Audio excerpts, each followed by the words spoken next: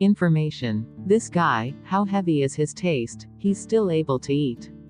Waking up, she looked at her reflection in the mirror, explosive hair, tattoos, and a demon-like face. Look at her for more than a second and you'll have spicy eyes, your eyes will bleed, aka she looks really ugly. Before her rebirth, she was in love with someone else, bent on escaping, and after having relations with him, hates him deep to his bones.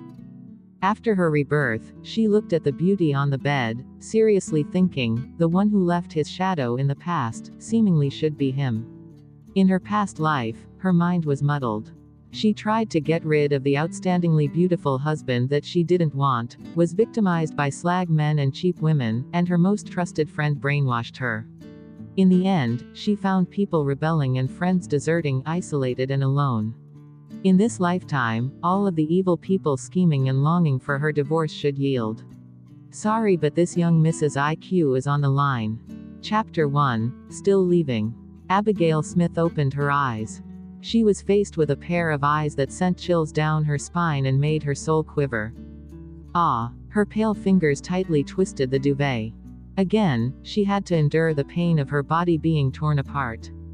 Could this be hell? Why is it that I'm obviously dead but had to come back here, next to this devil? Her mind was muddled due to this man's scorching temperature, and out of instinct, she resisted. Don't touch me. With one fluid movement, it was as if she was touched by ice. His ghostly, bloodthirsty expression clouded and his ice-cold lips bit down on her ruthlessly, as if wanting to swallow her whole. Abigail was in such pain that she couldn't think straight. She muttered subconsciously, why? Why me? Dylan, why must it be me? Because it has to be you. Hearing his deep and hoarse voice was like a shackle of chains that imprisoned her soul. Upon hearing the same answer he'd given her in her previous life, Abigail fell into a coma. When she opened her eyes again, the darkness of the night sky had turned into daylight. A floral scent filled the air and the warm glow of the sun filtered in, momentarily dissipating her uneasiness. Yet, in the next second, Abigail tensed up again. A strong sense of distress spread in her as the man awakened. His arm around her waist tightened. She was akin to a pillow, being held in his arms. Still leaving. Next to her ears whispered the voice that gave her the creeps. Out of her survival instincts, Abigail shook her head. She was unsure whether he believed her. He glanced at her for a moment. And then looked down, giving her little kisses on her lips, chin and neck. The heavy, hot breath buried in her neck gave her warning signs all over her body. She was like a deer who'd been bitten by a predator. She didn't dare move an inch. After what seemed like forever, he finally let her loose. In the next second, a surprisingly pleasant sight fell into Abigail's view. He left the bed half naked, the backlight outlining his slender stature and tapered waist. However, this view lasted only for a moment as he swiftly picked up his clothes by the bed and buttoned his shirt all the way to the top meticulously. It was only a while ago that he'd been as ferocious as a beast, but in this moment, his handsome face was cold without a trace of humanity. It wasn't until she heard the sound of the door shutting that Abigail allowed her nerves to relax. She could finally reflect on her current situation. She slowly glanced at the furnishings around her, and also at her own reflection in the vanity mirror opposite. The black lips of the girl in the mirror had been gnawed at till there was only a faint color left, and the makeup on her face had been completely smeared by tears and sweat. On her body, filled with bruises and hickeys, was a horrific and bloody tattoo. She couldn't believe this was how she looked at only 20 years old. At that time, in order to distance herself from Dylan, she purposely made herself look ugly and disgusting. Now she'd actually been reborn. Suddenly, an overwhelming sense of fear and despair caused her to choke. Why have I returned to 7 years in the past?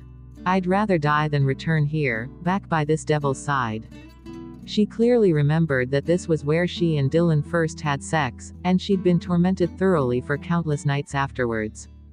She'd lost her lover, her family, even her dignity and freedom. She'd lost everything. Must I go through all of it again? No. Since God's given me a chance to live again, I have to change it all. Chapter 2. He could tolerate it all. Oh. But how am I going to change? To Dylan Connor, crushing her was easier than crushing an ant. He got whatever he wanted. Abigail took a deep breath, forcing the fear of that man out of her. There must be a way. At least she was no longer the same stupid, mindless and impulsive teenager. Oh my God. Abigail. She heard a sudden exclamation. Hearing this familiar voice, Abigail stiffened and turned to look at the door. Immediately, she saw the face of a person she'd never forget. A pretty face that people would never suspect. It was her best friend from her previous life. Abigail, how could Mr. Connor do this to you? Gloria rushed over and held her hand. She looked at the messy bed and Abigail's bruised body in astonishment. Abigail lowered her eyes, looking at her hand clenched in pain from Gloria's tight grip. This time, she didn't miss Gloria's clumsily hidden feelings of jealousy. Abigail, are you all right? Are you okay? Abigail, don't scare me. Gloria fretted anxiously. She saw that Abigail's gaze was strange and wondered if she was traumatized. Abigail maintained her composure and drew her hands back. She shook her head and replied, I'm fine. In her past life, the reason why she'd been tormented so relentlessly by Dylan was due in part to Gloria. She had many fights with Dylan and didn't dare tell anyone other than Gloria, her most trusted friend. Who would have known? Gloria actually had feelings for Dylan. She long coveted the title of Mrs. Connor. On the surface, she was helping Abigail, but she was actually using her to get closer to Dylan. She even tried to drive a wedge between them countless times and led Abigail to be tortured by the wrath of Dylan each time. Abigail hadn't noticed her level of deception before. She even felt deeply grateful to Gloria for being her wing woman. Staring at her own reflection in the mirror, Abigail couldn't help but smile wryly. Actually, this hideous disguise was Gloria's idea, and she actually agreed. No matter how others saw her, as long as Dylan loathed her, it'd be worth it. But what she hadn't anticipated was that despite her revolting appearance, Dylan could tolerate all of it. How are all right when you look like this? Abigail, don't worry, I'll help you. Gloria said, with a look of kindness. Abigail sneered in her heart. Oh, sure. The Gloria from her previous life had also been like this, generously offering to help her escape and asking for Tyler's help. In the end, Gloria betrayed her and told Dylan that she was eloping with Tyler Johnson. This had intensified her conflict with Dylan. From that point onwards, Dylan's temperament became cranky and unpredictable. His possessiveness towards her became intolerable. Facing Dylan head-on was like courting death. Why had she been so foolishly stubborn before? She'd even listened to Gloria and obeyed her, hurting herself again and again. The Smith family hadn't exacted their revenge yet. Her parents were still waiting for her at home and she still had to guide her older brother onto the right path. She had so much to do.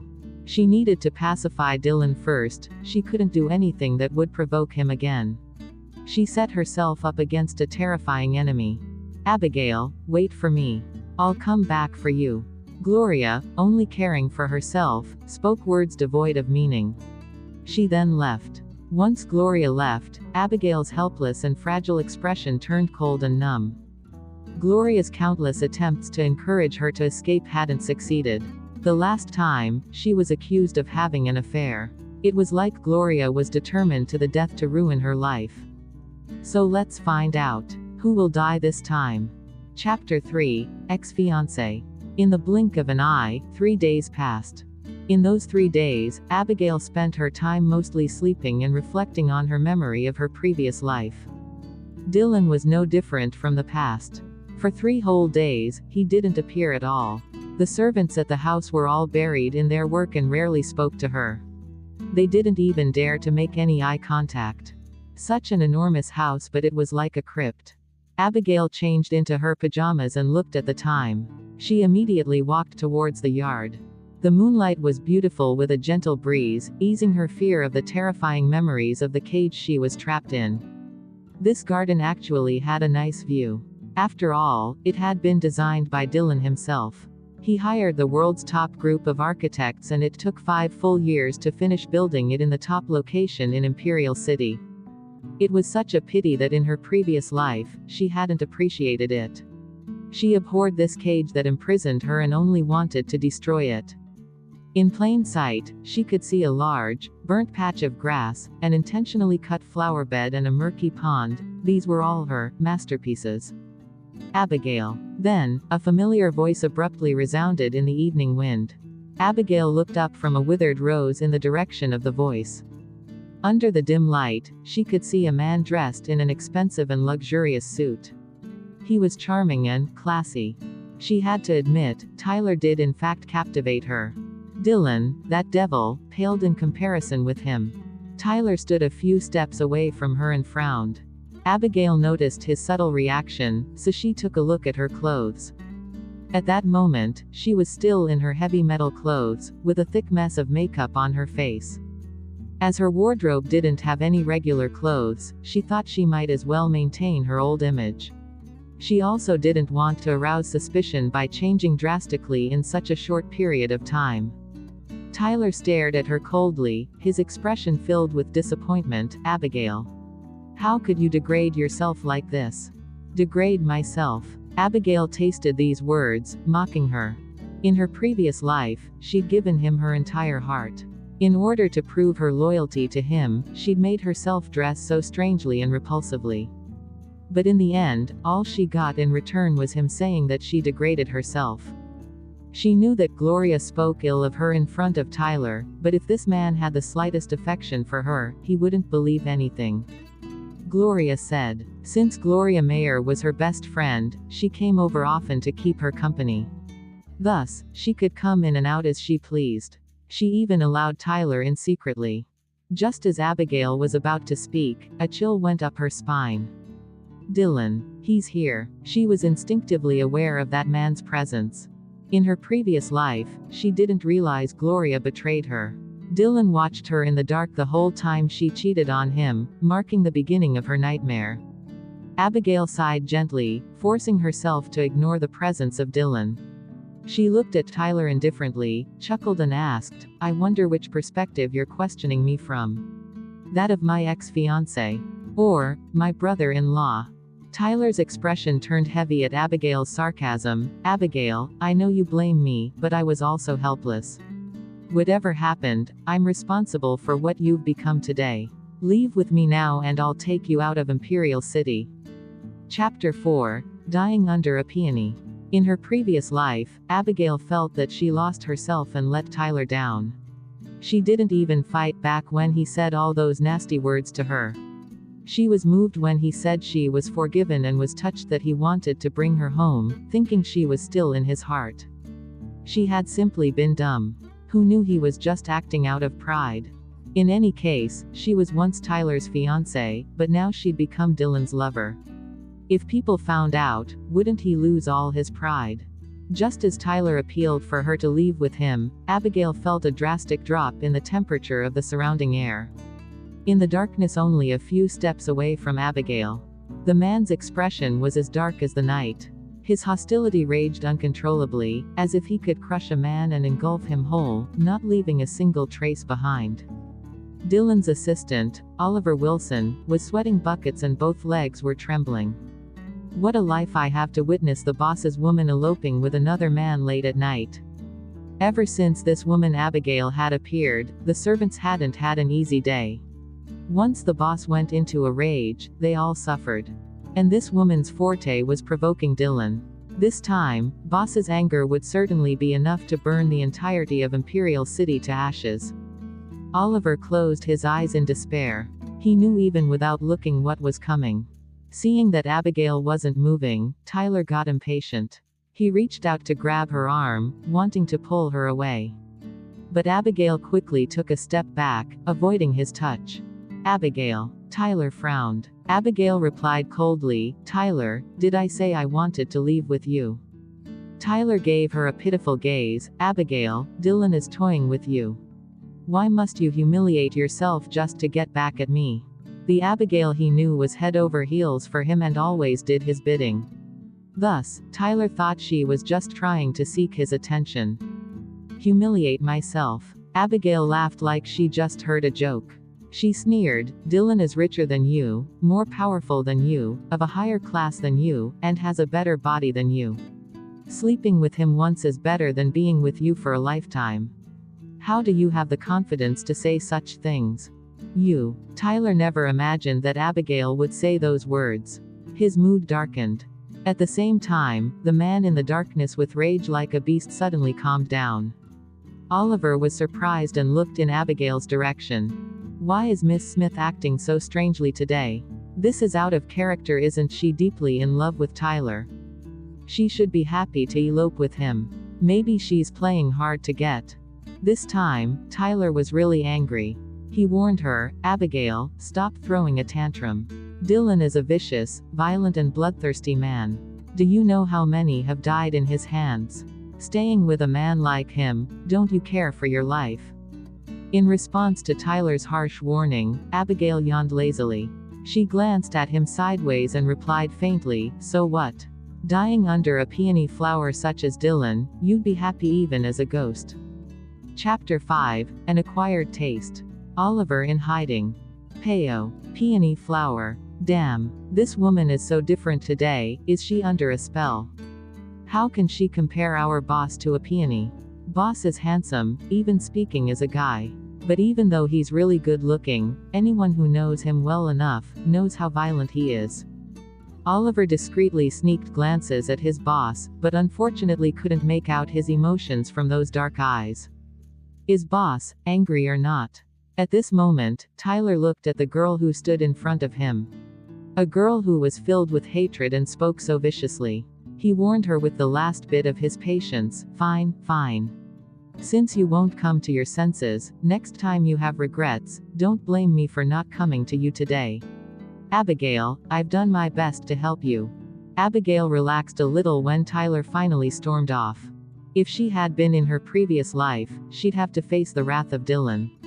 However, she managed to change the course of her life this time since Tyler had left while Dylan.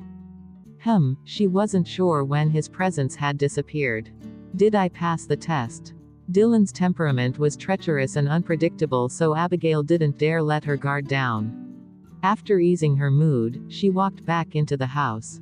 Once she stepped into the living room, that familiar voice penetrated into every pore of her body. Come here. On the sofa, the man's open gaze was like a net, spread wide for her. Abigail stood rooted to the ground. Even though she'd been reborn, her fear for this man was still buried deep in her bones and would never go away. But, if she wanted to change her fate, she had to overcome this fear. Abigail dug her nails into her palms to maintain her composure and slowly walked towards him. As she came closer, she was swept onto the man's lap in a swift second, followed by a sudden pain on her lips. The thin cold lips pressed down hard against hers and nibbled, not missing an inch. Abigail didn't move. She forced herself not to resist in order to prevent infuriating him. She couldn't help but think that the lipstick that she'd put on today was wilder than before. She looked as if she'd been poisoned. Didn't the color hurt his eyes? How could he kiss her so passionately? She met Dylan when she was 18. For 2 whole years, she disguised herself with many different personas, thinking that there must be one that would be revolting to him. She wouldn't have tortured herself to look like this if she'd known better. After that thought, Abigail suddenly came around. She was actually daydreaming in the arms of Dylan. Once she came around, she was surprised to feel a weight on her neck. Dylan was hugging her like a pillow and resting his head on her neck.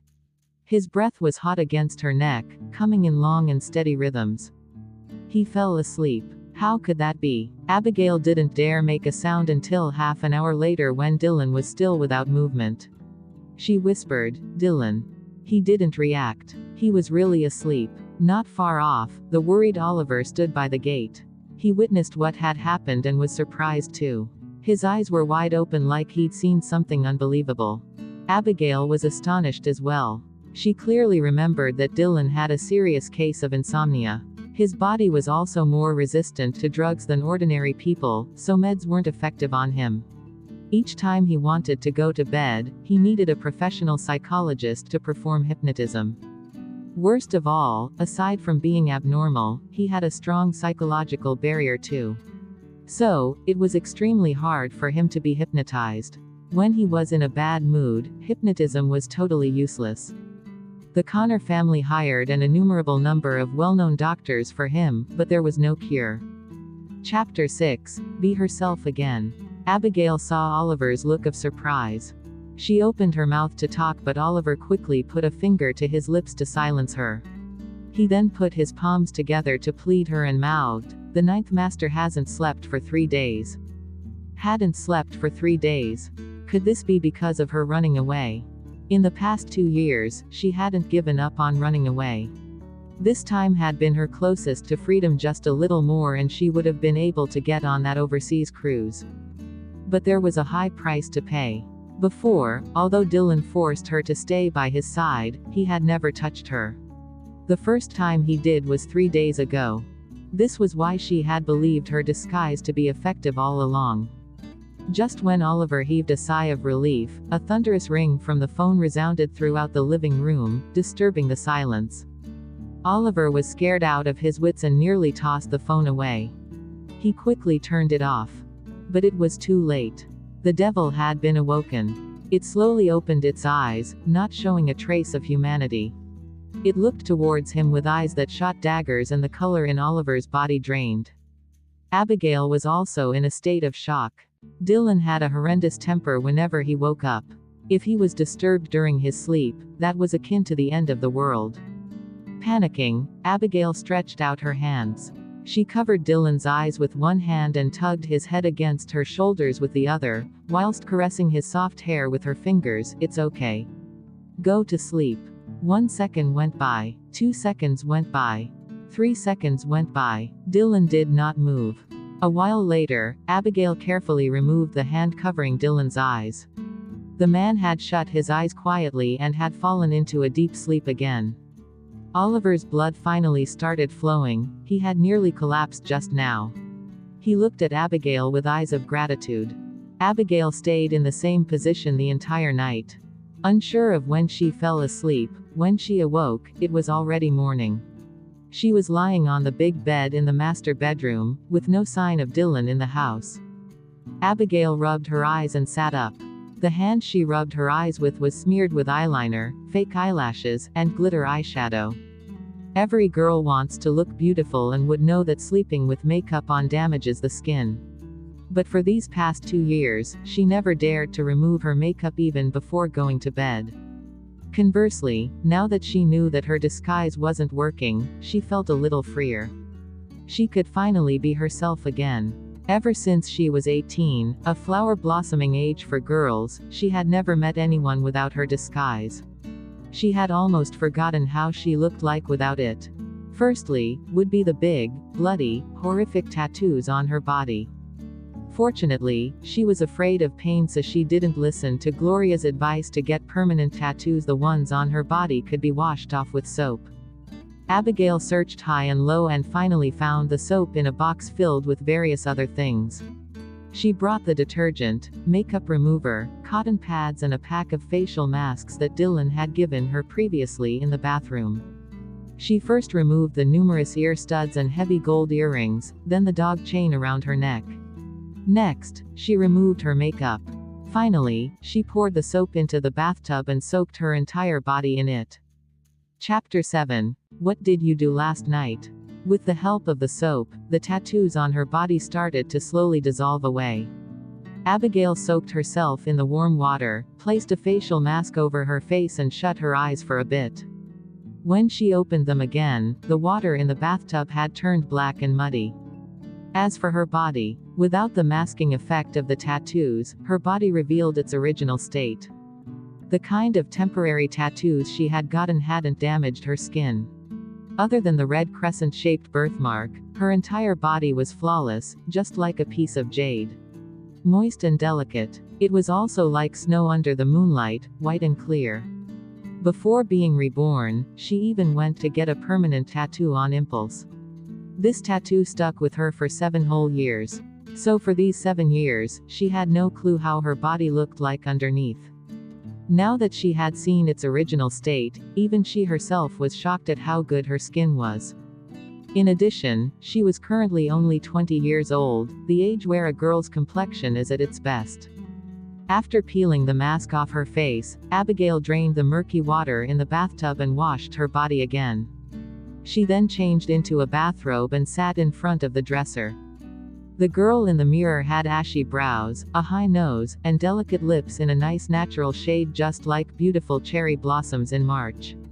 The most amazing feature was her pair of eyes, just like an autumn lake, shimmering like stars. Due to her long-term heavy use of makeup, her skin was dry and damaged. But the moisturizing facial mask helped her regain skin as youthful as her body. However, Abigail knew that this was only temporary.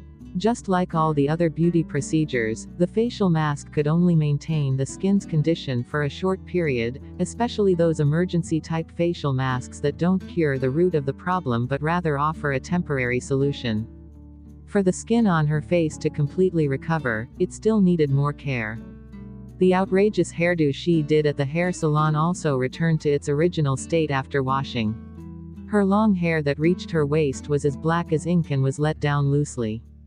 Previously, she snipped off her long hair that was so precious to her, but now that she had it all back, Abigail was so glad she gained back what she had lost. Slowly, she took the wooden comb and combed through the hair she adored. After drying her hair, Abigail looked at the wardrobe filled with strange clothes and began worrying again. Forget it, I'll head to the cloakroom at level 3 and get a set. It's such a rare chance to be reborn, so why should I make myself uncomfortable? The entire third story was a cloakroom. Inside, there were people that Dylan had hired to help her with her wardrobe, accessories, and bags. Although she had never touched any of these items, for 7 years, the items in that cloakroom were always on trend. Downstairs, in front of the dining table, Dylan was sipping his coffee leisurely. Due to the lack of sleep, the dark eye circles around the man's eyes were a lot darker. His flawless face looked as if he had sucked the essence of a demon, just lacking the light emitting out of his body. Ah, Dylan, hot hot hot. Raymond Lewis was stunned at what he saw and got scalded by the hot piping coffee. Dylan's turned to look skeptically at his good friend sitting opposite, who was obviously astonished. Raymond still felt that even when this guy made sarcastic remarks at him, he was still very good looking. Raymond slammed the coffee he was holding onto the table, curses. Ninth brother. Be truthful. What did you do last night? Were you reducing yin and nourishing yang? Chapter 8. Stepped over by her. Dylan seemed to be in a good mood since he didn't turn hostile after what Raymond said. Raymond cast an eye at his brother with a look that could split the heavens. With an expression of bitter hatred and resentment, he said, Ninth brother, with your status, stature, looks and body, have you thought about what kind of woman you want? Why must you degrade yourself like that? Abigail heard the words of Raymond while making her way down. Why did what Raymond said sound so familiar? It's fine if you're curious and want to have a taste of something different. But it has been 2 years. As your brother, I can't tolerate it anymore. Raymond was still nagging at his brother when the listless and inattentive Dylan suddenly tilted his head slightly and directed his gaze upstairs. Raymond subconsciously followed Dylan's gaze and looked over. Immediately, their eyes sparkled with astonishment. They could see a girl standing upstairs.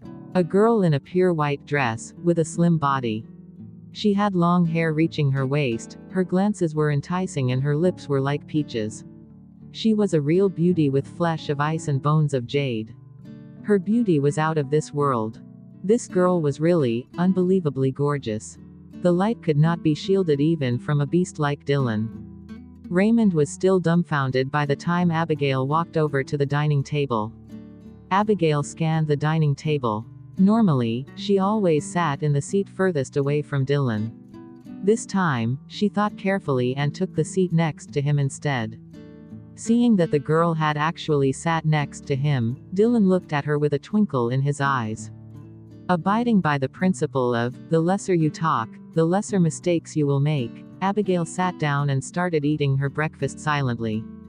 From the moment she woke up, she had received stares. She was also quite uncomfortable with the sudden transformation back to her usual self. She wondered what Dylan thought about it. Anyway, since he didn't even mind her horrendous appearance, why not doll up and make herself feel good? Abigail thought to herself and ate her porridge at ease. All of a sudden, a slender finger reached towards her face. Abigail tensed up and her whole body froze. Then, that finger gathered a wisp of hair that nearly fell into the porridge and swept it behind her ear. Now, Dylan leaned on the chair lazily. Once he was done rearranging the girl's hair, he slowly retracted his arm with his gaze fixed on her. With a curious and unperceivable passion, his eyes slowly inspected every inch of the girl's skin and expression. Abigail heaved a sigh of relief and quickly used a hand to hold up her hair, preventing it from falling again. At this moment, Raymond finally came around and gasped excitedly, "Ninth brother. You have finally thought it through. You should have found someone like that before. Why would you allow that woman to step over you?" "Abigail. Step over." Raymond also said, "Oh right, where is that ugly woman? Have you chased her out?"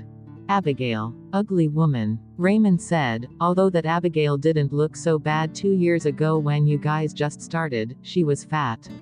She was at least 150 pounds. "Abigail. Nonsense. I was obviously 140. Even though I was greedy and gained tremendous weight during my teens, my weight has never exceeded 150. Okay. Raymond, ninth brother, I didn't understand what you saw in her. Why would you fall in love with a fatty?" "Abigail. Fatty." Abigail couldn't take it anymore. No woman can tolerate being called fat. Smack. Abigail suddenly slammed down the chopsticks that were in her hand, her eyes sending daggers across to Raymond. "Raymond Lewis. So what if I was 150 pounds? So what if I'm fat? It's not like I've eaten your rice." Chapter 9, You're a Fool. Hearing this familiar voice, Raymond's face looked like he saw a ghost. He stood up quickly and knocked his chair over. A wog. "Abigail. Abigail. How could it be? You got plastic surgery." Raymond gaped at her in surprise. "But, that's not right either. How could the procedure be so quick? She still looked horrendous when he last saw her a few days back." Abigail exploded in anger. "You're the one that went for plastic surgery. I have always looked this way. Also, tell me clearly, how am I fat?" A trance-like look appeared on Dylan's listless face. The girl looked as if there was a fire in her eyes, a long time since they were so intense. The raging Abigail suddenly felt a cool palm stroking her head, like someone trying to tame an angry beast. At the same time, a warm voice went through her ears, "You're not fat." Abigail was taken aback and looked at Dylan. Had she lost her mind? How could she find Dylan gentle? Abigail stopped her train of thought and realized that she was overly agitated. "I'm not fat at all now," she said, embarrassed. Dylan said, "You weren't fat before either." Raymond turned serious. "Ninth brother, say that again with your conscience." Abigail gritted her teeth in rage.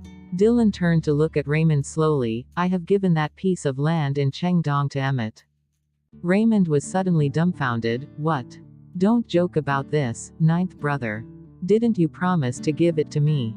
Have you already given it to Emmett, or did you just decide to give it to Emmett in that 1 second?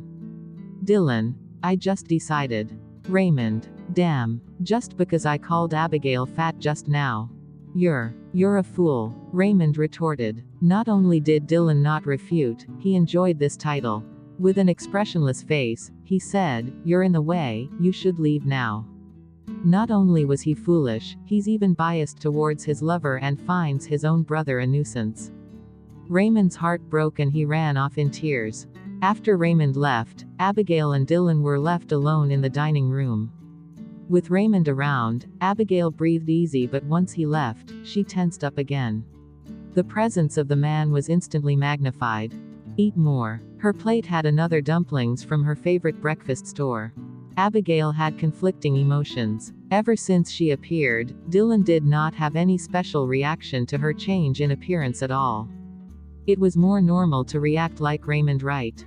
Abigail couldn't hold it in and asked, "Dylan, don't you find anything different about me today?" Dylan placed a prawn dumpling on her plate. "What?" Abigail. "My looks." Dylan furrowed his brows. "What's the difference?" Abigail was stunned. Is this man blind? He looked at her unbelievable expression and gave a little laugh. He cupped her delicate chin, ran his finger over her lips and said in a deep romantic voice, "Still look as delicious." Abigail. Look as delicious. He actually finds my previous horrendous look delicious. And it isn't any different from how I look now. Abigail was in shock by his perverted taste. Chapter 10. Make up for the ugliness. So to speak, she had tormented herself all these years for nothing.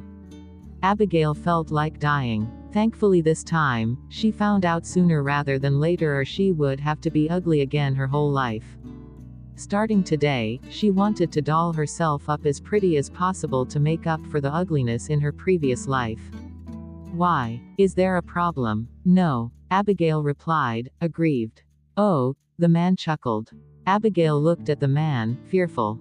The unusual spark on his face was neither ghastly, violent nor detached. Dylan was actually laughing. She realized just now that this man seemed to be in a very good mood today. Was it because he had a good sleep last night?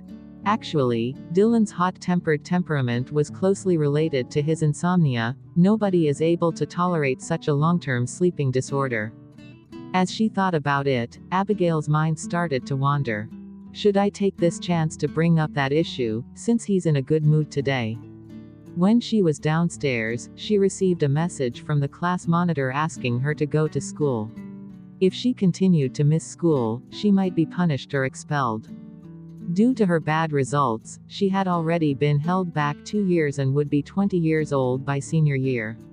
She remembered that during her previous life, she was only concerned about one thing every day, which was Tyler. Before meeting Dylan, she was obsessed with Tyler. After meeting Dylan, she kept thinking about escaping back to Tyler's side. She was totally disinterested in learning. Soon after, she didn't bother attending school and didn't make it for the college entrance exam. Her studies were completely delayed.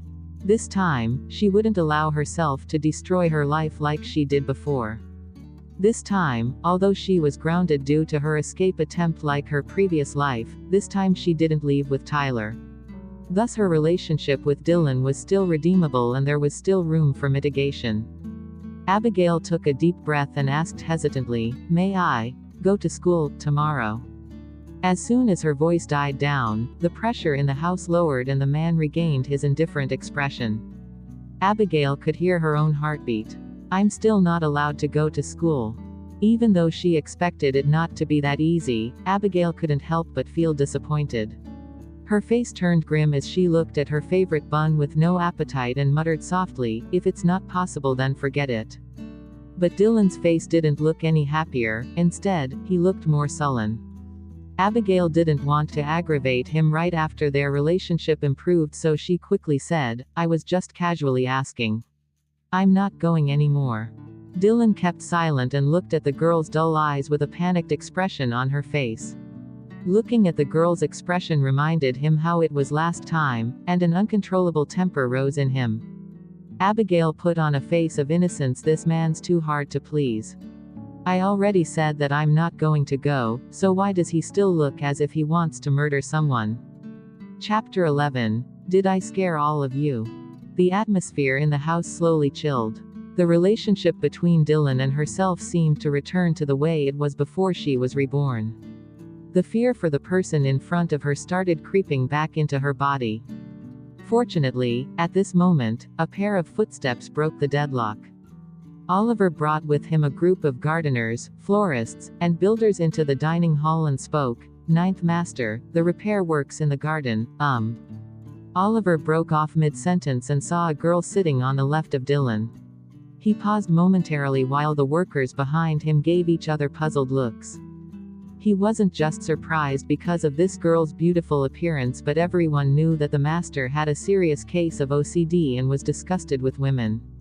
There was only one woman in the world that the master could tolerate, and that was none other than Abigail. So who exactly was this woman? Abigail looked at Oliver and the workers. She took a bite of the prawn dumpling and said apologetically, I forgot to put on my makeup today. Did I scare all of you?" Abigail. Upon hearing this familiar voice, everybody including Oliver was flabbergasted. That ugly creature looked appalling but had a great voice, like a clear stream in Jiangnan, crystalline and bright. Yet this beautiful voice caused all of them to have a reflexive reaction of revulsion. After all, ever since this woman entered Pearl Garden, all these people had suffered as well. The girl that appeared beside the master now, as pretty as a lotus flower that rose from beneath the water, was actually Abigail. Seeing everyone's reaction, Abigail thought seriously, surely I look better than before, right? I remember all of you were most surprised when I dyed my hair green. Maybe I should change it back tomorrow. They weren't surprised, they were obviously horrified. Oliver finally came around and shook his head fervently. No, miss, you look really good like that. Little did he expect that Abigail looked like this without makeup. So all along this Miss Smith didn't have issues with coordinating colors, but actually, had mental issues. Master's eyes must be really sharp. How is it possible that he was able to see her natural state through her makeup that's as thick as a wall? If Abigail knew what was running through Oliver's mind, she would definitely tell him that his master didn't need to see through the wall. Instead, his master had a fondness for the wall. Are all of you here to discuss the repair works of the garden? Abigail asked. Oliver nodded instinctively, yes. Abigail then probed, may I give you some suggestions? Considering that I'm going to live here for some time, why not make myself comfortable according to my liking? I'm not allowed to go to school, but this should be fine, right? She remembered that aside from leaving, Dylan would give in to any requests of hers. But hearing Abigail's request, Oliver felt like killing himself. He immediately turned to Dylan for help, hoping that he could decide for himself. Ninth Master, please, I beg you. Do not let her destroy the garden anymore. Dylan replied Abigail with 3 words, up to you. Oliver. Fine, I already knew it would be like that. Oliver could only accept his fate miserably and asked, Miss, what requests do you have? Abigail thought carefully, I don't like the roses and lavender, could you change that plot to sunflowers instead? Oliver was speechless for a moment. He asked instinctively, Miss, you like sunflowers? Compared to, burn those flowers, or, pull all of them out, type of requests, Abigail's current request was too normal. Abigail thought for a moment and replied, they're so. Oliver didn't understand, then why? Abigail's eyes brightened, so in the future, the seeds can be fried and eaten. Oliver. Dylan. Abigail then pointed to the far side, also, that pond over there, don't keep those dead expensive kois anymore. They are so weak and inedible. Put in some grass carps, silver carps, little sea shrimps. Change the rose pergola to grape pergola. Actually, you can grow some sweet potatoes too. Chapter 12. Did I starve you? Also, the lawn in the east is burnt anyway, so why don't we plow it to grow some cabbage since the soil is fertilized? Ca. Cabbage. Oliver was speechless and Dylan's expression was also unreadable. Abigail lowered her voice and asked meekly, what's the problem? Dylan tapped the white porcelain mug and looked up, am I starving you here? Abigail choked, no. Ever since she was little, she didn't lack for clothes or food. At Dylan's place, this was also true. The chefs at Pearl Garden always came up with different creative foods daily just to get her to eat more, because if she ate less than the benchmark Dylan had set for her, those chefs would be fired. But she didn't know what was wrong with herself either. She had a habit of hoarding food like a hamster. The more food surrounding her, the more secure she felt. In her previous life, due to Dylan's constant monitoring, she felt dejected and slowly lost her appetite. With such a rare chance to be reborn, aside from dolling herself up, she wanted to have good meals, otherwise it would be a waste of this second chance. After a long time, Dylan looked at Oliver, make the changes accordingly. Oliver replied with an ashen face, yes. He was simply too gullible, thinking that this woman had really changed. She wants to change the prestigious private Pearl Garden into a vegetable farm. This is insane. Abigail jumped for joy when Dylan agreed to it. She squealed excitedly, great. This way, we can have good food when autumn comes. When autumn comes, Hearing these 3 words, Dylan's expression changed slightly, his eyes as well. The Abigail from before only thought of running away from him. Since when did she think about the future? For the whole day, Abigail discussed in detail the crops to grow in each area with Oliver and assigned jobs to the servants. When evening came, the pearl garden that Abigail destroyed looked completely brand new again.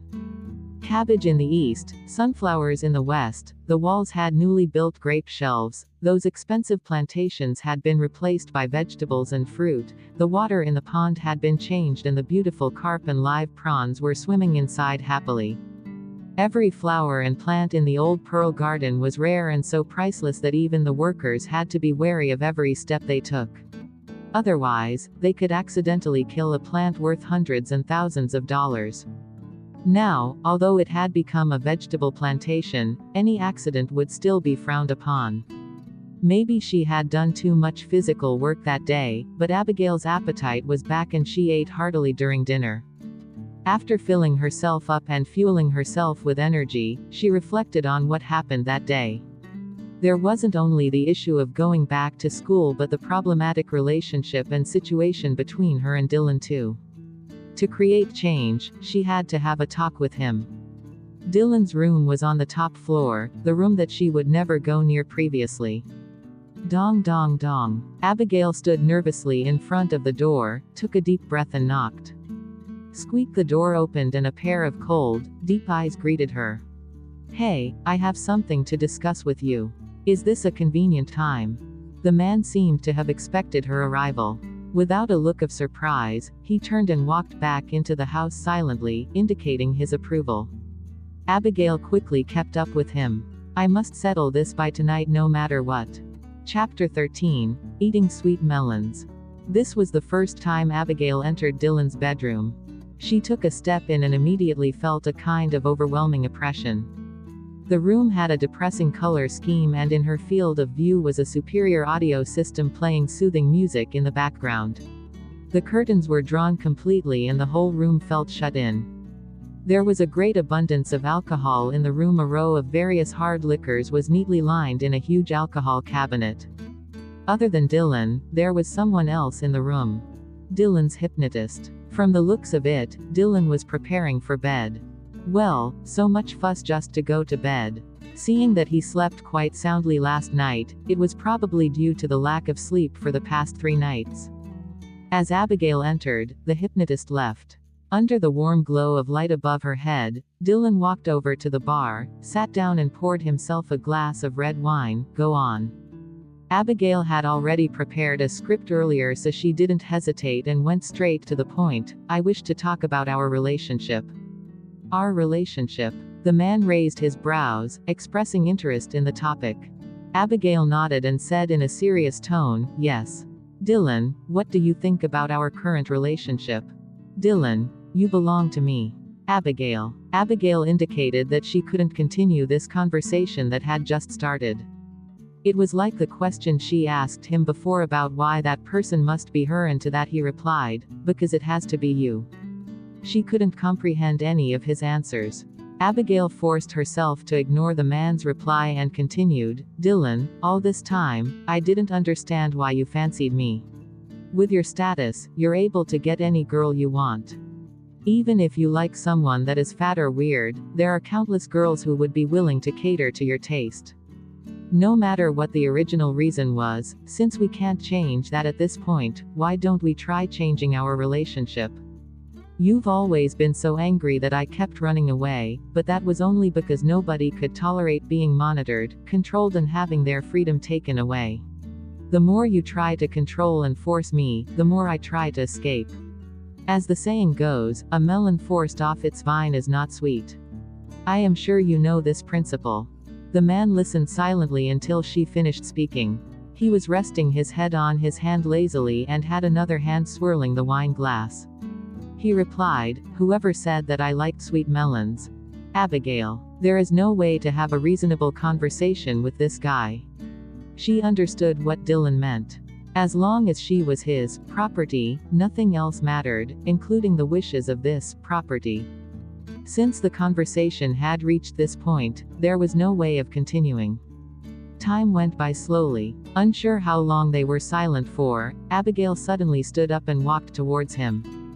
Dylan didn't say a word and his face remained indifferent as he watched her approaching. Finally, Abigail stood in front of the man. She leaned towards him all of a sudden and her soft lips landed on the man's slightly chilled lips. You sure? The girl's tactfully soft voice stuck to his lips. She asked with an innocence that was alluring, are you sure?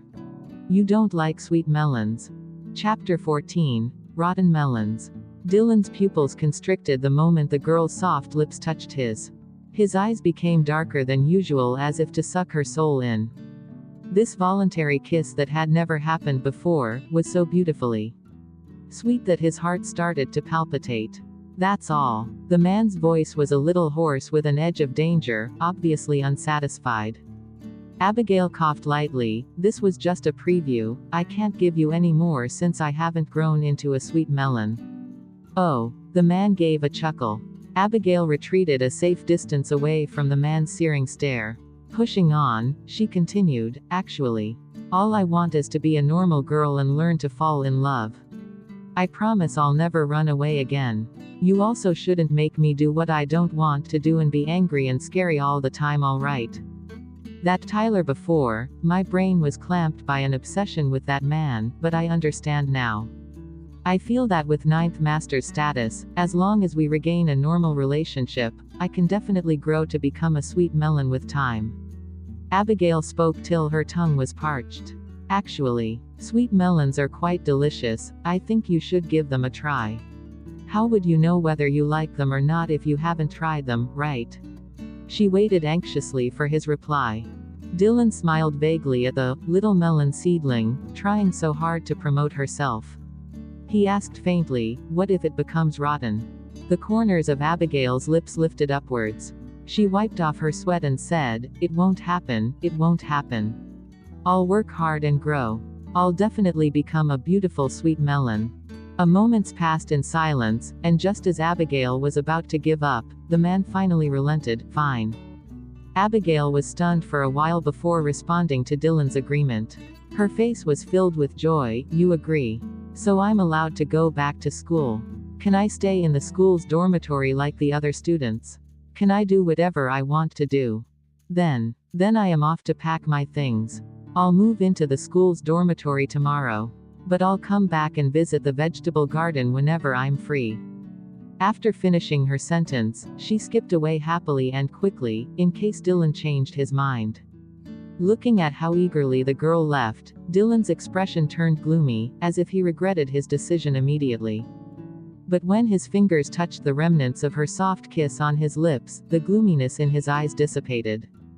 Abigail, this is the last time I am trusting you. And it is also your final chance. If you betray me. Back in the room, Abigail hurriedly packed all her textbooks and luggage.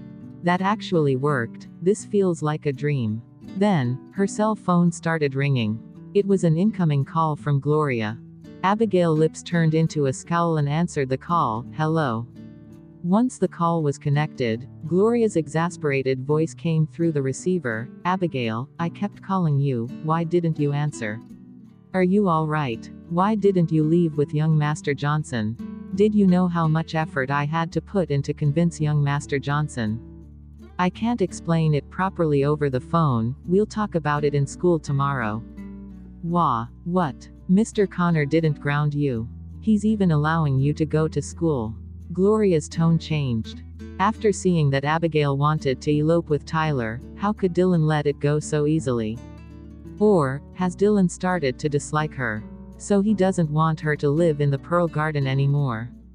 Abigail refused to go into the details and simply replied, yup, I'll be moving back to the dormitory tomorrow. Gloria asked anxiously, was it because Mr. Connor saw you and Tyler together and misunderstood, so he's chasing you out? Abigail smirked and took her time to reply, how do you know Dylan saw me and Tyler together? He wasn't home those few days, don't you know that? I was guessing. Anyway, tell me more when you come back to school. Chapter 15, Insomnia. Sure, Abigail sneered and hung up. She wanted to get even with Gloria in this life, but she might hurt someone in the process. Her useless brother was still under her spell. If she acted on Gloria now, it would only worsen her relationship with her brother. Thus, she could only wait for the right opportunity. Inside the master's bedroom at the top level. After Abigail left, the hypnotist came back into the room and prepared for treatment again. Ninth Master, can we start now? Dylan seemed to be preoccupied with thoughts and appeared to not hear what the hypnotist said. He just casually raised his arm. So, the hypnotist played music, lighted special incense and started the psychological session. Half an hour later, 2 hours later, hypnosis failed. He, Jacob Walker, had cured numerous complicated cases and was also hired by the world's #1 mercenary group, Gods of Dusk, as a top counselor and psychologist. But now, he began to question his abilities for the millionth time. Each time he treated Dylan, he felt like a quack. Ever since Dylan got together with that woman Abigail, every time she ran away or went against him, it made his insomnia more severe. But didn't Oliver say that that woman had thought it through and became meeker recently? Just now when he saw her, he was shocked. Not only had her appearance changed, her disposition was different as well, not as somber as before. Since that woman hadn't aggravated Dylan, why did the hypnosis fail this time? At this moment, Dylan was lying in bed with dark eye circles slowly building. The green veins on his forehead were bulging and his expression was grim, obviously trying to endure the suffering. It was like a scary beast lived inside him. The loss of control, the manic and destructive behavior were eroding his spirit now. Dylan's condition worsened and Jacob's glum face became more serious. He asked anxiously, "Ninth Master, did you have any problems today? What did Miss Smith say to you just now?" Dylan's eyes that were tightly shut quickly opened up, his pupils cold. Strong coercion caused Jacob to stop asking. If Dylan was willing to share his emotions with people, his illness wouldn't have been so serious. His psychological barrier was too strong. He didn't allow anyone to enter his territory. There was nothing a psychologist could do, no matter how skilled, if the patient didn't cooperate. Thinking about Abigail, Jacob's emotions became a bit complicated. There was nothing wrong with Dylan's body and his sleeping disorder could be traced to a psychological issue, but this woman may be related to the knot in Dylan's heart. Otherwise, it was too difficult to explain why a person who discriminated against women the way Dylan did was so determined to be with this ordinary girl. Furthermore, based on what he'd observed, Abigail could easily manipulate Dylan's moods. However, he could no longer get an answer from Dylan and couldn't get any useful information from Abigail either. The Smith family was in the entertainment business. Abigail's second uncle was currently the head of the Smith family and owned most of the businesses in the entertainment group. But compared to the long history and deep background of the old and well-known Connor family, the Smith family was just an average family. Be it Abigail or her family, it wasn't possible to have any relation with Dylan, the family heir of the Connor family, the family that ruled all the country's old and well-known families. Therefore, Dylan's special treatment towards Abigail was simply puzzling. Chapter 16. Won't this prick your conscience? The morning of the second day. Abigail slept all the way through and woke up slowly. Then, she considered her makeup for the day. Although her previous horrendous makeup had caused her to suffer quite a bit, it was her shield that helped her escape from her problems. Without it, she was afraid that she couldn't go to school anymore. It was, after all, the first awakening of love for teenage boys and girls in high school. If she showed her true self and a guy confessed his love for her, it would be over for her. Furthermore, the most important thing for her now was to please Dylan. Since Dylan liked how she looked before, she didn't mind making a sacrifice to keep him happy. With such a rare chance to be reborn, even if she couldn't wait to be herself again, she knew that until she was strong enough, things like this didn't matter. Abigail then put on her usual makeup and wore a shiny green wig. When Abigail went downstairs, she didn't see Dylan around, but the Raymond fellow was there again. He was speaking to someone excitedly when he raised his eyes and saw her. He immediately spat out his coffee. "A wog. My eyes. Abigail rolled her eyes at him. That was nothing to be surprised about. Her eyes swept around the room downstairs and realized that not only was Raymond around but Dylan's good friend, Emmett Osbert, was there as well. Emmett's glittering peach blossom eyes looked up at Abigail, focusing on her hair. He was stunned, obviously shocked by her. Second Lewis, this is why you woke me up at 5 in the morning to rush to the Pearl Garden to see a surprise. Well, it's quite a surprise indeed. Little Abigail's style is getting more and more creative, I see. No, yesterday she didn't have any makeup on and was really beautiful. I was speechless. Raymond explained. Emmett laughed so hard. Yes, I can see that she's really beautiful. Don't worry, you can also find yourself someone with this style like ninth brother did. Raymond had no way of explaining himself and just stared at Abigail. Abigail raised her brows. Why are you looking at me? Putting on makeup is a girl's most basic form of respect for others, don't you know? The corners of Raymond's mouth twitched. You are so respectful. At this moment, there was the sound of footsteps above them. Dylan was awake. He looked downstairs and when his gaze fell upon Abigail, he didn't show any reaction. He was, if anything, the one with the strongest mentality. He did not even bat an eyelid when he saw her like that. Abigail didn't forget that it was utterly important to please and show her sincerity to Dylan so that he would trust her and be assured. So she skipped towards Dylan to fish for compliments. Ninth master, do I look good today? Since Dylan had an acquired taste, her current look should please him, right? Dylan looked at the sparkling eyes in front of him begging for compliments and the radiant expression on her face. He was gloomy the entire night because of her leaving, but seeing this cheered him up a bit. Yep. Abigail was elated. She was right. Raymond could not bear to look. Ninth brother, doesn't this prick your conscience? Looking at how Abigail and Dylan were getting along so well, Emmett was a little taken aback as he raised his brows and his fingers lightly tapped his chin. Behind his dashing face was a man deep in thought. Chapter 17. Stop teasing me or you'll regret it. Shortly, breakfast was served by the servants. The four of them sat down and started eating. Abigail looked at Dylan sitting next to her and then turned to Raymond and Emmett sitting opposite. She felt like she was in a fantasy, being able to dine on the same table with these three big shots. After all, these three gentlemen here would all become important and influential people in the future. Needless to say for Dylan, he would have control over the whole Connor family. As for Raymond, he may look quite powerless now, but in reality, he was born into a military political aristocratic family. His grandfather was one of the founding fathers, Omar Lewis, General Lewis. The Raymond 7 years later was also all-powerful and ruthless in the political scene. However, due to the fact that the Smith family was in the entertainment business, Abigail paid the most attention to the actor Emmett. He must have felt Abigail sneaking glances at him. Emmett tilted his head, blinked at her with his seductive peach blossom eyes and asked, "Little Abigail, do you want an autograph?" Damn, he caught me with just that one glance. This guy was exactly like a male fox. No wonder he stole the hearts of all the girls in Z Country. An autograph. Of course I want one. Emmett's going to be an Oscar award-winning actor in the future. Z Country's very first male actor with an Oscar award. This autograph would be worth quite a lot if I sold it. Even now, Emmett received numerous big awards and was the most popular guy in the entertainment scene, the male actor that every teenage girl in Z Country was crazy for.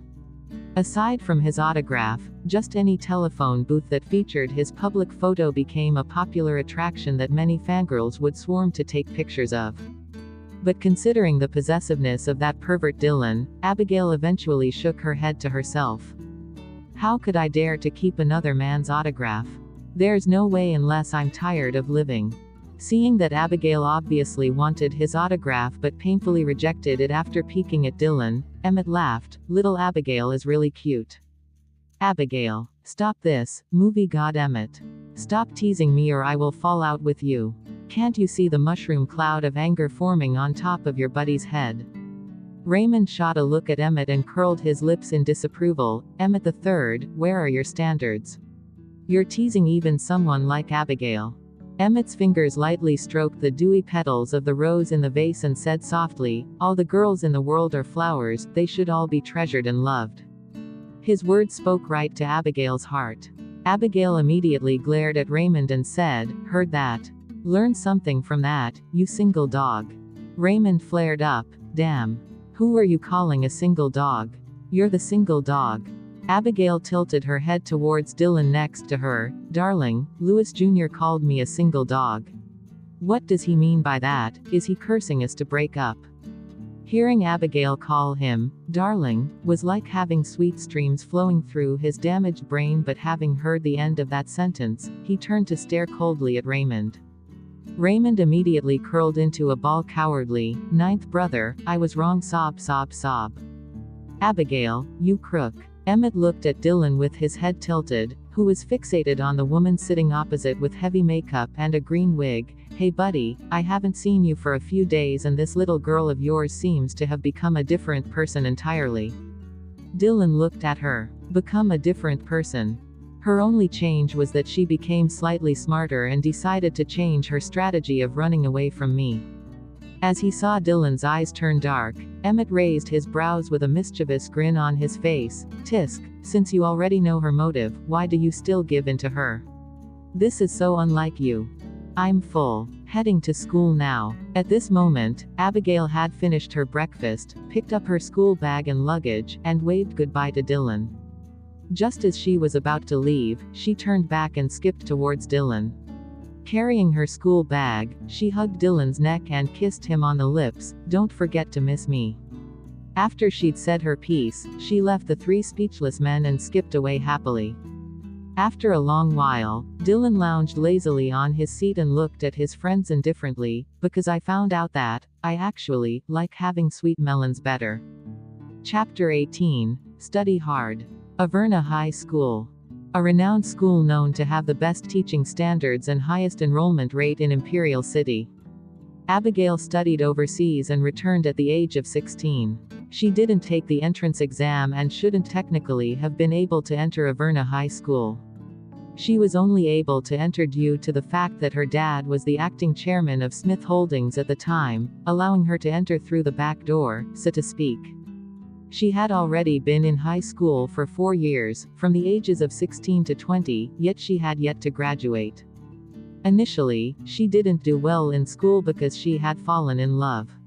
Her teenage heart was with Tyler, who was tall and handsome. She spent all day thinking of how to please him, wrote him hundreds of love letters and even folded 1,000 paper cranes. After all that, her grades suffered due to this boy. The morning glow from the sun shone brightly on her green wig. Abigail stood in front of the gates of Averna High School and looked at the 4 enormous words, Averna High School, overhead. She made a commitment to herself in her heart. No matter what, this time nobody is going to stop me from studying hard. She entered the familiar yet unfamiliar school grounds, with 2 paths lined with big old trees and air filled with a crisp scent of grass. Further up was a row of vintage, red-tiled buildings, with the speakers broadcasting melodious music and groups of students carrying their school bags engrossed in chatter while making their way to class. After so many days of being reborn, this was the first time that Abigail actually felt alive again. Glancing at the azure blue sky above her, she almost had the urge to cry. She didn't even care about the strange looks and whispers around her.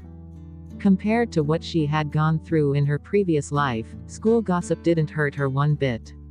Whoa, who was that? She gave me such a shock that I nearly knocked into a tree. A boy swerved away from a big tree with a face filled with shock. The girl at the side replied in a high-pitched voice, you don't know her. She's Abigail from F class. Damn, she is Abigail. Really, seeing her for myself is better than hearing about her 100 times from other people. Another girl said with disgust on her face, never mind that she puts on such heavy makeup and dresses weirdly, but her grades are atrocious as well. It's been 4 years and she still hasn't graduated. I heard she has quite an indecent personal life, always skipping classes to fool around. Why is a person like this not expelled yet? She's a disgrace to Averna High. One of the students interrupted, maybe they couldn't expel her. Apparently, she comes from a wealthy family. Didn't she enter through the back door? The girl scoffed, oh please. Gloria said that Abigail's father embezzled money and was fired. He's even in a buttload of debt with the loan sharks. Apparently her days are numbered here. I heard the school decided to convince her to drop out. After all, the top management leader will be coming to observe today, and if he finds out that our school has this kind of student, then our decades-long prestige will be destroyed. The few onlookers around them rejoiced. Finally, we don't have to be in the same school as a girl like this. Chapter 19. My Rightful Place. Abigail listened to the gossip around her with interest and overheard some things she wanted to forget while strolling to the door of F class. The moment she reached the door, a weird hush fell over the room, and immediately after came the crazy pounding of desks and whistleblowing. Everybody was trying to stir up trouble. To put it plainly, she was a clown for these students' amusement whenever they were bored. And Abigail never let them down. Ha ha ha, wow. Abigail, your hair is awesome. Yes yes yes, better than your explosive hair the other day. The guys were having a great laugh at her expense while the girls looked at her with disapproval and disgust. Why is it so noisy? Silence, all of you. Didn't you hear the bell ring? Came the raging voice of their teacher from the door. Abigail, it's you again. You. Have you looked at yourself in the mirror? Hurry back to your seat. The form teacher looked at Abigail's green wig and was so angry that her lungs nearly exploded. She wanted to continue scolding Abigail for a second, but instead retreated back to her desk, which was unprecedented. This student will soon be dropping out anyway, there's no need to waste my breath. Abigail scanned the classroom. She didn't need to try to recall where her spot was, she knew exactly where it was. As the seats in every class were arranged according to their class ranking, she had always been the first from the back, meaning that she sat in the last row. In the seat in the last row next to the window was a boy lying down. The boy had messy and unkempt hair with earphones playing and was lying on the desk taking a nap. The sun's glow filtered in and danced on the teenager's delicate face, allowing him to look like a model right out of a fashion magazine. Arthur Connor, Averna High School's hunk. Smoking, fighting, skipping class, he was well versed in all of them. His grades were also awful, but because of his good looks and wealthy family, he secured the title of the school's hunk. Hearing footsteps coming towards him, the teenager opened his eyes in annoyance and yelled, "Get lost." The other students in the class, especially the girls, smirked at her misfortune. The girls had been admiring the face of His Royal Highness sleeping but were interrupted by this ugly woman. On what basis is that ugly woman allowed to share a table with Arthur? But this hunk looks so dashing even when he's in a rage and scolding people. Before her rebirth, although Abigail put on heavy makeup on the outside, inside she was actually a simple girl. She had low self-esteem and a gloomy personality. Before, after being shouted at by Arthur, Abigail would have obediently taken a seat at the broken chair next to the garbage can. But this time, after facing the wrath of the boy, Abigail stood her ground. She gave him a faint smile, looked at him and planted her bum on the seat next to him like she hadn't heard anything. The boy's face contorted in anger. "Do you want to die? Get lost." Abigail placed her school bag under the table casually, took out her books and pencil case, and met the boy's eyes. "My ranking is the first from the back and this is my rightful place. Who are you to ask me to leave?" "Arthur." All the students in class. Even the teacher's face turned black. Chapter 20. Expulsion. Soon, the classroom was filled with surprised whispers. What? Has Abigail lost her mind? How dare she offend Arthur? She's obviously taking the chance to get close to Arthur. It's such a good opportunity after all. Damn, won't she take a good look at herself? How dare a scum like her try to hit on our hunk? The young female form teacher was so angry that her face was literally black. "Abigail, you are going to be expelled soon. Why are you still here making trouble? Do you think ranking last in class is something admirable? How could I have taught such a shameless student like you?" Immediately, all the girls were delighted hearing the teacher's words. Haha, I almost forgot that Abigail is about to be expelled. So the news is true. That's fantastic. Let's see how cocky she's going to be after that. Her form teacher was initially planning to tolerate her till the notice of expulsion was issued formally, but she couldn't take it any longer and scolded her in front of everybody. Go look at yourself in the mirror and see how atrocious you look, always dressing up as neither human nor ghost. Your grades are horrible as well, always coming in last in our class. The reputation of F class has been destroyed by scum like you. Garbage like you has dragged the entire class down and you still show no remorse for what you've done. You, get out of here, now. Seeing that Abigail would be chased out, the girls were ecstatic. That ugly freak even wanted to dominate your highness. This is her payback. Get out, get out. Hurry and leave. Facing the jeers of the students, Abigail remained unfazed and looked at the podium with cold eyes. Get out of school. I wonder who gave Miss Chavez the authority to chase me out. Seeing that Abigail dared to question her authority, Simona's face turned ugly in an instant and said sternly, through the school leader's unanimous decision, you have been expelled. Hearing her words, Abigail had a look of heavy skepticism. Oh, what unanimous decision by the school leaders? Even though I've broken a few school rules, they were all minor offenses like putting on makeup, not wearing the school uniform and skipping class. According to school regulations, you'll be expelled only if you are charged with 3 big offenses. She would be expelled completely because Simona had denigrated her in front of the school leaders. Typically speaking, as a teacher there was no need to make life difficult for a student. However, Abigail counted herself too lucky to have accidentally bumped into Simona having an affair with a certain married school leader previously. Naturally, Simona would try every way possible to get rid of this thorn in her side. It had been the same in her previous life. She made life difficult for Abigail daily, ridiculing her in front of the whole class, thus providing entertainment for the students. Why are you in such a daze? Leave now. Simona snapped and pointed outside the classroom, looking very eager. Abigail laughed coldly. Oh, there isn't even a notice of expulsion and I am supposedly expelled just based on Miss Chavez's words. Are you in control of the school? Simona's face changed drastically, slamming her fists on the podium and shouted, Abigail. Such disrespect. Is this the way you talk to a teacher? How did your parents raise you? Simona scowled and looked at her in disdain, but this was expected. Like parents, like daughter. With a father that embezzles and is deep in debt, what good can come out of his family? Simona exposed Abigail's private family affairs with a face full of loathing and mockery in front of all the students. Immediately, there was a circulation of whispers and all the students looked repulsed. Abigail stood in silence, rooted at the same spot, expressionless. Only Arthur, who was closest to her, could see that after hearing Simona's words about her father, Abigail's numb eyes shattered like ice, revealing an extremely scary chill.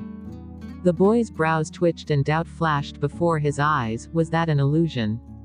Chapter 21. Her ability to remember everything. There was silence for a moment, then Abigail said casually, I see, like parents like daughter.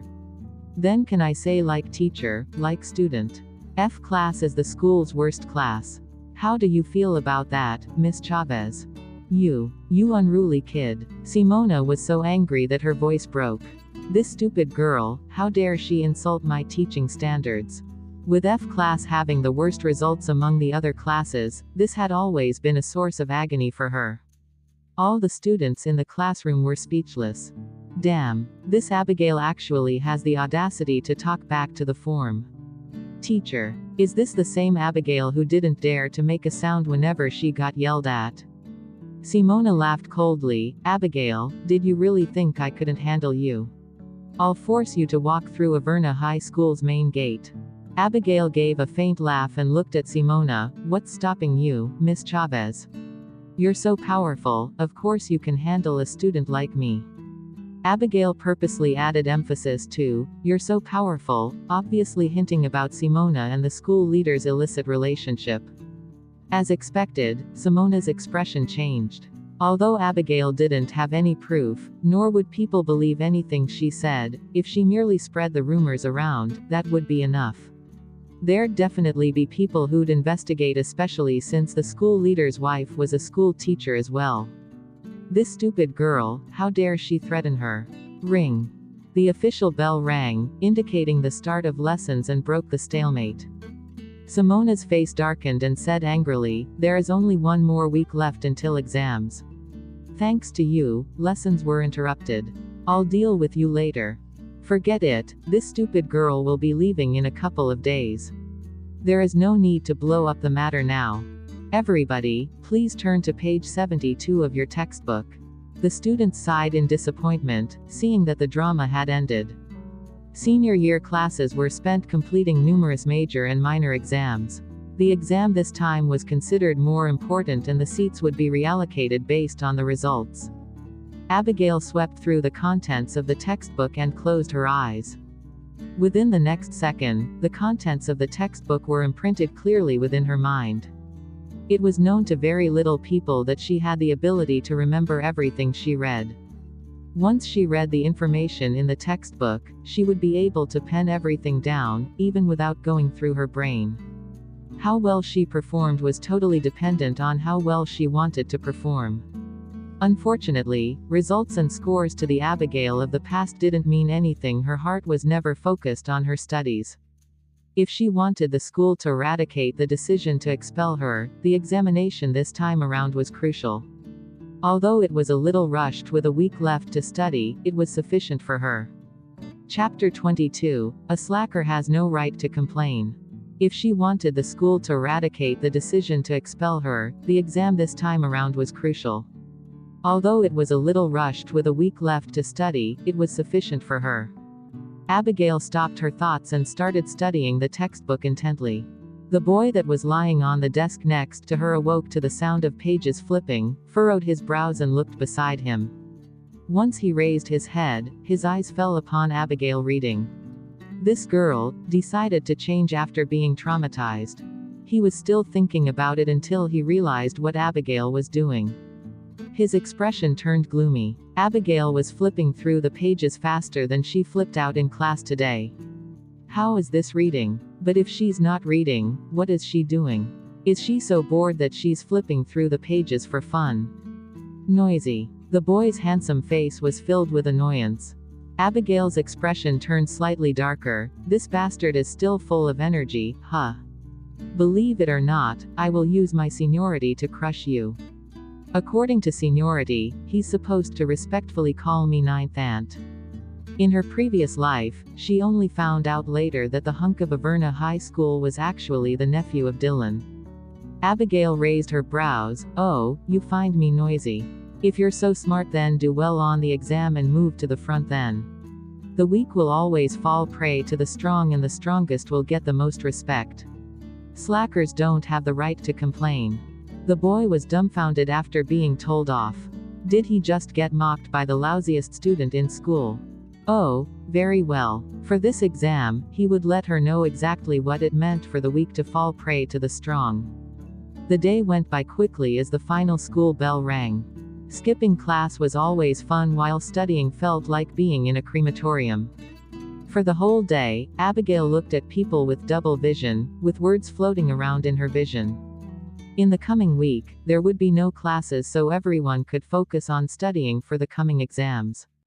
Averna High School used the enclosed teaching method, except for special circumstances. Every student had to live on school grounds. After school, the students filed back into their hostels. Abigail also brought her luggage and followed them towards the hostel building.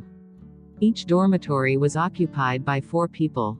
However, her roommates jointly excluded her, so she had one room to herself. In addition, nobody knew about her relationship with Dylan, so in fact, living alone was ideal for her. Her fair and delicate fingers gently pushed the door open, and a familiar scent immediately came over her. The room was not big, but it was enough for her. Compared to the enormous Pearl Garden, this gave her a sense of security. Furthermore, Averna High School had always been funded by rich business owners and school associates, so the hostel was quite decent. Other than air conditioning, each room had its own ensuite bathroom as well. Abigail put her luggage down and tidied up. Once she was done, she was about to take a seat and start studying until a knock on the door interrupted her. When she opened the door, Gloria was standing there in a light pink lace dress. Tears started rolling once the girl saw Abigail. "Abigail, you're finally in school. I was so worried. It's so great to see that you're fine." Looking at Gloria's extremely concerned reaction, Abigail could not help but feel touched. With such a display of her acting skills, it would be difficult to alter Gloria's course in the entertainment business. Abigail sat down in front of her desk, annoyed that she was disturbed. "Is there a problem?" "Whatever it is, please come back in a week. I don't have time now." Gloria assumed she had fought with Tyler and was in a bad mood and cooed, "I think Mr. Johnson misunderstood your relationship with Dylan, but he loves you deeply and has a strong sense of responsibility. You're still in his heart, otherwise, he wouldn't have helped you. As long as you go and explain the misunderstanding to him, everything will be fine." Abigail didn't have time to entertain this actress and was already engrossed in her book at this point. Gloria saw that Abigail didn't stop flipping through pages in annoyance and guessed that she wasn't calming down and decided to stop trying to convince her. "Then Abigail, I'm leaving first since exams are coming and I have to study. My dad will give me a new phone if I stay in the top 3 in class. Come find me if you have a problem." "Got it." Abigail didn't even lift her head. Gloria furrowed her brows a little, not being used to Abigail's cold attitude. Just as she was about to leave, she caught a glimpse of a nicely decorated paper, a love letter. Chapter 23, A Love Letter to Dylan. Gloria sneered inside. "I thought that Abigail had a bit of integrity this time. Turns out she's still the same miserable wretch. Why would she change anyway?" In a flash, Gloria went behind Abigail's back, took out her phone sneakily to take a photo in Abigail's direction and then left the room silently. Back in her hostel, Gloria obviously did not study but instead, immediately sent a message to Dylan. Dylan finally dumped that garbage Abigail, and now, it was her perfect chance. Dylan is the successor of the Connor family, which is Z Country's first blue blood, and so he was unattainable to commoners. As for her, not only did she have Dylan's personal number, but she could also enter the so-called Imperial City's little palace, Pearl Garden. She thought about how one day she would become the hostess of Pearl Garden with everybody talking about her relationship with Dylan, and she shivered in delight. If even Abigail, that bag of straw, can get Dylan, how is it possible that I can't? After all, he treats me so differently. Not only can I walk in and out of Pearl Garden, I get so many expensive gifts too. If I encounter any problems, I can bring it up to him and he'll always send people to help." Gloria's cheeks turned scarlet red, her whole face filled with sweetness and confidence. She just needed to work a little harder and this man would be hers sooner or later. "Mr. Connor, I heard that you and Abigail fought. Are you okay?" "Don't you worry about Abigail, I just went to see her, she's doing quite well." There was an image attached to this message, the one she secretly took of Abigail with the love letter in plain sight. With Dylan's observant skills, he would definitely spot the love letter written to Tyler. He would know that after Abigail left him, she was feeling great and even aggressively chasing after Tyler. She had to fan the flames now and make Dylan hate Abigail without any possibility of changing his mind. At this moment, Abigail was in her hostel. After Gloria left, Abigail continued reading, but she had the nagging feeling that something was off. She looked at the corner of her desk subconsciously. Sure enough, there was a draft of a love letter on the corner. It was written for Tyler, but she hadn't finished writing it, so it hadn't been mailed out. Tisk, almost forgot about this. In her previous life, Dylan grounded her and she naturally resisted. Only when she threatened to kill herself did she manage to successfully go back to school.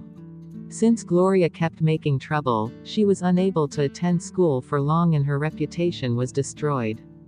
And the first time Gloria made trouble between her and Dylan was by using this love letter. Even though things were a little different in this life, according to her understanding of Gloria, she would never let go of a chance to smear her name even if she broke up with Dylan. Abigail picked up that love letter, spun the pencil in her hand and the corners of her mouth turned up slowly. Thank goodness this love letter was just a draft and hadn't been addressed to anybody yet. So, why can't it be written for Dylan? Abigail grabbed her phone, took a picture of the love letter and quickly sent it to Dylan, with a heart-shaped emoticon. Chapter 24, Mushy to Death. After sending the text message, Abigail left the love letter in its place and seized every second to study. But at this very moment in Pearl Garden, everything was being turned upside down in chaos. The man on the sofa became crazy and reckless, his black pupils dark like the winter night. His fingers were dripping blood from smashing the cup and the coffee table was overturned on the floor. There was a strong oppressive atmosphere raging throughout the big room. All the servants in the house were shaking in fear and hiding in a corner, none of them even dared to breathe. Oliver's back was drenched in sweat. He straightened his back and stood next to the man. He eyed the broken phone on the floor, face full of despair. It was a good quality phone and even with the screen cracked, it clearly showed an image of a love letter. Damn, I knew this would happen. That woman was devoted to the man by the surname Johnson, she didn't care about being dumped or left at the altar and still stuck to him. How was it possible that she'd suddenly change her mind and decide to live happily with the master? Isn't this lying to the master on one hand and immediately chasing Tyler on the other? She even wrote such a mushy love letter. She is simply shameless. There was a poem on the love letter. It roughly meant that she was willing to be the collar on his clothes to feel his fragrance, willing to be the belt on his coat to hug his waist, willing to be the oil on his hair to moisten his black hair. Totally obscene love song. No wonder Master's so mad. She was just a woman and a disobedient one at that. Why must he spoil her? Treating her like a pet would be good enough. Master Baxter be out of his mind, he actually got fooled by that woman's words. At this moment, the man's face turned gloomy. The wild beast had unleashed from its cage, licking its claws, emitting bloodthirsty breath in the air. Abigail, I have said this before. This was your last chance. The last time I trust you. Get her back. From the sofa came the hoarse and low voice of the man.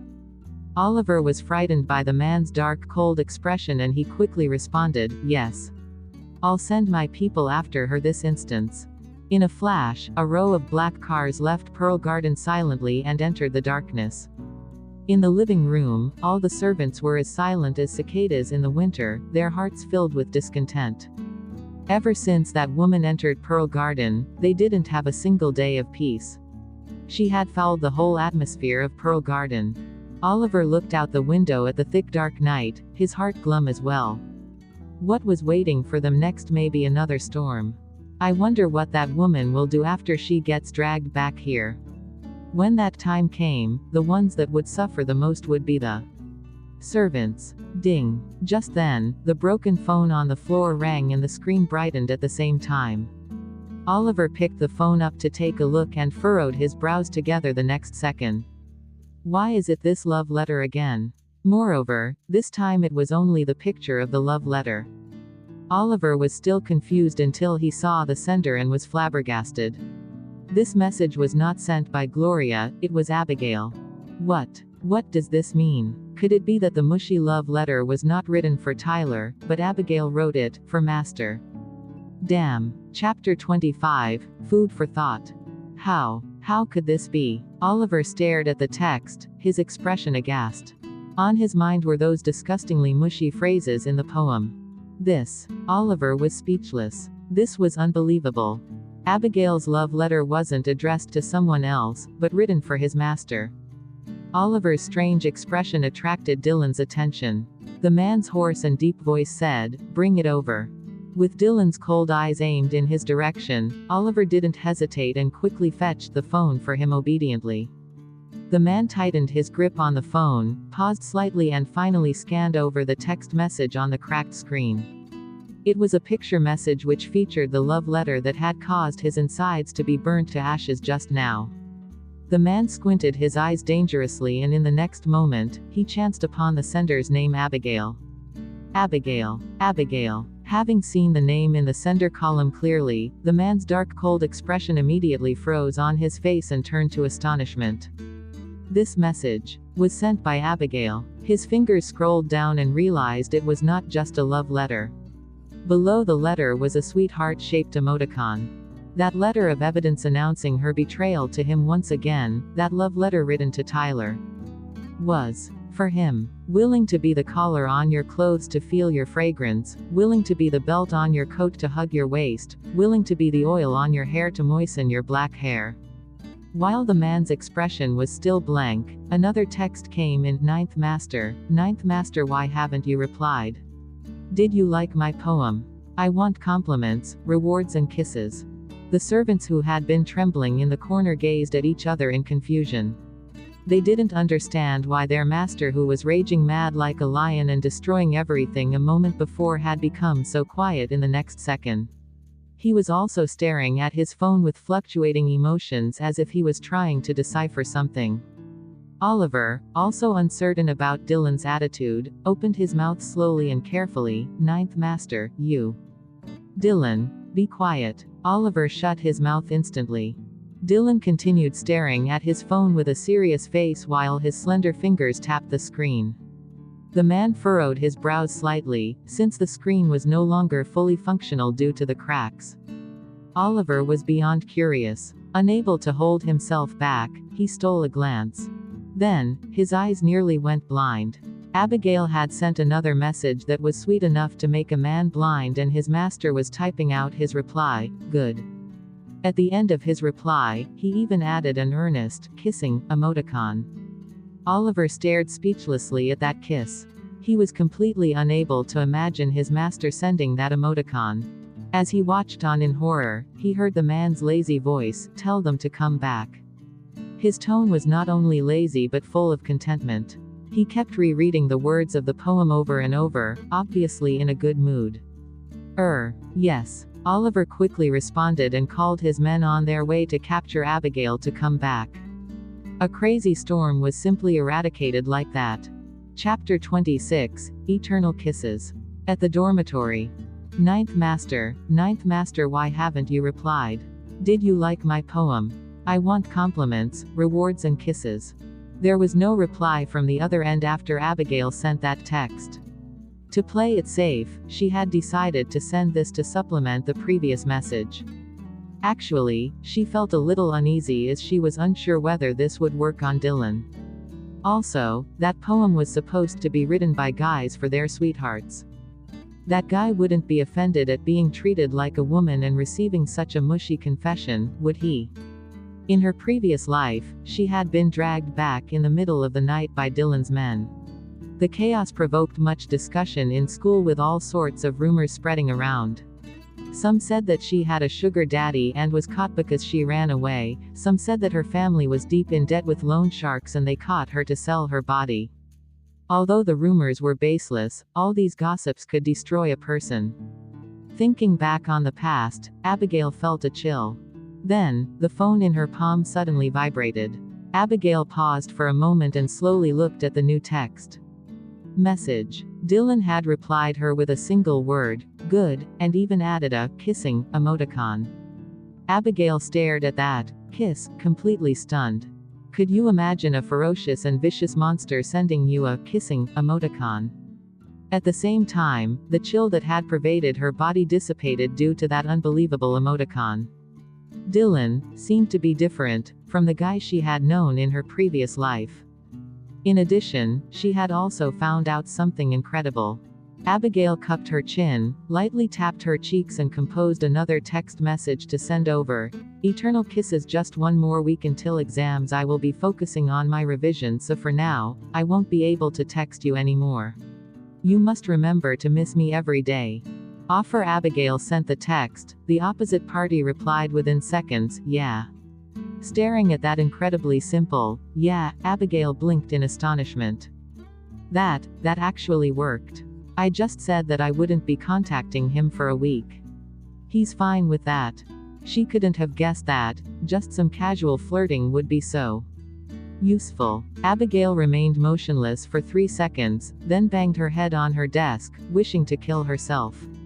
If she had known that Dylan was so easy to please, she wouldn't have suffered so much in her previous life. Fine, discovering the secret weapon to deal with that monster is definitely a good thing. After dealing with Dylan, Abigail had no more distractions. She could bury her head in her books and put her heart and soul into her studies. 7 days went by in a blink of an eye. In these 7 days, Abigail slept only 3 to 4 hours a day. Finally, she managed to cover all the material from senior years 1 to 3. Now that she realized how painful it was to not have enough sleep, she would sleep from dawn to dusk once exams were over. On the first day of exams was the comprehensive liberal arts and language exam. Abigail drifted into the classroom like a wandering ghost. Initially, there was some noisy chatter, but the moment Abigail appeared, it was like the stereo had been turned down and there was immediate silence. Abigail didn't wear her green wig today and her makeup was also very light. However, she had stayed up for 7 days, so her dark circles looked scarier than her smoky eye makeup, and her messy waist-length hair was just as horrifying as her green wig. The boy sleeping on the desk as usual heard the shuffling of tables and chairs and opened his eyes in annoyance. The next second, the boy was so shocked that his whole body jerked back. The chair shrieked against the floor, letting out a piercing screech. The boy stared at the Sadako next to him, beads of sweat forming on his forehead. His face darkened and he cursed softly, "Shit." Chapter 27. Oh, math. This damned woman, that face of hers was scary enough, but she just had to dress in white today, huh? She can really scare the living daylights out of people. Abigail was in a good mood after seeing Arthur's reaction. She had been going blind from studying in the dormitory for 7 days and nights. All other things aside, this guy had inherited the Connor family's genetically good looks, which were quite pleasing to the eyes. Abigail grinned at him. "I didn't think that our school's hunk was afraid of ghosts. She looks scarier when she smiles." Arthur took a deep breath. He couldn't bear the sight of her, so he turned away and scoffed, "At least you're aware that you look like a ghost." No matter what, he had to do well this time and move to a seat far, far away. He couldn't stand another day of being here. The bell rang and the invigilator started giving out the exam booklets. The comprehensive liberal arts exam was held on the morning of the first day. Abigail looked through the entire paper before starting to answer the questions. Arthur had a glimmer of amazement in his eyes when he realized that the Abigail seated next to him actually picked up a pen to start writing. Everybody knew that Abigail handed in blank booklet every time. While he was in shock, he saw how Abigail answered the questions and his mouth started twitching. How is she answering the questions? She's clearly filling in the blanks blindly.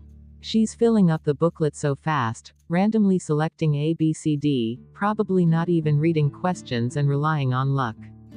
The boy called her an idiot mockingly in his heart. If you want to rely on luck, why not fill in B for every question? There's a higher chance of getting them right, rather than filling them up randomly, which could potentially get you all the wrong answers. The boy stopped paying attention to the moron next to him and started concentrating on the exam. The duration of the comprehensive liberal arts exam was 150 minutes, taking up the entire morning. The English exam followed in the afternoon. The language exam was on the morning of the second day and the last exam was math. Abigail stared at the math questions, looking at them again and again. The functions, algebra and geometry were like a virus causing her brain to break down. The world around Abigail started spinning and she saw stars around her. After being in a frenzy for 3 seconds, she gave up on her answers and started to take a nap. Why must there be such a scary thing like math in this world? Although she had a photographic memory, she barely had enough time to finish reading 3 years' worth of textbooks. It was absolutely impossible to excel in math in such a short time, so she simply chose to give up. The bell rang and the last exam came to an end. Arthur glanced at his neighbor and realized that she was fast asleep on a completely blank math booklet. Judging by how she did at the beginning, I thought that maybe she wanted to make a change. Sure enough, as the saying goes, you can change mountains and rivers but not a person's nature. After submitting the exam booklets, all the students looked as if their bodies were depleted. Finally, the exams are over. We're free. Most importantly, our school hunk will finally be able to sit at his usual place. That ugly freak, Abigail, is getting uglier and uglier.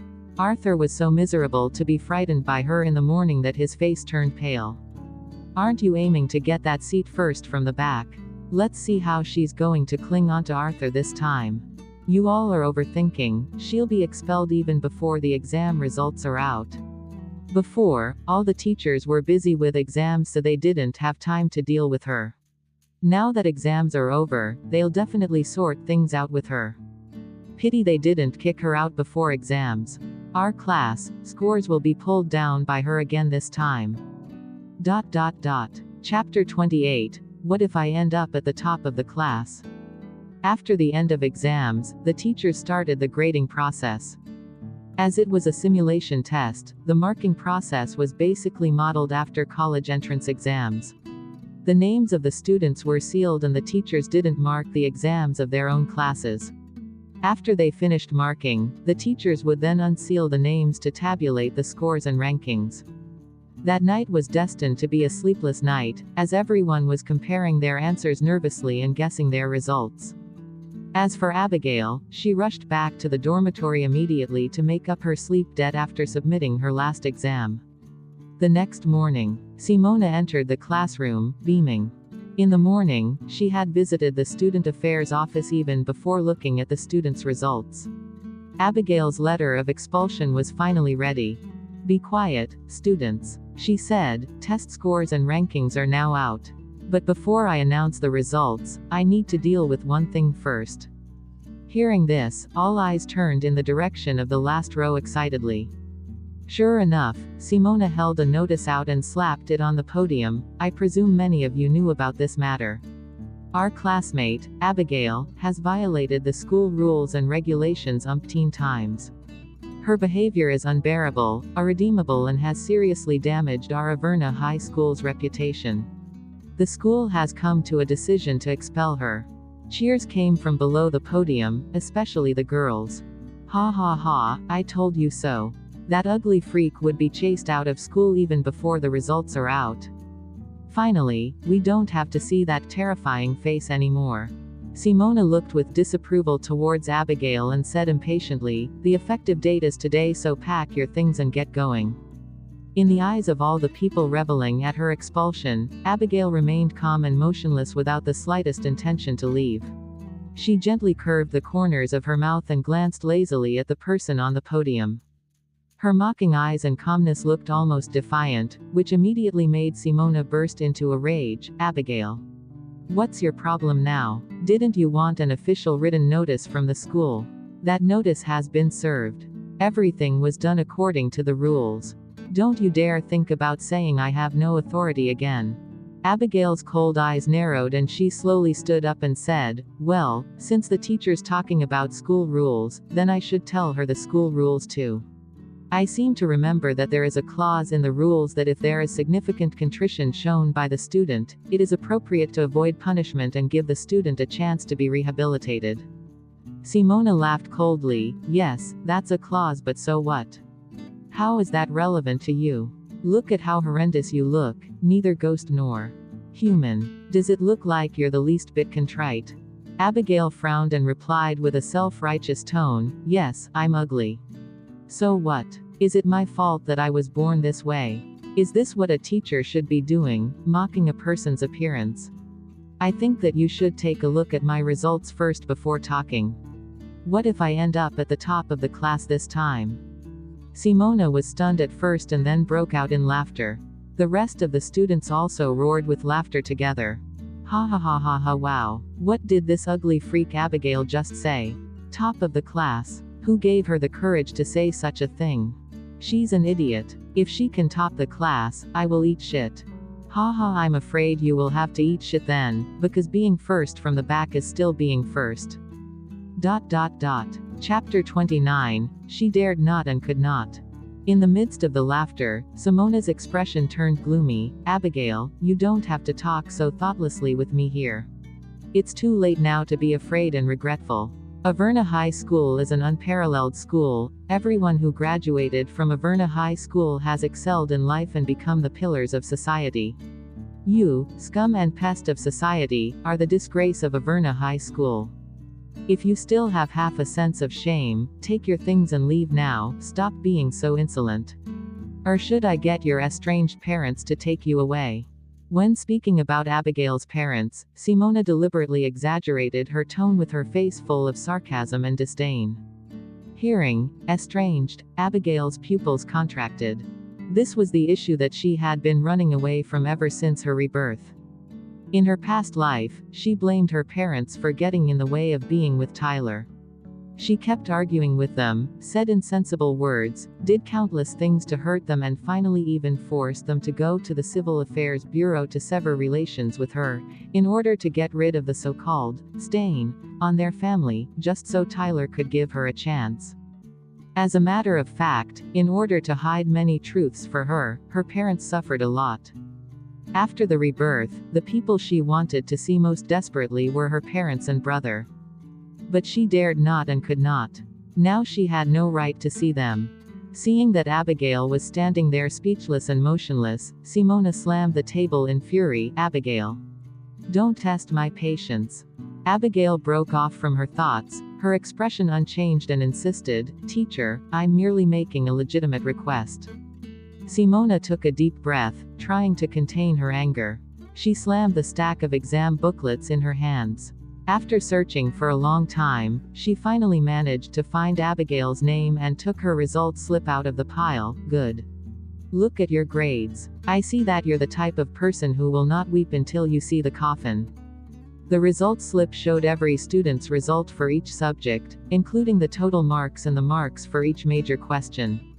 The last page showed the class ranking and school ranking of this student. The students below were all speechless. Is there something wrong with this ugly girl's brain? Doesn't she have a sense of how she scored? What a disgrace. Get a sense of decency. Ugly people always make more trouble. ... When Simona flipped to the first page, it was the math results. From the total scores to the three main sections of the exam, namely, the multiple choice, fill in the blanks and open-ended questions, they were all a glaring 0 points. Math, 0 points. Abigail, this was the result you insisted I see. Scores worthy of shooting you to the top of the class. Simona sneered. Ha ha ha, as expected, this ugly girl got 0 again. That was a slap in the face. How do you top the class when you scored 0 for math? You bragged too much. First. Nothing wrong with being first from the back right. Abigail seemed to not hear the mockery around her. She said expressionlessly, there's still language, liberal arts, and English. She remembered that language, English, and especially liberal arts exams were very challenging this time. Much uncommon knowledge was tested which could cause the differences in scores to widen. If she could score well on these three sections, even with a 0 for math, she wouldn't be able to top the school, but she should be able to secure the first place in class. Chapter 30. Class Ranking. Number 1. With a stupid student wasting so much time, Simona's patience was nearing its limit. She flipped the report card over to the next page. However, in the next second, when she saw the language scores, Simona was stunned. She muttered in disbelief, language, 150 points. The students below the podium all looked at each other in confusion after hearing Simona's words. What did the form teacher say? 150 points what? Did she make a mistake? 0 points compared to 150 points, which do you think is the mistake? Simona looked over the sheet repeatedly. The score was absolutely clear, she even tabulated the score again herself and it was indeed full marks. She thought she had the wrong report card and went to check the cover page, but it was still correct. On the cover was Abigail's name. Simona furrowed her brows, suspicions high, and continued to flip. When she reached the third page, she was even more surprised. On the third page was the English results. She actually scored a full 150 marks again. How could this be? She taught the English class and this time, she marked Class A's exams. Nobody in the entirety of Class A attained a full score, even the highest score was merely 148. But Abigail's transcript states that she actually attained a full score for English. Simona continued flipping. When she turned to the liberal arts page, Simona was completely in shock and was speechless. Abigail's scores for liberal arts were History 100 marks, Politics 100 marks and Geography 100 marks. A full 300 marks. And on the last page, which showed the class position, it stated that Abigail, class ranking, 1. Teacher, you haven't said what my results and ranking are, the girl from the last row spoke up with cold eyes. Simona grasped the report card tightly, face turning more and more gloomy until finally, she burst into a fury. Abigail, you are really something. How dare you cheat? As if she had expected Simona's response, Abigail leisurely asked, why do you think I cheated? Simona's expression unpleasant, she snapped, you didn't cheat. If you didn't cheat, how could you achieve 150 marks for language? 150 marks for English? 300 marks for liberal arts? Or ranked first in class? Hearing everything Simona said, the whole class was in shock. Damn, what? Full marks for language, English, and liberal arts. And topped the class. Abigail, you're joking. How is that possible? She definitely cheated. ... You said that I cheated, do you have any proof? Abigail replied. Simona laughed coldly, do we still need proof? Abigail, do you think we're all fools? Then may I ask if anyone else scored full marks for these subjects? If I'm the only one, please explain how you know I cheated. Abigail continued her line of questioning.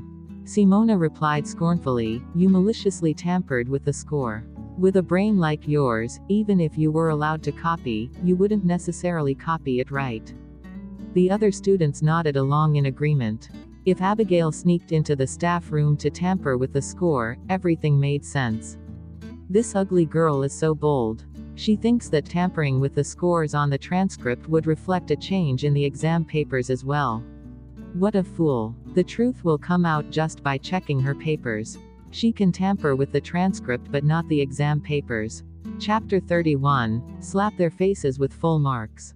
While the classroom was in heated discussion, the language teacher Antonio Weasley happened to walk past with the language papers in hand. Hearing the commotion from the classroom, Antonio stopped and walked in. Teacher Chavez, what is going on here? What are you raging on about so early in the morning? What else can I do? This student is utterly outrageous. Simona gestured at Abigail. Abigail, it's you again. Antonio looked at the girl in the corner helplessly. Playing the middleman, he said, Teacher Chavez, you don't have to be so angry. This girl is in the wrong, but for kids at this age, dressing up unconventionally is understandable. Seeing that this girl has done well for this exam, you shouldn't be mad anymore. I've just looked through her exam booklet, she got full marks for language. Even the composition. It could almost be a model essay. Upon hearing that, Simona was suddenly stunned and quickly interrupted Antonio. What? Teacher Weasley, you said you just saw Abigail's paper. That's right. Look, this is the one. Antonio eagerly pulled out Abigail's exam booklet from the top. Simona looked through the paper thoroughly from top to bottom. The answers were perfect and exactly like what Antonio said, it could be a model essay. Simona's face turned stern and in a sinking voice, she said, Teacher Weasley. We have a big problem now. I'm afraid the exam questions this time were leaked. Antonio was taken aback, his face was horrified. Teacher Chavez, you can't say things like this lightly. Our exam questions have always been kept confidential, how could they be leaked? Simona sniggered and passed Abigail's report card to Antonio. Teacher Weasley, you will understand when you see this. Antonio took the report card, quickly looked through and his face was filled with surprise. Aside from a 0 for math, Abigail scored full marks for all the other subjects and was even first in class. This was unbelievable coming from Abigail, who was always first from the back for every exam. Scoring full marks for language was already unbelievable. At this moment, Antonio did not dare draw a conclusion as well. The notice of expulsion has been issued, but she's still causing trouble. With this kind of student continuing in Averna High School, she would only cause a foul atmosphere. Simona shot a look at Abigail seated in the last row. Abigail. Get over here. Follow me to the Student Affairs office. I'm telling you, it's no longer a matter that can be settled with a light expulsion. She would be in deep trouble for using leaked exam questions. Damn, I can't believe that this ugly girl actually is so talented. She could even get the exam questions. She kept all the exam questions to herself without sharing. She deserved it. This fool, she should have made some mistakes on purpose so her cheating wasn't so obvious. Was she itching for everyone to find out? This ugly girl is in deep trouble this time. ... In the corner of the last row, next to the window, the boy took away the book that was covering his face. He frowned and glanced at the girl beside him. Up until this point, the girl's expression hadn't changed from beginning to end. That expression of indifference was like taking a leisurely stroll, and she was even looking straight into the eyes of Simona with a hint of sarcasm. Everybody was saying that Abigail was a fool, and he felt the same way. If she had really gotten the exam questions, she wouldn't have been found out if she'd done it more discreetly. Idiot. Let's see how you're going to clean up this mess. Abigail heard the boy beside her snigger. With eyes brighter than the stars, she glanced at him lazily. Just a retest, at most. Little Missy here will slap their faces with full marks again. Arthur was stupefied by the glow from that pair of eyes. When he realized what she said, he was speechless. Chapter 32, You're absolutely delusional. In the Student Affairs office. All the subject teachers of F class had been alerted and were now gathered to investigate Abigail's exam papers. Many students also gathered outside the door to watch. One of the teachers said, even though the questions on the liberal arts exam were tricky, they were within the scope of the curriculum. They were topics covered beforehand. There are many smart students in Averna High School, and Abigail was not the only one who obtained full marks. But the point is, was Abigail able to produce this result? Also, there is no way to justify the full scores for language right. Even if her composition was satisfying to the marker, how could she not have at least lost points for reading comprehension? Another teacher brought up her suspicions as well. Language teacher Antonio also expressed his doubts. Abigail, I just looked at your paper carefully and found that your reading comprehension answers matched the answer key exactly, word for word. Could you explain how this happened? I've seen those two questions before and simply memorized the answers. The first question for the reading comprehension came from XX year of Province A's 6 Schools Union Senior Year Examination paper, and the second question came from XX year of the National 13 Schools Senior Year Second Simulation Examination. Abigail answered quickly. Hearing Abigail cite the sources of the two questions, Antonio's eyes glistened. Not bad, the sources of these two questions are indeed correct. Since these two were originally thought to be too difficult, teachers didn't cover them in classes before. However, the topics of these two reading comprehension questions were quite good, so they were chosen for the exam. You, little girl, have you done even these two sets of questions? For reading comprehension, teachers only taught the method to answer questions. They never got students to memorize topics, since after all, they would never pick those exact questions for the entrance exams. In the end, Abigail memorized the answers for reading comprehension. As the teachers discussed amongst themselves, a sleepy man about 30 years old walked in leisurely in his slippers. If the test questions were leaked, why did you score 0 for my math? The head of student affairs looked at the sloppy appearance of this guy, furrowed her brows and said, Teacher Knerms, this is a school, please be mindful of your appearance. Gavin yawned, I don't have classes in the morning anyway. Although the head of student affairs couldn't stand the sight of him, she didn't say anything further.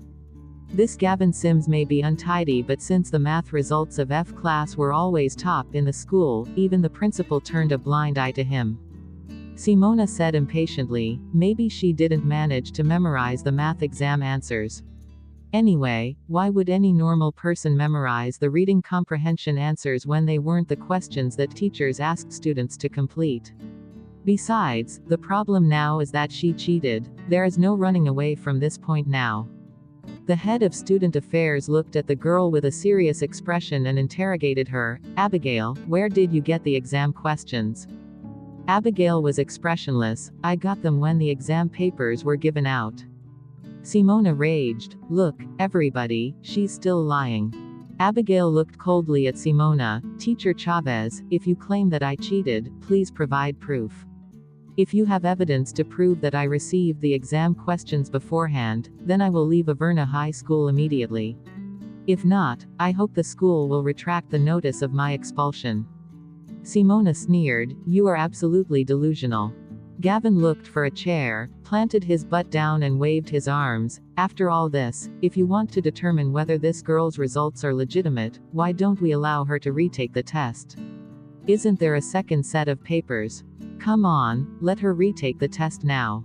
Quote. Retake the test. All the teachers fell silent upon hearing Gavin's words. If they wanted the truth, this was only this way left since Abigail refused to confess. Chapter 33, Let us share rain and dew. I'm not opposed to that, the language teacher nodded, curious to whether Abigail was telling the truth or not. Seeing that, all the other teachers looked at each other and finally agreed. Abigail, because of you, so many people have gathered here and wasted their valuable time. It's not too late to confess now. Don't wait till you've lost all dignity. You have thoroughly embarrassed F class. Simona said furiously. Abigail laughed. Ms. Chavez, you were the one who questioned me and also the one who gathered all the teachers here. Even if everybody's time has been wasted, you're to blame.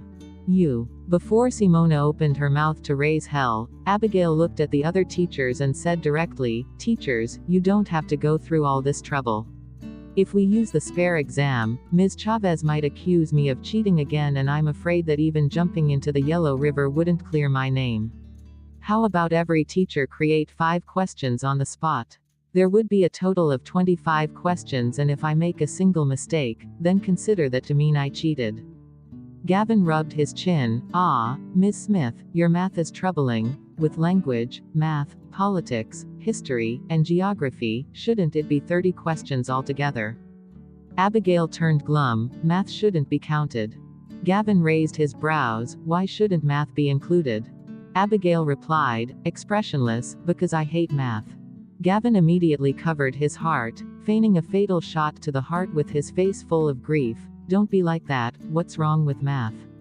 My lessons are the most interesting. Abigail gave him a blank stare, more like they're the most masochistic. The teachers discussed this for a moment and decided in unison that Abigail's suggestion was the fairest and would save time as well. The teachers then came up with 5 questions each. Very quickly, 25 questions were printed and split into 5 small tests. Gavin, the math teacher, also persisted and came up with 5 questions, looking at Abigail eagerly.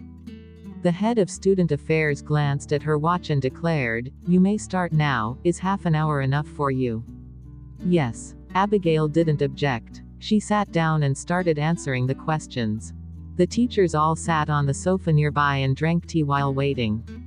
Simona looked at Abigail as she buried her head to complete the test.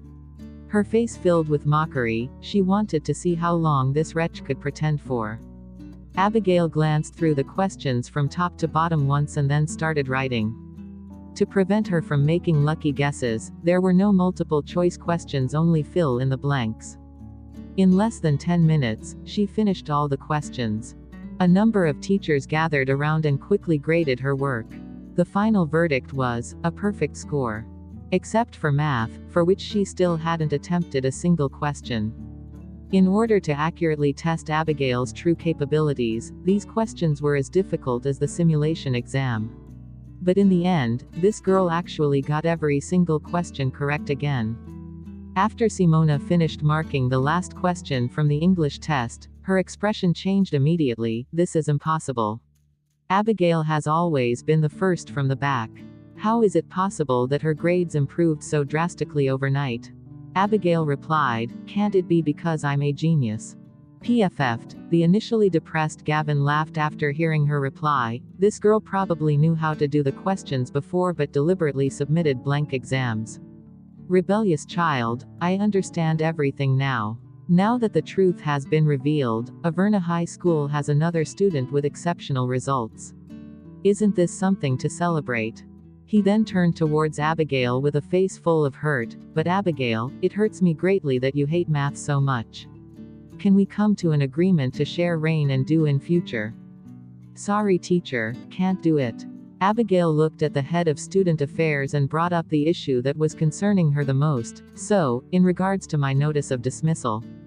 The head of student affairs looked at the provisional test paper, pondered for a long time and finally said, according to the school rules, with your excellent test results, the decision of dismissal can be postponed while we monitor your behavior for some time. If you prove that you have changed for the better, the decision will be withdrawn. Chapter 34, Goodbye my ass. How could this be? How could you change a decision that has already been made? Simona pressed on, with urgency. It had been so tough to get rid of this wretch and her plan had been foiled just like that. The head of student affairs spoke in a grave tone, Ms. Chavez, this is according to the school rules. Furthermore, as you know, the graduation rate is of utmost importance to the school. Abigail still has a lot of potential, so put in more effort to guide her well. Simona wasn't satisfied, but now, all the teachers had witnessed Abigail's exam results were genuine and she also understood the importance of graduation rates to the school.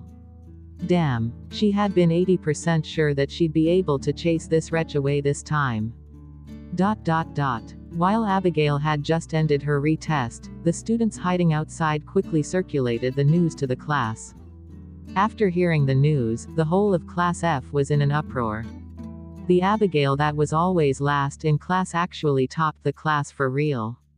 We saw it for ourselves, all the teachers at the scene came up with new questions and she got them all correct. Also, the decision to expel her is held back at the moment.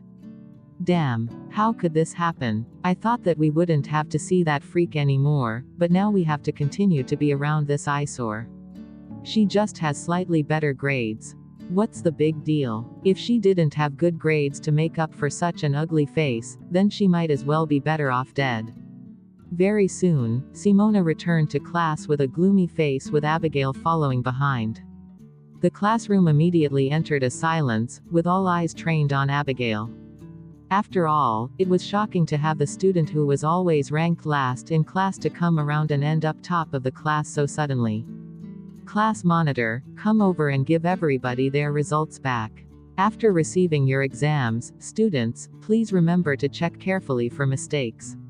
Simona made these casual remarks with a cold face, without mentioning what had just transpired and without much comment on the students' results this time. Otherwise, she would be doing the equivalent of slapping her own face and praise Abigail for her drastic improvement right. Observing Simona's attitude, everybody knew in an instant that the rumors about Abigail coming in first in the class were true. Simona, now, everybody, please rearrange your seats. Hearing that they would have to change their seats, the students started wailing, some happy and others worried. Finally, with a big problem out of the way, Abigail was in a good mood. She waved goodbye to her seat partner, while slowly packing up her things. Goodbye, classmate Arthur. Congratulations, finally you don't have to look at this face of mine anymore. The boy grabbed his results slip tightly in his hand with blue veins on his forehead. Goodbye my ass. About 10 minutes later, everyone quickly hustled to their new seating arrangements. Then, all eyes stared at the pair of seats in the first row oddly. On the leftmost seat on the first row was Abigail. To the right of her was Arthur. At this moment, the boy next to Abigail glanced sideways at the face that had been giving him nightmares for the past few days in a row and the light in his eyes almost died out. If he had known this would be the result, he'd rather be last in class than number 2. Abigail looked at him sympathetically. Young man, you have my condolences. You still have a long way to go in life, this small setback is nothing in comparison. Arthur took a deep breath, trying to suppress his raging temper. Shut up. Abigail finally stopped aggravating him and laid on the desk to sleep. She'd exerted too much energy just now, so her energy needed to be replenished.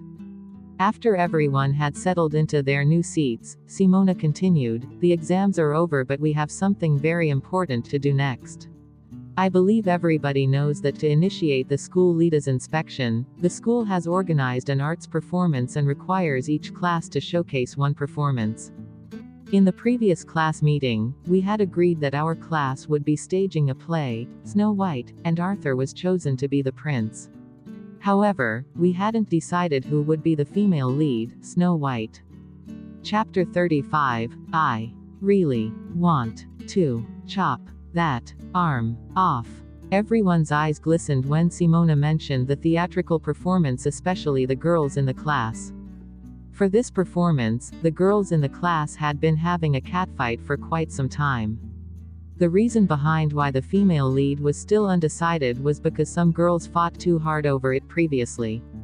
Many students in the class had families with notable backgrounds, resulting in total chaos. They secretly bought votes, threatened students to vote for them, and even almost caused a fight directly in school. It caused Simona to be in a terrible position, tossed from side to side. Thus, she postponed the decision of female-led until after exams. After much thought, she decided that drawing lots would be the most effective and the girls wouldn't have to fight anymore. So Simona continued, "To be fair and to ensure that every student has an opportunity to participate, I have decided that we will draw lots to decide on the candidate. Nobody is allowed to disagree." "Teacher, I agree. Me too, let's go by drawing lots then." All the students agreed with Simona's decision. The girls who had lower chances initially would now have an equal opportunity. Since everybody was on equal grounds now, naturally most students would agree to this. Only the few girls who had higher chances glared, especially the class beauty, Maria Reed, who was always teased by the class to pair up with Arthur. Simona heaved a sigh of relief with the outcome. She instructed the class monitor to write down the names of every girl in the class on small pieces of paper and then placed them into a little box. "For this title, let's get Arthur to draw it," Simona said. "Otherwise, if it was drawn by someone else, those girls would be unhappy again." All the girls nodded their heads in total agreement. "Wow, the hunk himself is drawing the lot. The person who's chosen must have saved the Milky Way in their previous life." The class monitor carried the box over Arthur. Arthur was feeling depressed at the moment and was not in the mood. Under the gaze of many eager students, he casually slipped his hand into the box to draw a lot and tossed it to the class monitor without looking at it. The monitor took that slip of paper and was almost burnt by the glare of the girl's eyes. "Oh, the person Arthur has drawn is..." The monitor opened the small slip of paper carefully while speaking. Just as he was about to read the name, the monitor stared at the paper and stood rooted to the ground with his eyes big and mouth gaping wide as if he had been struck by lightning. Arthur noticed that the monitor's expression was odd, so he raised his brows and looked over. The expression on the monitor's face gave him a bad feeling. At this moment, the monitor didn't dare look in the eyes of Arthur and was even more afraid to look at the girl's expressions. At everyone's insistence, he then swallowed hard and stammered, The one who was drawn is Abigail. Quote. "What did you say?" The boy snatched the paper from the monitor. On the paper was, Abigail, 3 words as clear as day. Abigail woke up to the noise next to her, wiped the saliva off the sides of her mouth, opened her eyes in a daze and looked at her partner. "What is it?" Arthur looked at the girl's frightening face with hair as messy as Sadako's, the way she drooled in her half-opened eyes. "I really want to chop that arm off." Chapter 36, This Woman Has a Boyfriend. Once the results were out, the entire class protested. "Abigail, Snow White, you've got to be joking. What's wrong with you, class monitor? How on earth did you draw that lot?" The class monitor faced the girl's criticism with a speechless expression. It wasn't drawn by me. Whatever the result, Arthur drew that lot all by himself all right. No way. Arthur can never partner with such a person. Wouldn't he be a wolf entering the tiger's den? By allowing Abigail to perform in such an important performance, won't our F class be a joke to all other classes? On the podium, Simona's expression completely darkened as well. Abigail. Why is it Abigail again? But she had already announced in front of all the students that no matter what the result was, nobody would be allowed to dispute. There was no way she could replace her with someone else. Simona didn't have a choice. She looked at Arthur and asked, "Arthur, what do you think? She will be your partner after all." At this moment, the boy held on to that slip of paper, still in disbelief that he actually drew that lot himself. He probably had never been through such a tough decision in his life. After some time, the boy forced a word out through his teeth, "Whatever. I picked the lot with my own hand, how can I go back on my words now?" All the girls were anxious after hearing Arthur's reply. They all wanted Simona to arrange for a redraw. Simona glanced at Abigail's unpleasant appearance, pondered for a moment, then said, "Class, please be quiet. I have already mentioned that to be fair, we will go according to the outcome of the draw. Since even Arthur doesn't mind, then the female lead is set and no one's allowed to talk about it any further." Right now the concern was not if Abigail would cause trouble, but instead, it was a matter of when. With that thought, Simona turned to Abigail and warned, "The performance this time is very important. If you mess up, even I won't be able to help you." Only then did Abigail wake up. How did she manage to be chosen to play Snow White and become a thorn to the other girls just by taking a nap? The Abigail from before had been captured by Dylan due to that love letter at this point, so she hadn't had to deal with this before and was completely caught off guard. If I had known sooner, I would definitely have stopped it from happening. With Dylan's possessiveness and jealousy, if he finds out that I will be playing a role as someone else's lover, and that there is even a kissing scene at the end. Isn't this considered cheating? Damn, how did I get tangled up in this while doing nothing? Abigail grabbed her hair in distress and almost broke down. Seeing his partner Abigail reacting like that, Arthur's face turned black. Who exactly was the one who got tangled up in this beyond their control? Is this woman actually acting like she's the unlucky one? Wait, miss. May I give this roll up? Abigail quickly raised her hand. Upon hearing that, the girls were immediately enraged again. What? Abigail, the ugly freak. Our hunk hasn't even abandoned her, yet she dares to leave the play. Simona's face filled with fury instantly. Abigail, how dare you treat the school as your own home? Doing whatever you please, without any rules. Don't forget that you're still on probation. Abigail muttered a curse after Simona threatened her. Damn. At that moment, the boy next to her could not hold it in any longer. Abigail. Exactly who is the person who was damned? Abigail looked skeptically at the school's hunk who was about to explode in anger because of her. Resting her chin on her hands, she muttered in utter distress, "But I have a boyfriend. If my boyfriend finds out and gets jealous, then what should I do? I'm at a loss here, okay." Arthur stared at Abigail's face, that face that could blacken the heart with just one look, and was silenced immediately. This woman has a boyfriend. Her boyfriend must be blind. Chapter 37, The Great Devil Has Arrived. After school. Abigail sighed on her way back to the hostel. My relationship with Dylan has just been stabilized, how could this happen now? She was still on probation, so she couldn't simply reject the role. The only way would be to force Arthur to request a substitution. I'll give him a surprise tomorrow. The makeup stowed under my chest hasn't been taken out yet. Abigail strategized while bringing her clothes to the bathroom. After removing her makeup and taking a hot bath, she felt like a brand new person. Wow, who is that beauty I see? Turns out to be the reflection of myself. What is that cold thing pressing onto my neck? My gold necklace is worth more than $2,000. I thank God daily, every day. I am filled with gratitude in my heart. When I wake up, I can't help but love myself. Yes, I do not need anybody else. Abigail hummed to the song, blew her hair dry, and stretched her arms to push the bathroom door open. An attractive lady like me, a cute lady like me, people wooing me could line up all the way to the Milky Way. Yeah. The moment she pushed the door open, Abigail's expression froze immediately. On the cheaply lacquered chair beside her desk was a man sitting there. The man was leaning his forehead to the side lazily, his white slender finger holding the test paper that she received today. As always, he had on a black suit darker than the night sky. The neckline of dark silver stripes glowed with a cold luster, and his deep eyes looked as if they had been submerged in a pool of ice for years, with no trace of humanity. Her ordinary female hostel suddenly became an 18-story hell with hundreds of ghosts whistling, and the chair that the man was sitting on was no longer the same cheaply lacquered chair, but a Dragon King throne wrapped with a black giant python. Dylan. Bang! Abigail slammed the bathroom door hard. It must have been the way I opened the door. How could it have become hell in a moment?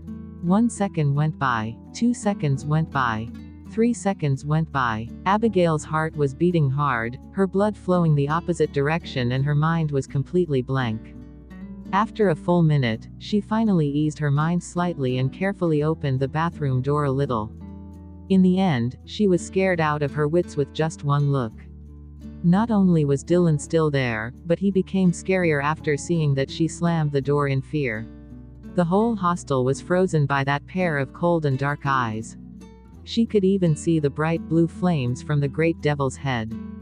Help! Out of instinct for survival and due to the fear penetrating into her bones, Abigail's first reaction was to run in the direction of the doorway. However, just as her fingers curled around the lock, she regained her senses. Under her immense fear, she couldn't run. Damn, what should I do now? Beads of sweat were trickling down Abigail's forehead and her mind was racing. Quickly, she turned the lock in the other direction and locked the door instead. After taking a deep breath discreetly, Abigail suppressed the fear in her eyes. Then, she turned around and walked towards Dylan. Under that man's glare that could almost freeze human bones, Abigail stopped in front of him. She sat on his lap, hooked her arms around his neck and kissed his ice-cold lips. Chapter 38. A Rewarding Kiss. The girl's freshly bathed body exuded a natural fragrance, her soft and sweet lips were as wonderful as cotton candy. The violent and raging beast in the man's body was appeased almost instantaneously, submitting to the girl's most vulnerable and unguarded kisses on the neck. Aware of the sharp change in atmosphere around Dylan, Abigail's guard was finally lowered slightly. Although I rushed to the door, it looks like I wasn't trying to escape, but merely locking the door to make out with him. He won't be angry about this, right? Darling, why are you here? Abigail tried her best to sound pleasantly surprised. Dylan looked at her in silence, not saying a single word. His icy cold pupils seemed to penetrate through her soul. Abigail felt a little guilty. Can he see through my act? After a long while, the man's narrow lips moved delicately. People who are wooing you could cue all the way to the Milky Way. Abigail took a long time to react. When she did, she realized that Dylan was referring to the lyrics of the song she had sung just now. Abigail broke out in a cold sweat. No. Those were just song lyrics. Cue to the Milky Way my ass, more like stuffed into 18 levels of hell. Would those who dared to court me still see daylight tomorrow? Wrong, the point is, who would court me when there isn't even a fly by my side? By the way, I topped the class for the exams this time. Full marks for language, English, and liberal arts. Abigail changed the topic. Dylan's fingers gently coiled a wisp of hair around her ear and replied lazily, He spoke in a very natural tone with no surprise or doubt, as if achieving these results were normal for her. Thinking of all the countless doubts she experienced today, the reaction of Dylan now made her heart go through inexplicable feelings. Surprisingly, the only person who believed in her was Dylan. Dylan saw that Abigail was in a daze and looked dejected. His slender fingers suddenly pinched the girl's lips and kissed them lightly under her stunned eyes. You did very well. Abigail blinked and blinked again. Was that a reward? What did I do to let Dylan think that I was seeking a kiss as a reward? Forget it, as long as the king is happy. At this moment, Abigail suddenly recalled that this was a girls' hostel. How did he get in? Wrong, the point is, when will he be leaving? After all, the hostel may be checked by someone anytime, and if she was found to be hiding a man, Just as Abigail was racking her brain on how to convince Dylan to leave, his gaze fell upon her empty little bed and suddenly asked, "Where's the blanket?" "Ah, blanket." Abigail was stunned for a moment and then instinctively replied, "I aired it outside today and haven't brought it back. I'll go and get it." The man nodded slightly. Abigail didn't understand why Dylan suddenly asked about the blanket. Confused, she ran to the balcony to collect it. She arranged the bedding properly and patted the pillow, huffing and blowing. After airing out the blanket and pillow, they were fluffy and soft and radiating with the smell of sunshine, which she found very satisfying. The man looked at them with satisfaction, then his long legs moved and he laid down on her bed. "Help me set an alarm for 2 hours from now." Abigail was flabbergasted as she looked at the man lying on her bed, ready to sleep. Dylan actually wants to sleep here. Chapter 39, It's so soft and comfortable here. Her small bed was lined with the school's tacky blue and white striped sheets. She found the school's blanket quite uncomfortable, so she bought a new one at the small supermarket opposite the school. It was much softer, but the big blossoming peonies imprinted on it were very conspicuous. And right now, Dylan was lying on that little bed that didn't match him, with a peony-printed blanket over his body. Abigail strangely found that with him lying there, the gaudy peony flowers now appeared quite elegant. "Hey, are you sleeping here? Come over." The man didn't answer her question but beckoned her over instead. "Oh," Abigail swallowed hard and walked over obediently. Then, she was pulled into his embrace and they laid down together. "Abigail. Not only is he sleeping over but he's forcing me to sleep with him. What is he trying to do?" There were sounds of people walking back and forth and girls laughing and talking merrily outside. With Abigail's heart in her mouth, she hurriedly attempted to persuade him, "Hey, my bed is very hard so it's really uncomfortable to sleep in. If you're sleepy, would you like to go back to rest?"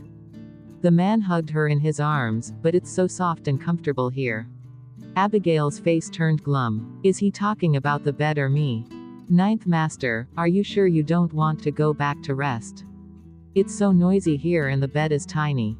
It can't even fit your legs and you can't fall asleep without Dr. Walker. Also." Abigail spoke so much but he didn't show the slightest intention of leaving. Abigail finally shut her mouth in annoyance. But once she stopped talking, he opened his eyes again and said in a low voice, "Talk." Abigail didn't understand. Dylan, continue talking." "Abigail, he needs to listen to my voice just to sleep. Does he have to be so difficult?"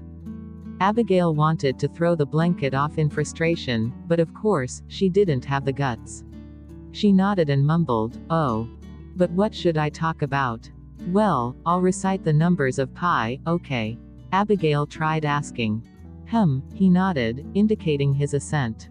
Thus, Abigail started reciting, 3.1415926535897. Pi is an infinite decimal. It's said that one could recite up to 100,000 digits for more than 10 consecutive hours. Abigail had never counted how many digits she could recite, and anyway, as long as Dylan didn't tell her to stop, she wouldn't dare to stop and could only keep reciting the numbers. The man lying next to her looked so charming that he could brighten the entire sky of Averna High School. His hair looked as if it was dyed black by the night sky, his facial features were chiseled, his skin was flawlessly perfect, his thin lips were thin yet extremely nice, each individual strand of hair showed the extreme favor of the Creator, and especially since he loosened the tie on his collar, exposing a section of his clavicle. Aside from feeling fearful, Abigail found that lying next to such a perfect being was really torturous. Abigail didn't know how long to recite for. In the end, she was so tired that she fell asleep unknowingly. Finally, she was awoken in shock by a knock on the door. Dong dong dong, the knocks were very loud in the quiet room. Damn. Whatever it was, here it comes. Abigail rolled out of bed like a frightened bird. The man next to her seemed to be sleeping soundly before the knocking. His attractive eyebrows then furrowed slightly with sullenness at the sound of the knocking. Abigail was slightly surprised Dylan actually fell asleep again. Didn't he have a hard time falling asleep to the point where he needed Dr. Walker's hypnotism every time? However, she didn't care so much now and gently nudged the person next to her quickly. Dylan. Wake up. Chapter 40. 2 Kisses. Of course, she knew how angry Dylan was each time he woke up, but she couldn't care less now. Dylan, there's someone at the door, can you hide for a while? Certainly, after he heard what she said, the great devil's expression became so ferocious that it looked as if it could destroy Earth. Abigail placed her palms together and pleaded sincerely, please, please. His face remained angry and gloomy. Abigail leaned over and kissed the guy on his lips. All right. The girl's eyes were moist and her voice was tender and so soft that it could melt a person's heart. Dylan's anger seemed to be put out in an instant, however, his expression was still frozen. Oh, this woman, she thinks that I am so easily appeased. Watching Dylan's frozen and indifferent facial expression, Abigail anxiously leaned over and gave him another kiss. I'm begging you. Dylan. All right. Abigail's face immediately lit up in appreciation. Thank you. Just hide in the bathroom for a moment. I'll be done real quick. If there's anything that can't be solved with a kiss, 2 kisses will suffice. Only after Dylan was hidden did Abigail open the door. The person at the door was Gloria. Looking at Abigail's current state, Gloria was stunned. She saw a girl with no makeup in an ordinary sleeping gown, but she looked as fresh as a lovely lily that had just sprung into blossom from the water. She was so beautiful that she couldn't peel her eyes away. Although she already knew that Abigail looked great after she slimmed down, she hadn't seen her original looks for quite some time, so now she was taken aback. Gloria was also recognized in school as a beauty and definitely the beauty of Class A. But standing before Abigail now, even if she put in a maximum amount of effort, she would only be 1/10 of the beauty of Abigail in her casual pajamas. Gloria's expression was hard to read and she seemed to be losing her cool. She tried hard to talk with her usual intimate tone and said sweetly, Abigail, what took you so long to open the door? Was asleep. But it's only around 8, you're asleep so early. Gloria responded in surprise. It's so late, do you have something for me? Abigail asked. I'm obviously here to chit-chat with you. Don't stand at the door, let's talk in the room. Gloria didn't linger any longer and invited herself in. Abigail furrowed her brows. Before she was reborn, she couldn't wait to have Gloria to come over for some chit-chat. Each time she'd try to get Gloria to chat till midnight. If she stopped her from coming in this time, it would seem like she was trying to hide something and so, she let her in. If she had known it was Gloria at the door, it wouldn't have mattered even if she saw Dylan. But, this time, Gloria didn't know that Dylan was around, which was even better. Abigail rolled her eyes while planning secretly. This mischief maker, Gloria, was a traitor by her side. She was too much of a hindrance and it was about time to remove her. After entering the room, as if to deliberately trigger Gloria, Abigail took out a small mirror and constantly checked herself out smugly. Gloria's face changed after seeing that. She stared at Abigail sternly and scolded, Abigail. You're too careless. Why'd you go to the door without makeup? What if the person outside wasn't me? It'd be bad if someone knew your true appearance. The eyes and ears of Dylan are everywhere, you can't take it lightly even in school. Chapter 41, Is it my fault for looking this good? Abigail admired her reflection in the mirror, that little face that looked good at every angle. She glanced sideways at Gloria, is it my fault for looking this good? Gloria was speechless for a moment, that wasn't what I meant, I was just reminding you to be cautious. You've tolerated things for so long, don't give up everything now. After all, that devil had finally lost interest in you and allowed you to leave Pearl Garden. If he saw how good looking you were and didn't give up on you, what would you do? Ho ho, great devil.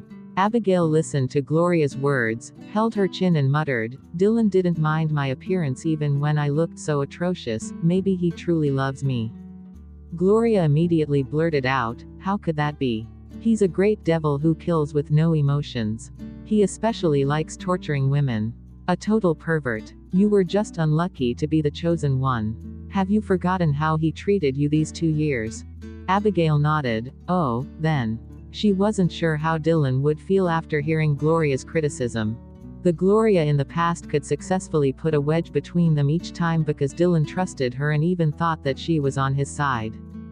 Due to her relationship with Dylan, Gloria had benefited quite a bit.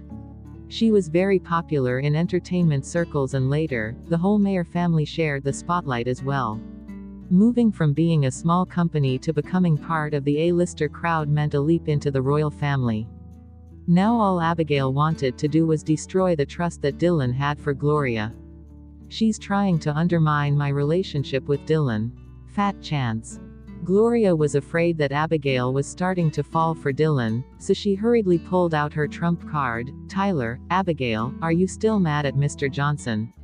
To be fair, it wasn't Mr. Johnson's fault that other time you were too rash. If you ran away with Mr. Johnson that time and explained that you had been forced to be at Pearl Garden, you guys might just be together by now. But you threw your tantrum in the end and refused to leave with him.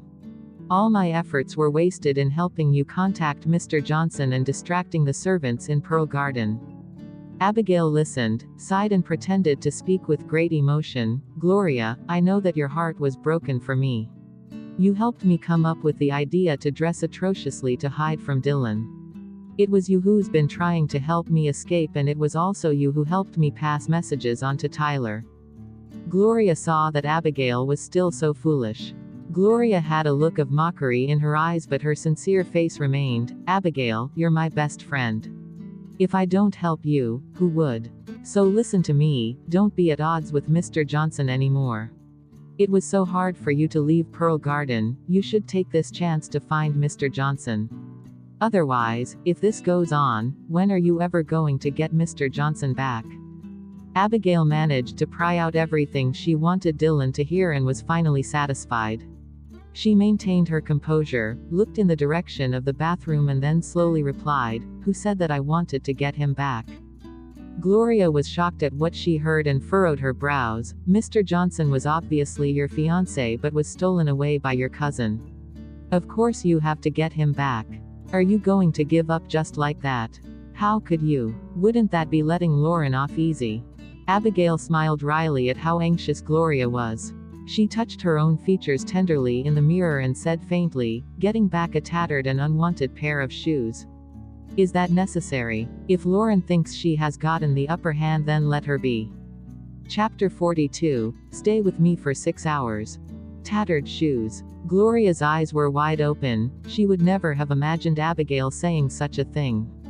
Tyler was akin to a god to Abigail. Nobody was allowed to say anything bad about him around her. Gloria's heart was full of surprise and doubts as she kept staring at her. "Abigail, how could you say something like that about Mr. Johnson? Lauren was to blame for everything. Her father snatched the Smith family away and she shamelessly snatched your fiancé. Mr. Johnson didn't have a choice. What happened exactly? Why do you think this way all of a sudden?" With Abigail's undying love for Tyler, to the point of even cutting ties with her parents, how could she give up just like that? Abigail simply replied, "Nothing much, I've just thought things through." Gloria hurriedly tried to convince her, "Abigail, don't be impulsive, you've had feelings for him for so many years after all." Abigail yawned, obviously not interested in continuing this topic, and interrupted, "I'm tired, it's time to sleep. I'll chat with you again next time." Gloria wanted to say more, but Abigail was already lying in bed yawning, so she could only leave. Why do I get the sense that after Abigail returned to school, something's changed? In the past, she said everything she thought, but now, she's much more controlled and even her attitudes become more nonchalant. After she was sure that Gloria was gone, Abigail got up and walked to the bathroom. The conversation she had with Gloria just now probably allowed her to achieve half of her objective. Of course, she wanted to take this chance to express her heartfelt feelings towards Dylan, but with Dylan's cunning, he'd think that she was aware he was around, so she said all those things deliberately for him to hear. So she wouldn't insist that he believes her. As long as he heard everything that Gloria said just now, that would suffice. Abigail pulled open the bathroom door and quickly invited the great devil out. Sorry. That person is gone. It was Gloria. I thought it'd be the dormitory in charge making his rounds. It gave me quite a scare. When Abigail opened the door, Dylan's tall body was leaning against the basin. In the basket beside it was the pile of clothes that she'd washed, and at the very top was her strawberry printed bra. Abigail was instantly embarrassed, so she quickly took a towel and covered it.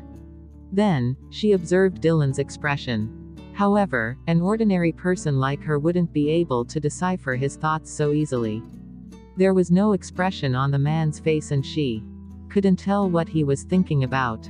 Dylan looked at her for a few seconds, then he caressed the delicate jaws of the girl with his fingers, his low voice lingering in the narrow washroom. 6 hours and then I'll forgive you. Ah, what 6 hours? Abigail didn't understand. Dylan, sleep with me. Abigail, why is this different from what I expected? Chapter 43, The Literal Meaning, Please. Abigail's little heart was startled. Sleep. What do you mean sleep? Literally. Or. The man looked at her. If you want it to mean something else, that's fine too. Abigail immediately shook her head vigorously. No. The literal meaning is fine. But even if it was simply sleeping, that alone gave her a headache. Just 2 hours of sleeping with him had caused her to be jumpy, much less 6 hours. But she was in the wrong. In the end, she could only bite the bullet and agree. When she was lying in bed accompanying him again, Abigail suddenly realized that maybe Dylan dug a pit for her to jump into on purpose. So that she had to obediently agree to such an unfair contract since she was in the wrong.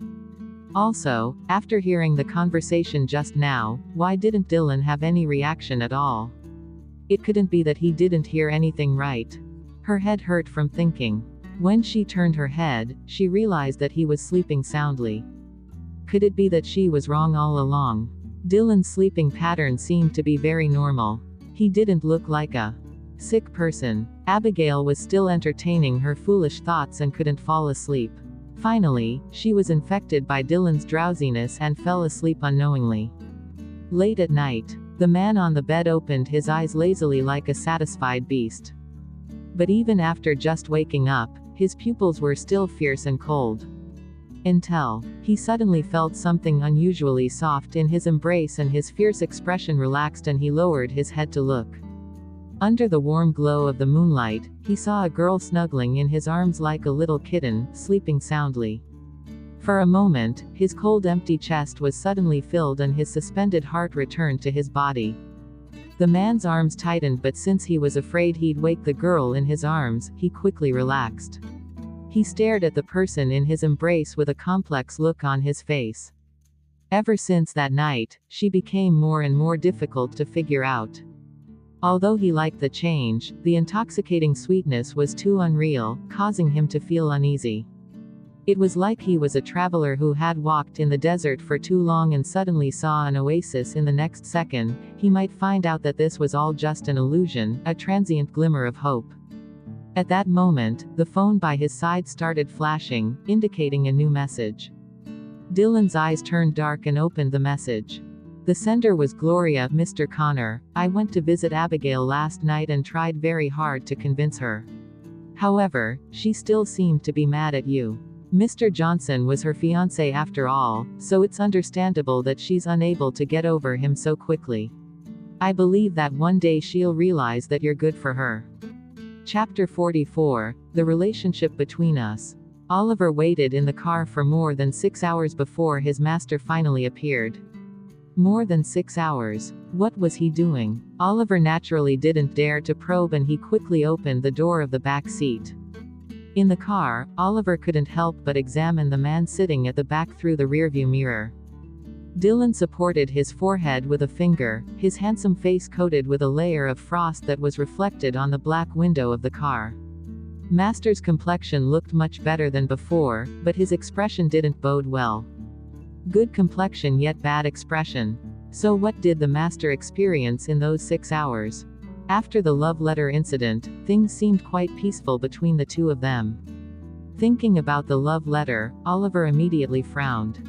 After much hesitating, he couldn't help but ask, Master, are you sure you want to keep that Gloria around? He had already checked this woman's background. Her father was the boss of a small company and had little business dealings with the Smith family. Initially, Gloria got close to Abigail and her brother because Mr. Mayer incited it, just so he could have a closer relationship with Gerald. Gloria didn't let him down. She gained the trust of Abigail and even settled things with George. Seeing that Dylan wasn't replying, Oliver hesitated for a moment and continued, "This girl has bad intentions for staying by Ms. Smith's side. She deliberately interfered with the relationship between you and Ms. Smith. Do you really want such a person to continue being by Ms. Smith's side? Although she's just a little girl, nothing to be afraid of, her influence on Ms. Smith is too great." Dylan listened and his gaze slowly turned icy and shot a razor-sharp look forward. "You think that the relationship between us could be ended by just anybody?" Oliver's back stiffened from that cold glare and he wished he could cry to the heavens. Exaggeration much. "Master, where'd you get the confidence to actually think that your relationship with Ms. Smith is strong?" Too bad he didn't have the guts to say all these things. In the quiet of the back seat, the man's face kept changing in the darkness. After some time, he finally closed his eyes and suppressed the almost uncontrollable rage to kill. Seeing this, Oliver understood in his heart.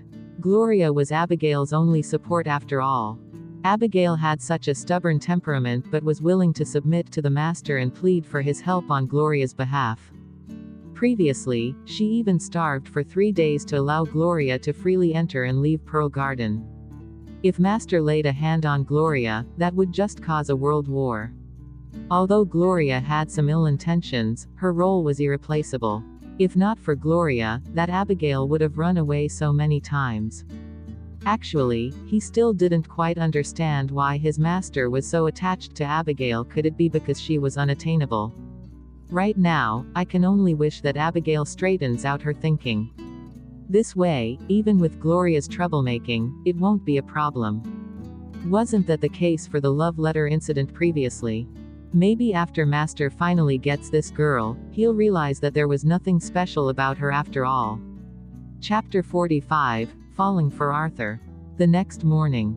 When Abigail woke up, Dylan was no longer around and she didn't know what time he had left. He truly comes and goes like a shadow. Thinking about what happened last night, Abigail felt quite disheartened. Maybe Dylan didn't care about what Gloria had said and he simply planted her next to Abigail to monitor her. Looks like I need to be more careful and prevent Gloria from getting the upper hand. The good thing was that she knew Gloria's true colors and would no longer be brainwashed by her. It wouldn't be so easy for Gloria to cause trouble for her again. She would slowly let Dylan know that his informant had lost its effectiveness.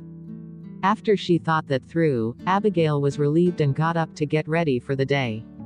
The green wig and body tattoos were back in business. Wearing a t-shirt studded with sequins, distressed pants with more than 10 holes complete with gothic makeup, her look stood out. The amount of head turns she received also proved her shocking appearance. On the way to the canteen, she bumped into Gloria.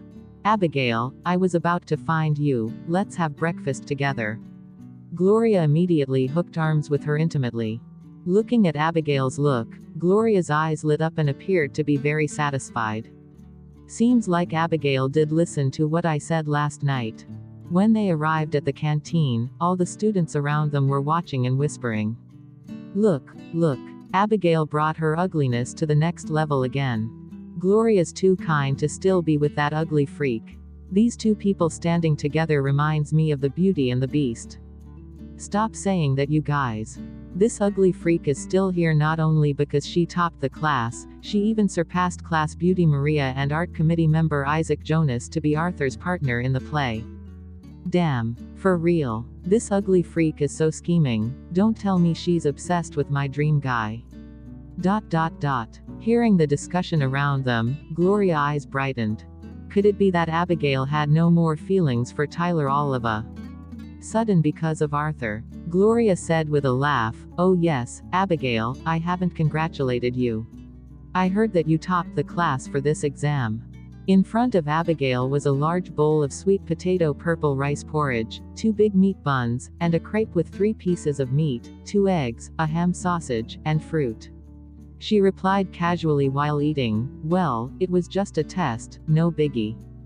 Gloria knew that Abigail had a strong memory, but after she found out she topped the class, she was still very surprised. "Didn't you say that you hate studying?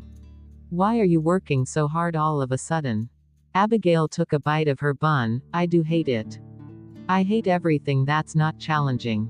Gloria's face turned dark and almost choked on her food by that remark. She studied so hard every single day to stay within the top 10 in class. She was only third in class with her best efforts. This time, she didn't maintain her position and fell to 9th place. But Abigail actually topped the class so effortlessly. Gloria suppressed the dissatisfaction in her heart. So what if you have good grades?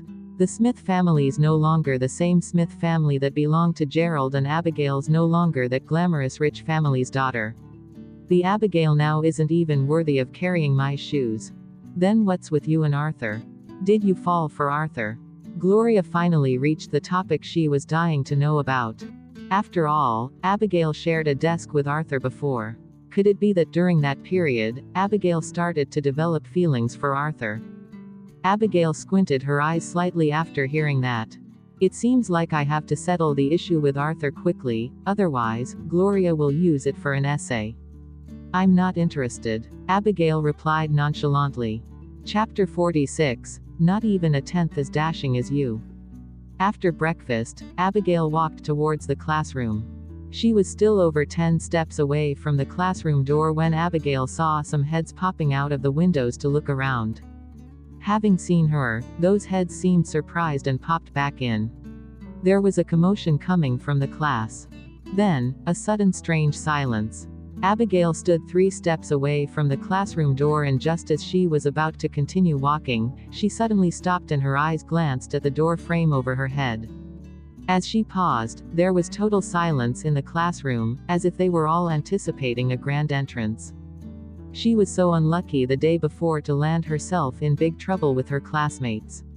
If these people didn't pull a prank on her, she'd be surprised. Abigail wasn't nervous at all, she just continued to stand by the door. After some time, sure enough, some unrestrained heads peeked out to check and then, quickly and carefully went back in. Shortly after, the school bell rang, indicating the start of lessons. The man behind her said in a shock, "Yo damn. You gave me a scare." "Oh, it's you, Abigail." Gavin was holding a math book in his hand, with another hand clutching his chest. He stared at her face alarmed, looking like he had a bad scare. "It's almost time for class, why are you still standing at the door?" "I was thinking about my life for a bit. After you, teacher." Abigail politely took a step back. Gavin appreciated her good attitude, feeling remorseful now for scoring 0 in math. Gavin spoke while pushing the classroom door open. The next second, a loud crash resounded as a large bucket of water splashed down right on Gavin's face. He was immediately soaked through like a drowned rat. Gavin was stunned for a second and then blew up. Damn, I just styled my hair this morning. Which brat did this? I want a confession, now." A sigh of disappointment came from the classroom first, then many of them started panicking. Damn, why was the math teacher the one who pushed the door open? We're screwed. Everyone in F class knew that you could offend the form teacher, but you should never offend this teacher who seemed cheery and easygoing, otherwise, you'd be tortured to death. Gavin wiped the water off his face. "Nobody's confessing. Once I find out myself, then you'll be in very deep trouble." After a very long time, finally, 3 girls and a boy stood up cowering. "Follow me to the office, the 4 of you." When they passed Abigail, Gavin glared at her for a few seconds with a veiled bitterness. Abigail blinked her eyes and looked around innocently. After Gavin dragged those troublemakers away, Abigail walked straight to the seat next to Arthur under all the hateful stares from the girls and sat down. Since they had rehearsal after class, Arthur was wearing a British uniform with bright white bottoms and edges lined in gold. The restrictive neckline was fastened all the way up to the first button, quite in line with his character as a prince in the play. He also had that superior temperament and lofty arrogance he was born with. But it was no wonder, after all, since he was the only grandchild in the Connor family and was severely doted on. Nobody could ignore him. Of course, this didn't include Abigail. The moment he saw Abigail, the boy's dazzling face turned green. Abigail didn't have time to bother with him and quickly took the chance to send some texts to Dylan while the teacher wasn't around. She had to act before Gloria did. Arthur had a hard time recovering from that earth-shattering fright, and then he saw Abigail texting away. He peered at what she was typing. "Darling, the school will be organizing an art performance and I was picked to be Snow White. Hee, aren't I amazing? A pity that the prince acting with me is so ugly, not even a tenth as dashing as you." Chapter 47. Never seen him smile. After reading Abigail's text message, Arthur suddenly had a mouthful of blood in his throat, almost choking him to death. Ever since he was little, all the stars circled around his moon wherever he went. He had never experienced such slander. If this ugly girl wanted his attention, she had succeeded. "Oh, ugly." Hearing the voice next to her, Abigail realized that the contents of her text message had been exposed. But she didn't feel bad at all. She held onto her phone, smiled and turned to the livid boy. "You don't have to feel inferior. Actually, you don't look too bad, you're just lacking in comparison to my boyfriend." Arthur wouldn't have ever dreamed of asking her to bring her boyfriend out for a comparison. He just took a deep breath and closed his eyes to rest. He might just die from anger if he continued speaking to this moron. Abigail curled her lips. "Tisk, he doesn't believe me." At the same time, in the old house of the Connor family, Dylan had just completed a checkup. Other than Jacob, there was a senior doctor at the scene too. Sitting next to Dylan was a 70 or 80-year-old woman. The old lady had a head full of silver hair, twirling a string of beads in her hand, and was staring sadly at her grandson at that moment. The senior doctor took Dylan's pulse, his facial expression becoming more and more dreary. The old woman saw the doctor's gloomy expression and became even more sullen. But Dylan sat on the sofa and drank his tea without any expression after having his pulse taken. He seemed indifferent to his own health. The old lady asked anxiously, "Dr. Walker, Dr. Kendall, please tell me truthfully, without beating around the bush. How's little ninth's health?" Jacob glanced at Dylan, sighed and didn't say anything. The old lady glared at him immediately. "Why are you looking at him? I asked you a question." Jacob weighed his words and then answered, "He's still the same." The old lady grunted, "Don't try to fool me. You told me he only slept for a few hours yesterday, a few hours the day before, and the day before yesterday as well." Jacob had no choice but to reply, "The day before yesterday, hypnotism failed, and the day before, it also failed. As for last night, Mr. Connor came back to Pearl Garden around 3 in the morning, so I wasn't able to give him any treatment." The old lady's face changed abruptly. 3 days. No sleep for 3 days, again. Jacob didn't dare tell her that Dylan's sleep had been quite terrible for the whole week. He had predicted that he would have been at his limit yesterday and was worried that there would be a big problem with his body. He was a little surprised seeing that Dylan's condition was not as bad as he imagined. The senior doctor sighed and said, "Madam, I won't hide it from you. These 2 years, ninth young master's health has been deteriorating. His sleeping disorder is increasingly affecting his temperament, and if we don't find an effective cure soon, I'm afraid." The old lady was instantly provoked by the unsaid words after. "Afraid? What's the use if I understand? Both of you should be thinking of a cure. Aren't the two of you top-notch doctors? Yet both of you can't solve a small case of insomnia." Jacob looked helpless. "Madam, ninth master's problem is psychological. Whenever he's in a good mood, he's able to sleep more. Whenever he's troubled, he won't be able to sleep for even a minute." The old lady raged, "Then think of something to help elevate his mood." Jacob smiled bitterly and thought in his heart, "You know how bad your grandson's temperament is. Elevate his mood. Easier said than done. Truthfully, after being by this master's side for so long, I have never even seen him smile." "All right. Just when the atmosphere in the living room was getting more and more tense, the cold and indifferent Dylan sitting on the sofa glanced at his phone and let out a little laugh. Oh. Chapter 48. Ninth Master, in Love. Jacob had just completed his thought and then, he saw the gentleman with a complete lack of human emotion smiling. It wasn't a dark and foreboding laughter, nor a ruthless and dreadful scoff, but it was actual, normal, unbelievably joyful laughter. In that instant, it was as if an icy mountain thousands of miles away had melted. If the Dylan with a cold expression was already very good looking, then the smiling Dylan could even turn a man gay. Other than Jacob, the one who was most surprised was the old lady. The old lady shuddered and her eyes turned red. She hasn't seen Little Ninth smile for a very, very long time. Little Ninth, what are you looking at? Why are you so happy? The old lady was nervous and asked carefully, afraid that what she saw was just a hallucination. Dylan's face was still a warm color and even his tone was gentler than usual. Text from my girlfriend. The old lady was stunned at first and had a look of surprise. Girlfriend? Little Ninth, you have a girlfriend? No wonder. No wonder you looked different somehow. You're actually in love. What kind of girl is she? How old? What does she work as? What does her family do? What's her name? Jacob, who was standing at the side, was stunned after what Dylan said. Girlfriend. He wasn't referring to that mentally unstable woman called Abigail, was he? Dylan tapped his phone with his slender fingers. Abigail, Abigail. Jacob. He was. The old lady nodded her head seriously. Abigail. That's a nice name. You cheeky boy, how could you keep this from Grandma? Grandma's been eagerly waiting for you to settle down and have a girl to take care of you. All those other girls around you are so unsophisticated and boorish, how can they take care of you? Hurry and bring that girl back for Grandma to see. Dylan was indeed in a good mood and didn't reject, I will check with her.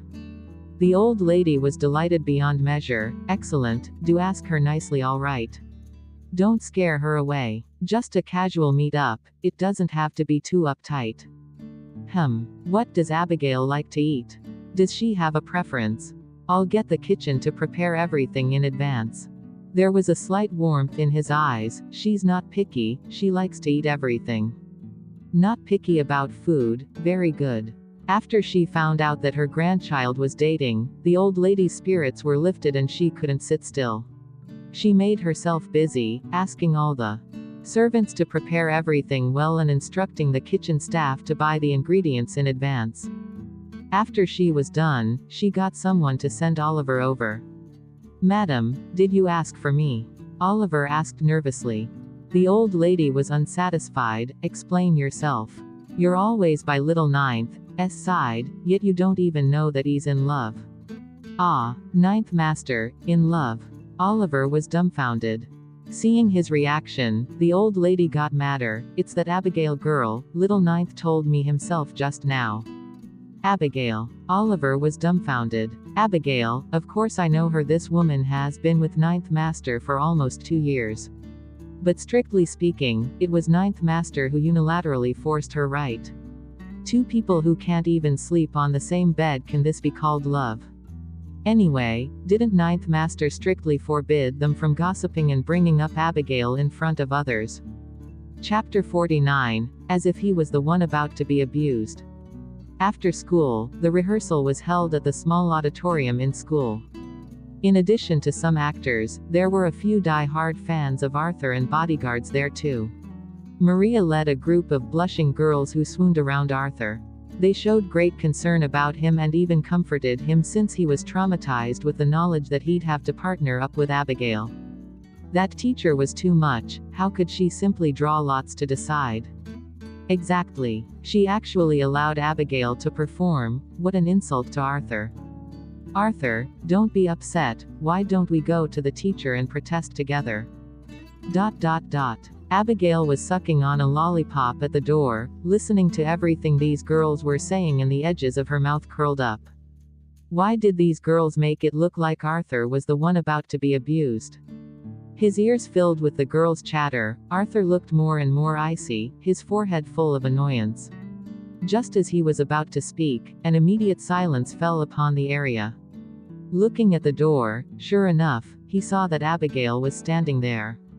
Once Abigail appeared, she aroused the fury of the girls in an instant, and some girls stormed towards her. "Abigail, do you have no shame? You really came. We have a score to settle with you for what happened this morning. You stole our little Maria's role and still you act so cocky, you really think we can't touch you?" Abigail scanned the three girls who came up to her. These three people were the ones who plotted the prank, but the boy wasn't with them, probably because he had to bear full responsibility and was still being dealt with by Gavin. These three girls were part of Maria's gang, and that boy was like a big brother to Maria in school. They were quite powerful in Averna High School, and nobody dared to offend these school bullies. This time, if it hadn't been for her, whether through her family or by the network in school, Maria should have had at least an 80% chance of getting this role. So it was no wonder that Maria hated her so badly. Maria was dressed in a DR, top grade, custom-made lace dress and stood behind the girls protecting her. Her fair skin, bright almond eyes, and her mixed blood facial features appeared delicate and defined. When she stood next to Arthur, they made quite the couple, like a prince and princess from a fairy tale. At that moment, the little face of Maria was filled with sorrow. Even when the resentment and jealousy in her eyes made her look darker and more ferocious, her beautiful appearance still aroused pity. Maria wasn't only the class beauty of F class but also the school beauty of Averna High School. Abigail remembered that this Maria had a complicated family and had known Arthur since they were little. In her previous life, she remembered that they got engaged in the end. Abigail's true age was already 27. When she saw this group of girls, it felt like she was fighting with children.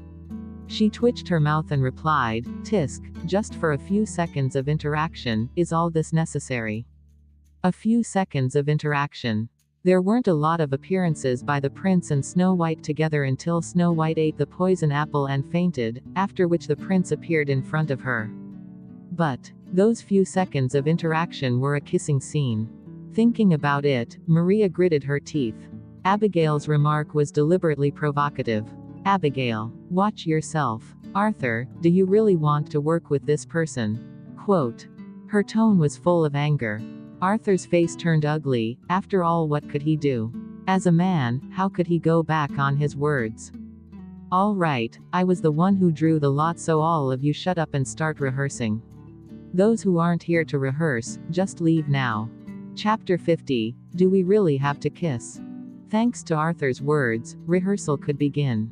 The others were initially unwilling, but because of Arthur's authority, they could only hold their anger in and start rehearsal obediently. Abigail shrugged her shoulders nonchalantly. "Let's do it then, we'll see how long you can last." Arthur didn't have many parts in the play and was asleep on the seat by the window while waiting for his turn. Then the final act came and someone went to carefully wake him up. "Arthur, it's your turn." The next part of the play was when the seven dwarfs placed Snow White into the crystal glass coffin and the prince from the neighboring country rushed over on a white horse and kissed Snow White affectionately to revive her. Arthur furrowed his brows, opened his eyes and was greeted by everyone's sympathetic and pitiful gaze like they were in mourning. "What kind of look is that?" Abigail jumped onto the table prepared for her. With her legs dangling off the side, she pulled out her makeup bag and remarked, "Give me a moment, let me touch up." She darkened her eyeshadow, applied more blush and put on purple lipstick. The effect was striking to the max. "Okay, I'm ready." Abigail laid down on her back after applying her lipstick. Under the murderous glares from the girls, Arthur tousled his hair still messy from sleep, unbuttoned the top button on his collar and walked towards the girl. Seeing the girl's green explosive wig, ghastly heavy metal makeup, non-mainstream skeleton tattoos and purplish black lips, the boy felt queasy. Bearing in mind the idea that an early death meant early relief, Arthur took a deep breath and slowly lowered his body. He drew the lot himself, so he had to go on even if he had to kneel. "Ah, don't." The girl was so frightened that she closed her eyes immediately, as if the performance wasn't a fairy tale but a horror movie. "Damn, he's not really going to kiss her, right?" We're only high school students, we can't go that far. Just a little fake kiss would be enough. Nonsense, of course a fake kiss is enough. But the problem is that the fake kiss alone is already quite hard to bear, alright. Fake kiss. It was already a miracle that he was 3 steps away from her. Perhaps he lowered his body too much. Arthur suddenly turned around and started coughing wildly. The girls around him looked distressed and quickly brought water and paper towels to him. Maria stared at Abigail ferociously and was about to cry from seeing Arthur's expression. Arthur, don't make it so hard for yourself anymore, alright? Abigail got up instantaneously with a look of innocence. What's wrong?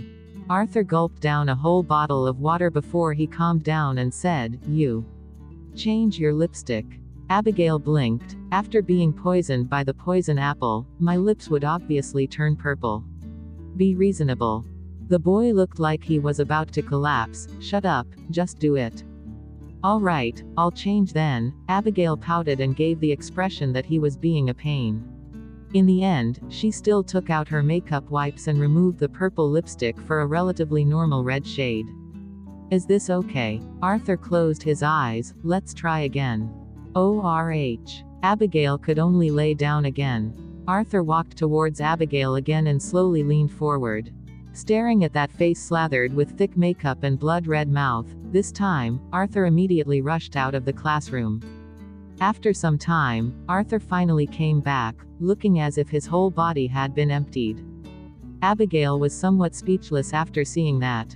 This guy was going too far. Was it worth dying to protect his ego? It'd be much less trouble to go straight to the teacher to request a change of partner, then I wouldn't have to put in so much effort as well. Chapter 51, Grandma Wants to Meet You. By the end of rehearsal, Arthur still wasn't able to kiss her. Indeed, not everyone's taste was as extraordinary as Dylan's. Abigail returned to the dormitory, removed her makeup and took a shower. She planned her makeup look for tomorrow and turned on her computer at the same time. She no longer needed to spend so much time on the school's curriculum. She was prepared to buy films and documentaries online and seize the time to do some self-directed studying. After all, getting into university was just the beginning. Her final goal was to get back everything that had been taken away from her father by her second uncle and Lauren Smith. Before, she only thought to blame her father for being useless and causing her to be separated from Tyler. But little did she know that she was the one who brought the whole family down. That time, Lauren used Tyler's name to lure her to a deserted house and drugged her to make her dizzy. Then, her second uncle blackmailed her to pressure her father to give up his shares and confess to a crime of misappropriation of public funds, or else he'd ruin her life. He was going to shoot her up with drugs, find a few men to fool around with her, and then leak a video of her drug abuse and sexual activity. Her father had doted on her since she was little, and the whole family treated her like a treasure and fulfilled all her wishes. While she was studying abroad, she almost lost her life due to a terrorist attack and was greatly traumatized. Her parents couldn't stop blaming themselves and immediately brought her back. They became more protective of her henceforth. Her parents' overprotectiveness probably caused her to become simple-minded and naive. Her father had already warned her not to leave the house by herself, but in order to meet Tyler alone, she escaped the bodyguards and sneaked out anyway. It was, after all, Tyler's invitation. Even if the skies rained down knives, she would still go. Not to mention that it was only her father's little warning holding her back. When faced with her second uncle's threats at the time, her father didn't hesitate to protect her and even sacrifice the entire Smith family. After that incident, her parents were afraid that she'd blame herself, incapable of handling the trauma, so they kept the truth from her. She was so silly to think that Tyler simply didn't keep their appointment that time and had no idea that her wayward behavior had led to such serious consequences. She even cut ties with her parents for a scumbag who cancelled their marriage after her father lost everything. She had mistaken a jackal for love and mistaken her closest relatives as enemies. At the thought of all this, Abigail wanted to strangle herself to death. Dad, Mom, wait for me. I will get every single thing back from them. At this moment, a personalized ringtone on her phone rang. It was Dylan calling. Abigail gathered her thoughts and steadied herself for the call. Hello. Have you ended class? The usual low and cold voice came through the receiver. Yup, class has finished. We just finished rehearsal and the prince was so ugly that I nearly vomited on stage. At first, I wanted to tell the teacher to find a replacement, but the teacher said that the results of the drawing of lots couldn't be changed. Abigail grumbled on. She deliberately revealed her whereabouts in school so that Dylan had no reason to say that she was hiding something from him. The man on the other end listened patiently to what was going on in her school, and when she was finished, he asked, "Are you free this Saturday?" Saturday. I should have. Nothing going on. The school allowed students to go home every Saturday and Sunday. If Dylan wanted her to go back, she didn't have any reason to decline. With this in mind, Abigail's voice became slightly nervous. Even if it was only 2 days, what if she went back and never came back out? Freedom was too important to her and she still had so many things she needed to do. She definitely didn't want to go back to her old life. Grandma wants to meet you. He probably anticipated her nervousness and repulsion, as his voice instinctively became more withdrawn. Chapter 52, How Can You Be So Shabby? Ah, Grandma. Abigail was stunned for a moment. At the same time, she also recalled some things that had happened before she was reborn. Before she was reborn, Dylan had also brought her to meet his grandma. In the Connor family, the person Dylan was closest to was his grandmother. This old lady held a very high position in the family. Due to the premature death of Dylan's father, she doted on and loved Dylan the most. If Dylan liked something, she would give her unconditional support. But in her previous life, she had offended this old lady thoroughly. In her previous life, when Dylan's grandmother wanted to meet her, she couldn't help discussing it with Gloria. Gloria also put in quite a bit of effort and taught her all the ways to make the old lady loathe her. Naturally, she followed them all accordingly. Not only did she meet the lady in her atrocious makeup, she also put on a cold face from start to finish and didn't say a word at all. The old lady really loved her grandson so much that even when Abigail met her with her horrendous look and presented herself without any proper manners, the old lady still didn't mind at all. That is, until Abigail provoked the old lady's only trigger point, which was Dylan. While she was at the old house, Gloria suddenly called her to tell her that Tyler had been in a car accident and was in a critical condition. How could Dylan let her go to Tyler? How the two of them ended up in a huge fight was predictable. She screamed and bit him like she was crazy and cursed him to die immediately. Hearing that she actually cursed Dylan to death, the old lady was so mad that she fainted on the spot and hated her from that moment onwards. But she did manage to achieve her goal. The old lady always nagged at Dylan to leave her. But even with the old lady's words, Dylan still didn't let her go. In the end, the old lady fell ill and passed away not long after. Even on her deathbed, her grandson's illness and the cancer that was by her grandson's side was still on her mind. These thoughts made Abigail feel horrible. Although she hated Dylan, she could tell that the old lady was initially truly sincere towards her. She didn't mind even when she was so rude and didn't show any interest in her family's background. There was a long silence over the phone and Dylan's tone turned completely withdrawn. "Forget it." Abigail finally regained her conscience and hurriedly replied, "Grandma wants to see me." "Then we'll definitely have to go. I'm just a little nervous. It's my first time meeting your grandma after all. What does she like? Does she have any hobbies? What should I wear? Should I prepare a gift?" Hearing Abigail ask so many questions at once, the man on the other end stayed silent for a long time. Abigail was anxious. Hello? Hello? Are you still there?" "Yes." The man's tone was still a bit flat. "You want to go? Why not? You haven't answered my questions." Abigail asked. "You don't have to prepare anything, just wait for me to fetch you," Dylan said. "How can we do that? This is my first time meeting a parent and first impressions are very important. You're too shabby." Abigail was unsatisfied. "How about this, you can pick me up early on Saturday and then we can go shopping together." Whether it was because she felt guilty from her previous life or because the old lady was the only person who could restrain Dylan, she decided it was imperative to build a good relationship with her. Chapter 53. Marry a wife for her virtues. Saturday afternoon. In the secluded alley at the north gate of Averna High School, a posh Bentley was conspicuously parked there that obviously didn't blend in with the mottled old walls and cracked cement road. The black exterior of the car looked very understated, but the interior was luxurious to perfection with real leather seats, expensive high-quality velvet blankets and an automatic air conditioning system exuding a faint fragrance with a hypnotic effect. The whole car was fixed up very comfortably.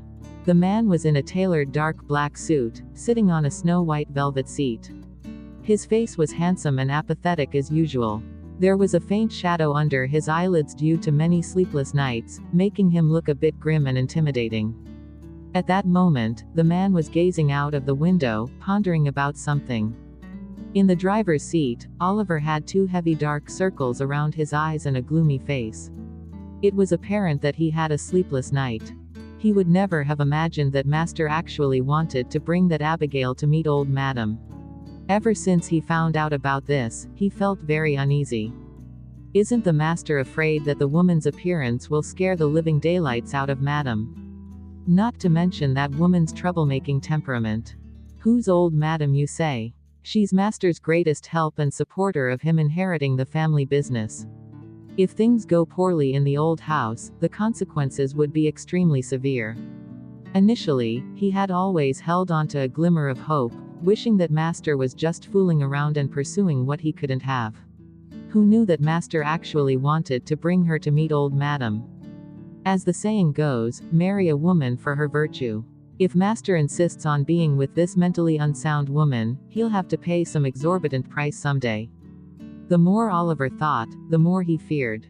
He couldn't help but protest, "Master, there are some things that you won't like to hear, but I have to remind you even if I risk losing my life.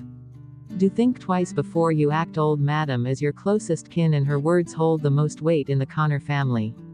If old Madam is hurt or offended, there will be dire consequences. If you were just keeping her privately in Pearl Garden, then that's one thing, but she is a woman who you want to bring to meet old Madam, which means that she's one of the candidates to become Connor family's household headmistress in the future, and with Miss Smith's personality, it's completely." Before Oliver could continue, an icy cold voice came from the backseat and interrupted him with a strong sense of oppression. "Who told you that's a possibility?" A chill went down Oliver's spine from the sudden coldness, and there was silence. The next second, the man's tone became colder and two frosty words were spat out of his thin lips: "Only one. The only candidate." The moment the man's words left his mouth, Oliver shuddered. He opened his mouth wanting to speak, but in the end, was suppressed by a ferocious glare, so he didn't dare utter another word. He sat stiffly on his seat in disappointment, with the steering wheel in his hands. The atmosphere in the car froze like ice in an instant. Just as Oliver was preparing for the worst, the sound of light footsteps came from a distance. Oliver lifted up his bloodshot eyes towards the direction of the sound and saw a girl in a Averna High School uniform walking towards them from the back door. The girl didn't have any makeup on and was carrying a pale blue backpack. Her long, jet black hair was tied into a neat ponytail, and she donned Averna High School's blue and white long-sleeve shirt and trousers, which looked a little odd and hadn't been designed to be aesthetically pleasing. But due to the girl's jade-like, translucent fair complexion, she exuded a teenage girl's vibrancy and liveliness. Unlike the exquisitely dressed socialite's daughters that he was accustomed to, she made people's eyes light up, like a clear stream. After seeing clearly who it was, Oliver was dumbfounded in disbelief. That is Abigail. Chapter 54. His actions tell it all. Abigail had thought about it and decided to meet old Madam in her school uniform. Although Dylan's grandmother had an extraordinarily honorable status, she felt that all the grandmothers in the world still shared similar tastes. Most of them would appreciate a neat, clean and well-behaved girl. There was no other type of clothing that would give off a more obedient vibe than a school uniform. As for her face, aside from using a mask last night and performing her usual skincare routine, she didn't put on any makeup. Her hair was tied into a ponytail, showing off her beautiful forehead. Seeing that she wasn't the frightening female ghost that he'd imagined but a vibrant and likable girl, Oliver was stunned for a long time before reacting. He stumbled clumsily out of the car to open the door of the back seat and then observed her through his rearview mirror with a baffled look. Abigail's former favorite pastime was to go against the master, taking advantage of his affection for her. No matter how absurd her actions were, the master would always give in to her. She had such a good opportunity to cause trouble today, but she actually dressed so normally. This Abigail has been acting too weird recently. What exactly is she planning? After Abigail got in the car, she took a seat next to Dylan. Once she got in, she couldn't help but click her tongue in appreciation. You couldn't tell from the exterior of the car, but the interior was fixed up like a presidential suite of a hotel. The members of the Connor family had put in a lot of effort just so Dylan could live in comfort. I wasn't sure if I'll be staying over. I didn't finish my homework, so I brought it along.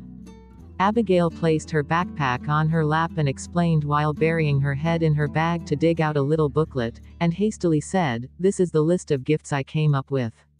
I'm planning to head to South Hall to get some herbal supplements and then go to the mall to get some clothes, bags, scarves or something for Grandma. But I'm not sure about Grandma's preferences, so you'll have to help me out a bit. Also, I'm broke, so I'll pick out the gifts, but you have to fork out the money." The girl had basically run over, so there was a thin layer of sweat on her forehead. The way she stared at her little booklet and spoke at that moment was unusually focused, with a glimmer in her eyes. "Abigail, if you are lying to me, you better be able to guarantee to lie to me forever." Abigail was about to continue speaking when she felt her chin being lifted up. His crisp breath drifted over her face gradually. The man's handsome, enchanting face increasingly loomed closer, and then there came a sharp pain on her lips. Feeling a hint of imperceptible danger, Abigail was in complete confusion. What's wrong with this guy? I didn't do anything wrong, did I? Could it be because of how I'm dressed? Thinking that Dylan didn't like her appearance, Abigail could only play along. Hey, you don't like how I'm dressed? Since we're meeting Grandma today and the elderly certainly wouldn't like a girl with heavy makeup on, I didn't apply any, so you'll have to put up with that a little. Hearing that the girl actually dressed like that on purpose for Grandma, Dylan was taken aback. His gaze skimmed over the girl's cheeks, neck and waist that was enclosed in her school uniform, and a strange heat rose from beneath his cold eyes.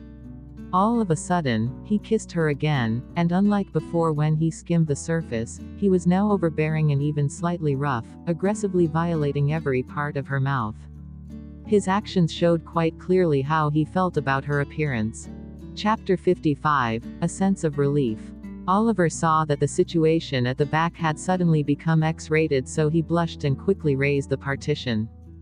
God, why does seeing the master with Abigail in her school uniform feel so wrong? Abigail first pulled Dylan to South Hall before heading to the luxury mall downtown to stroll around.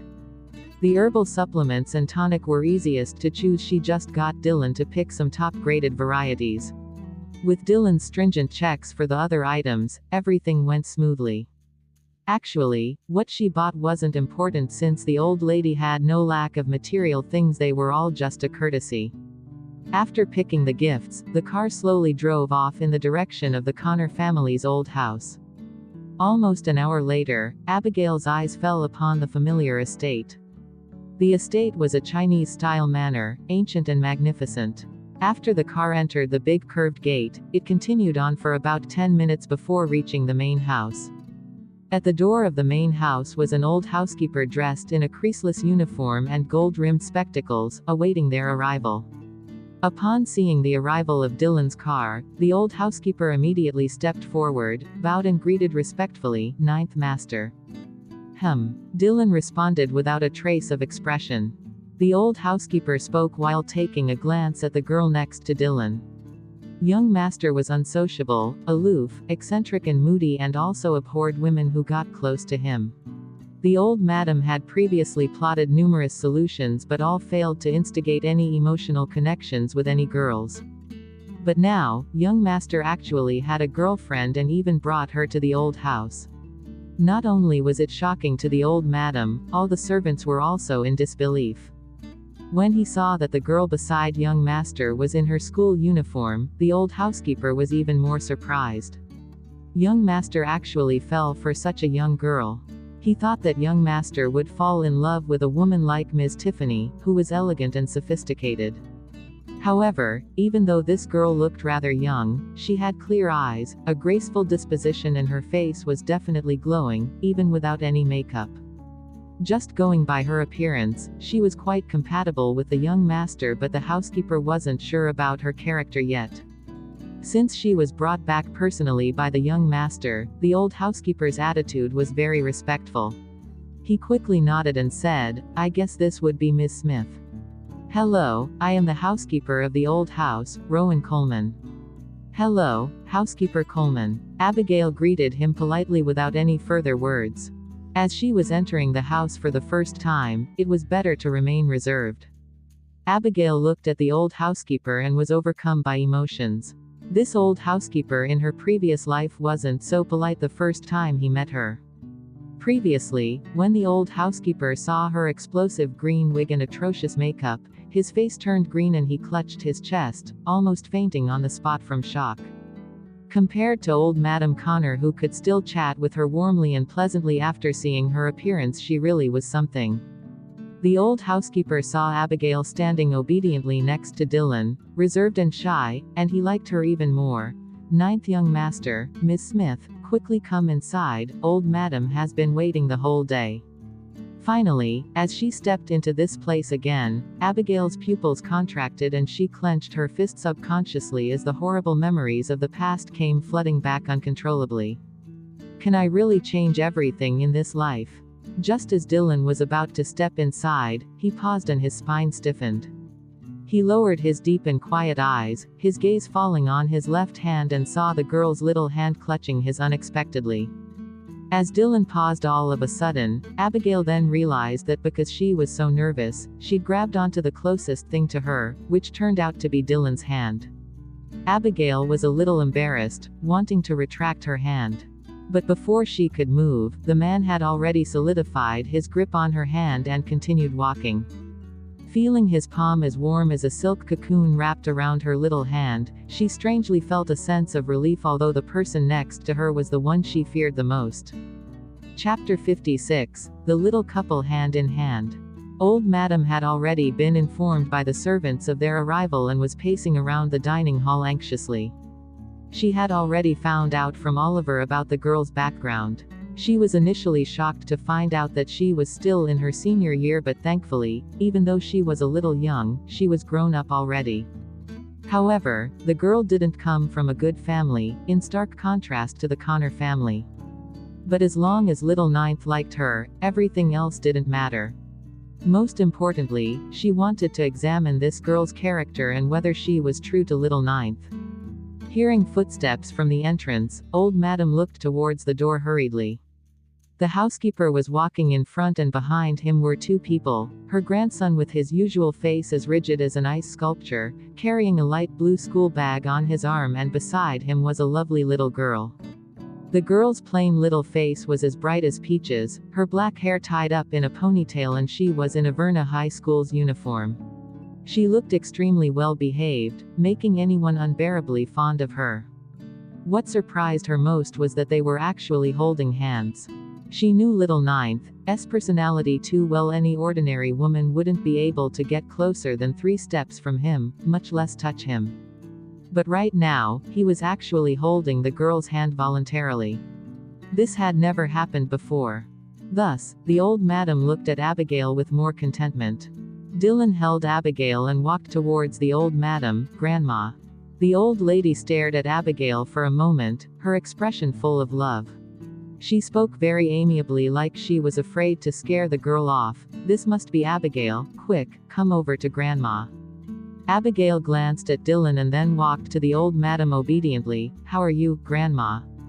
"Good." The old lady was beaming with happiness when she replied. Glancing at Oliver carrying various bags behind them, she said, "You must be tired. I already said that you didn't have to bring any gifts, you just needed to bring yourself." That was what she said, but her tone was still very happy. Although she didn't have a lack of anything at home, these gifts were given by her future granddaughter-in-law. They held extreme significance. "Old madam, dinner is ready." At that moment, the servant from the kitchen came over to inform her. "You guys came at the right time. Come over, let's chat while eating. We don't have a lot of rules at home, just be comfortable." The old madam was worried that Abigail was reserved and took care to purposely mention that. She pulled Abigail's hand affectionately to the dinner table and even left her grandson behind. Dylan passed the school bag to the old housekeeper and his long legs followed them to the dining table. The old madam was already chatting warmly with Abigail. "Abigail, is being in senior year tiring? I hope your studies weren't interrupted by coming over to visit me." Grandma Connor's warm and affectionate attitude helped Abigail calm down quite a bit. At present, it seemed like the old lady's first impression of her wasn't bad. Abigail shook her head. "No, they weren't. We have no lessons on Saturdays and Sundays. This child, little ninth, didn't even tell me he's seeing someone. It was only when I saw him laughing in the corner by himself while looking at his phone that I asked what was he looking at. Then, he finally told me that he was reading a text from his girlfriend. That's when I found out. Since I wasn't aware he started dating, I had a bit of a fright, so I rushed him to bring you home for me to meet." The old madam spoke and shot a look at her grandson. Abigail was surprised to hear that Dylan laughed at her text. It was really hard to imagine. Chapter 57. He wouldn't be so childish, right? The old madam continued talking about Dylan, with the atmosphere in the dining hall harmonious. As to being sold by his own grandmother, Dylan didn't seem to mind at all. He spoke very little, but she could tell that in front of the old madam, he was much more personable and warm compared to his usual cold and distant manner.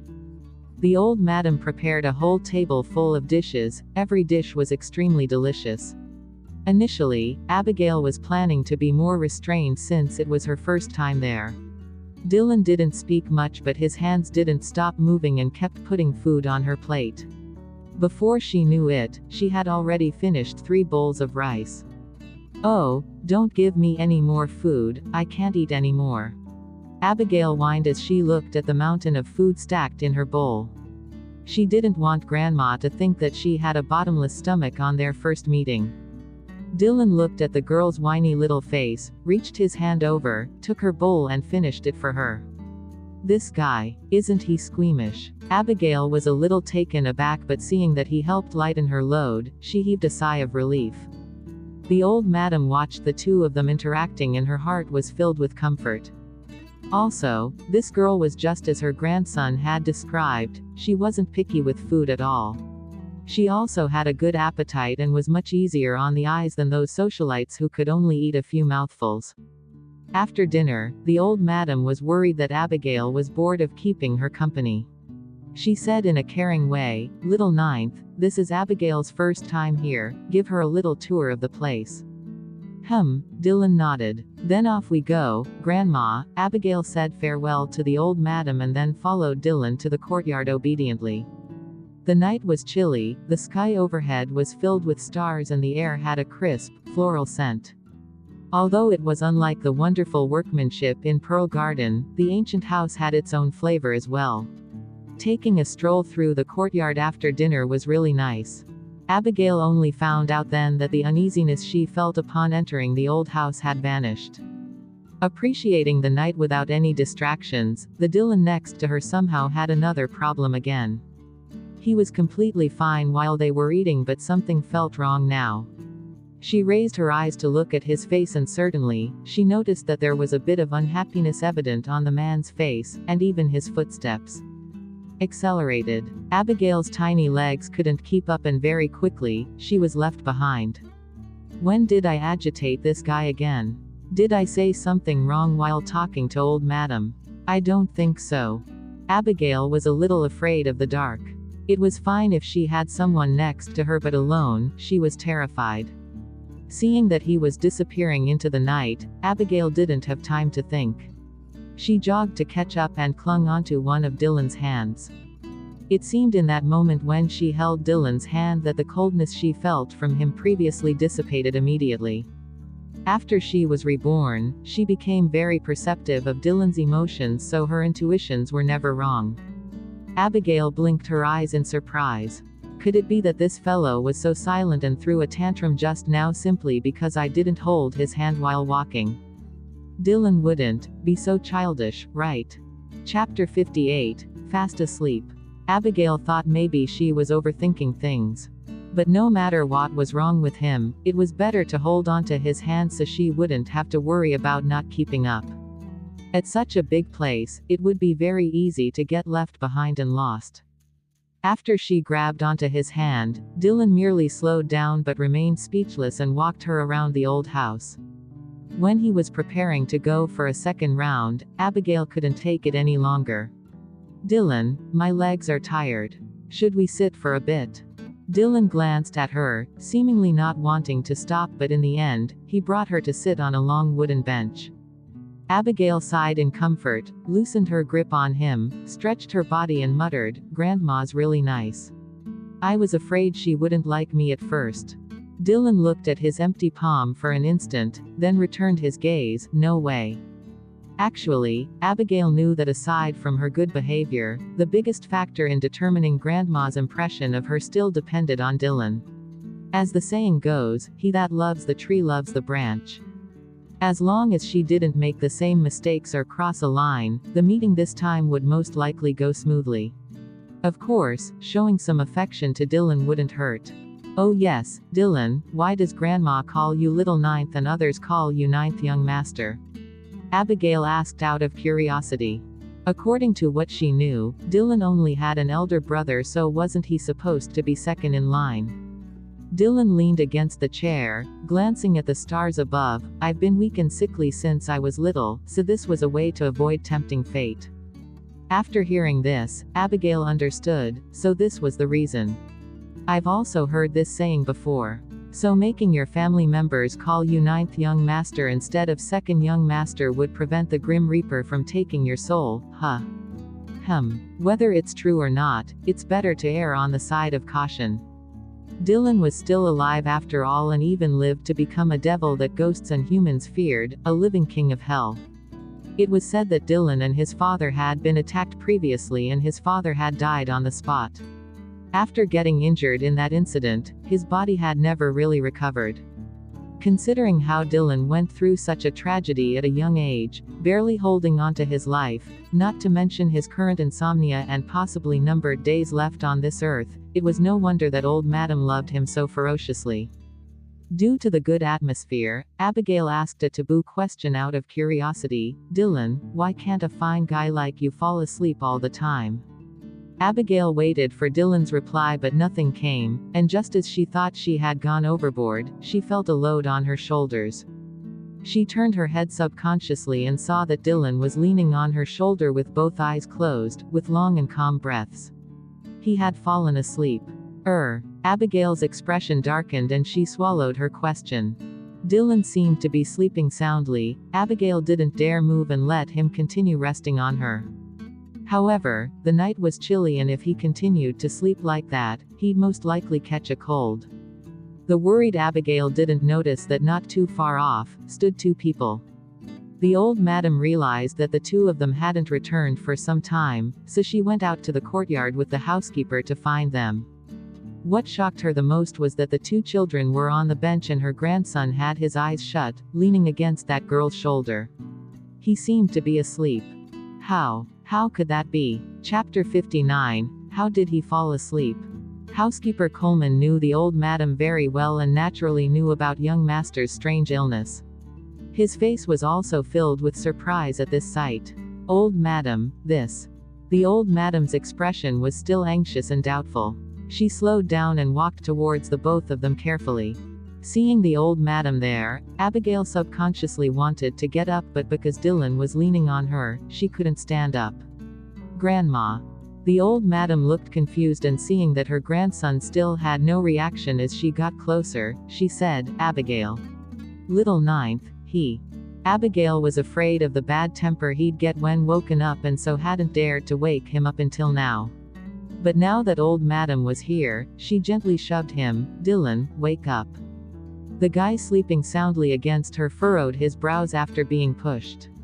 His peaceful and gentle expression was stained with a shroud of darkness, seemingly displeased. The old madam stared at her grandson's sleepy face, and it took her a long time to regain her senses as she was filled with emotion. Don't. Abigail, don't wake him up, let him sleep for a while. This child usually sleeps too little. Dylan's small frown caused Abigail's little heart to shiver in fear. She also didn't want to get on the wrong side of the devil. She heaved a sigh of relief after hearing that and stroked Dylan's hair with her hands to pacify him while asking softly, "Is there a blanket? I'm afraid he'll catch a cold if he sleeps like that." There is. Old Coleman, go and get it, the old madam briskly replied. Yes. Housekeeper Coleman quickly came back with a light and soft gray blanket. Thank you, Uncle Coleman. Abigail took the blanket and covered Dylan. After she had soothed him, Dylan's brows were no longer furrowed together and he was sleeping soundly again. The old madam was afraid that she'd disturb her grandson, so she signaled Abigail with her eyes and then left silently with the housekeeper. Actually, the old madam didn't go far. She kept watch for a bit, watching the way her grandson slept, her eyes red. Old Coleman, go fetch Oliver and Dr. Walker. Yes, old madam. Housekeeper Coleman immediately called for them. Jacob and Oliver were at the old house, and after being called, they quickly followed Housekeeper Coleman to the courtyard. Old madam, did you ask for me? Jacob felt uncertain as he thought old madam would be meeting her future granddaughter-in-law. Why did she call me over at this hour? Oliver, who was standing at the side, didn't understand either. The old madam stared at Jacob sternly. You told me before that little ninth's recent condition was very terrible. The failure rate of the hypnotism was increasing and he couldn't fall asleep for many days in a row, right? As this tough problem was brought up again, Jacob nodded slightly, yes. After the old madam heard his answer, she pointed a short distance away. Then tell me, what's the meaning of that? Jacob's confused gaze followed the direction that old madam was pointing towards. Then, he saw that Dylan was actually sleeping soundly against Abigail. Jacob was speechless. I even went over to confirm that little ninth was asleep. Also, I've been watching from here and he's slept for half an hour already, the old madam said. Jacob was even more surprised Dylan actually slept without my hypnotism. Oliver was also stunned. How did ninth master fall asleep? Jacob asked anxiously. Chapter 60. Abigail, a sleeping potion. The old madam looked in the direction of her grandson and said in a low voice, I'm not sure. After dinner, I asked little ninth to bring Abigail to walk around in the courtyard. Seeing that they had been gone for so long, I went to find these two children and then I saw little ninth leaning against Abigail, asleep. It was rare to see little ninth asleep, so I requested Abigail not to wake him up and let him sleep for a little longer. Jacob wrinkled his forehead. How could this be? I've been with the ninth master for so long and he's never fallen asleep naturally. This is the first time. If this wasn't the case, I wouldn't have had such headaches over him all this time. At that moment, Oliver seemed to recall something. His eyes glistened and he said hurriedly, No, actually, this isn't the first time. Not the first time. What do you mean? Jacob and the old lady looked at Oliver. Oliver recalled and replied, I remember that one night, ninth master also fell asleep under similar conditions. What kind of conditions? Could you be more specific? Jacob pressed on. Oliver omitted the part where Abigail escaped and caused Dylan to have consecutive sleepless nights and explained simply, that time, the ninth master was also with Ms. Smith, at Pearl Garden on the living room sofa. Ninth master hugged Ms. Smith and slept the whole night. One whole night. That's right. I was also pretty shocked at the time, so it stood out to me. Ninth master started sleeping around 10 at night and woke up at 6 in the morning. A total of 8 hours of sleep. Oliver replied. Jacob pinched the area between his brows. Why didn't you tell me earlier? This is huge. Oliver put on an innocent face. That ninth master hadn't slept consecutively for so many nights so that time. I thought he was just too exhausted so he fell asleep, and I also thought that he would tell you himself. Jacob took a deep breath and furrowed his brows. As if he would tell me personally. Any more? Are there any other incidents? Tell me all of them at once. Oliver thought carefully and realized that there was. It seems like there's one more, but I'm not too sure. Oliver hesitated for a moment and then said, the night before Ninth Master came to the old house for a checkup, he returned to Pearl Garden before dawn because he went to the school to look for Ms. Abigail that night. I was waiting in the car all night, for more than 6 hours, before he returned. That time, I saw that Ninth Master looked quite good, like he had just woken up, but I didn't pay much attention to it. Thinking back, could it be possible that during those 6 hours or so, Ninth Master was sleeping with Ms. Abigail? Jacob pondered silently for a long time. If your speculation was right, then there is a commonality between all 3 times when he fell asleep. Naturally, Abigail was there. Oliver nodded. Seems to be the case. The old madam heard, understood and said emotionally, this means that whenever Abigail is around, little Ninth can fall asleep more easily. If that's the case, then great. Jacob said cautiously, old madam, please don't get too excited. We need to make some more observations. In the entirety of Ninth Master and Ms. Smith's relationship, this has happened very rarely, only 3 times recently. The old madam was slightly disappointed when she heard that. She turned to Oliver and said, Oliver, you're by little Ninth's side every day. Now, do pay more attention and find out exactly what's going on. Got it. Chapter 61. A piece of starlight. At the moment, Abigail didn't know about the speculations of old Madam and Jacob, only that Dylan's illness wasn't as serious as 7 years in the future. The man in deep sleep looked harmless and didn't have that usual fearful aura around him, which allowed her to relax a bit. While Dylan slept, Abigail looked through some entertainment news and the latest gossip on her phone. The hottest stars in the entertainment circle changed rapidly, switching out new sets of people every few months, not to mention 7 years later. Other than evildoers like Emmett, who became famous instantly, most people who were big stars 7 years in the future weren't famous yet, and some of them haven't even entered the industry. Currently, the Smith Group had a number of theater chains, film production companies, and even a stake in the media. Below them, Emperor Entertainment was the industry's most senior media agency, which represented the big shots. Now or 7 years in the future, famous celebrity kings and queens signed with Emperor Entertainment. It could be said that Smith Group controlled half of the entertainment circle, holding countless artists' livelihoods in their hands and deciding their fates. Whether you made it or not depended on whether this company wanted to support you. From her memory, in the upcoming few years, the Mayer family would grow rapidly, going from being a small company to occupying an important place in the entertainment industry and even catching up to the Smith family. In this life, I'll never let these people succeed. However, before she could act on anything, she needed Dylan's total trust and a certain degree of freedom. She had to make the most of every second to arm herself with the relevant knowledge. She had to take back everything she'd lost, crush Smith Group and return to the top of the entertainment circle. With these thoughts, it was like the fog shielding her ignorance and hesitation had been scattered, and Abigail was filled with motivation instantly. When Dylan opened his eyes, what he saw was the girl's bright sparkling face and a pair of black eyes. It was as if she was the Milky Way with thousands of twinkling stars. She was incredibly beautiful. His slender fingers couldn't help stroking that piece of starlight.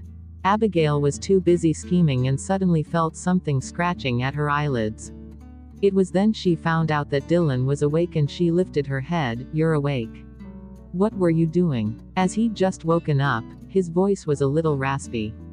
Seeing that you fell asleep, I didn't want to interrupt you, so I was just browsing on my phone.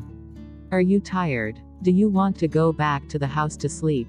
You'll get a cold if you sleep out here, Abigail asked. Hearing the girl's concern for him, his expression looked slightly startled. He wrapped both of them up in the blanket and like a big cat, he tucked his head into her neck. Wanna keep me company? Chapter 62, Aren't you going to keep your majesty company? What's with this whiny tone? The warm breath coming from the crook of her neck and that languid, sleepy voice by her ear left Abigail dumbstruck. Is Dylan actually spoiled? Maybe it was because of the shock or the irresistible way Dylan was acting that led Abigail to nod her head subconsciously. When she had realized what happened, Dylan had already gotten up and was walking back. After they got back, servants immediately welcomed them warmly. Ninth Master, Ms. Smith. Old Madam specially instructed us to prepare a room for Ms. Smith. Would Ms. Smith like to rest now? Let me show you your room. She had no choice as she was captivated by his charm and had already promised Dylan that she'd accompany him. Abigail looked at Dylan and said, I'll drop my things off first and take a bath. I'll catch you later. The still sleep-deprived Dylan wasn't in a pleasant mood, but he agreed, Thus, Abigail followed the maid and entered the room on the second floor facing the south. Ms. Smith, please enter, this is the room. The maid pushed the door open. Once the door was open, all she could see was that the whole room had a pink theme, pink bedsheets and quilt, pink curtains and carpet. Even the headboard was in the shape of a little crown and overhead was a dreamy canopy. It was simply dreamlike and girly. Her misunderstanding of the old madam had been quite deep in her previous life. She had felt that she was the devil, but actually, the old madam really viewed her as her future granddaughter-in-law. Otherwise, she wouldn't have prepared a room for her and put in so much effort simply because she and Dylan were dating. You could even say that she treated her like her own granddaughter. But in her previous life, she was a troublemaker and criticized every single thing. Miss, are you satisfied with this room? If there's anything you don't like, we can change it immediately, the maid said, with fear and hesitation. Abigail regained her composure after her initial surprise. No need for the trouble, I like this room a lot. Please thank Grandma for me. The maid heaved a sigh of relief. Then Ms. Smith, do have a restful night. If you need anything, you can reach me by pressing the bell at any time. All right, thank you, Abigail nodded. Clothes and all other amenities were available in the room. Abigail picked a cute, baby pink nightgown from the closet and then headed to the bathroom to shower. Girls tend to take longer in the shower, and when she was done, half an hour had already passed. Abigail dried her hair while opening the bathroom door and immediately saw Dylan sitting on that extremely dreamlike and girly princess bed. She was unsure how long he'd been waiting. Abigail was stupefied for a moment and then quickly said, Let me blow dry my hair and apply my cream, I'll be done really soon. Seeing that Dylan didn't reply, Abigail sat down in front of the dresser and started drying her hair. In the meantime, Dylan was silently sitting on the edge of the bed, waiting for her. Watching her dry her hair, splash water on her face, apply facial essences, eye cream, and cleansing cream. His gaze didn't leave her for a second. Abigail peeped at the man from the mirror. His face looked slightly annoyed. She strangely felt that Dylan's face was plastered with these words written on them. Why are you still not coming over to accompany your majesty? Abigail sped up, wiped her face hastily and put everything away. I'm done, let's go. Chapter 63, You're amazing. If Abigail's room was comparable to a fantasy idol drama, then Dylan's room was akin to a scene from a thriller, just like his dark bedroom in the Pearl Garden. When Abigail went over, there was already someone waiting inside. It was Dylan's private doctor, Jacob. Seeing the two of them enter, Jacob stood up. Ninth Master, Ms. Smith. Dylan seemed to be accustomed to Jacob appearing in his bedroom at this hour, so he walked to his bed expressionless. Abigail followed behind Dylan, her footsteps slightly hesitant. Am I disturbing you guys by being here? She knew that nobody was allowed to interrupt while Dylan was being hypnotized. Jacob looked at Abigail. Theoretically, she would be a disturbance. Hypnotism needs to take place in a completely enclosed space with no outsiders. However, considering their speculations that night and also, since Abigail was Dylan's personal guest, he didn't dare to chase her away, so he said, Let's try this out first. Oh, Abigail nodded. Dylan laid in bed and saw her standing some distance away. He then furrowed his brows. Abigail was a little confused. Dylan asked her to accompany him, but she didn't really understand what he meant by accompany. Furthermore, with Jacob still around, she was embarrassed to just lie on the bed next to him. Come over. While Abigail was still hesitant, the great devil's patience had run out. Aware of the danger in the atmosphere, Abigail scurried over at once and sat down on the edge of the bed. In the next second, he stretched his long arms to scoop her body up, grabbed her waist and laid his head on her tummy. Abigail leaned on the side of the bed. With her body used as a pillow, she didn't dare to move an inch. Jacob was busy getting ready to perform the hypnotism and was slightly surprised at Abigail's change in attitude. In the past, Abigail viewed Dylan as scary, but she was still very strong-willed and refused to give in. But hopefully, this woman has really figured things out and doesn't hold any ill intentions, otherwise, the person who'll suffer will be herself. From a bystander's point of view, he knew it was wrong of Dylan to disregard the girl's wishes and force her to be by his side. But talking rationally about right and wrong with this emotionless person who crawled out from hell, that was senseless. After a moment, everything was finally ready. Jacob walked over to the edge of the bed. "Ninth Master, we may begin." The Dylan on the bed didn't respond. "Ninth Master." Jacob called out again. Dylan still didn't respond. Finally, Abigail saw that Dylan was sleeping soundly with his eyes closed. She began, "Ninth Master seems to be asleep already. Dr. Walker, you're amazing." Jacob was quiet for a long while and his face surveyed the scene once, like a merry-go-round, completely speechless. "What's so amazing? I didn't even do a single thing." Jacob saw for himself that he wasn't just asleep but was sleeping very peacefully. He wasn't even disturbed by the people talking next to him. Jacob had mixed feelings. Could it be that the times when Dylan fell asleep naturally were truly because of this woman? Then why didn't I realize it before? Also, Abigail didn't do anything to cause it, right? Chapter 64. Her cover would be blown. Jacob looked at Abigail. "Since Ninth Master is asleep, I'll get going." Abigail didn't notice any difference in Jacob, so she nodded and replied, "All right." After Jacob left, Abigail continued to accompany Dylan for half an hour before confirming that he was indeed asleep and then returned to her own room. The next day, under the pergola in the courtyard, Dylan did his work while Abigail worked on her homework next to him. The two of them were concentrated on their own tasks, looking warm and harmonious. Probably due to a good night's sleep, Dylan was in a good mood the entire day. He didn't throw a fit even when a servant accidentally spilt water over his papers. He merely frowned and waved the servant away, then instructed Oliver to retype the document. That servant stumbled off like he was in a dream. Oliver brought the retyped document carefully over to Dylan, then continued standing by his side in silence. These 2 days, Oliver's thoughts were somewhat complicated. Abigail had been so obedient, which made him question whether she had been possessed. Even the old madam was very pleased with her, and the things he feared didn't happen. Maybe I'm really overthinking things. At that moment, a phone rang. Oliver looked at the table instinctively and saw that the ringing came from Abigail's phone. On the display was Gloria's name. Seeing this name, an ominous foreboding rose in Oliver's heart. Abigail finished all her homework very quickly, and while she was contemplating tackling math, an incoming call interrupted her. Seeing the name on the display, Abigail's eyes glistened. Gloria. If she remembered correctly, Gloria of the past had called her at this time precisely to inform her that Tyler had gotten in a car accident. However, this time, Gloria didn't know that she was at the old house yet. Still, she called. This was understandable since she could change the series of events at the old house but couldn't prevent Tyler from getting in a car accident. With such a good opportunity to cause trouble, Gloria naturally didn't pass it up, so she called her just like she had in her previous life. "Let me go take a call," Abigail informed Dylan, then walked towards some faraway shade in the trees.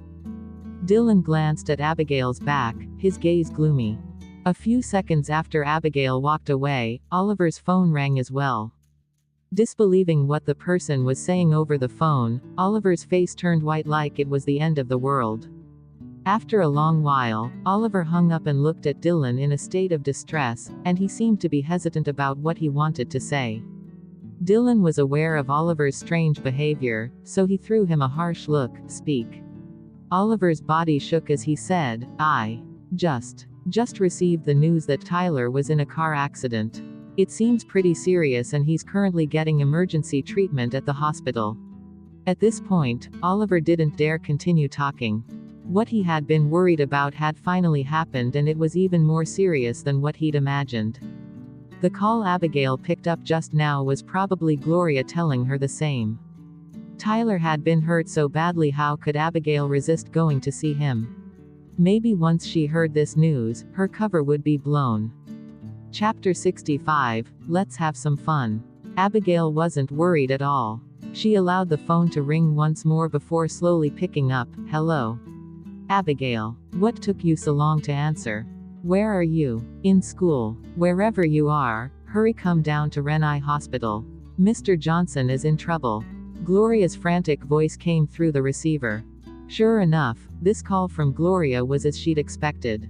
Abigail gently stroked the rose next to her cheek, pretended to be surprised and raised her brows. In trouble? Yes, I just received the news that Mr. Johnson was in a car accident and was hurt pretty badly. He's currently in the emergency room and the doctor said his life might be in danger. If you don't want to regret this day your whole life, then head over there now. Gloria's tone was steadfast, as if she was sure that after hearing this news, Abigail would definitely disregard everything and rush over. Abigail seemed to have suddenly turned cold towards Tyler, and this made Gloria very uneasy. Now, this was simply a heaven-sent opportunity to revive those feelings in Abigail. In the past, she'd make a big fuss even if Tyler hurt his hand lightly. She didn't believe that Abigail could act cold-hearted this time. Afraid that Abigail wasn't hooked, Gloria added some more bait. Abigail, Mr. Johnson's car accident was a bit weird. The car crashed straight into him in broad daylight, as if on purpose. Could it be that Mr. Johnson offended someone? Who'd be so daring to hurt the Goose family young master? She was obviously hinting that Dylan was involved in Tyler's car accident. If she could worsen the relationship between Abigail and Dylan at the same time, that'd be like hitting two birds with one stone. Abigail sneered in her heart after hearing this. Although some things had changed, Gloria's tactics hadn't. Her fight with Dylan in her previous life was all because of those words Gloria had just said to sow discord between them. In actuality, Tyler's car accident was simply a fluke. Even though it was cleared up in the end, Gloria only made subtle hints and didn't specifically blame Dylan. Also, in the past, she'd never suspect that Gloria would say all those things to cause trouble and would instead believe that Dylan was indeed linked to Tyler's accident. Gloria rambled on for almost half a day, and after it all, Abigail leisurely replied with 2 words, "Got it." She hung up. After she hung up, Abigail smiled dryly and stared at her phone. Right now, Gloria must be hiding behind the hospital door, waiting to catch her in the act of cheating and then plotting to send proof to Dylan, allowing him to catch the traitor. This was her plan.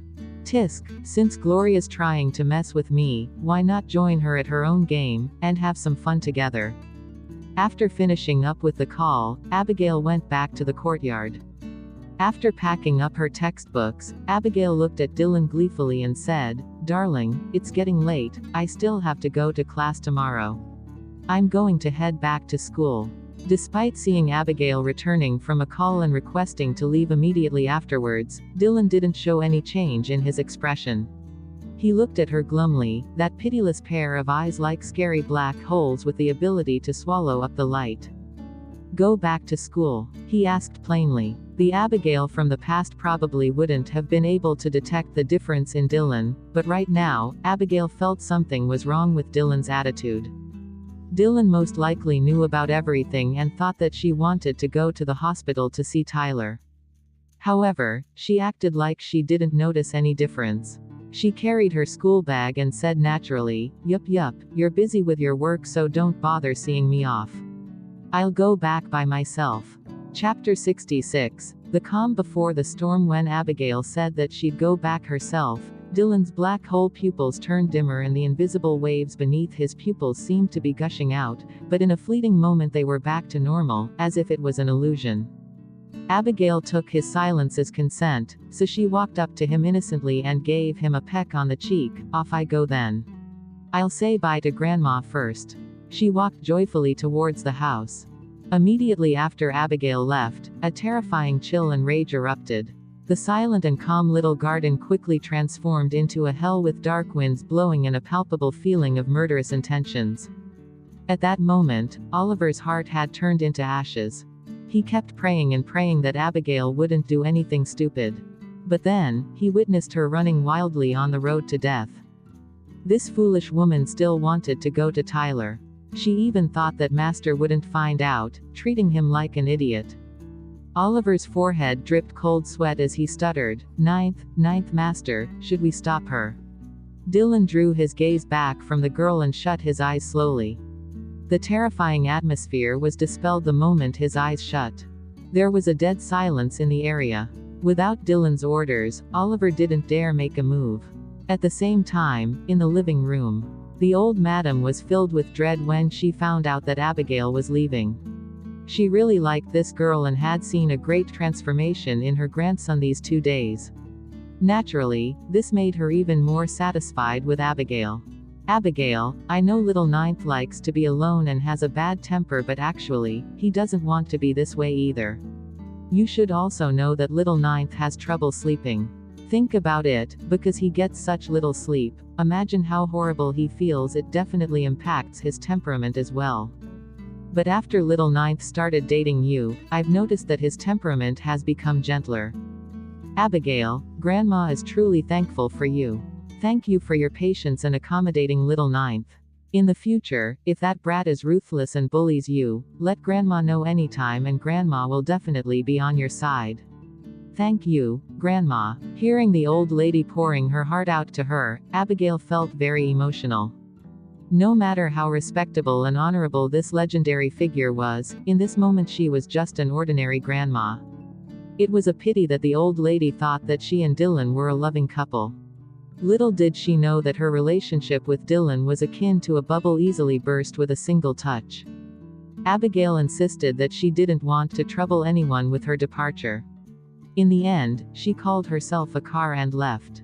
In the old lady's eyes, Abigail's actions were considerate, but in Oliver's eyes, it looked like she was shaking them off and eagerly rushing to the hospital to meet Tyler.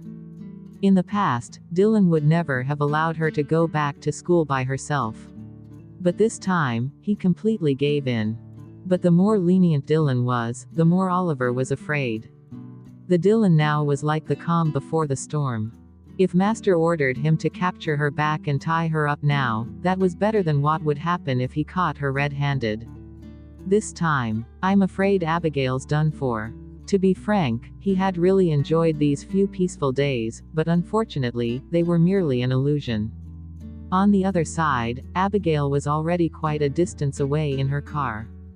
When they reached a fork in the road, Abigail suddenly said, "Sir, don't take me to Averna High School anymore, head to Renai Hospital instead." Chapter 67. Here comes the wolf. Hearing Abigail change the destination all of a sudden, the driver jerked the steering wheel in the opposite direction and headed in the direction of Renai Hospital. "Miss, why do you want to go to the hospital suddenly? Are you feeling unwell?" The driver was a little worried, so he asked. "No, it's my boyfriend, he's always having insomnia. I heard that there's a famous senior doctor at Renai Hospital and he's really good at treating patients with insomnia, so I'm going there to find out more." "I see, your boyfriend is a lucky man," the driver praised. Abigail smiled, said nothing and stared out of the window blankly. Shortly after, the car reached the entrance of Renai Hospital. Abigail looked like her original self. She was wearing a pink dress and conspicuously stood there looking very beautiful. The Gloria hiding in the dark saw her almost immediately. Seeing how attractive Abigail was, a shred of jealousy flashed in Gloria's eyes. But seeing that she came obediently as expected, her face filled with disdain and mockery. "So what if you're pretty? You're so dumb you actually got fooled by me." Gloria relaxed only when she saw with her own eyes that Abigail had walked into Renai Hospital. She took out her phone and texted Dylan, "Mr. Connor, I was wondering if Abigail is there with you right now. I was feeling sick earlier, so I went to the hospital and I happened to see someone that looked like Abigail. I'm not sure whether it was her and couldn't get through to her phone either. I'm a little worried. Has she fallen ill?" She obviously wasn't so dumb as to purposely drive a wedge between them. She just wanted Dylan to find out for himself. Although she didn't want to admit it, Dylan cared deeply for Abigail, and if he knew that Abigail was ill, he'd definitely come down to the hospital. When that time came, he'd come with a heart full of worries but see Abigail making out with Tyler tenderly instead. That would be an interesting spectacle for sure. After she sent the text, Gloria left the hospital with confidence. Abigail, that idiot, still treating me like her best friend. That idiot will never find out it was me even on her deathbed." On the contrary, Gloria would never have imagined that from the window of the hospital's second floor, Abigail had witnessed everything, from her hiding behind the corner and secretly sending a text, to leaving with a delighted expression. Abigail stood by the window and curled her lips slowly. Of course, she had to make a trip to the hospital and show her face so that Gloria would play her tricks and continue stirring up trouble between her and Dylan. Everybody knew about the story of the boy who cried wolf. There was nothing to fear the first and second time, but what about the third and fourth time? If Gloria kept failing in her plans to sow discord between them, even if she told the truth the next time, Dylan would no longer believe her. And that's exactly what she wanted. At this moment, in the little garden at the old house. The moment Abigail left, Dylan remained rooted at the same spot without moving. That is, until the phone on the table rang, indicating a text message from Gloria. The ringtone of this text message was like the sound of death in Oliver's ears. Dylan scanned through the contents of the message, cold and without a trace of warmth. His expression didn't change throughout. It was like that pair of black hole-like eyes had swallowed all his emotions. Oliver peeked and saw that it was a message from Gloria. He then looked at Dylan's reaction again and could guess what it was about. The frightening silence lasted for a long time before Dylan picked his phone up and made a call, asking, "Where are you?" Oliver saw that Dylan had used speed dial and knew that he had called Abigail. His expression became gray with defeat instantly. This time, no matter if Abigail was lying or telling the truth, there was no way of coming back from this. Then, he heard Abigail on the receiver replying, "I had some issues, so I went to Renai Hospital midway because I..." Before she could finish, his cold voice interrupted her, "Go to Pearl Garden, now." After finishing the call, Dylan shot Oliver an icy look, "Go check." Oliver was stunned and then nodded his head hurriedly. If things have progressed to this stage, Abigail knows that she can't hide it anymore and has confessed, but Master doesn't believe her and wants to continue investigating. Chapter 68. You're out of chances. Abigail was locked up after arriving at Pearl Garden. Click, the sound of the lock made her heart jump and she subconsciously tightened her grip around the plastic bag containing the meds she'd obtained from the hospital. Barely 2 weeks had gone by and she was back here again. Even if everything was under control, being trapped in this familiar and luxurious bedroom led to the fear penetrating her soul to annihilate her body rapidly. She had been trapped here for 7 years with an extreme fear of darkness and silence. But eventually, she'd gotten so used to the darkness and dead silence that she started to fear the light and people instead. The scariest thing was not being imprisoned, but that even if freedom was given to her one day, she wouldn't be able to escape from the cage around her heart. Even though she was reborn and returned to life before the tragedy began, she still couldn't escape the memories and shadows from her previous life. Outside, the sound of familiar footsteps came closer and closer, step by step. In such a quiet space, it was unusually clear and terrifying. Creak, the door was pushed open. Looking at the terrible and frightening ghostly figures at the door, Abigail's pupils suddenly contracted. For a moment, the scene in front of her and the memories of her previous life merged completely. The frightened expression of the girl was like a poison that could corrode a person's heart. All of Dylan's senses and restraints turned into ashes in a flash. In the next second, Abigail was thrown onto the bed by an enormous force and the bag that was in her tight grip landed on the floor with a crash. Just as she was about to speak, her throat got choked. It was getting more and more challenging to breathe and life was slowly draining away from her body. When she finally regained her breath, she bit down on her tongue hard and her mouth rapidly filled with the taste of blood. Abigail, I've said it before. This was the last time. Now, you've run out of chances. Following this, the man's footsteps got further and further away gradually and the sound of the lock clanged again. Once she had been relieved of his presence, Abigail immediately coughed violently. The fear in her eyes was no longer there, leaving a cold and dim light behind. The study was in total disorder. The big space was frozen, cold and piercing to the bone. The man sat in front of the desk like a weathered sculpture, the violence and sadism eroding the last remnants of humanity on his forehead. In the dead silence, there came a hasty knock on the door suddenly. "Get lost," the furious voice stopped the knock on the door. But soon after, the knocks on the door resumed with urgency. As there was no response, the person knocking directly pushed the door open and entered. The situation in the house was more frightening than he'd imagined. At the sight of the monstrous face and scarlet, beast-like eyes, Oliver was so scared that he turned pale.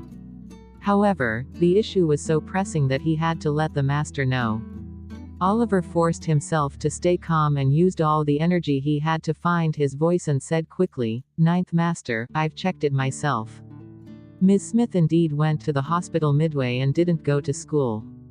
Clearly sensing the drastic drop in temperature, Oliver's body was soaked in sweat, but the surveillance camera shows that Ms. Smith didn't go to the emergency room after reaching the hospital but was at the outpatient department registering to see an old Chinese specialist.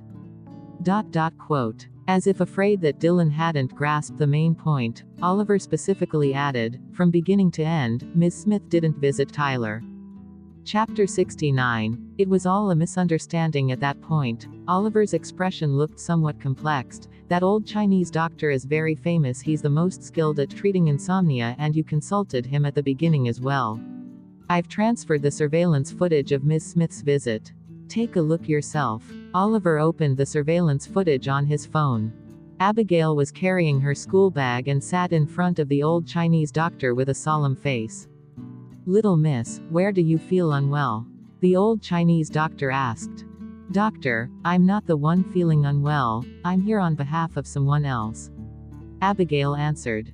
"You silly little girl, how could you visit a doctor on someone else's behalf?" The old Chinese doctor furrowed his brows. Abigail hurriedly explained, "Doc, hear me out. My boyfriend has a serious case of insomnia. He's seen many doctors and tried many methods but none have worked. Doctor, you're so famous and he definitely came to seek treatment from you before. I'm just here to find out more about insomnia and understand how he feels." The old Chinese doctor was a little surprised by what she said and also looked somewhat moved. "You, silly little girl, are quite thoughtful. There aren't many patients' families that are as caring as you. All right, I'll tell you. Thank you, doctor." The girl revealed an extremely joyful smile, pulled out a notebook and pen, and took down notes seriously. Seeing that she was so earnest, the old doctor explained a lot of information in detail. The girl's expression was sincere the whole time and asked very specific questions from time to time. "My grandma told me that long-term insomnia would affect a person's temperament, is that right?" The old Chinese doctor nodded. "If it's serious, it wouldn't only harm the body but in the long run, it would also greatly impact a person's character and mental health. This is something they're unable to control and as a family member, you should try to be more understanding, caring and patient towards them." I definitely will. I used to aggravate him in the past." The girl looked very guilty. "Previously, to study for my exams, I slept for only 3 to 4 hours a day continuously for a week. That feeling of being sleep deprived was really horrible. Doctor, tell me more and teach me how to help him so that he'll feel better." The 10-minute-long footage ended and the room resumed its deathly stillness. The girl's caring words, however, seemed to ring in his ears. Oliver's heart was full of mixed feelings. He couldn't express how he felt. Ninth Master, we seemed to have misunderstood Ms. Smith. This deathly stillness went on for an indefinite amount of time when suddenly, an ear-piercing screech of a chair rubbing against the floor resounded. When Oliver regained his senses, the man in front of the desk was already gone. Bedroom on the second floor. Bang, the door was forcefully pushed open by someone. The dusky room was cold and quiet. The girl had remained in the same position he'd left her in before. She had her body curled in fetal position and hadn't moved at all. When she heard the door open, her petite frame started shaking violently. Dylan stood at the same spot, fingers in a tight fist, feet rooted to the ground. His gaze slowly landed on the black plastic bag at the side of the bed, and the contents of the bag sprawled all over the floor. He slowly walked towards the bag, bent over and picked everything up. A few parcels of Chinese herbal medicine, an outpatient record sheet, a pink notebook. Sprawled across the page were the girl's crammed handwritten notes. Chapter 70. How could she not be disgusted? Dylan looked at the things on the floor, at the notebook, at the girl's carefully written notes with such careful strokes, and it was as if someone had stabbed his chest.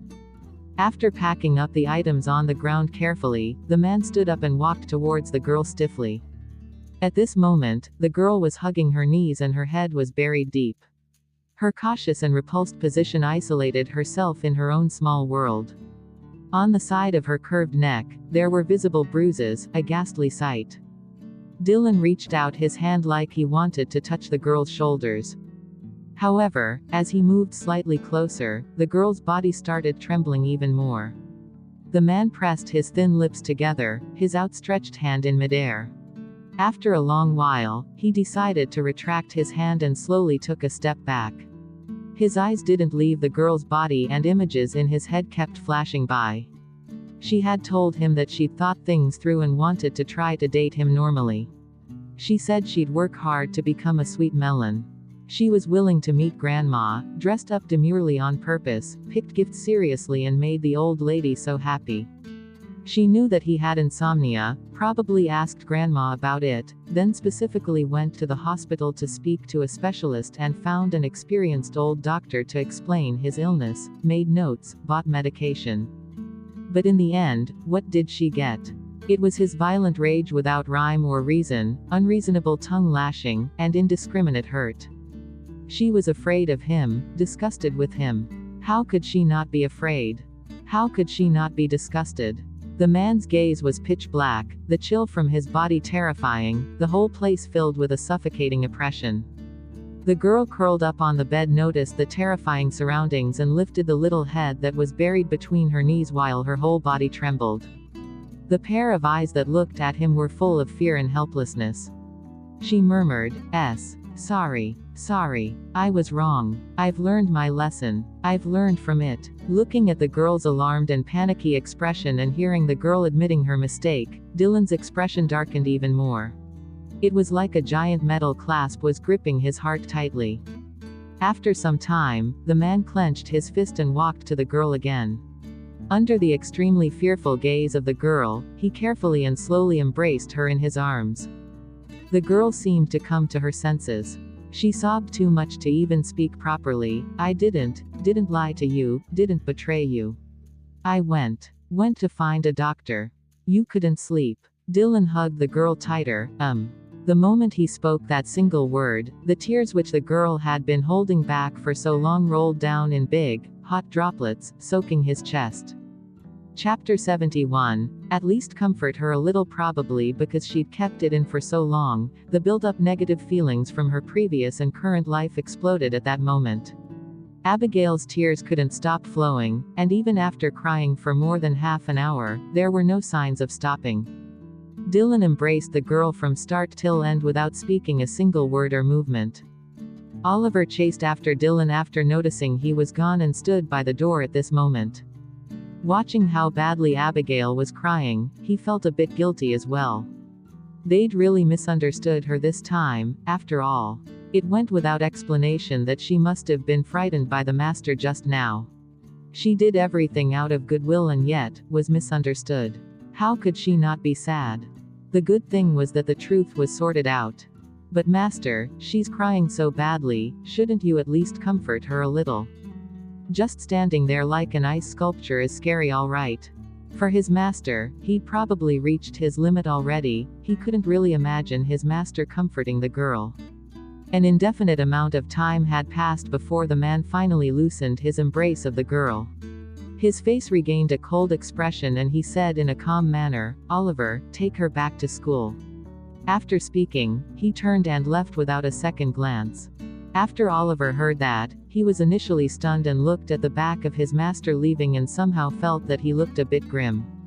Oliver sighed softly, looked at the girl on the bed who was still sobbing and tried his best to speak softly. "Miss Smith, don't cry anymore, don't worry. The misunderstanding has been cleared and master won't bother you. See, he allowed me to take you back to school." After half an hour, Abigail reached the school gate. "Miss Smith, we're here." Oliver stopped the car and went to the back to help her with the door. Abigail carried her school bag and got off, looking stone-faced. Her little face was still tear-stained. Oliver looked at the girl in front of him, opening his mouth as if to say something but ended up keeping silent. As the black car slowly left her sight and disappeared into the night, Abigail's empty and numb eyes regained focus. She stood rooted at the same spot for quite some time before slowly walking towards the school. She didn't return to the dormitory immediately but sat on a long bench by the school's little lake. The cool night wind cut across the surface of the lake and blew against her face, reviving her senses. Not long ago, her past had almost been replayed out, but now, she regained her freedom once again. At first, she merely wanted to beat him at his own game. However, even if everything went according to plan, the fear of Dylan was real and so was the pain she felt previously. Not only this time but the accumulated pain and resentment from both lives. After this episode, she was all burnt out, but after venting, she also felt much better. Fortunately, it was ultimately a near miss and she successfully changed her original course of life, making it through the crisis this time. Chapter 72, His True Face, Revealed.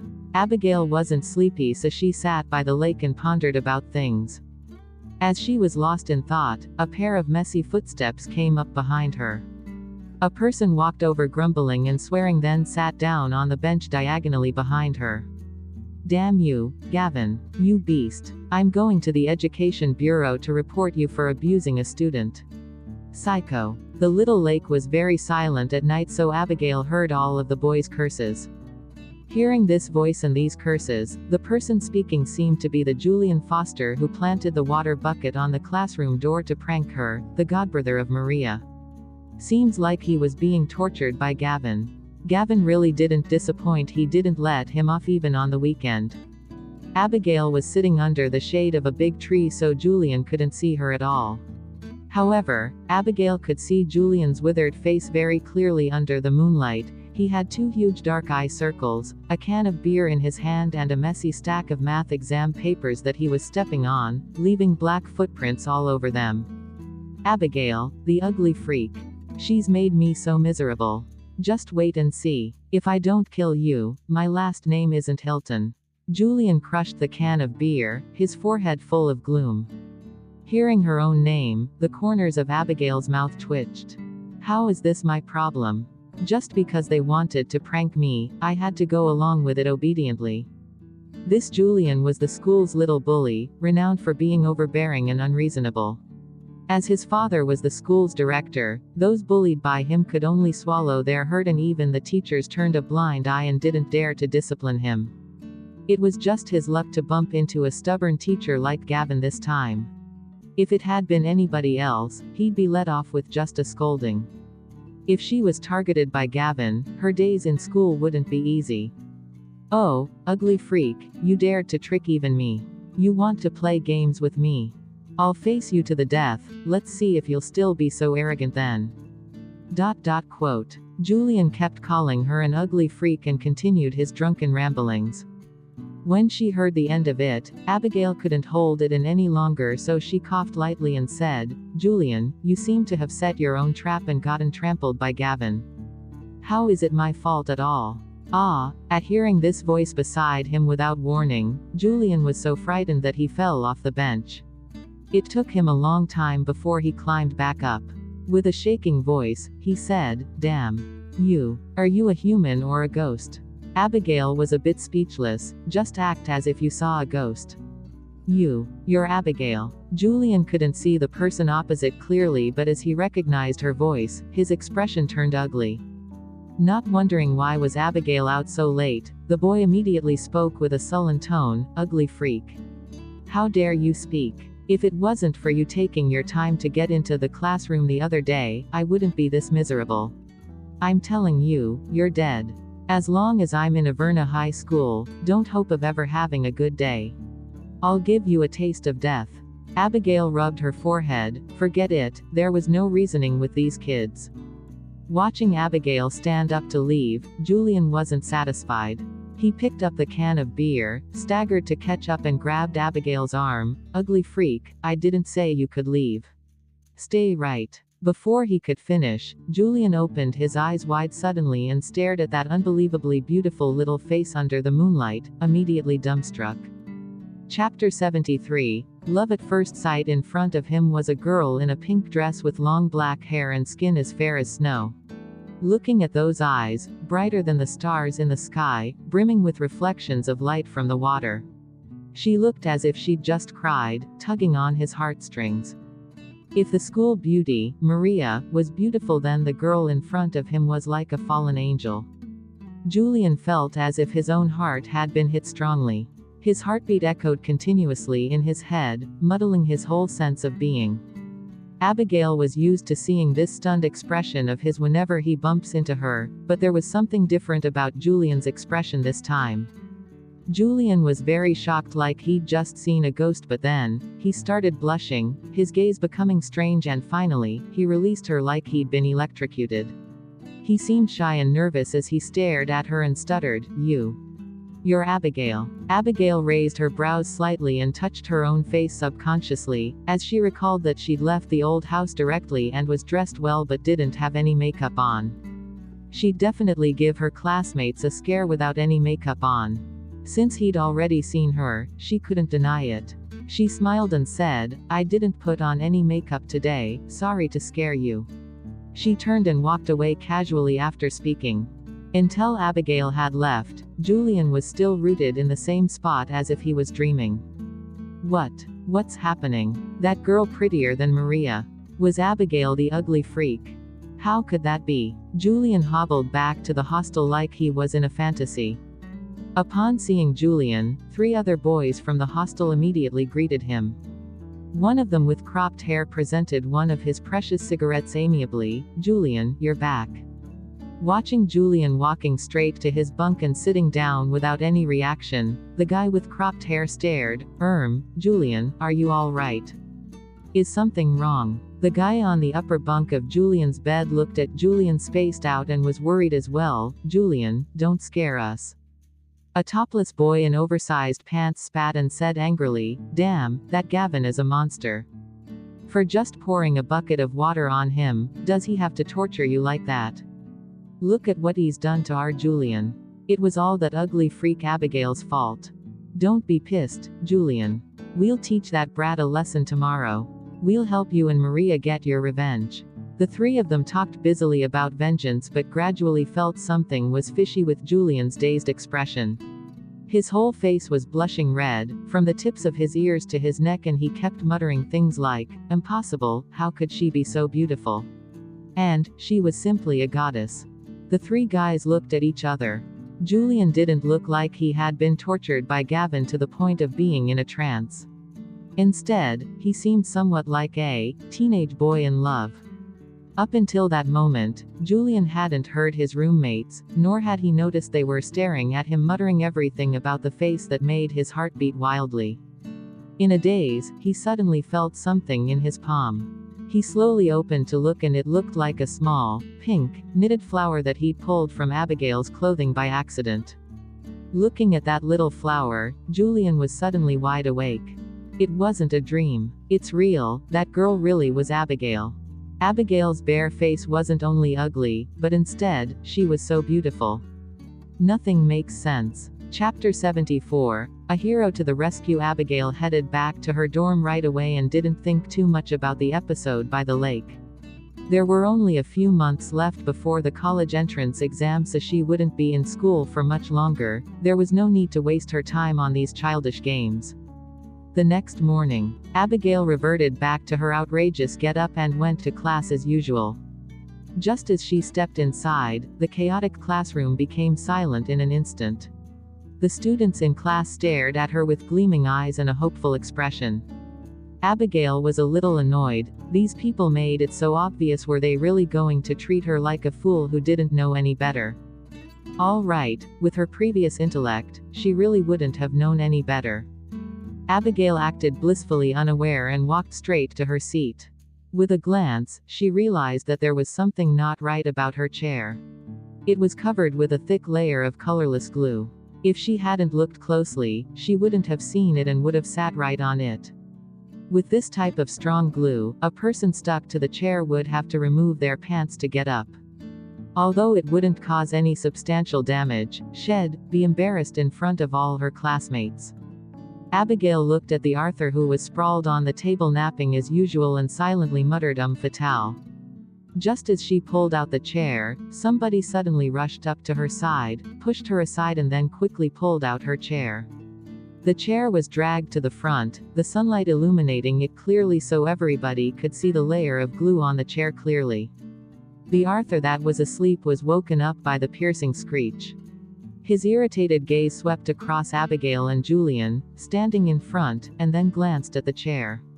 He furrowed his brows. Abigail didn't notice Arthur's reaction. Her brows were raised and she was looking at Julian, who'd suddenly appeared. What's the meaning of this?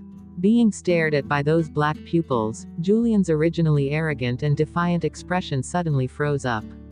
He pulled her chair to his own seat and exchanged it for Abigail's without saying a word. That wasn't all. Under the stares of all his astonished classmates, Julian reached his arm out again and removed a dead rat from Abigail's desk drawer. After seeing the dead rat, some timid girls shrieked in disgust. Julian threw the dead rat away expressionlessly, and then shone a light from his phone into the drawer to check that there was nothing else inside before telling Abigail in a low and muffled voice, "Take a seat." He didn't dare to look into Abigail's eyes after speaking. He went back to his seat, took off his jacket, covered the glue and then simply sat on it. Abigail. Aside from Abigail, the whole classroom was in total silence as everybody was confused by Julian's actions. Such absurdity so early in the morning. What's the meaning of this? Why would Julian help Abigail? Especially Maria, whose elegant and pretty face was enraged, stared at Julian in disbelief, not believing what she had just seen. Damn, Julian, what's going on? I thought we said that we'd teach that ugly freak a lesson today. Julian's deskmate, the cropped hair guy, asked. Julian's looked slightly annoyed. Shut up. Does it look like I have to explain my actions to you? Oh, his deskmate shut his mouth immediately. Chapter 75, One of my people. Damn. What's going on? I thought there'd be a good show today. Why would Julian help Abigail? Who knows? It's totally crazy. Maybe he was put in place by Gavin's torture. How could Julian, this little lord, have any fear? It's good enough if he doesn't make things worse. In the midst of all the discussion, Abigail sat down on Julian's chair. She had been prepared for trouble, but what happened was beyond her expectations. Had Julian really been put in his place by Gavin's torture? Or? Abigail vaguely recalled that Julian accidentally saw how she looked without her makeup last night. His actions couldn't be related to that, right? Shortly, the bell indicating the start of lessons rang and the classroom quieted down again. Abigail didn't give it any further thought. She looked at the phone in her drawer, unfocused. From last night till now, Dylan hadn't contacted her after he sent Oliver to take her back to school. According to his reaction yesterday, he shouldn't be angry anymore, right? Actually, she did take a risk yesterday after all. If Dylan had completely lost his senses in his fury and locked her up without letting her explain, the consequences would have been dire. Fortunately, her efforts so far hadn't been wasted. Dylan hadn't completely believed Gloria's words and went to investigate things himself. After class, the students continued to stare in the direction of Abigail and whispered, after holding things in for an entire lesson. Watching Maria and 3 of her diehard followers walking up to Abigail aggressively, everybody was alert again. "Ugly freak, come out. We have something for you." One of the girls with a sharp chin barked harshly. Usually, people called out after class would be brought to the girls' washroom to be bullied. Even though Abigail didn't want to entertain these childish fights, being bothered all the time affected her mood too. She shot them a cold glare and replied leisurely, "Sure. What are you waiting for? Hurry up." The girl couldn't wait and started to drag her as another girl next to her started pulling her as well. Arthur, who was lying on the table asleep, looked up and his brows twitched when he saw the scene before him. Just as he was about to speak, a dark and cold voice sounded from behind him. "Who said you guys could touch her?" Julian stood at the classroom door with a big plastic bag in his hand, his expression terrifying. Although Julian didn't look as handsome as Arthur, he was good-looking in his own way. It was just that his temperament was completely different from Arthur's. He was like a rebellious wolf, violence buzzing throughout his body, and was unusually vicious when he fought. People feared him when they saw him every day. His current expression made everybody quiver to the bone. Seeing that Julian was standing behind them with that face, the 3 girls were startled by his scary expression. "Julian. Brother Julian." One of the girls summoned the courage to explain, "Julian, this ugly freak was too hateful. Not only did she snatch up Maria's role, she also made you suffer so much. We merely wanted to teach her a lesson to avenge you." Julian's gaze swept across the 3 girls and everybody in the classroom. Making sure to enunciate every syllable, he said, "Since none of you understood me just now, let me say it again. From now on, Abigail is one of my people. Whoever touches her again is going against me." Julian. Chapter 76. Not a fight, but a date. The 3 girls. All the students in class. Abigail herself was dumbfounded. The 3 girls looked at each other and took a long while to regain their senses. Then they hurriedly pressed on, "Julian. Brother Julian. ... What are you saying? What do you mean Abigail is one of your people? Julian, did you make a mistake somewhere?" Julian's face was filled with annoyance. "I meant what I said, literally. Abigail is one of my people. Nobody is allowed to touch her. Don't you understand English? If you understand, then get lost already."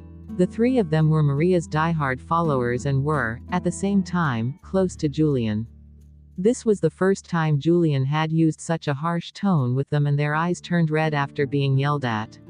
At first, they wanted to protest more, but after seeing Julian's terrifying expression, they didn't dare and could only stomp their feet and rush to Maria. After the 3 of them left, Julian looked at Abigail again, and his initial ferocious expression became stiff and raw. After hesitating for a few moments, Julian turned, shoved the big bag of snacks he was holding into Abigail's arms and said in a low voice, "For you." Abigail looked at the snacks, her expression confused as she continued in silence. Julian stood in front of her desk without indicating any intentions of leaving. He looked hesitant to speak, and each time he opened his mouth to say something, he'd swallow his words. This went on a few times before he finally took a deep breath and stuttered, "Abigail. Are you free tonight after school?" Tonight. A phrase subconsciously appeared in Abigail's head, a phrase people usually said whenever they wanted a fight. "Don't leave after school. Is he preparing to teach me a lesson himself after school?" Julian must have felt that Abigail misunderstood, so he quickly added, There's a newly opened barbecue shop near school. Do you want to go together? My treat." All the students crowded around. Damn, why is this turning more and more bizarre? Abigail furrowed her brows with all her strength. What's going on? It's not a fight but a date. Wait. Sorry, Julian, I don't understand at all. What kind of trick is this? Abigail was straight to the point. Actually, everybody crowding around didn't understand either. It was understandable if Julian didn't dare to touch Abigail because of Gavin, but even so, he didn't have to go so far as to say things like Abigail was one of his people, right? And now, he's even asking her out for dinner tonight. What exactly happened in those short 2 days off from school? Hearing Abigail's words, Julian's face turned ugly as he said unhappily, "It's not a trick." Abigail smiled. "Julian, straightforward people don't resort to insinuations. What on earth are you thinking? Just come out with it." Julian stood and stared at her, his knuckles clenched so tightly that they started cracking. Just as Abigail thought that he was going to hit her, she heard him suddenly say, "Abigail, I like you." Abigail was stunned. Huh. Puff. Cough cough cough. Arthur, who was watching nonchalantly at the side, couldn't hold back anymore. He choked and started coughing violently. All the students in the classroom gasped and everyone looked like they had just seen a ghost. Damn, what did I just hear? Julian actually confessed to that ugly freak, Abigail. Julian's friend's jaw nearly fell off. Another guy's face was filled with shock. Julian, are you crazy? Chapter 77. Boyfriend material. Abigail was caught off guard as she was confessed to in front of everybody. At that moment, her heart was in despair. She just kept thinking that it's all over. She'd recently escaped death and gone through a disaster. Who knew that right after, Julian would cause more trouble? Where had it all gone wrong? Could it be that to take revenge on me, Julian plans to dump me after winning me over? Abigail quickly disregarded this possibility, since this would involve too much sacrifice on the part of the enemy himself. As long as Julian wasn't out of his mind, he'd never use this kind of sacrificial method to take revenge. This couldn't really be because of last night, could it? If this wasn't a trick, this could be the only reason. He'd only seen her without makeup and besides, it was a quick glance. She hadn't thought much of it at the time and also thought that since Julian was tipsy, he might not have seen her clearly. Who knew that just a glance would land her in such a big trouble? This devilish, superficial world.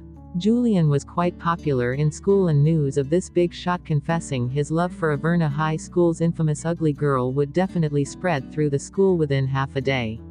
It'd only be a matter of time before Dylan found out too. With Dylan's temperament, just this incident alone could cause all her efforts to go down the drain. Abigail thought she'd have at least a few days of peace. Her heart was so tired that she didn't want to speak. "Julian, I think you need to see an eye doctor." Abigail rested her hand on forehead and spoke feebly. What Abigail had said echoed everyone's thoughts. Everybody nodded. Julian's diehard followers even silently added, "Not just the eye doctor but a psychologist as well." Julian wrinkled his brows and stared at the girl. He enunciated every single word he said clearly, "Abigail, I'm serious." Abigail naturally wanted to reject. She couldn't let anybody get a hold over her. But she couldn't possibly talk about her boyfriend in front of everyone. If the school found out about her puppy love, that would be a violation of school rules and she'd be penalized again. She didn't have a school director as her father like Julian, so she couldn't act impulsively. Thus, Abigail could only say, "Sorry, whether this is a trick or for real, I have no interest in you." Julian stiffened up. "Why? Why aren't you interested in me?" Abigail saw that Julian was standing there stubbornly, his expression unusually serious and looking like he wouldn't give up without an answer. She could only reply, "Because you aren't boyfriend material." "What are your standards? How am I lacking? Tell me, I can change," Julian said immediately. Damn, is Julian under a curse? This is definitely not Julian, he must be possessed. Damn, what did this ugly freak do to Julian? Everyone thought at first that Julian would definitely be enraged after Abigail's rejection. Who knew that he'd so submissive and even offer to change for her? Julian's diehard followers were completely confused, in addition to the students gathered around them. Everyone felt that their senses had been assaulted by an atomic bomb. Abigail sighed. "Julian, don't blame me, this was what you asked for." Thus, Abigail replied, "My first standard is, be at least 1800 times better looking than Arthur." Julian was stunned for a long while before regaining his senses. Are you kidding? Arthur, who'd been dragged into this for no reason at all. Abigail's face was grave. I'm serious. Chapter 78. More like he's blind. By the end of the day, this explosive news had spread throughout Averna High School and even other high schools in the area. Everybody knew about the big shot of Averna High School, Julian, being rejected by the ugliest girl, Abigail. They also knew about that crazy ugly girl shooting her mouth off that her standards for boyfriends were to be better looking than Arthur. The school's hall. Julian sat far away at the last row, watching devoutly as Abigail rehearsed at the front. Even after being rejected by Abigail on the spot, he still refused to give up. On the window seat next to him was Arthur. Julian passed a cigarette over. Arthur looked down lazily and refused it. Seeing that he didn't take it, Julian lit the cigarette himself and took a long drag. Then, he said sternly, Arthur, Abigail is the girl I'm after. If we're brothers, then don't go overboard with the kissing scene. You gotta pretend. Arthur's indifferent expression seemed to crack for a moment. You're overthinking it. Julian also felt that he was overthinking it, since Arthur couldn't even get close to Abigail's face. So, Abigail's current get-up was extremely safe. So, Julian lightly coughed. Arthur, why don't we strike a deal? Give this role to me, alright? I'll sort this out with the teacher. Since little Maria doesn't want you to be intimate with Abigail, then both of you shouldn't act. I'll cover for you instead. Isn't this the best of both worlds? After hearing this, Arthur opened his eyes widely and looked at him, seemingly considering his offer. Julian's best friends couldn't tolerate it anymore and they rushed to Julian with frightened expressions. Julian. Calm down, Julian. Why are you so pessimistic? Another guy's face was also bitter. Julian, what happened? When did your taste become so particular? While the two brothers were fussing, Julian recalled yesterday evening's fleeting glimpse and his ears immediately turned red. Initially, he wanted to defend himself, but finally, he only scolded them gruffly. What do you guys know? He'd never tell anybody the truth. He liked the feeling of being the only one who knew her secret. Anyway, if everybody knew, he'd have a lot more rivals. Julian. Maria quickly walked to Julian, so angry that her beautiful little face looked distorted. Julian, what exactly are you doing? Don't tell me that you really fell in love with that ugly freak, Abigail. She wouldn't tolerate it even if Julian took Arthur's place. How could Julian be together with that ugly freak Abigail? Julian looked at the raging Maria. Yeah, I really fell for her. Maria choked. Are you crazy? You could fall for anyone, but you fell for her. Do you know what everyone is saying about you? They're saying that your brain is fried. Then my brain is fried.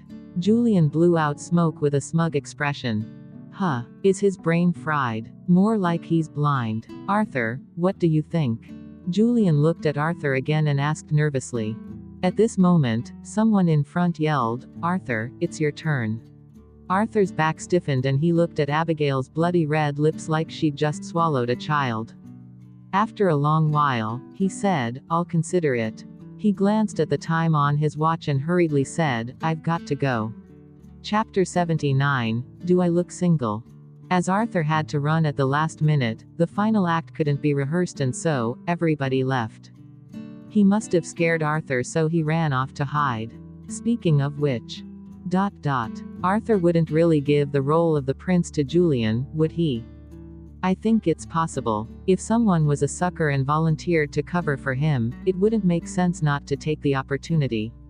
I couldn't tell that the ugly freak, Abigail, had such cunning. What magic potion did she give Julian? In the small hall, the girls were still secretly discussing amongst themselves, but once Julian shot a sinister glare across at them, they all turned pale instantly and quickly packed up to leave. After glaring at those people, Julian walked to Abigail. His ferocious expression immediately became stiff and uncertain. It's fine if you don't want to have dinner with me, I'll walk you back to your dormitory. Abigail furrowed her brows. Julian, I've told you before.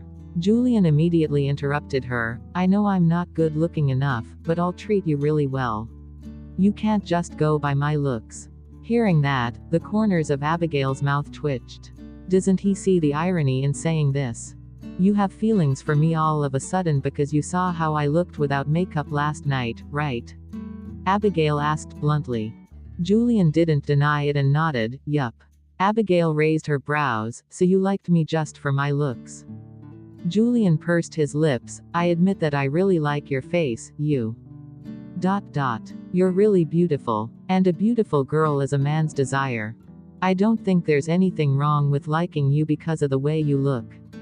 Abigail was slightly dumbfounded by Julian's confidence and courage, and she could only reply, actually, I have a boyfriend already.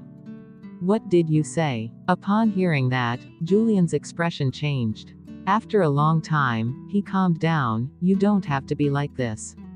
Abigail was helpless, do I look single? Julian frowned, that's not what I meant, just. She couldn't blame him for not believing her. After all, Abigail had always worn such terrifying makeup, how could she possibly have a boyfriend? Your boyfriend fulfills your requirement? Julian asked. Abigail nodded her head with certainty, yes. But after Abigail said that, Julian's face instantly turned black and was even more convinced that she was lying. Abigail, you don't have to find any more excuses to lie to me, you have the right to reject me and I have the right to chase you. I won't give up. Abigail sighed, then what should I do to make you believe I told the truth? Why does everybody doubt that I have a boyfriend? They're all too judgmental with appearances. Don't they understand that someone with exotic taste could actually like a girl like me? Julian looked at Abigail and gave it some thought before replying, unless I see him with my own eyes. See him with your own eyes. Bringing Dylan to meet a boy who likes me and is currently wooing me, do I want to die? Well, no. It's not impossible to get a substitute boyfriend to meet Julian. Abigail seriously hesitated for a long time before finally looking at Julian and asked tentatively, you're sure that you'll give up after seeing him? Julian didn't fall into her trap and replied cautiously, of course, if he's really outstanding like you said, 1800 times better looking than Arthur. All right, it looks like randomly dragging a person to cover up for me is impossible. Where can I find a guy 1800 times better looking than Arthur? Fine, let me think about it, my boyfriend is pretty busy. I'll let you know when I've made an appointment, Abigail replied. Julian went along with it without a worry, sure. Chapter 80. Ruining the picturesque view. Julian insisted on personally escorting Abigail back to the dormitory, and you could imagine what the walk back was like. Onlookers could only see a tall and handsome boy in a basketball outfit, following in the footsteps of a girl next to him like a guardian angel, completely winning over any teenage girl's heart. However, the girl whom he was escorting ruined the picturesque view completely with her scary, explosive hair, thick smoky makeup and bright red bloody lips. It was an awful sight to behold. Oh my god. That ugly freak, Abigail, actually has a suitor. Not to mention that her suitor is actually the big boss of Averna High School. I thought that was just a rumor. This is unbelievable. Amongst the crowd of onlookers, Gloria looked at both of them from afar. Seeing the way Averna High School's big shot was so attentive to Abigail, her face stiffened for a moment. She thought that she'd see Abigail looking devastated today, but who knew that she'd be totally fine, making such a big splash at school. At the entrance of the girls' dormitory. After Julian left, Gloria hurriedly ran towards Abigail and looked in the direction of Julian's retreating back.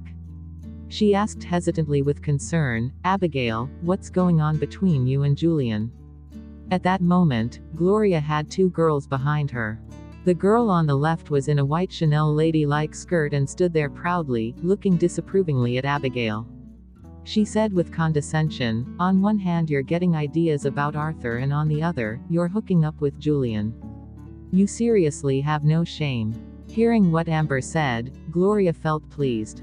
She hid away her joyful expression and warned Amber affectionately, Amber, don't say that about Abigail, she isn't that sort of person. They're probably just ordinary friends. Amber's delicate little face was scornful and full of disdain, how can they be ordinary friends?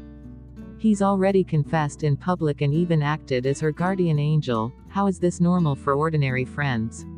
The average-looking girl in her school uniform on the right side of Gloria said sarcastically, "How does this ugly freak even hook up with a man when she looks so hideous?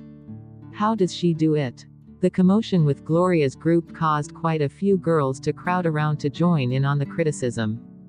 After hearing what Kayla said, the crowd of onlookers looked at each other and speculated, "Tisk, could it be her skills in bed?" Quote. Gloria protected her anxiously, "There must be a misunderstanding." Amber folded her arms, seeing that Gloria spoke up for Abigail and scowled, "Gloria, why are you still hanging out with this kind of person? Don't you find her gross?" Gloria gloated beneath her eyes, but on the surface, she acted like she was in a difficult position, being sandwiched between Abigail and Amber. "Amber, don't say that, Abigail is actually quite pitiful. With her family the way it is, I can't possibly leave her when she's at rock bottom." Amber sneered, "Gloria, you're too kind and too soft-hearted. As the saying goes, that miserable man must have some flaw causing all the misery. Her family is a wreck because of her father's wickedness, her own corrupted behavior, and her complicated personal life. Is this kind of person worthy of your sympathy? She's so cunning, sitting next to Arthur even after cheating on the exam and bumping Maria out of her rightful place in the show. She's even capable of hooking up with the boss of Averna High School." All the other girls crowded around nodded in agreement and condemned her. Chapter 81, Shouldn't You Know Best? Abigail watched coldly as Gloria used Amber and Kayla as ammo and continuously fired shots at her. She couldn't help but sneer in her heart. This was familiar to her. It was just like this in her previous life as well. Gloria hid at the back and pretended to be the good guy each time while Amber and Kayla stepped forward in her place to fight. Previously, she'd shared a dorm with Gloria, Amber, and Kayla. Her relationship with Amber Themes wasn't so bad at the beginning. While Kayla was a complete pushover, she didn't dare to offend anybody. So, she didn't know Amber, and Kayla slowly started to exclude her and requested the school for a change of dorms. It was a long time before she found out that there were rumors that she was always being picked up in luxurious cars and had intimate relationships with people outside school because of her sugar daddy. As the rumors about her spread, nobody wanted to live with her, and so, she was switched to a room by herself. It was easy to guess where all these rumors came from and why Amber and Kayla believed them. Abigail smiled faintly and glanced at Gloria. "You still want to pretend to be innocent? I want to see how Amber and Kayla react after seeing the true face of this, kind and innocent, girl." Gloria was good at manipulating people's hearts. Her two-faced tactics managed to create quite a few connections for her, and she stepped on all these people, one by one, to climb higher and higher. Of course, she wasn't the only one. Amber was one of them as well. Her father was a veteran in the entertainment circle, and the Amber of the future was an internationally known director. The film which led Gloria to stardom was directed by her. However, this talented director's fate was tragic in the end. During the peak of her career, she committed suicide by slitting her wrist and died in the bathtub at home. As for her cause of death, there were many speculations. The reported cause was depression, but the truth was that her husband Charlie Potter had cheated on her, and the mistress was her good friend, the lead actress whom she had groomed herself, Gloria Mayer. Amber and Charlie grew up together. Amber had always loved Charlie deeply, but Charlie only loved her like a sibling and married her because of the pressure from his parents. Amber only found out on her deathbed that the person who'd captured Charlie's heart was actually the person she was closest to and trusted the most. At this time 7 years ago, Amber wasn't dating Charlie yet, but Charlie and Gloria were already fooling around way before that. Like the way she used to tackle her brother, Gloria's way of dealing with men was to not accept but also not to reject. She'd keep them hanging, waiting for their anticipation to spike and reaping the biggest gains. She also especially enjoyed the thrill of stealing men away from others. As all of these thoughts swirled around in her head, Abigail replied nonchalantly, "Gloria, shouldn't you know best about what's going on between me and Julian?" "Me? I've only just found out." Gloria's face was filled with confusion.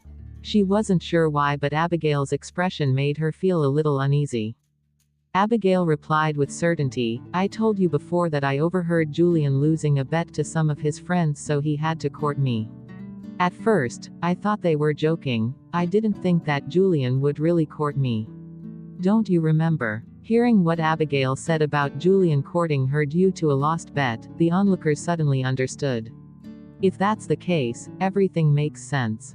When did you say that? Gloria furrowed her brows. Chapter 82, she reveals her true nature. Just as Gloria was about to deny what Abigail had said, Abigail glanced at Amber inadvertently, then gave a thoughtful expression and reminded Gloria, it was the end of last month. Weren't you with Charlie at the amusement park? It was probably too loud, so maybe you couldn't hear me clearly. The moment Gloria heard these words, her face turned pale and she looked at Amber in panic. Damn it. She did go to the amusement park with Charlie last month, and that time, Abigail had called her for some reason. As she was enjoying Charlie's attention, she didn't have the strength to entertain Abigail, so she simply sent her off with a few words and hung up. But how did Abigail know where I was? Could it be that I accidentally blurted it out? Damn, and this dumb girl had to talk about this in front of Amber. Sure enough, Amber's expression changed immediately. What did you say? Last month, Gloria and Charlie went to the amusement park. Kayla was also a little shocked. It was Amber's birthday that day. Amber especially invited Charlie and was prepared to confess her love to him. In the end, Charlie didn't show up, and you also said that you couldn't make it since you were sick. Why were you with Charlie that day?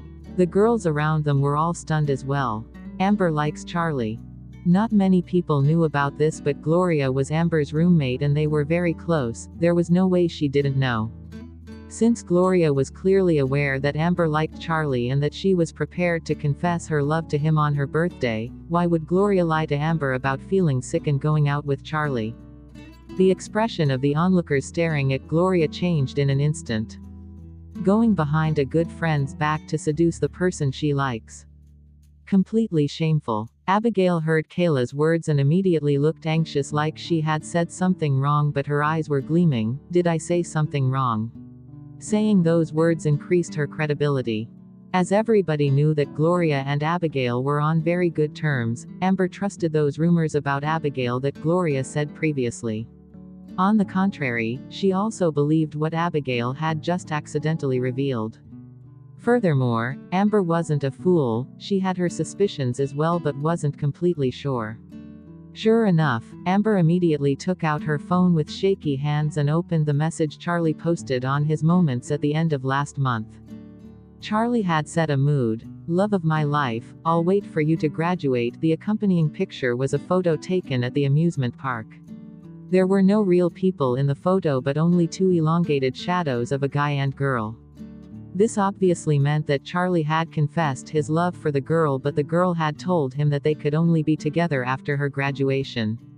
After her birthday, Amber saw this message and knew that Charlie didn't go to her birthday party because he wanted to confess his love to a girl whom he liked for a long time. But she never would have expected that the true love Charlie hid from her, the person she really wanted to find out, was someone she actually viewed as her best friend, Gloria. No wonder Charlie never told me who it was. The person he was protecting so fiercely was actually just by my side. At that moment, Amber stared at Gloria in disbelief. Gloria, tell me, what's going on here? The person that Charlie liked all this time is you. Chapter 83, you need two hands to clap. Gloria never expected that a thoughtless remark from Abigail would land her in such big trouble. She wished she could tear her apart on the spot. But since everything was already out in the open, she could only suppress her anger and plead, Amber, listen to me, it's not what you think. I had a reason for being with Charlie that day. I did it for you. Oh, so the person who was with him that day was really you. So, you're admitting it. The person that Charlie liked all along, is you. Amber started laughing hysterically all of a sudden. Ha. Ha ha. Gloria. I even shared all my feelings with you every day like a fool, shared with you my thoughts on the identity of the girl that Charlie liked. Was it entertaining for you to watch me be so stupid? To watch me love him to death while the person he liked was you? Do you feel accomplished? You clearly knew that I had prepared so long to confess my love for him on my birthday and that I was so nervous I couldn't sleep for countless nights. Knowing all that, you still went out with him that day behind my back, and now you dare to say that you were doing it for me. Gloria hurriedly replied, I wanted to make it clear to him. Amber sneered and looked at Charlie's post on her phone, then she forcefully shoved her phone onto Gloria's face. Make it clear. You made it clear like that. Gloria's nose had been jolted so hard by the phone that tears started flowing. She covered her face and said, Amber, let me explain. I told him that I only wanted to focus on my studies and rejected him. But he may have misunderstood what I meant and thought that I wanted to be with him after graduation. Quote. Listening to Gloria's excuse, Amber's face turned gloomier. She said with a face of full rage, shut up.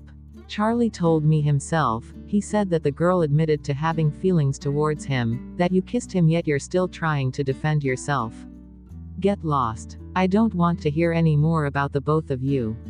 Disgusting. That day, she had gone to find Charlie and saw for herself that his eyes were filled with happiness. He told her that the person he liked had accepted his love.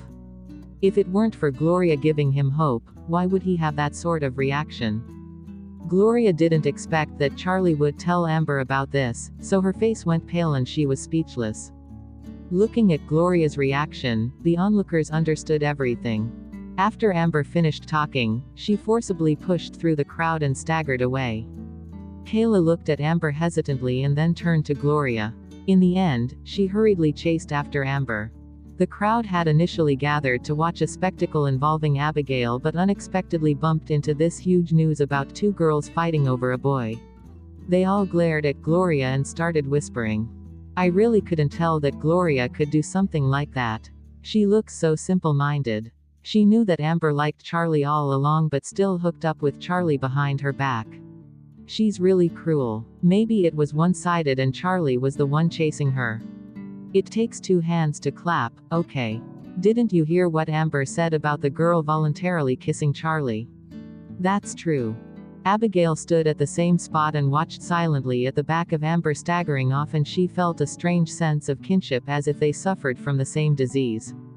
This person, Amber, drew a clear line between her friends and foes and showed intense feelings for both, as shown by the hatred towards her, and the intense love towards Charlie.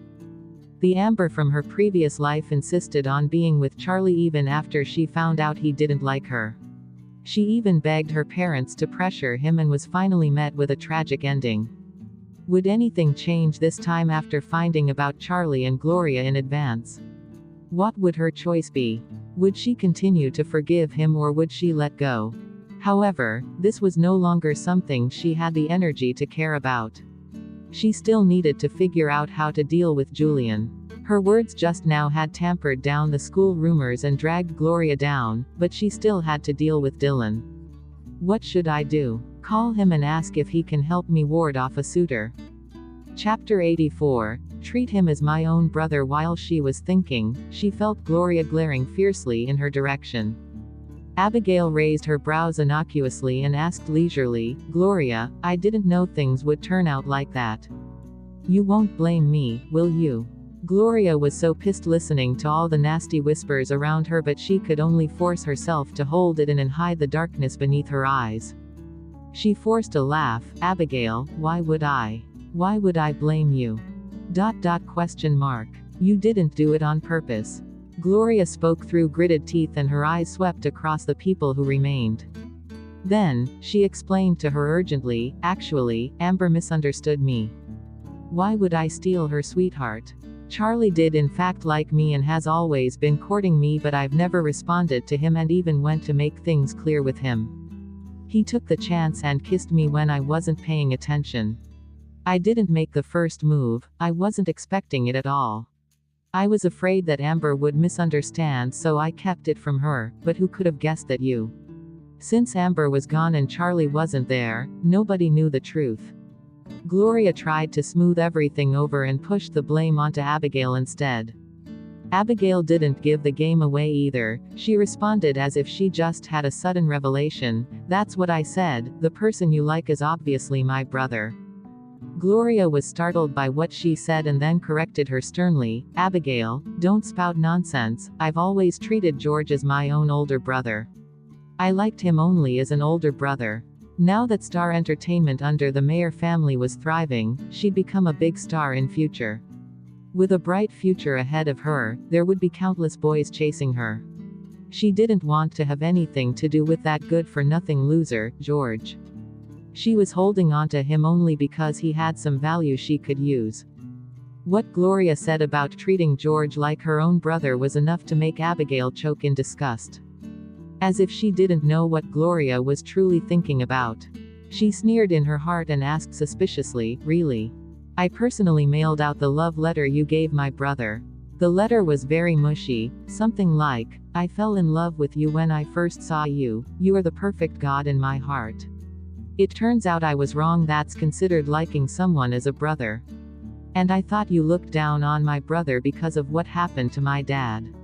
The attentive crowd suddenly let out a sigh, revealing that they understood clearly, and they looked at Gloria with even more disgust. With regards to Gloria's explanation, they were doubtful of her and most still stood by Amber's side.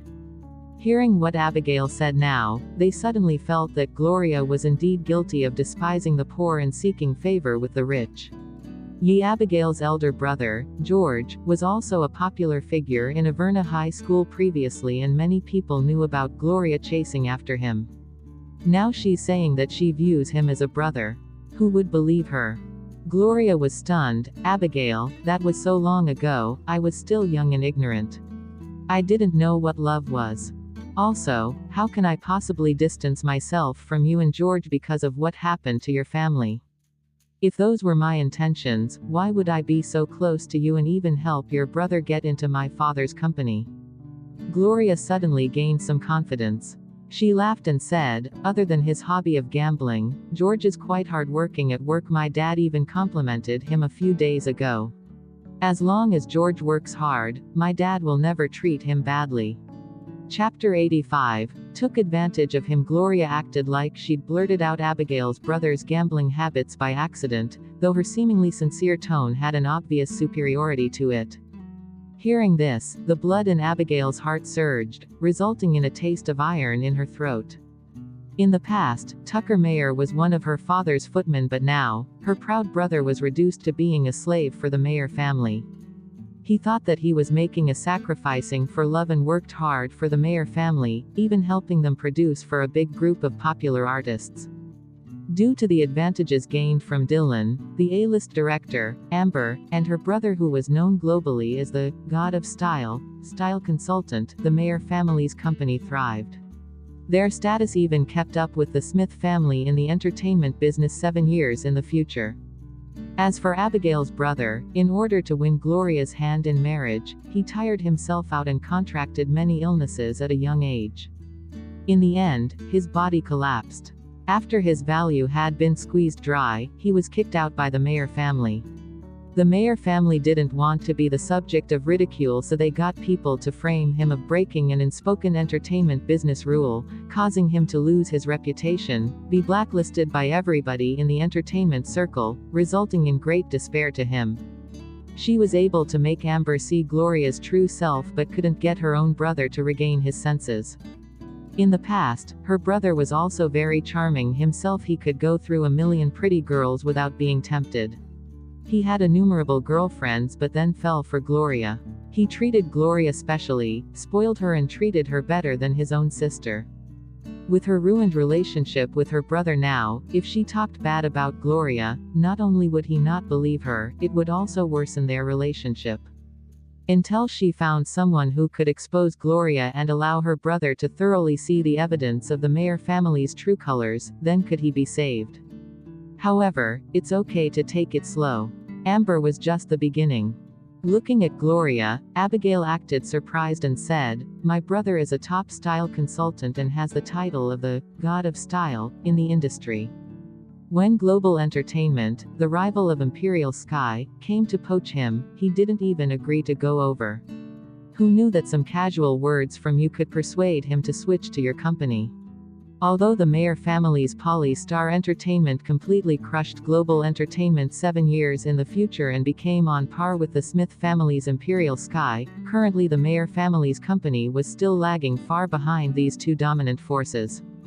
Once those words had been spoken, the girls around them naturally began to follow the direction of Abigail's thinking. If Gloria and George really had nothing going on, why would George be so submissive to her words, give up the opportunity with the leading global entertainment and run over to Poly-Star? Also, what Abigail said was obviously hinting that the Mayer family took advantage of him while still acting as if they were doing him a favor. Gloria's face changed slightly. She forced a smile and said, "After all, George and I have known each other for ages, so he trusts whatever I say. Even though Poly-Star isn't as big as Global, it has potential for growth. George is very talented, but after you know what happened with your father, it's no longer so easy for him to work with a big company. Oh, Abigail, I'll talk to you again soon. I'm worried about Amber. I'm going to go look for her." Gloria never expected that Abigail would be so difficult today. Even after giving her best effort in her verbal match with Abigail in front of the crowd, she was left with almost no room to refute her. To prevent Abigail from making an irrefutable counter, Gloria hurriedly found an excuse and left. Chapter 86. I am no god. Abigail watched as Gloria fled and the corners of her lips curled upwards a little. After what happened today, no matter how Gloria tried to explain or hide her behavior, everybody would have a changed impression of her and her attitude. According to her understanding of Gloria, she was probably thirsting for revenge after suffering such a big defeat. Back at her dorm, Abigail immediately took out her phone and looked up Dylan's number. She decided to take a risk one more time. To Dylan, lying and running away were the greatest sins, so this was probably tame in comparison. What was there to lose by being honest? At the same time, just as Abigail expected, Gloria was boiling inside. Amber and Kayla weren't in the dorm. She looked at her face, which had been smashed by the phone. It was rapidly swelling up. With one furious sweep of her arm, she sent everything on the table crashing to the ground. Damn it, this is all that dumb Abigail's fault. That dummy actually dared to bring up my old flame, George. George is only a dog in my family's company now, how can he compare? He's like a toad wanting to be a swan. Abigail, I definitely won't let you off so easy. Gloria pulled out her phone with a gloomy expression. She sneered and quickly drafted a message. Mr. Connor, Abigail's been hanging out with some bad company lately. She's very close to a troublemaker at school. She clearly knows that he has bad intentions. I'm worried that Abigail will be foolish and get tricked by him. I really don't understand why she keeps doing things to harm her relationship with you when you're such a good person and treats her so well, Mr. Connor. Gloria twisted the truth with just a few words. On the surface, she acted like she cared about Abigail's safety, but in reality, she actually didn't care at all. When it came to snitching on people, Gloria was top-notch. Aside from this message, she didn't forget to send over some photos of the two of them walking together. This allowed her to finally let off some steam. She didn't know what went wrong yesterday. Abigail was able to go back to school like usual. But this time, with evidence in place, she would get her for sure. Late at night, Pearl Garden. Oliver stared at the door that had been shut for an entire day and night. He paced around anxiously. What should I do? Ninth Master has locked himself in the room for 1 day and 1 night already. Dr. Walker, aren't you a top psychologist? Think of something. Jacob folded his arms and leaned against the wall opposite. He was astonished. I'm a doctor, not a god. Does he think I'm omnipotent? Anyway, I'm completely useless with Dylan. There's nothing we can do, right? While Oliver was freaking out, there was suddenly the sound of an incoming text nearby. Oliver followed the direction of the sound and realized it was the phone Dylan threw on the floor. He picked it up to take a look and saw that there were many new message notifications on the screen. They were all from Gloria. This woman is some lingering ghost. I already have enough to deal with. Oliver cursed silently and clutched the phone tightly to prevent Dylan from hearing. Jacob looked at the phone and pondered slightly before saying, Go and check what's going on with Abigail, maybe she can lure Ninth Master out. Oliver's face turned black after he heard that. Did they have to use such a terrifying method to lure the Ninth Master out? But there was no other way. If Master keeps refusing food and drink, how can his body take it? It looked like they could only fight poison with poison. Chapter 87. The boy chasing after Abigail, and so, Oliver quickly got someone to check up on Abigail. A short while later, the investigation concluded. There was a boy in school who was courting Abigail openly, and the whole school knew about it. Oliver was on the verge of breaking down. Abigail was simply a disaster, and the consequences were too terrifying. There's someone in school that's openly chasing Ms. Smith. Dr. Walker, should we tell Ninth Master about it? Oliver asked with a sullen face. Normally, when Abigail spoke to other guys, Ninth Master flared up. But now, there was someone who dared to chase her. How could he continue to let Abigail wander about freely? If the two of them fought again. He wanted desperately to hide this from Master. Jacob went blank for a while. Are you sure? With the way Abigail looks, she's still able to attract a suitor. Oliver nodded his head sternly. It's true. Also, it's been said that the guy is Averna High School's big shot. He's the son of the school's director. He's quite good looking and popular with the girls. He might just have a problem with his eyesight. Jacob pinched the space between his brows and was a bit hesitant. After deep consideration, he said, Ninth Master will find out sooner or later. Oliver agreed. It's just a matter of an early or late death. So, Oliver took a deep breath, knocked on the tightly shut door and pushed it open carefully. He saw that the curtains were all drawn, with only a narrow gap revealing a weak ray of light that landed on the man's face. Dylan's long body lay on the sofa, one leg bent and one hand covering his eyes to block out the light. The collar of his black shirt that was normally meticulously buttoned to the top now had 2 buttons unfastened, his devilishly handsome face morbidly pale. His presence produced a gloomy aura around him.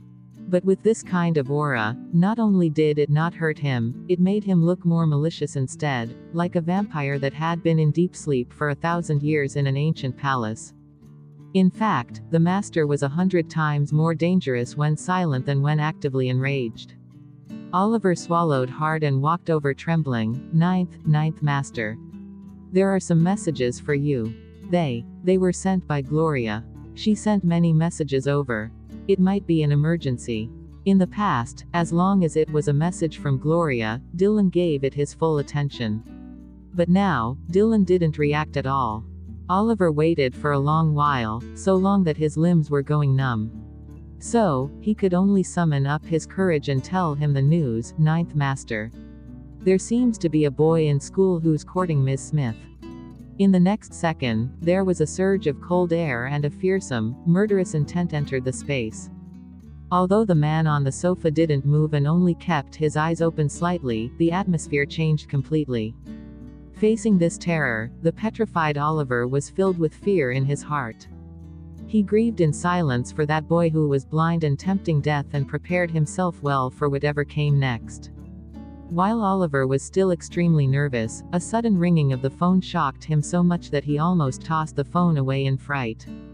He quickly looked at the incoming call display, thinking that it was Gloria trying to stir up trouble again, but then he saw clearly that it was actually Abigail. Oliver's heart suddenly went to his throat. Why is Abigail calling at this hour? Ninth Master, it's M. Smith calling. A video call. Chapter 88. Top-notch suck-up. In the room that was as quiet and gloomy as a cemetery, only the ringing of the phone reverberated. Oliver couldn't guess what was on Dylan's mind and couldn't figure out whether he wanted to answer this call or not. He stood there, frozen, with the phone raised. He had a sense of foreboding about this call. He hoped Master would ignore it. The atmosphere became more and more unbearable with each ring. The ringing was like a bomb ticking away. Oliver's nerves were frazzled, and probably because he was so flustered, his hand slipped and he accidentally pressed the button to answer. In the next second, Abigail's usual grotesque face appeared on the screen. Damn, it's over. At the other end, Abigail had waited for a very long time and saw that the phone was just about to automatically end the call. Right at that moment, the screen flashed and the video call was finally connected. The moment she saw the screen, Abigail's pupils contracted. She could only see the man on the screen lying on the sofa with one hand over his forehead, his collar with 2 buttons unfastened and hair in a mess. His face was abnormally pale. Even through the screen, she could feel the terrifying and dangerous aura emitting from the man's body. Judging by the angle on the screen, the phone seemed to be held by another person, possibly Oliver. The display on the phone was shaking slightly and she guessed it was Oliver's hand trembling. From this slight tremble, Abigail was acutely aware of the dire situation and was 80% sure that Dylan had received the news already. She was a moment too late. Abigail pressed her lips together and squinted her eyes. Sorry. Did I interrupt your sleep? Oliver saw that he had answered the call accidentally and could only try to mediate the situation with his head drenched in cold sweat. Miss Smith, ninth master hasn't gone to bed yet. Why are you calling this late? Is there something wrong? If there is nothing urgent. Abigail didn't wait for Oliver to finish his sentence before nodding vigorously. Yes, I have an urgent issue. Oliver. Oh. Abigail quickly said, there was a boy in school who confessed to me and he said he likes me. Oliver almost vomited blood and his soul quivered. He knew he shouldn't have taken this call. He didn't notice that the phone was swaying back and forth, but he hoped Abigail would stop talking. Nonetheless, Abigail's mumbles continued through the phone. Could you come with me to meet this boy? Oliver felt a bolt of lightning striking his head. She actually asked the ninth master to go with her to meet that boy. At this moment on the sofa, Dylan's half-opened eyes were now fully opened, like a wild beast waking up from its slumber. While Oliver had all his hopes dashed, Abigail's voice continued coming through the receiver. I've told the boy that I have a boyfriend already and he didn't believe me. Do I look single? I was so mad that I agreed to bring my boyfriend for him to see on impulse. Not only do I have a boyfriend, my boyfriend's also 1,000 times better looking than our school's hunk. Oliver stood rooted to the ground, completely dumbstruck as he listened and wondered whether this was some kind of trick. Abigail's sucking up was pretty darn good. Even the man's dreary expression was stunned for a moment. As Abigail didn't get a response for a long time, she hung her head low, dejected. Sorry. Did I trouble you? If it's not convenient for you, then. Time. The man's low and hoarse voice interrupted her from the other end of the call. Abigail was astonished for a moment before her eyes glowed. How about tomorrow night? Just outside school. Sure. Chapter 89. Because my boyfriend likes it indeed. Telling the truth will get you a lighter sentence. The next morning, Abigail went to class feeling at ease. Soon after she sat down, a shadow was cast over her head. Julian stood in front of her looking calm. Seeing this, Abigail shot a suspicious gaze over. Everybody in class looked at the both of them, hungry for gossip. Julian pressed his lips together, looked at Abigail with a serious face and said, Abigail, I don't know where you've heard that rumor, but I swear, I'm definitely not pursuing you because of a lost bet or tricking you. I'm serious. Please believe me. Oh, all the students around burst into an uproar. Abigail's face darkened instead. She had painstakingly thought of this idea last night to refute the rumors, but in the end, everything was ruined by this guy. Looking at the boy's hurt face, Abigail stroked her forehead in silence. The things I told you yesterday were also true, don't you believe me? What did she tell me yesterday? The part where she said that she has a boyfriend. Yeah, right. Julian replied boldly. I'll bring you to meet him tonight. Abigail replied so softly that only Julian and Arthur beside her could hear. Julian suddenly realized who the him was, and a flicker of amazement crossed his face, but he quickly regained his composure. Sure. Finally, class ended. After dinner, there was no one in the school garden. Abigail called Julian out and both of them went to a restaurant not far away from school. Julian sat on the sofa opposite her with a look of certainty, as if he had already seen through Abigail's scheme. She would either give up and say it was all an act, or she would find someone to act as her boyfriend. The latter was more probable unless the guy was blind and couldn't see her ridiculous get-up. Either way, he would never give up. Abigail naturally knew what was on Julian's mind and didn't offer any explanation. She looked at the time on her phone. Dylan should arrive in about 20 minutes. Can I ask you a question? Julian suddenly asked. Abigail nodded, yes. Julian stared at Abigail's heavily powdered face and coughed lightly. You're so beautiful. Why do you do this to yourself on purpose? Abigail took a sip of her juice and blinked. Because my boyfriend likes it. Julian was speechless, like he got choked on dog food. Abigail, you don't have to pretend anymore. Is it that hard to accept me? Even though I'm not as good looking as Arthur, I dare say I'm not too shabby too. Anyway, when we're together, I'll never let anybody bully you and you can walk freely in school. Julian's tone was full of confidence. Of course, he had the ability to make all of that happen.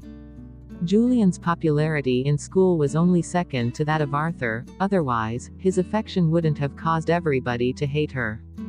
Abigail rested her chin. I only have feelings for my boyfriend. Julian gave a helpless expression, then his eyes slightly glistened. Fine, Abigail, since you insist that I don't believe you, I'll start believing you now. I'll believe everything you said, believe that you have a boyfriend and believe that your boyfriend treats you as well as you said. But what if your words are proven to be false and you were lying to me this whole time? Abigail took a big bite of caramel pudding and without thinking, said, if I was lying to you, then I'll agree to be with you. After Julian heard that, his face immediately brightened. Are you serious? Abigail nodded sincerely, of course I am. Chapter 90. Girlfriend snatcher. Seconds and minutes passed, and just like that, 20 minutes flew by. However, time was up and Dylan still hadn't arrived. But after the full 20 minutes, Oliver gave her a call.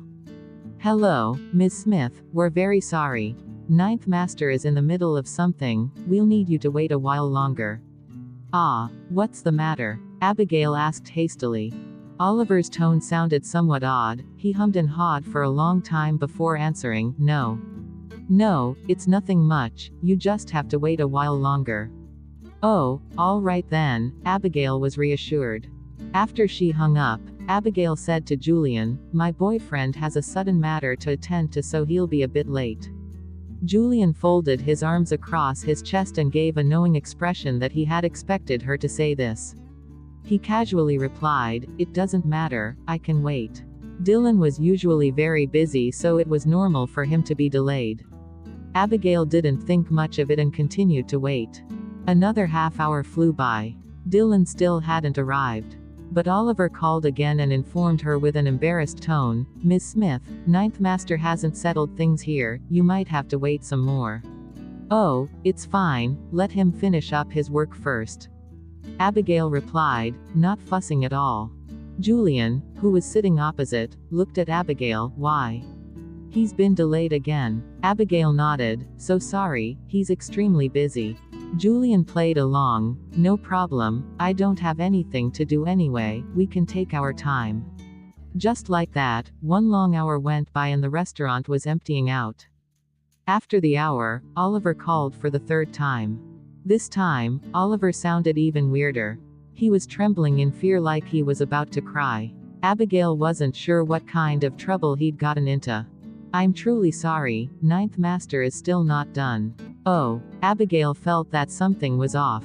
Could it be that something serious happened? Or did Dylan actually not want to come? But that couldn't be. If Dylan didn't want to come, he could have rejected her outright.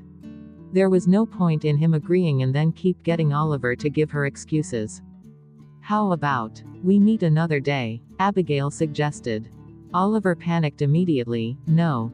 Please. I'm really sorry, Ms. Smith. Ninth Master can't leave at the moment, but he'll be there tonight no matter what. Please wait a little longer, please. All right then. After Oliver's pleading, Abigail could only agree, but she was very curious.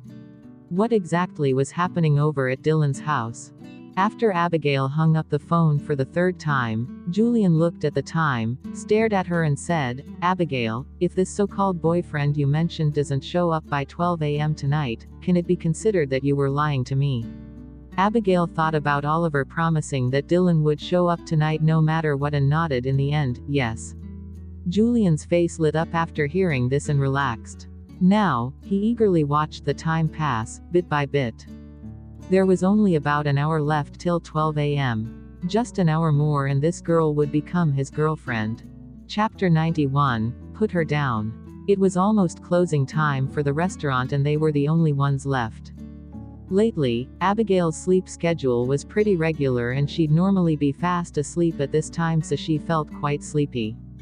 When no one appeared after waiting some more, Abigail's eyelids became heavier and heavier. She leaned on her chin at first, then she started lying on the table and subsequently, fell asleep. Julian kept an intense watch over the time initially, but when he raised his gaze, he realized that Abigail was sleeping soundly. He stared at the way the girl slept and the fleeting glimpse from that night appeared in his head. His ears started burning bright red. She'd said plainly that if she was lying to him, then she'd be his girlfriend. Did she agree because she actually liked him? Julian glanced at the time again and became quite excited. Passionately, he reached out to the girl's face, Abigail. At this moment, there was a smash and the restaurant's glass door was forced open by a slender and fair hand, accompanied by a gust of night wind. "So sorry, our restaurant is closed." That was the voice of the restaurant owner, dissipating into the night wind. The sound of footsteps came closer and closer. Julian felt an inexplicable chill on his back and looked at the door subconsciously. In the next second, his pupils constricted. In his line of sight was a man walking towards him slowly. The man was in a vintage classic black suit. His glacial eyes looked as if they were capable of freezing his soul. As he walked over step by step, it seemed like he didn't resemble a person at all. He looked like a demon king who traveled with the night wind and used the light of the moon to reach the earth. The spacious restaurant suddenly appeared narrow and cramped. Looking at the man's refined disposition and devilishly good looks, Abigail's words appeared in Julian's head. 1,000 times better looking than Arthur. There was actually a person like that in this world, and this was him. Just as Julian regained his senses and realized he was gaping at the man was suddenly standing right in front of him. You. Can I help you with anything?" Julian asked subconsciously. The man didn't reply and looked coldly at him. Julian felt like he was his prey, being devoured at his throat. As Julian's body stiffened up, a cold sweat covered his forehead. Abigail, who was totally unconscious and in deep sleep, started falling off the side. Seeing that Abigail was about to fall, Julian started to reach out for her. The man standing opposite used a relaxed, subtle and wickedly fast tilt of his body and caught the girl instead, who landed right into his arms. Julian looked at the man holding on to Abigail, hugging her, and his gaze tightened. Abigail woke up in a shock, rubbed her eyes in a daze and looked at the person in front of her. She blanked out for a while. Then, slowly, she rubbed the man's body and grumbled, "What took you so long?" The man looked at the girl in his arms, his cold gaze completely contrasted with his warm expression. Julian looked at Abigail and then at this man. What's going on? While Julian stared blankly, the man started hoisting Abigail up. Julian finally regained his senses and blurted out, "Wait, put her down." "Who are you?" In the next moment, the chilly atmosphere around them intensified. The man looked at the girl in his arms and while Julian continued staring at him in shock, he slowly lowered his head and kissed the girl on her outrageously colored lips. Chapter 92, The Master's Secret Crash. The shattering sound of glass resounded. The cup in Julian's hand crashed onto the floor. It was as if he was struck by lightning as he stared at the two people opposite, flabbergasted. You are. If he and Abigail together were a contrasting and unexpected pair, then the image of this person kissing Abigail was really something straight out of a sci-fi movie. It was simply too shocking. "You're Abigail's boyfriend." Julian took a long time to find his voice. Even he could never kiss Abigail with that makeup, much less Arthur, who was finding all kinds of excuses to get out of it, but this man actually. He thought about what Abigail said before, that she dolled up like that because her boyfriend liked her this way. What Abigail said was true. The man's indifferent eyes barely looked at Julian before he carried the girl and left the empty restaurant. From beginning till the end, Abigail obediently remained locked in the man's embrace. Perhaps she was feeling a little sluggish since she just woke up, or maybe Dylan's normally scary aura was absent. But being so close to Dylan wasn't as repulsive as she'd imagined. Between each breath, she could smell a light aroma of fruit trees. It was different from the usual cold vibe from Dylan, but it smelled pretty good. It might have been her illusion, but this man was clearly still in the same old black outfit tonight, yet it gave her a very grand and formal vibe. He never wore cologne, but he did today. His subtle, luxurious, antique black cufflinks, his metallic tie clip and his suit's design looked similar to his other suits, but after looking closely at the design, it appeared to be brand new. The scariest thing was that this guy was too handsome tonight. She was blinded by Dylan, even though she was so used to seeing that face of his. Recalling Julian's face now, she couldn't help but find it hilarious. This poor child's 3 values would probably be shattered into pieces tonight. Oliver stood by the restaurant door and saw everything that happened inside, and he saw that the boy was still standing there in a daze. Oliver wiped his sweat and couldn't help but criticize his master silently. "Master, must you go that far?" At this moment, Abigail had the same thought as well. Using Dylan to fight a suitor of Julian's rank was no different from using an ultimate boss to kill a beginner. Please. Put me down," said Abigail, after seeing that Dylan was still carrying her, seemingly without the intention of putting her down. The man paused and the atmosphere became chilly in an instant. A moment later, he let her down. Abigail jumped onto the ground, lifted her little head to look at the man in front of her, and said eagerly, "Can you carry me on your back?" The man looked surprised after he heard that and immediately bent forward in front of her slowly. Abigail immediately climbed up onto the man's back, hugged his neck with both hands and yawned lazily. "This feels much better." Oliver watched how the both of them interacted, and his heart was like a roller coaster, going up and down. He suddenly realized that whenever Abigail initiated intimacy, his violent and terrifying master became unbelievably docile. On the silent and empty road, the man carried the girl as he walked back to school slowly. Feeling her little head nodding on his back, the man asked, "Tired?" Abigail nuzzled her head on his shoulders and nodded, "Yeah." "Did something urgent happen to you today? Was it important?" "It's fine." Abigail wasn't fully convinced, really. But on the phone just now, housekeeper Wilson sounded like he was about to cry. She shot a suspicious look over to Oliver as she spoke. Oliver's back stiffened and quickly waved his hands. "Oh, Miss Smith, it's really nothing, it has all been settled."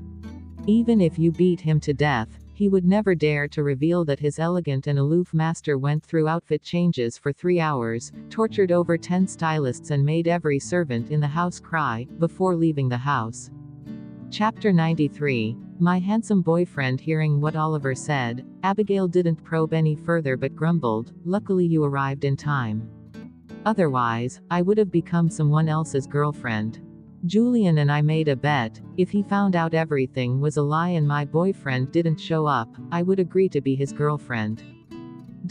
Quote. The chill beneath Dylan's eyes had yet to spread before the girl continued in her victorious and chirpy voice, "Since you promised you'd come, I knew you'd definitely appear, so I made a bet with him without thinking too much about it. Going by Julian's reaction just now, he'll definitely give up this time. After all, my boyfriend is so handsome. You beat him in a beauty contest in a second even if you wore a sack." Listening to the girl gloating, the iciness beneath Dylan's eyes immediately melted. It was obvious that Abigail's sucking up did the trick. Oliver's face was covered with tears as he listened. "Even if he wore a sack.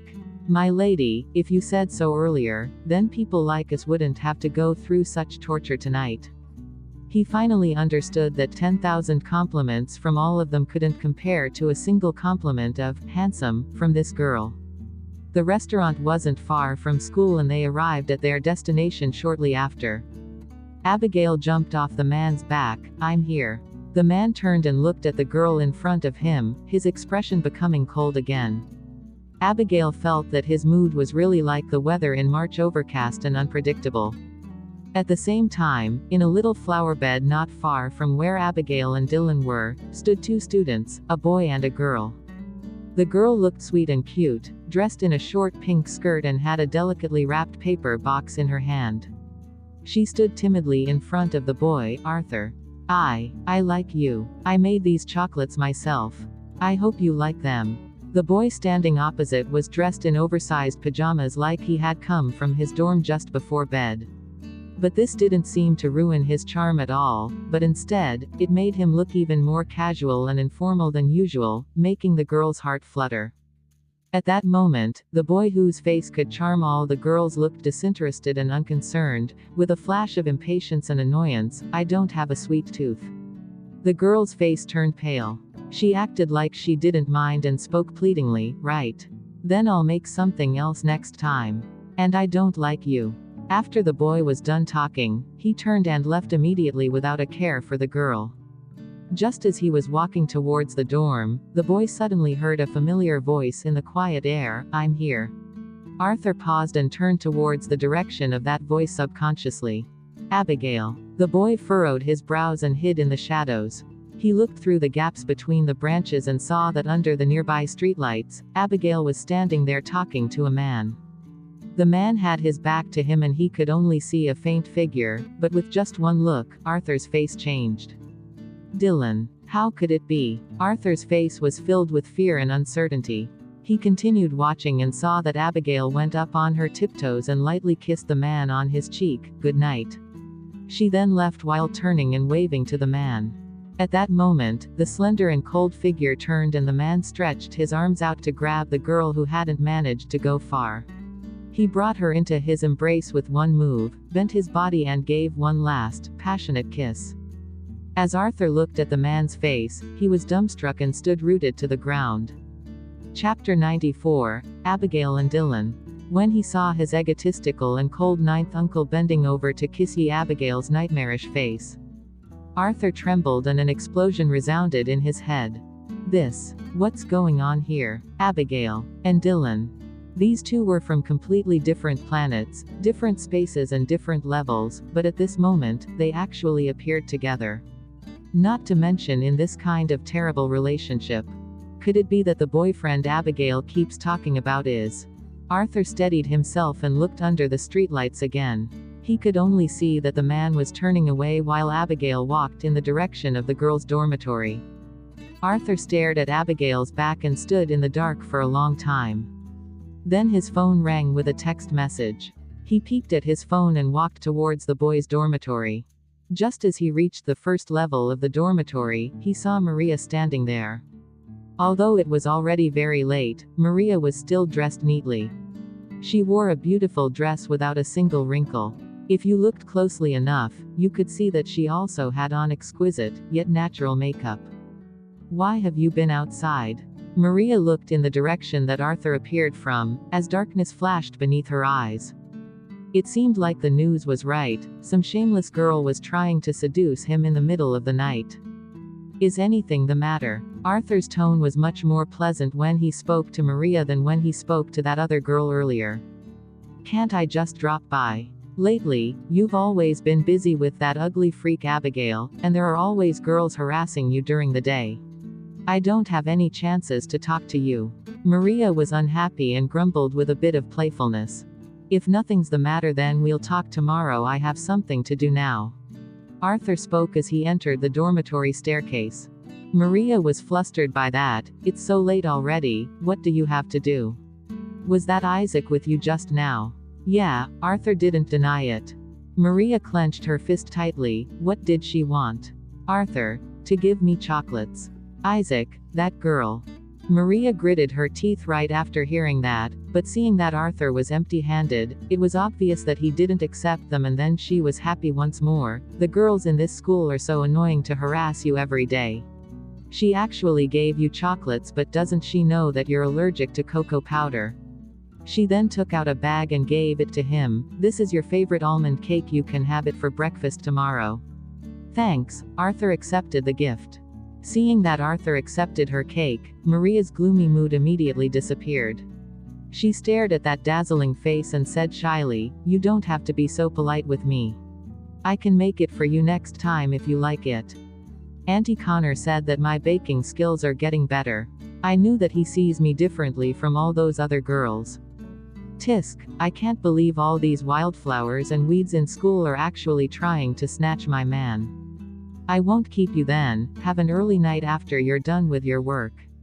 Knowing that he no longer had any business with Isaac, Maria was relieved. With her crazily pounding heart, she ran off excitedly. However, the girl didn't know that once she left, the polite, courteous expression of the boy immediately disappeared, revealing an indifferent expression that completely contrasted with the usual perfect image he had in front of her. It even had a hint of disgust and contempt. The boy walked a few steps ahead leisurely and casually threw the delicately wrapped cake into the garbage can next to him. After he entered, the boy didn't go to his own dorm. Instead, he went upstairs to see Julian. Who is it? A boy in his undershirt and oversized boxers pulled open the door with a sleepy face. After he saw that the person at the door was Arthur, he was stunned for a moment. Oh, Arthur. Quote. Even though it was very common in the boys' dormitory for guys to drop by, standing in front of him was the dream boy of every girl in school and the common enemy of every boy. Furthermore, like the school's goddess, Maria, he was clearly not from a simple family, he was from a completely different world from nobodies like them. Besides, Arthur always kept to himself, he didn't usually hang out with them, not to mention dropping by in the middle of the night. So seeing him here at this late hour, the boy was inevitably surprised. Do you need something? I'm looking for Julian, Arthur replied. Oh, you're looking for brother Julian. He just came back, it's just that. The boy scratched his head, looking rather vexed. You're here at a bad time, brother Julian isn't really in a good state right now. Not in a good state. Come in, you'll understand once you see it for yourself. The boy sighed and opened the door. Just as Arthur stepped inside, a pungent smell of alcohol overwhelmed him. After Arthur entered, the boy quickly closed the door, afraid that the smell of alcohol would escape and expose them to the dorm inspector. He saw that Julian was sitting on the floor like a puddle of mud, seemingly completely drunk beyond his senses and mumbling Abigail's name. Abigail, Abigail, why do you treat me like that? Why didn't I find out sooner? With just one look at his condition, anyone with a discerning eye would know immediately that he was heartbroken. What happened? Arthur glanced at the three boys in the dorm. The three boys looked at one another. The boy who just opened the door stepped closer and said mysteriously, Brother Julian went to meet Abigail's boyfriend this evening. Abigail actually has a boyfriend. Can you believe it? Really? Arthur's eyes glistened slightly. That's right. At first, we all thought that Abigail was lying about having a boyfriend in order to turn Brother Julian off. She even said that her boyfriend was extremely good-looking, bragging non-stop. Who would believe her? But, who could have guessed that when Brother Julian went, he actually got to meet the guy? More than just meet. According to Brother Julian, that man was so handsome he could shatter the skies, and compared to you, Arthur, he was. The boy sighed and stopped. Oh, better looking than me, right? Arthur spoke softly. The boy rubbed his nose and answered awkwardly, anyway, that was what Brother Julian said. We all suspected that he's drunk. Otherwise, how could he have said such nonsense? How could there be any good-looking and blind man in this world that would fall in love with Abigail? Exactly, so what if Abigail has a boyfriend? Brother Julian still has a chance to win her over, right? While the boys were conversing, Julian, who was drunk in the corner, waved his beer bottle and shouted in anger, damn it. Handsome. So handsome he could turn me gay. As if I could fight him. The three boys on the side.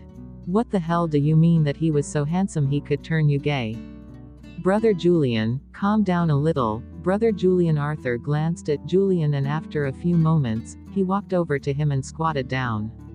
Then, he passed his phone to him. Was it him you saw this evening?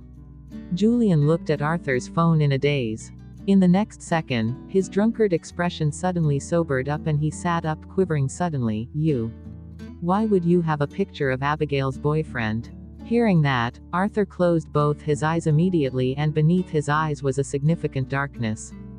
Dylan. It was really him. That woman in Pearl Garden actually was Abigail, his classmate from the same school and class, right under his nose.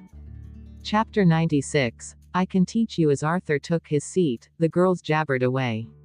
Gavin's face suddenly became stern and said, all right, calm down everybody. Why aren't you guys so excited to see me? Teacher, you're not handsome. Some girls retorted immediately. Hey, what did you just say? Please repeat yourself, loud and clear. There was an obvious threat in Gavin's voice. Teacher, you're the most handsome. The girl shouted in fear. Very good. Continue with the questions then. After messing around for a while, everybody continued with the questions, but it was very obvious that all the bewitched girls were not fully focused on their studies anymore. After Arthur sat down, he glanced through the practice questions once and did not bother with them any further. He laid his head down and started sleeping as usual. Abigail was filled with jealousy. Far from handing in blank exam papers like her, this chap knew how to do every question. Compared to how she had to memorize sample answers and scoring well out of sheer luck on her last test, Arthur always got perfect marks for math, aside from the times when he purposely skipped exams. In her eyes, this kind of person was a total anomaly. Certainly, there must be no normal human in the Connor family. Abigail was bitterly doing her work while cursing under her breath when she suddenly felt a weight on her shoulder and fresh clean scent wafted into her nose. Abigail turned her head stiffly to look and realized that Arthur had slumped over in his sleep and was now leaning on her shoulder. At that moment, there was an uproar in class. The girls who had fixed their attention on Arthur this whole time dropped their jaws. Maria's glare was murderous. Damn. Arthur actually leaned against her shoulder. Abigail, this slut. Nobody stop me, I'm going to break that ugly freak's claws. As Abigail faced the murderous stares from all the girls in the class, she hurriedly tried to reposition the sleeping beauty on her shoulder carefully. Oh my God, save me. How is this my fault? I'm a victim too, right? But if she really said those words out loud, she might be beaten to death, so she could only swallow her words down.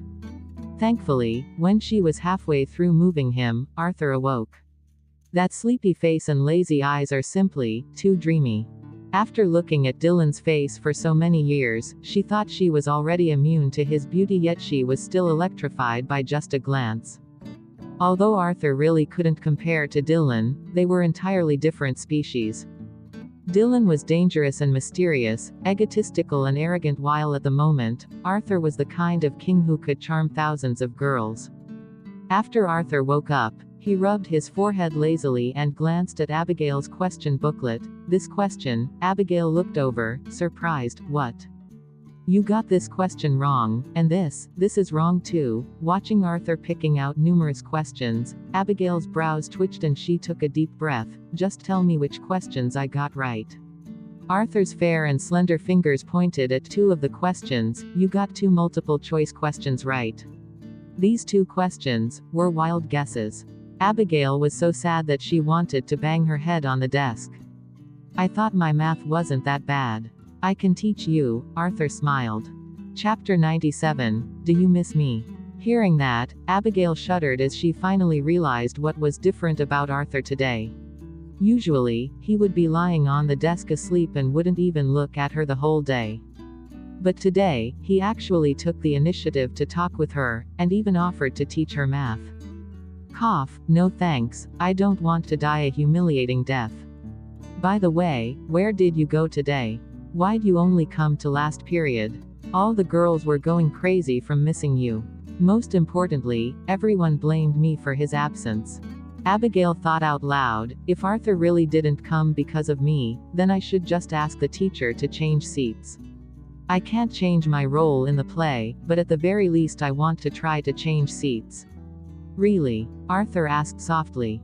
Yes. Abigail nodded, then took the opportunity to ask, you didn't come today, was it because, then, before Abigail could finish, Arthur interrupted her and asked, what about you?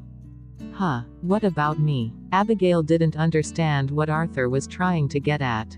Arthur looked at her shyly and said, did you miss me? Abigail was completely dumbfounded. Damn, What game is he trying to play? Abigail's body was covered in goosebumps, and as she stared back in shock, her whole face in terror, she asked, do you have a fever? All right, everybody please stop. I'm going to take up the questions now. If you had any trouble with the questions, listen up and pay attention.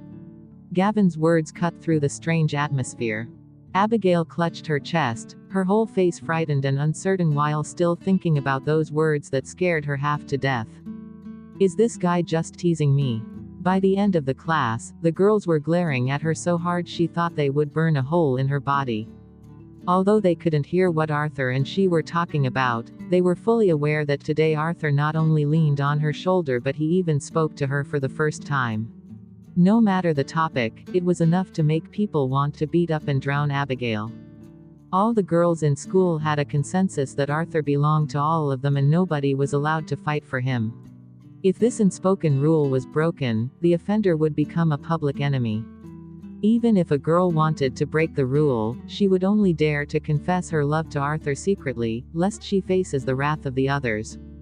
If she was found out, she wouldn't be able to come to school anymore. On the surface, it looked like Abigail had actually dared to seduce Arthur in front of everyone and thus attracted quite a lot of hatred. Of course, the reality was that Arthur had leaned against her accidentally, and it was also Arthur who initiated the conversation, but nobody cared about these facts. The person who was in the wrong was obviously Abigail. Abigail initially thought that this would all be over after school. Who knew that Arthur, who had missed rehearsals consecutively for so many days, would actually show up today? At rehearsal, Abigail rehearsed distractedly with her brows furrowed. She began to have a strange ominous premonition. Arthur sat against the window and as usual, he was surrounded by a group of girls making a big fuss over him. Arthur, that ugly freak is getting more and more out of hand. She even harassed you in class. Don't worry Arthur, we've already submitted a petition demanding to switch Abigail out. Miss Chavez will definitely meet our demands. Actually, you didn't have to come today, Miss Chavez will announce her decision tomorrow. That's right, why don't you go back and have a good rest? You must be nauseous after that math class. While the girls bombarded Arthur, the other students preceding him had finished rehearsing and it was now his turn. The class monitor walked up to Arthur and asked weakly, Arthur, it's your turn, do you want to rehearse today? With everyone's attention, Arthur slowly stood up from his seat and glanced at the stage, of course. Chapter 98. A kiss from the hunk. Abigail had initially thought that Arthur wasn't coming to rehearsal today, so she had applied purple lipstick. Seeing Arthur walking over, she asked subconsciously, do you want me to change the color? She remembered how Arthur couldn't stand this color. Arthur glanced at her and an unusual warmth flashed across his eyes. No need, it's nice. Abigail. What? Nice. Could someone save me from this guy? Abigail was so shaken up that she started to touch up her makeup to calm her nerves, but her eyeliner came out crooked as her hands shook and she even smudged her lipstick. Arthur glanced at Abigail's face and a fleeting smile appeared on his gentle face, but in the next moment he took a deep breath and said, let's start rehearsing.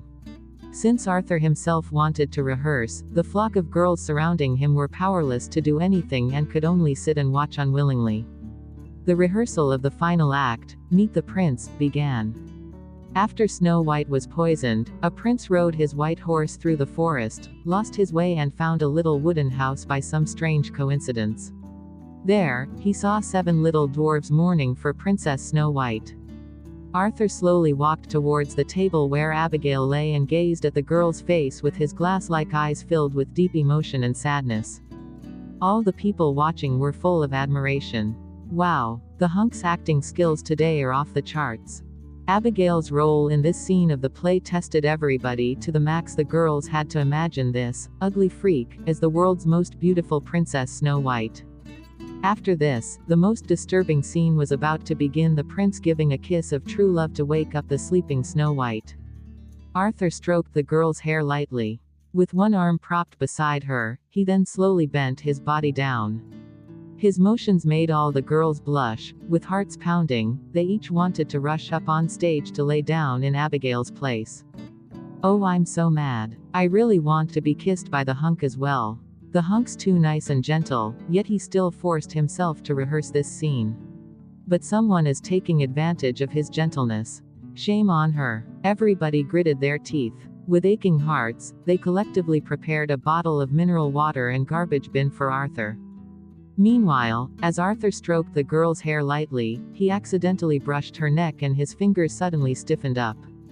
Abigail's skin was as fair as goat's milk. One word immediately surfaced in his mind when he touched it: delicate. Arthur was a little taken aback and retracted his fingers quickly, like he had just gotten burnt, while the ends of his ears started reddening. He immediately calmed himself down, bent down again and edged closer to the girl bit by bit. Maria, who was watching, suddenly stood up and shouted, "What is going on?" All the other girls were stunned as well. Why didn't Arthur run away as usual when he got this close? This time, he's actually leaning closer and closer. Everybody watched as the distance between the two of them shrank. Even if they were just getting in position, they didn't have to be that close. Damn, what is going on? Could it be that Arthur really wants to do it for real? Even the distracted Julian, who was watching from the corner of the room, suddenly changed his expression when he realized what was happening. Although Abigail had closed her eyes, she could feel Arthur's breath. When she felt that something wasn't quite right, she quickly opened her eyes. In the next second, Arthur's face loomed directly in front of her. Chapter 99. It's my responsibility. At that moment, a shout came from the hallway: "Ms. Chavez is here." At the door, Simona walked in. By her side was the petition delivered to her by Maria's cronies. It looked like they realized something was wrong, so they were ordered by Maria to bring reinforcement. Everybody sighed in relief instantly at the sight of Ms. Chavez, and Abigail also quickly took the chance to sit up. Unsure if it was her imagination, Abigail thought she saw a shred of disappointment on Arthur's face, as if he was unhappy at the interruption. Simona held the petition in her hand and turned to stare at Abigail in annoyance. "Abigail, why is it you all the time? How much trouble are you going to make before you're satisfied?" She then turned to the crowd and said, "I've seen everybody's concerns, and initially, we assigned the roles randomly so that it would be fair. But since the results have caused such a big problem and rehearsals aren't going smoothly, I have decided to choose another candidate for the role of Snow White. Are there any objections?" Upon hearing this, everyone was suddenly in high spirits. This brought great satisfaction to everyone, and everybody replied in unison, "No." Abigail heaved a sigh of relief as well. Finally, the moment she had been waiting for. But at this moment, an unexpected voice came from her side: "I object." The person who spoke was Arthur. Maria quickly ran to Arthur and pulled at his shirt while whining softly, "Arthur, what are you talking about? The teacher has already agreed, why are you still so stubborn?" Abigail looked at Arthur warily. What is this guy trying to do this time? The boy's icy gaze swept across the room. If the roles are going to be changed over and over, are we then going to change the next candidate halfway as well? Anyway, there isn't much time left until the performance. If we choose someone else, we'll have to start from scratch. We've been rehearsing well aside from the final act, and the problem with that act lies with me. I now have things under control, and I promise that rehearsals will proceed smoothly from here on. Not only were the students stunned, but Simona had never considered the possibility that Arthur would object. She furrowed her brows and said, "But even if you can act successfully, Abigail's image is still a big problem." Arthur replied without a change in his expression, "There is a certain artistic flair and exaggeration in the theater. Abigail's image is not a problem at all. Besides, in the later stages, we could use some styling and masks to conceal and solve the problem. I will discuss all these concerns with the class monitor and bring a viable and detailed proposal to you." After Arthur had presented his views, Simona was unhappy but couldn't protest any further. "If you insist, I won't object, but if there's a problem..." Actually, she considered Abigail to be a secondary problem. Her biggest issue lay with Arthur. She thought Arthur resented that Abigail was playing Snow White, so she took his concerns seriously. But who knew that Arthur's attitude was completely different from what the other students had said? This guy wasn't someone a nobody like her could afford to offend. The others may not have known Arthur's background, but she was well informed and knew that he wasn't just from an ordinary wealthy family. If not for her lover confiding in her, she would never have imagined that Arthur had such powerful backing. Chapter 100. Sacrificing my image without hesitation. I was the one who drew the lot for Snow White. I'll take full responsibility, Arthur said. There was silence throughout the entire hall. Everyone was shocked by this unexpected development. Since Arthur's spoken, we'll leave this for now. You can come talk to me if there are any more problems. Who cares about the petition? In the end, Simona naturally placed the most importance on Arthur's opinion, thus she left, satisfied that Arthur was content. After Simona left, Maria rushed to Arthur and shouted at him furiously, "Arthur, why are you speaking up for that ugly freak?" Arthur didn't respond. He might not have even heard what Maria said. At that moment, his attention and gaze were fixated on Abigail. The focus in that gaze gave him a gentle and attached expression, an appearance of years and years of waiting. His gaze completely lit up the rage in Maria. She turned and stomped towards Abigail and raised her hand in anger. "Abigail. You shameless slut, what have you done to Arthur?" Without waiting for Abigail's reaction, suddenly, a figure swiftly flashed before her eyes.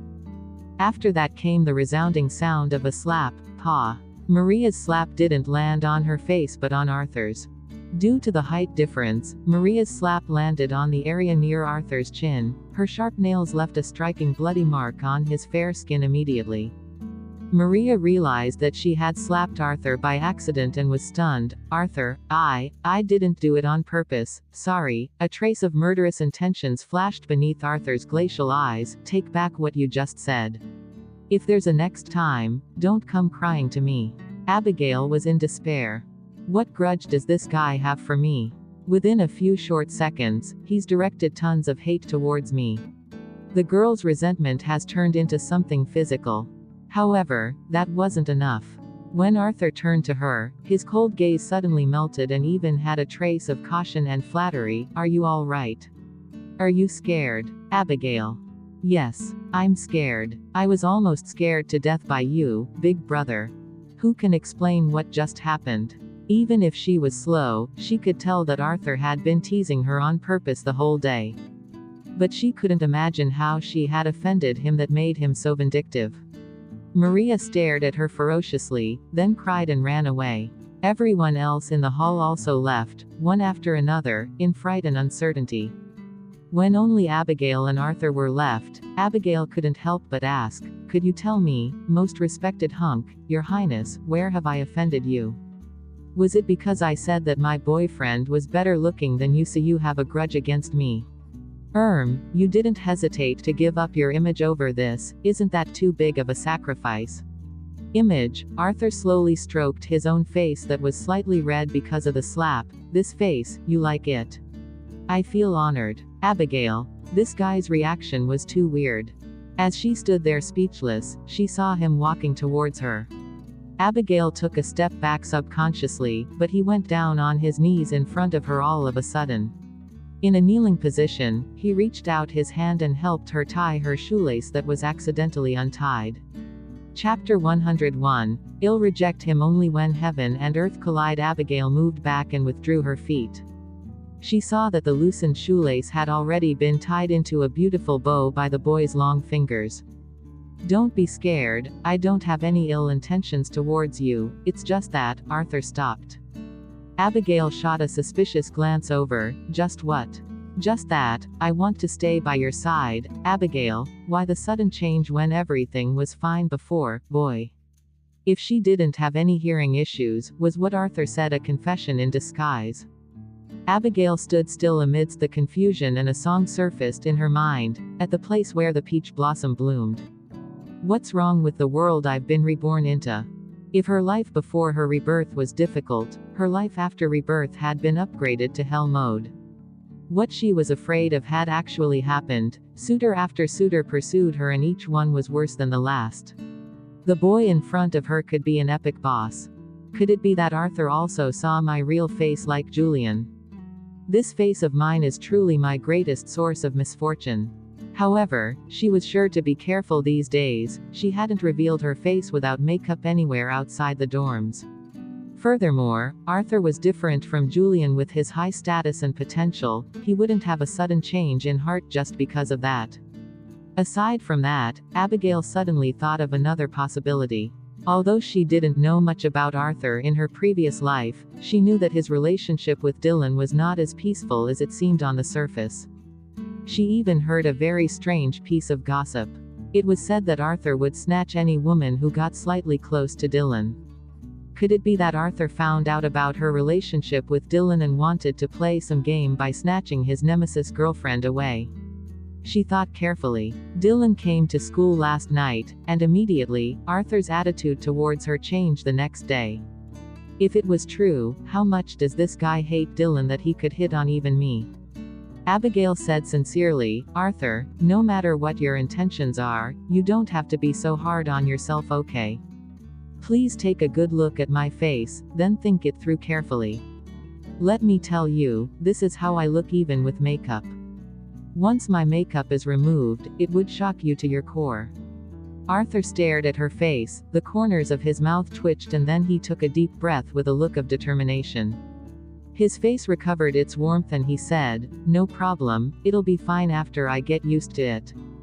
Abigail wanted to break down. Her head hurt so much that she rubbed her eyebrows and said seriously, emphasizing each and every word clearly, my relationship with my boyfriend is stronger than gold and our love is rock solid. Only until the mountains become flat, until all the rivers are drained, until there's thunder in winter, until there's snow in summer, and until heaven and earth collide, will I reject him. So, you should just give up. Aside from her, with his background and looks, skills and acting abilities, there was probably no girl that could resist him. But right now, she was afraid that if he was disappointed, her life would be in danger and she would not joke around with her own life. After speaking, she left immediately without waiting for Arthur to respond. Most importantly, she had to keep her distance. After she was quite a distance away, Abigail heaved a sigh of relief. Who knew that when she raised her head, she would see someone she didn't want to see even more than Arthur? Gloria hurriedly rushed towards her with a hasty expression. Abigail. I finally found you. What's the matter? Gloria said in a surprised tone, don't you know? Hurry and take a look at the school's forum. The news about you and Arthur has gone around. Chapter 102. Twisting the facts. Before, when Arthur helped her dodge the slap from Maria, she already had a bad premonition, but she never thought that news of it would spread so quickly. Abigail opened the forum to take a look. She immediately saw on the first page was a very popular topic, the story of the ugliest girl in Averna High School and Averna High School's hunk that must be told. Ugly girl, and school hunk. This sensational title would attract many clicks with just one look. The post started from the time she scored first in the class for exams and described in detail how she got close to Arthur, step by step. Apparently, she scored last in class on purpose to get close to Arthur, then cheated on the exams to score first in class to continue sticking with Arthur. Then, she cheated in the draw in her futile attempt to get the role of Snow White and get even closer to Arthur, and deliberately gave him hugs in class and harassed him non-stop. The whole article was illogical and humiliated her just for the sake of it. With regards to her results, all the teachers were present and Simona admitted that her results were genuine. As for the drawing of lots, she didn't even have any chance to touch the box. How could she have cheated? If she really harassed Arthur, why did Arthur speak up for her in the hall when Simona wanted to switch roles for the play?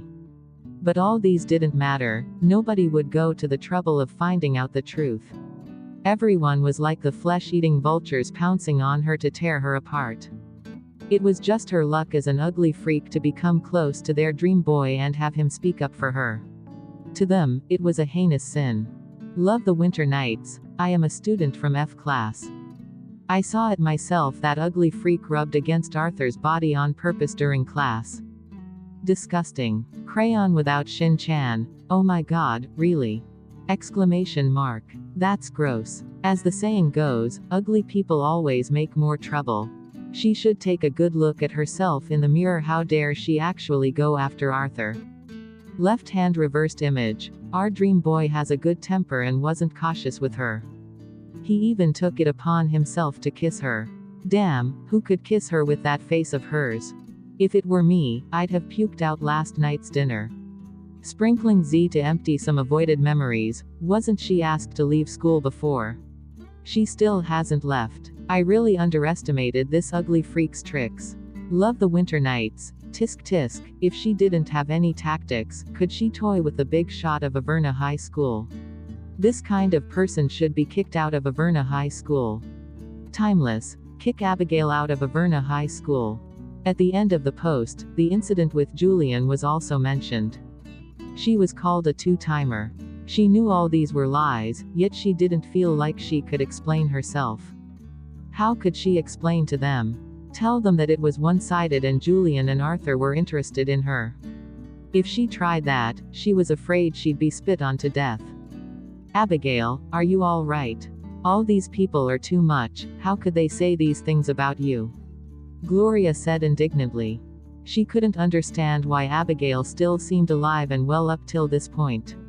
All those messages that she sent to Dylan previously had been marked as read, meaning that he had obviously read them. But not only was she living well, she had seduced Julian, and even Arthur's attitude towards her was becoming warmer. Seeing Gloria's concerned face, Abigail smiled faintly and the corners of her mouth curled upwards. The creator of this thread, Love the Winter Nights, leaping and jumping all over to insult her was Gloria. Love the Winter Nights. This ID was of deep significance. Tisk, she wants to get public opinion involved.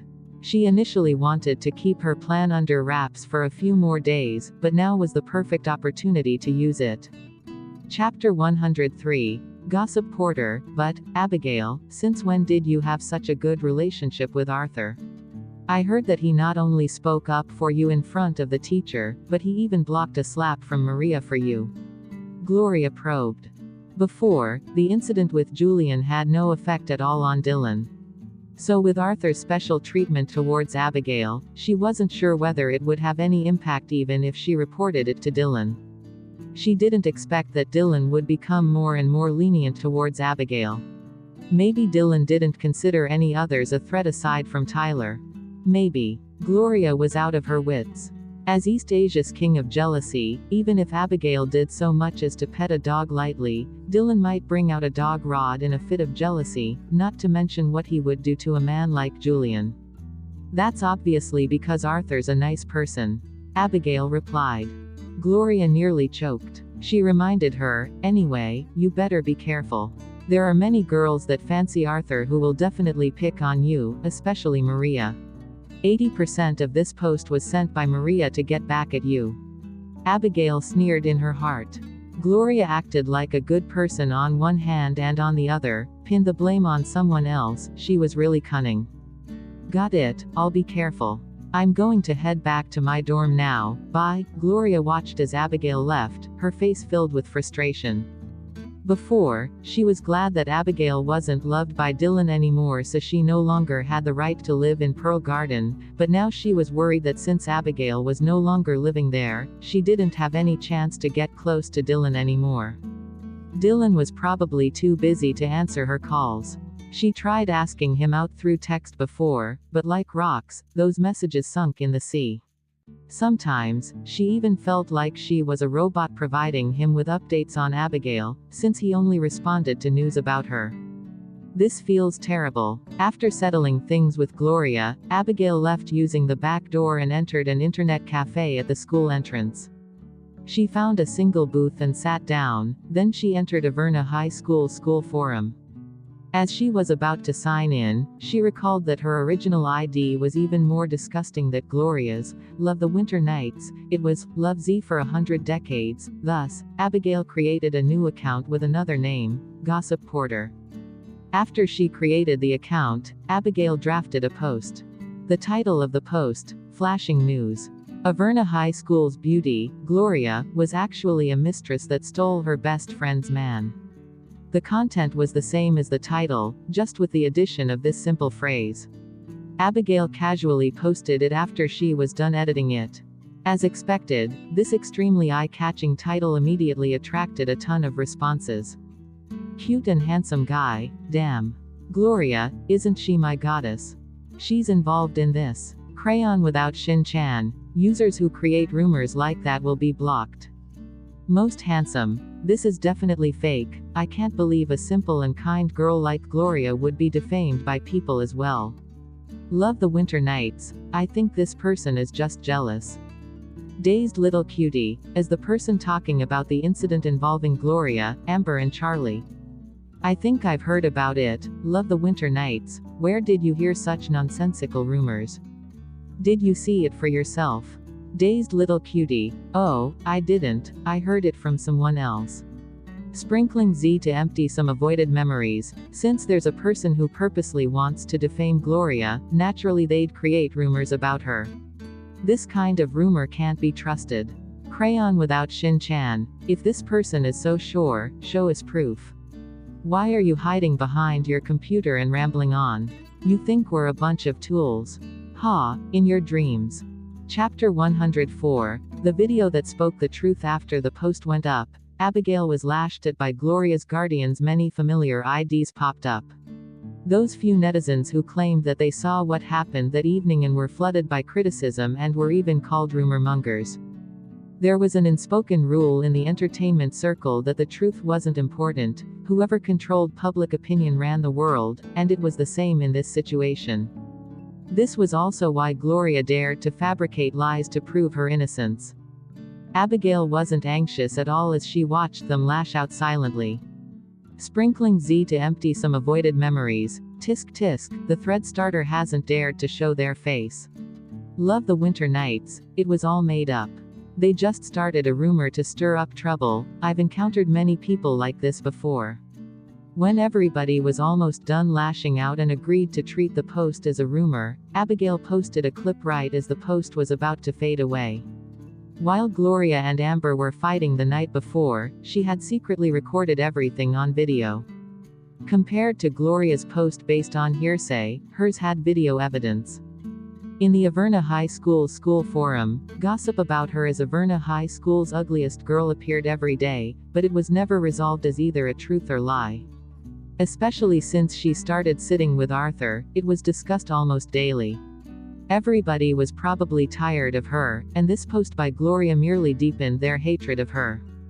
Anyway, her reputation was as black as charcoal and couldn't possibly be any darker, but Gloria was different. She was the beauty of Class A, the famous beauty of Averna High School. This goddess, who was in the hearts of many boys, was as pure and perfect like a piece of snow. To think that she actually seduced her best friend's man secretly. This gossip was much more explosive than the daily speculations about this ugly freak whose reputation was already smeared. Revealing this piece of gossip about Gloria at this time could divert attention away from her. For people unable to clear the air about themselves, it was common practice to use explosive content to divert people's attention in the entertainment industry. After she posted the video, Abigail ordered some drinks and snacks and waited patiently in her seat. After a few seconds of silence, the post which had been dying down blew up again. Lonely heart. Oh my god. What did I just see? Everyone, hurry and look at this juicy gossip. Cute and handsome guy, damn. It's actually real. The goddess was even hurt by the phone Amber smashed into her face. I am little cutie 123, what drama. Aren't Gloria and Amber really close? It's surprising to have a third party involved. Most handsome. Huh, is this some kind of misunderstanding? A windy summer. The video clip is out. What kind of misunderstanding is there? Didn't you hear Amber saying that she even took the initiative to kiss the guy? She didn't even have the conscience to deny it. Why did she choose to go out alone with her man on Amber's birthday, kissing and talking about being together after graduating, using all this intimate language? Dazed little cutie, the video clip speaks the truth. This is so much more exciting than the post next to it. No wonder the thread starter didn't make a sound. She was saving up for her big move. Gloria can't rebut this time. Abigail's post went up the ranking of popular posts very quickly due to these netizens and immediately overtook the popularity of the post about herself. The netizens who had been busy fighting in her post then all moved to the post about Gloria, pleading the thread starter to release more gossip. Chapter 105, A Ticking Time Bomb. After some time, that familiar ID appeared again. Love the winter nights. Did Gloria actually initiate the kiss or made that promise?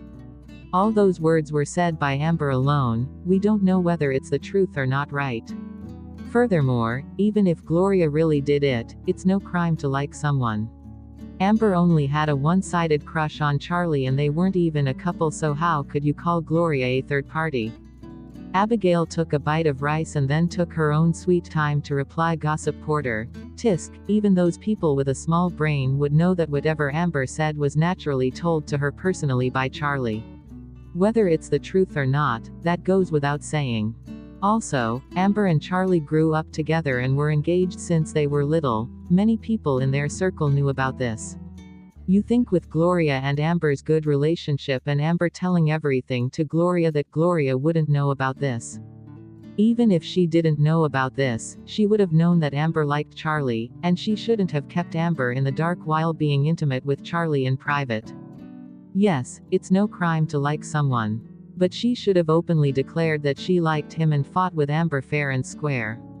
I believe nobody would say anything about her then, but what's the point in playing games? Could it be that she was using the same tactics on other people?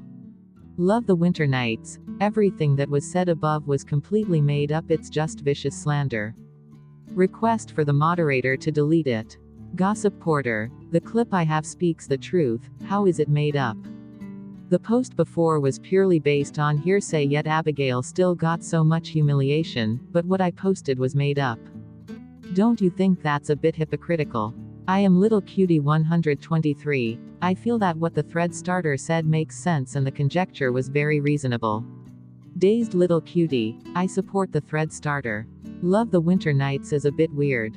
She was so enthusiastic when we were talking about Abigail, and when people said that the poster had no evidence, she attacked them. Yet now, she's speaking up for Gloria.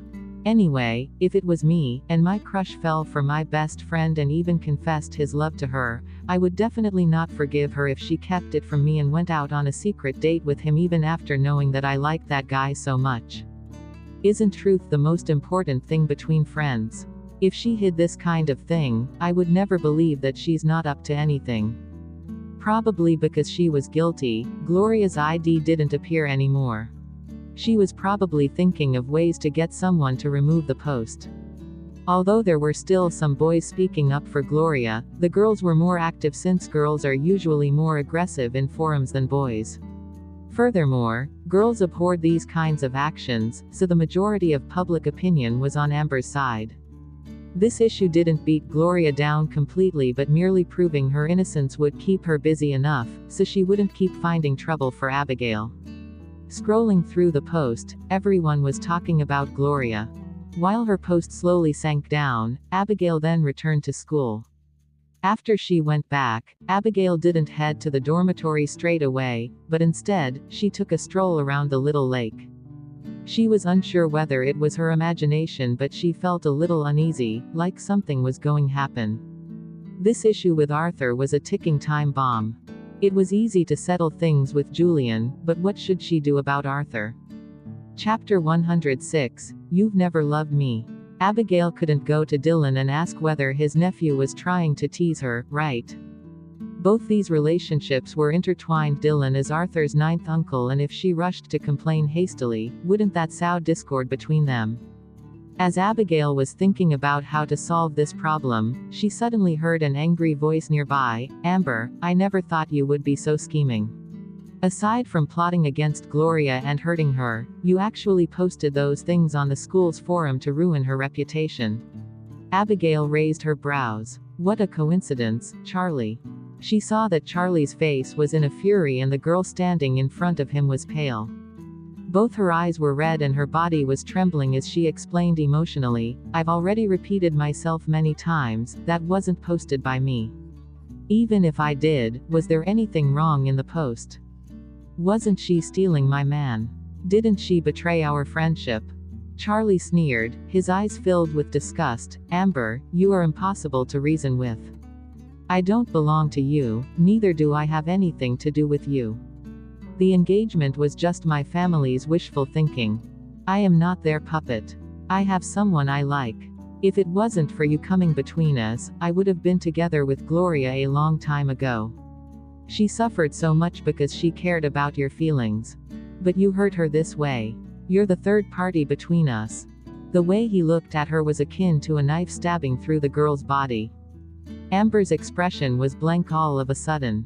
She then looked like she was in excruciating pain and smiled bitterly. Ha, ha ha, Charlie, we've known each other since we were in our mother's wombs. You've said before, said that you would marry me, would protect me and let no one bully me, wanted to be with me forever, but now you tell me that you don't have anything to do with me, that I'm a third party. I'm a third party. The girl's last two words were weeping blood. But the man was distant, that was all in the past when we were young. Don't bring up those childhood jokes to bother me.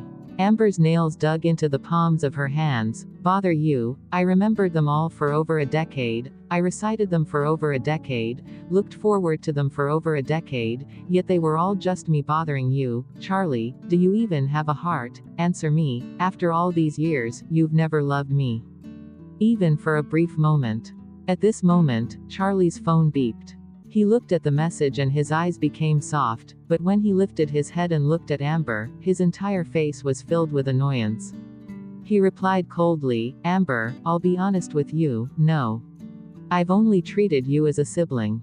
But now, you've drained the last bit of feelings I had for you.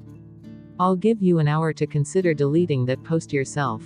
If it's not deleted after an hour, don't blame me for being heartless. Charlie turned and left immediately. Amber's lips trembled and her eyes were red, her tears seemed to have drained out. She stood there in a daze looking at the man's receding figure like all the anger in her body had been wrung out.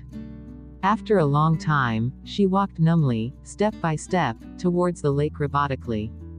Chapter 107. You were the one who created the post. Abigail was in hiding and had seen everything up to this point. Not good. Something's up with Amber. It isn't that because of my interference, instead of allowing Amber to come to her senses, she's considering suicide, right?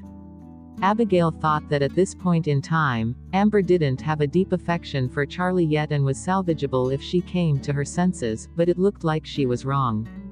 The two of them grew up together. Amber's wish ever since she was little was to marry Charlie and become his wife. Now that her dream was dashed, it wasn't an exaggeration to say that her whole world had fallen apart. Furthermore, she was betrayed by her most trusted friend at the same time. She had personally suffered from Gloria's skills after all. Back then, she was also really close with her and would go everywhere with her, played with her, fought together, cried and laughed with her, skipped classes with her, chased Tyler with her and even repeated a grade in school with her.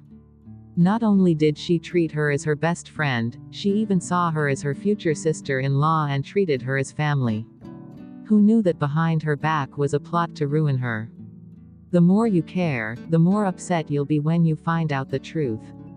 Seeing that Amber was only half a step away from the lake, Abigail pinched her nose bridge, quickly walked out of the dark and called out leisurely, "Oh. Look who it is. Isn't this our Miss High and Mighty Amber? Being here so late at night, don't tell me you're trying to take your own life because you got ditched." Amber's back stiffened. Her initial dull and sluggish eyes suddenly glared towards Abigail fiercely. She gritted her teeth and said, "Abigail.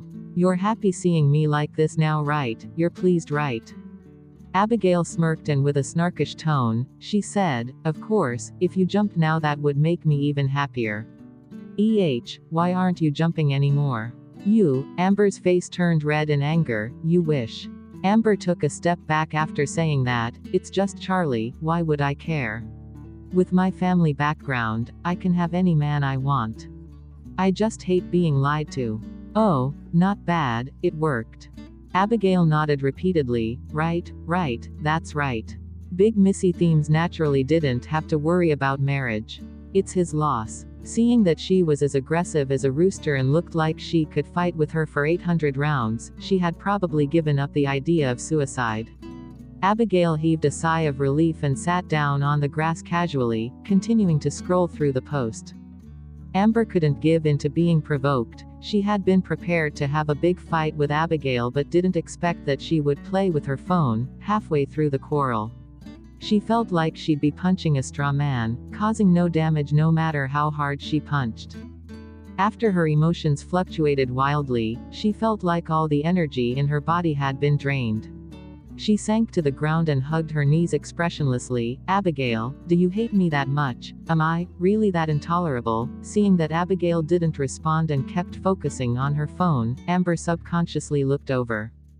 In the end, when she saw that Abigail was in the midst of replying to the post, her expression changed. In Abigail's reply box, the ID indicated, Gossip Porter. You're Gossip Porter. You were the one that wrote that post about Gloria? Amber asked in astonishment. Chapter 108, Let's Team Up.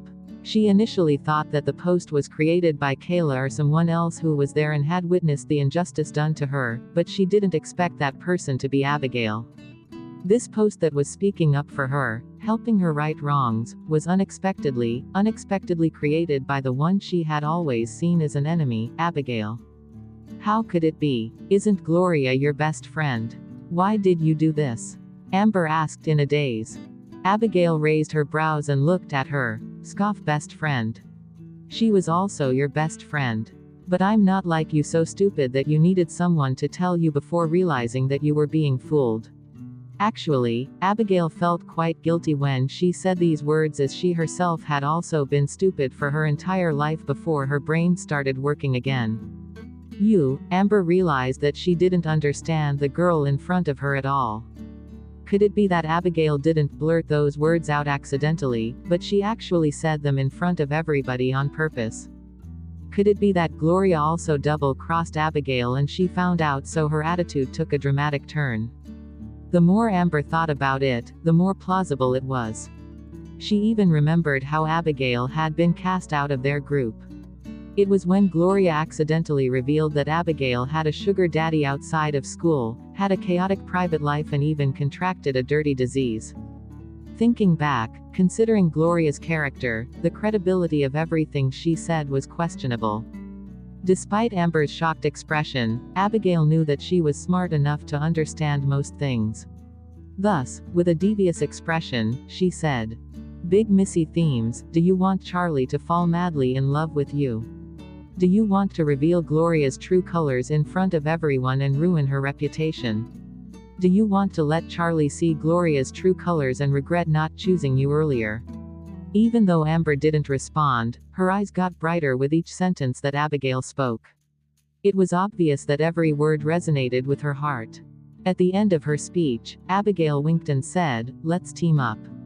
Amber was stunned for a moment and looked at her hesitantly. Team up? Why should I believe you? Why should I team up with you? Abigail gave it a thought. Because I'm pretty. Amber's expression darkened. Because we have a common enemy. Is this reason enough? This time, Abigail replied seriously. Due to Dylan's restrictions, there were many things that she couldn't do. She didn't even dare to leave the school every day, so she definitely needed a partner. Amber took a long time to make up her mind, then said, May I ask why? Why are you going against Gloria all of a sudden? Abigail grinned. Coincidentally, like you, because she seduced my man. Your man? Amber was somewhat surprised, probably because she didn't really believe that Abigail had a man. Or maybe Abigail was like her and had a secret crush on a guy. All things considered, Amber did empathize with her. So, the harsh words Abigail used to provoke me just now, were, in fact, to prevent me from taking things too hard. Although she saw Abigail differently now, she had also just been lied to, and Amber didn't trust others easily, so she said warily, Don't think just by casually saying a few words that I'll trust you are still enemies. Chapter 109. Ninth Master wants to see you. There's a really good saying, the enemy of your enemy is your friend. You should give it some thought. If you're willing, I guarantee that one day, I can make the Charlie, who casts you aside without a second glance, turn into someone whose eyeballs are glued to you non-stop. Of course, if you want me to delete the post, I'm fine with that too. Abigail then left, confident that her extremely convincing words could entice Amber. Amber stared blankly at Abigail's retreating figure. Although she didn't trust Abigail, she had to admit that the story Abigail described for her was simply too enticing. What she couldn't take lying down was that Charlie actually hadn't loved her at all from beginning to end, and what she hated most were Gloria's lies and trickery. She wanted Charlie to regret his decision. She wanted Gloria to pay the price. However, she didn't know what to do by herself.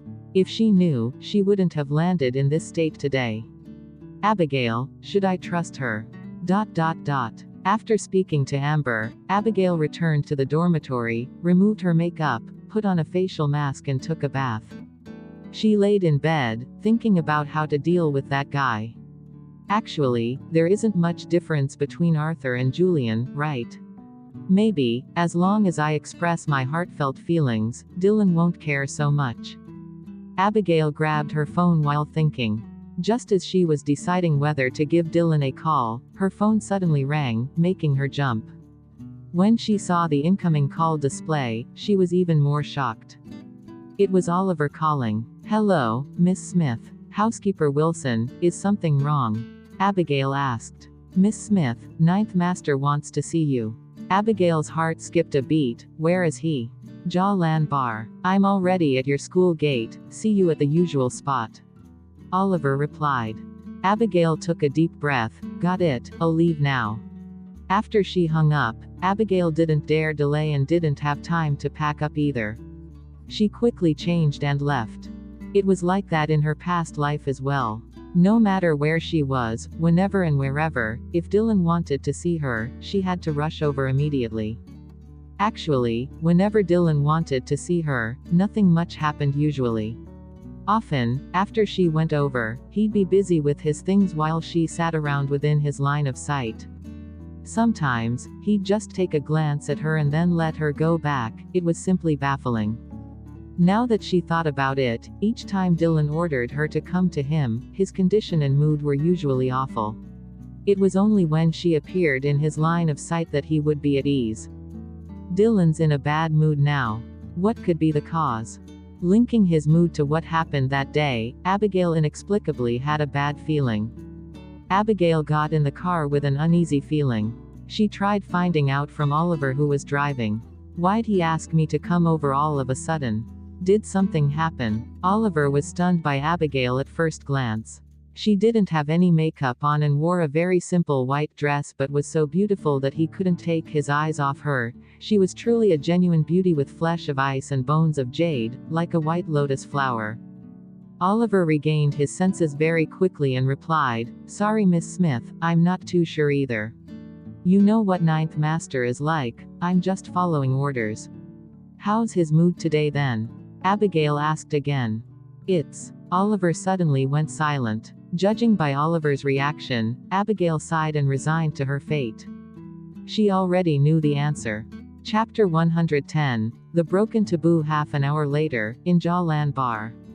At the entrance of the top floor in the box reserved only for designated VIPs, Abigail paused to take a deep breath and told herself to stay calm no matter what happened.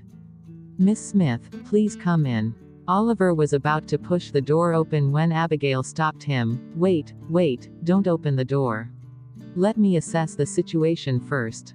After speaking, Abigail quietly pushed the door open, left a small gap, and then carefully looked inside. Behind her, Oliver watched as Abigail acted all shady and the corners of his mouth twitched uncontrollably. However, as long as she was willing to cooperate, he was already very thankful. Even after she'd done enough mental preparation, she was still frightened by the glimpse of the scene she saw from pushing open the door. There weren't many people in the box. She only recognized Raymond and a few people who were probably from Dylan's circle. At that moment, Dylan was seated at the corner of the sofa, holding onto a wet tissue. He was leisurely wiping the back of his hand, which showed a visible red patch. His skin was almost torn, but he didn't seem to have the slightest intention of stopping. And his current expression was dark and cold, as if his whole being was engulfed by the dark night without the tiniest bit of light left. A pale girl stood trembling opposite Dylan, like a criminal who was waiting for her death sentence. The girl looked very beautiful, and with her red and teary eyes, she was even more moving. However, facing such a delicate beauty, Dylan's face was still as cold as ice. Seeing such a strange situation, Abigail couldn't help but be stupefied. What's going on here? As her head was filled with confusion, she could see a slightly plump young man with his face bathed in sweat trying to mediate the situation. Ninth Master, this girl didn't do it intentionally. You're a great man, you don't have to stoop to pettiness or hold grudges for past wrongs. Huh, didn't do it intentionally. Dylan turned his gaze and looked towards the man. That terrible and suffocatingly unbearable glance invaded the entire space. The man was so scared that his heart almost stopped beating. He hurriedly lowered his head to avoid that frightening sight as he turned to Raymond for help. Young Master Lewis, you see this? Raymond also felt that Dylan was being too sensitive. The girl only touched him a little, yet his reaction was as if he loathed her touch to the point that he was willing to chop off his hands off and deal with the resulting bloodbath. But what else could be done?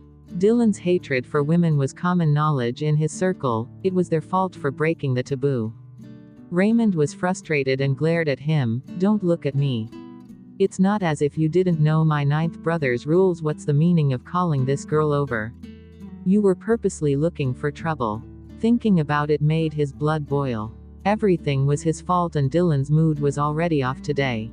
This tactless dummy just had to break Dylan's taboo and get him involved too.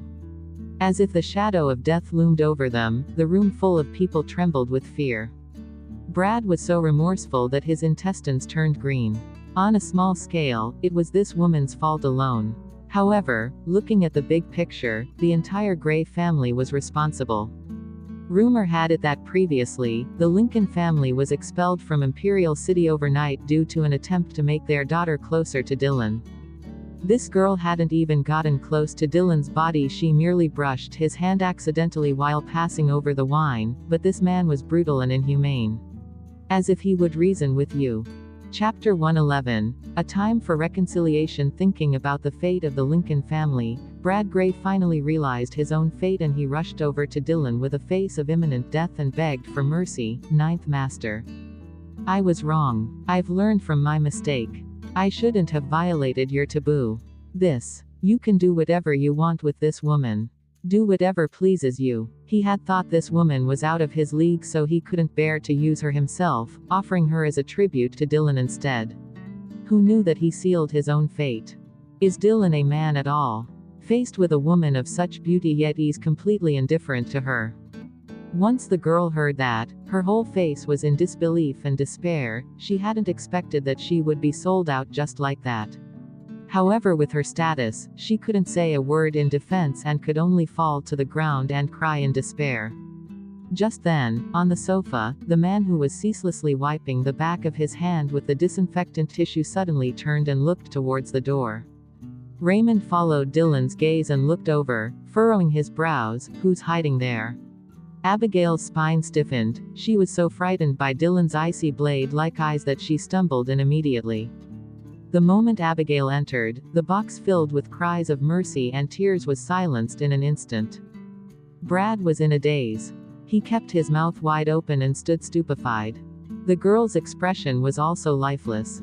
All they saw was a girl who entered the box abruptly, who had black hair, wore a white dress and had skin as fair as snow and eyes twinkling like the stars over the autumn streams. Raymond saw Abigail and his expression turned black. Why is this troublemaker here? Ninth Master. I'm here. Having been found out for her peeping, Abigail rearranged the edge of her dress nervously and walked in Dylan's direction. Everybody was startled by the sudden appearance of the girl and started speculating non-stop about Abigail's identity. Doesn't Dylan detest women? Why did he call a girl over himself? They thought the girl that Brad found was of the highest caliber already, but compared to this girl in front of them, she suddenly became dull in comparison. Seeing the man on the sofa's bloodthirsty gaze, Abigail sighed deeply. I'm really unlucky. Why did I come when he's fuming mad? She had roughly gained a sense of the current situation. Dylan hated the touch of this woman, just like a person with OCD.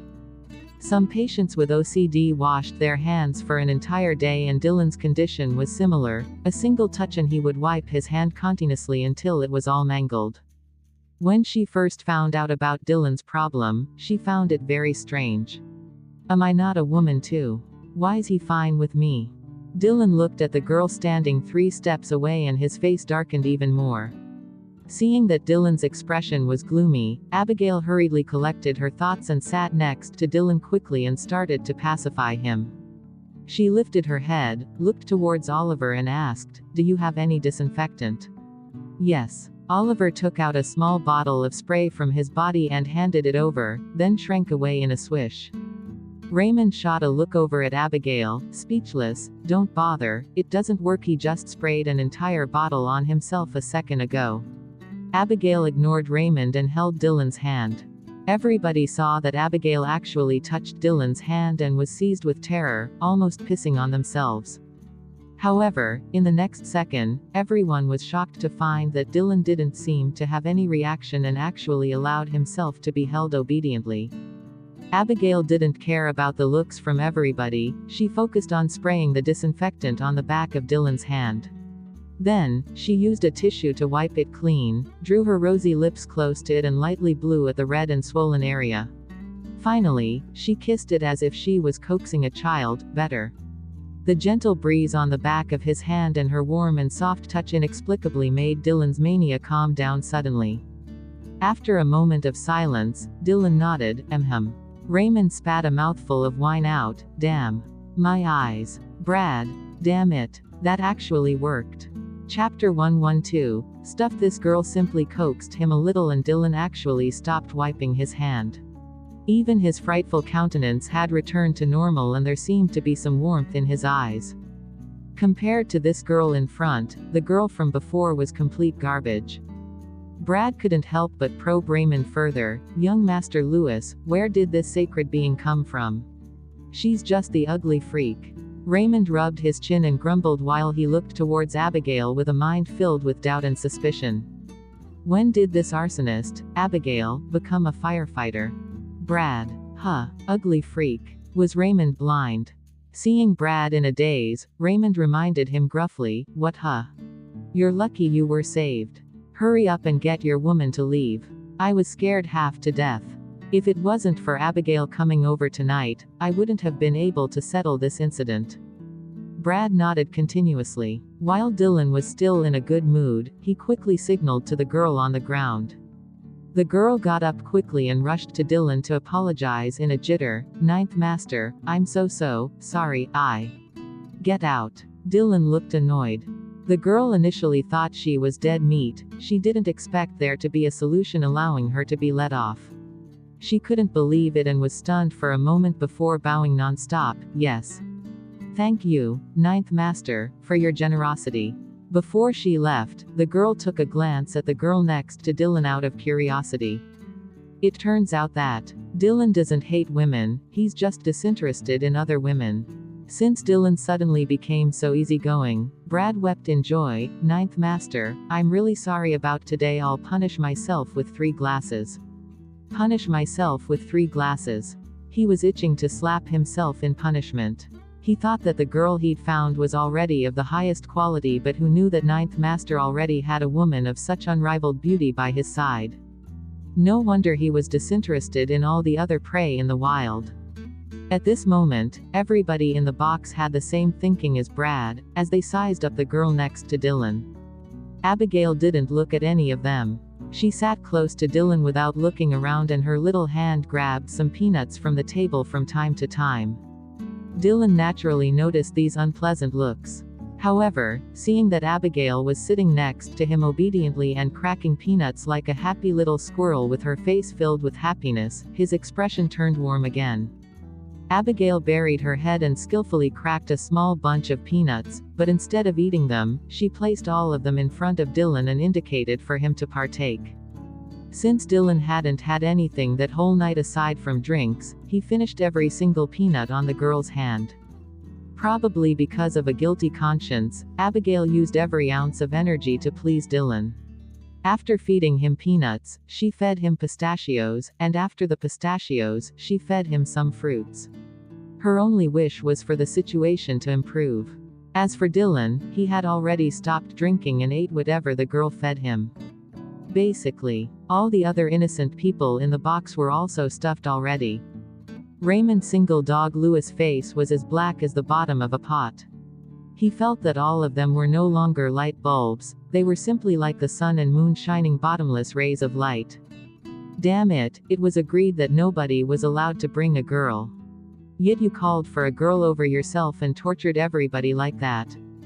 Chapter 113, Sucking Up to the Right Person, Ninth Master, this is. Someone tried to ask him. Dylan hated when people probed about his personal affairs. That person instantly regretted asking but didn't expect him to actually reply with a word, girlfriend. Hearing that one word, everybody in the box was shocked. Girlfriend. This is no ordinary girl. They had all thought she was just an ordinary person, but in the end, she actually was special to him. The corners of Raymond's mouth twitched as he glanced at Dylan. Could it be that this guy asked Abigail over to let her take an oath of sovereignty? Brad wiped the cold sweat from his forehead and quickly tried to curry favor with the Ninth Master. No wonder Ninth Master rarely gets close to women, he already has such a beautiful girlfriend hidden at home.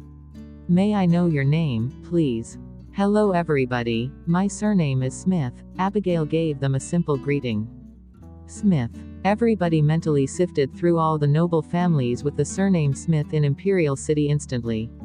In the end, they still couldn't figure out exactly which Smith family it was. There seemed to be only one slightly prominent Smith family in Imperial City, but that family's status was far below everybody in the circle. Furthermore, that family's daughter was already engaged to the Johnson family. Everyone just left it at that and didn't dare to probe further. They continued drinking and chatting to liven things up. Things were very straightforward from that point onwards. The project that Brad spent half a year working hard on but hadn't managed to close with Dylan finally reached a conclusion that night. Finally, when they clinked glasses, Brad was teary-eyed as he looked at Abigail gratefully, as if she was the goddess of mercy saving people in distress. He initially thought that he was dead meat. Who knew that not only was the crisis diffused, he also managed to succeed in closing this important deal. Just like in ancient times when powerful ministers liked presenting women to the emperor's harem, there were all these people who presented women to Dylan and he was no different. But seeing Dylan shun the concubine today and the way he spoiled that girl, he realized they didn't stand a chance anymore. If the others were careless, they would end up in the same situation as him just now. However, it was possible to strike somewhere else. Before leaving, Brad took out a golden card from his chest enthusiastically and gave it to Abigail. He said with a big smile on his face, "Miss Smith, it's my first time meeting you. This is a humble little token from my heart." Abigail scanned the card with the corners of her eyes and her eyes glistened instantly. It was the gold card from one of the biggest luxury shopping malls in Imperial City, Parks and Plaza. With just this card, you could enjoy top VIP services and luxury goods at extremely discounted prices. Usually, aside from the internal top management, holders of the card had to spend at least $10 million. For those truly wealthy people, buying a piece of jewelry would probably be enough to reach that amount. But for ordinary people and even to the average wealthy family, they could never afford to spend that much money at a mall. This man is just simply giving me a Parks and Gold card like that. Brad. Gray. Damn. She suddenly recalled that this person might just be the young master of the Parks and Corporation. Realizing this, Abigail didn't accept it and glanced at Dylan. Dylan looked at Brad plainly and didn't seem troubled by his actions, accept it. Seeing that Dylan consented, Abigail then accepted it. Thank you. Brad heaved a sigh of relief. Don't mention it, don't mention it. I couldn't think of anything to give you. You girls love shopping, so I thought you might like this. He could tell that this woman's influence over Dylan wasn't to be underestimated, so he'd better build a good relationship with her. After Dylan's car left, Raymond turned to Brad, who was next to him. Good thinking. Brad forced a laugh. As the saying goes, those who adjust their actions to the circumstances are wise. But young Master Lewis, where did this woman come from? Can't you tell us a little? Raymond lit a cigarette. I can't tell you where she came from, but I can tell you. What? You've sucked up to the right person. Chapter 114. My feelings for you. The car moved steadily through the night, and soon after, they arrived at the school gate. After the car stopped, Dylan suddenly said to her, "Don't believe anything Arthur says." Abigail heard that and was slightly stunned. She tried probing further casually. Arthur. Was it because you guys had some conflicts in the past and you're afraid that he'll do something to me? Dylan's tone was exceptionally cold. You just have to act accordingly. Oh, got it. Abigail nodded. In a single moment, the atmosphere became somewhat stagnant. After sitting in silence for some time, she stared at the man in front of her seriously and spoke, enunciating each word carefully. Dylan, since I've promised to start all over again with you properly, I'll never break my promise and I'll listen to you. But before that, you need to give me the same level of trust. Abigail paused for a moment before continuing, otherwise, I won't eliminate the possibility of giving up halfway. Are you threatening me? The man said in a low voice akin to a venomous snake entangled around her throat. The car had become more chilly as well. She felt the arm around her waist tense up. Abigail took a deep breath to calm herself down. I admit, I'm very afraid of you and I don't have any power to fight with you. My freedom, my dignity, my body, whatever it is, you can have it all, but there are some things that I need control of. My love, my heart, and my life. Abigail suddenly moved and kissed the man's lips, which were pressed together tightly. Of course, at the moment, I seem to have fallen for you more. The moment Abigail's words left her mouth, a trace of astonishment flashed across the man's eyes, while the iciness in the car seemed to slowly crack and dissipate into the air. What did you just say? Abigail tilted her head. I won't eliminate the possibility of giving up halfway. Dylan stared at her with his dark gaze and replied coldly, not this sentence. Abigail thought about it. I'm very afraid of you. Dylan narrowed his eyes. Abigail. Seeing the man's exasperation, Abigail couldn't help but laugh and repeated slowly, I said, I seem to like you more and more. Dylan stared at her and was still unsatisfied. Remove the extra word. All right, I've started to like you more and more. Abigail tactfully removed the word, seem like. The man looked deeply into her eyes. What kind? What kind of like? Abigail blinked. Oh, it's the kind of like where I want to sleep with you. In the next moment, the man's pupils suddenly contracted like he had just sunken into some kind of painful memory. Before Abigail could comprehend the meaning behind his gaze, he lowered his body the next second and kissed her lips forcefully, squeezing out every inch of her gentleness and breath, and was much more intense than any other time before. Abigail let him kiss her obediently while she heaved a deep sigh of relief inside her. On the surface, she seemed to be smiling and calm, but in fact, she was so nervous that her heart was about to jump out of her chest. She actually dared to threaten Dylan Connor, although she knew that this was too dangerous and courted death.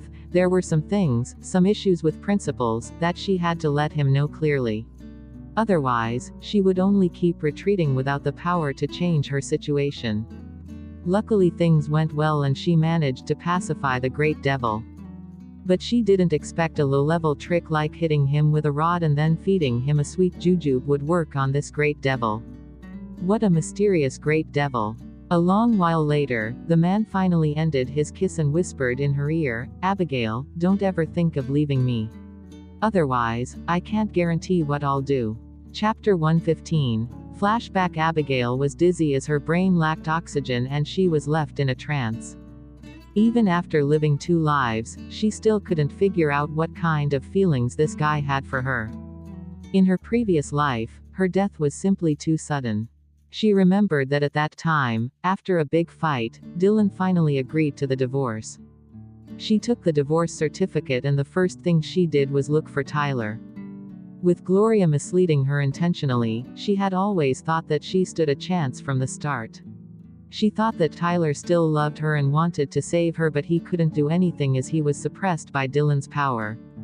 After she had completed the divorce procedures, Dylan actually allowed her to leave. And not just that, he even drove her to Tyler personally. However, as she went to find him with a heart full of hope at the apartment which her father bought for her, initially intended for her and Tyler's honeymoon, she saw Tyler and Lauren rolling on the bed naked. She stood by the door in a daze and saw everything through the gap in the door. Her pain was deepened after she learned the heart-wrenching truth from Tyler and Lauren's dialogue. Her father's loss of power from beginning to end was conspired by Lauren and her second uncle, even Tyler took part in it.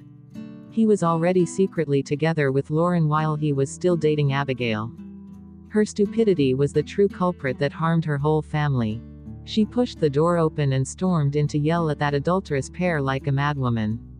Finally, what she got were Tyler's disgust and Lauren's arrogant contempt and ridicule. Each and every word pricked her bleeding heart. Abigail, why don't you look in the mirror, just look at yourself. Tyler isn't blind, what crazy man would like you? Did you know how disgusted Tyler was when you clung to him with your fat body? Now, you look like neither human nor ghost.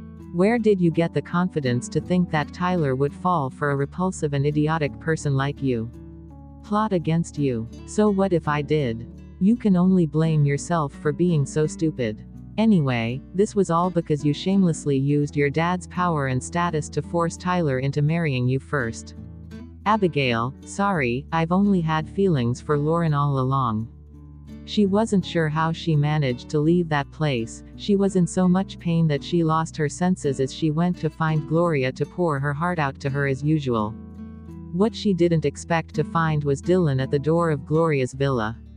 And Gloria was actually confessing her love to Dylan. She heard Gloria saying, "Mr. Connor, I like you. I fell for you the first time I met you. I really don't understand why Abigail doesn't know how to treasure such a good man like yourself. If it was me, I'd definitely give my all to you." She'd just divorced Dylan, and this best friend of hers who had always been standing by her side and complained about Dylan with her, actually turned her back and confessed to her ex-husband. She was completely stunned then and didn't hear what Dylan said. She only remembered that Dylan's expression remained cold. He probably rejected her, and Gloria's bashful face turned pale in an instant. After Dylan left, she finally regained her senses and frantically ran to confront Gloria to ask her why she did this. Chapter 116. A day of jubilation for everybody, and probably because she just got rejected, Gloria took her anger out on her. She said in an extremely malicious tone with a face full of contempt as she stared at her and told her everything she had done. She told her how she played her like a fool all these years, gloating about how she sent her elder brother packing after she'd used him and formed an alliance with her greatest nemesis, Lauren. She cursed her to death viciously and snarled that she wasn't good enough for Dylan. She fought and struggled for so many years, resisted for so many years, all for a greedy and cruel playboy. Her best friend, whom she treated like her real younger sister, had harmed her from the beginning, shooting for her husband and hoping for her to die. Everybody whom she loved and trusted was all gone within a day, and her world fell apart. She couldn't remember anything that happened after that as her mental state was in a terrible condition. She didn't even know who caused her death. The only thing that she could recall was that in the dark, her whole body was in pain like her soul was being burnt. After all, there were many people who wanted her dead in this world: Gloria, Lauren, Tiffany. Especially Tiffany O'Brien. After all, she snatched the position of Mrs. Connor away from her.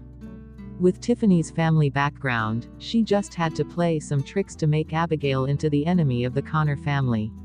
From the esteemed old madam of the Connor family down to the senior clan members, there wasn't a single person who didn't want to vacate the stain by Dylan's side. She naturally suspected that Dylan was at fault. Could it be that he was still upset about letting me go, and since he couldn't have me, he thought he might as well get rid of me? This thought sent a chill to the bottom of her heart. After all, with Dylan's personality in her previous life, it was really surprising for him to allow her to leave so easily. It was very hard for her to believe that he'd truly let her go. However, on the other hand, she should thank Dylan. If it hadn't been for him, she would never have learnt the truth and seen the true colors of all the people surrounding her. She wasn't sure what kind of accident happened later, but she hadn't recovered from all the shock or begun plotting for revenge when she inexplicably died of an unnatural death. "What are you thinking about?" The man's low warning rang in her ears. That moment just now and the expression on the girl's face made him feel uncomfortable. She was obviously by his side, but it seemed like she could vanish any time. For the first time, he realized that he couldn't see through her. He couldn't stand the feeling of being out of control. Abigail looked at his unhappy face and said innocently, "Of course I was thinking about you. Damn, I'm not even allowed to be distracted in front of him. Do you want to empty my brain, enter it and sit on the throne? Must you be so overbearing?" Although the girl's tone was undeniably fake, his face still eased up. "Head back quickly and don't wander about." "Got it, I haven't missed a single class recently, all right. I haven't been late and never left early either." Abigail unbuckled her seat belt, bid him farewell as usual and got off the car. "Good night." The split second before Abigail got off, she noticed that the rack at the front of the car seat contained a pile of home tutoring materials. Seeing this, Abigail's heart skipped a beat. Is he getting me home tutoring materials to stop me from going to school? If she hadn't fought and stood up for herself just now, did that mean she would have been grounded in Pearl Garden tonight?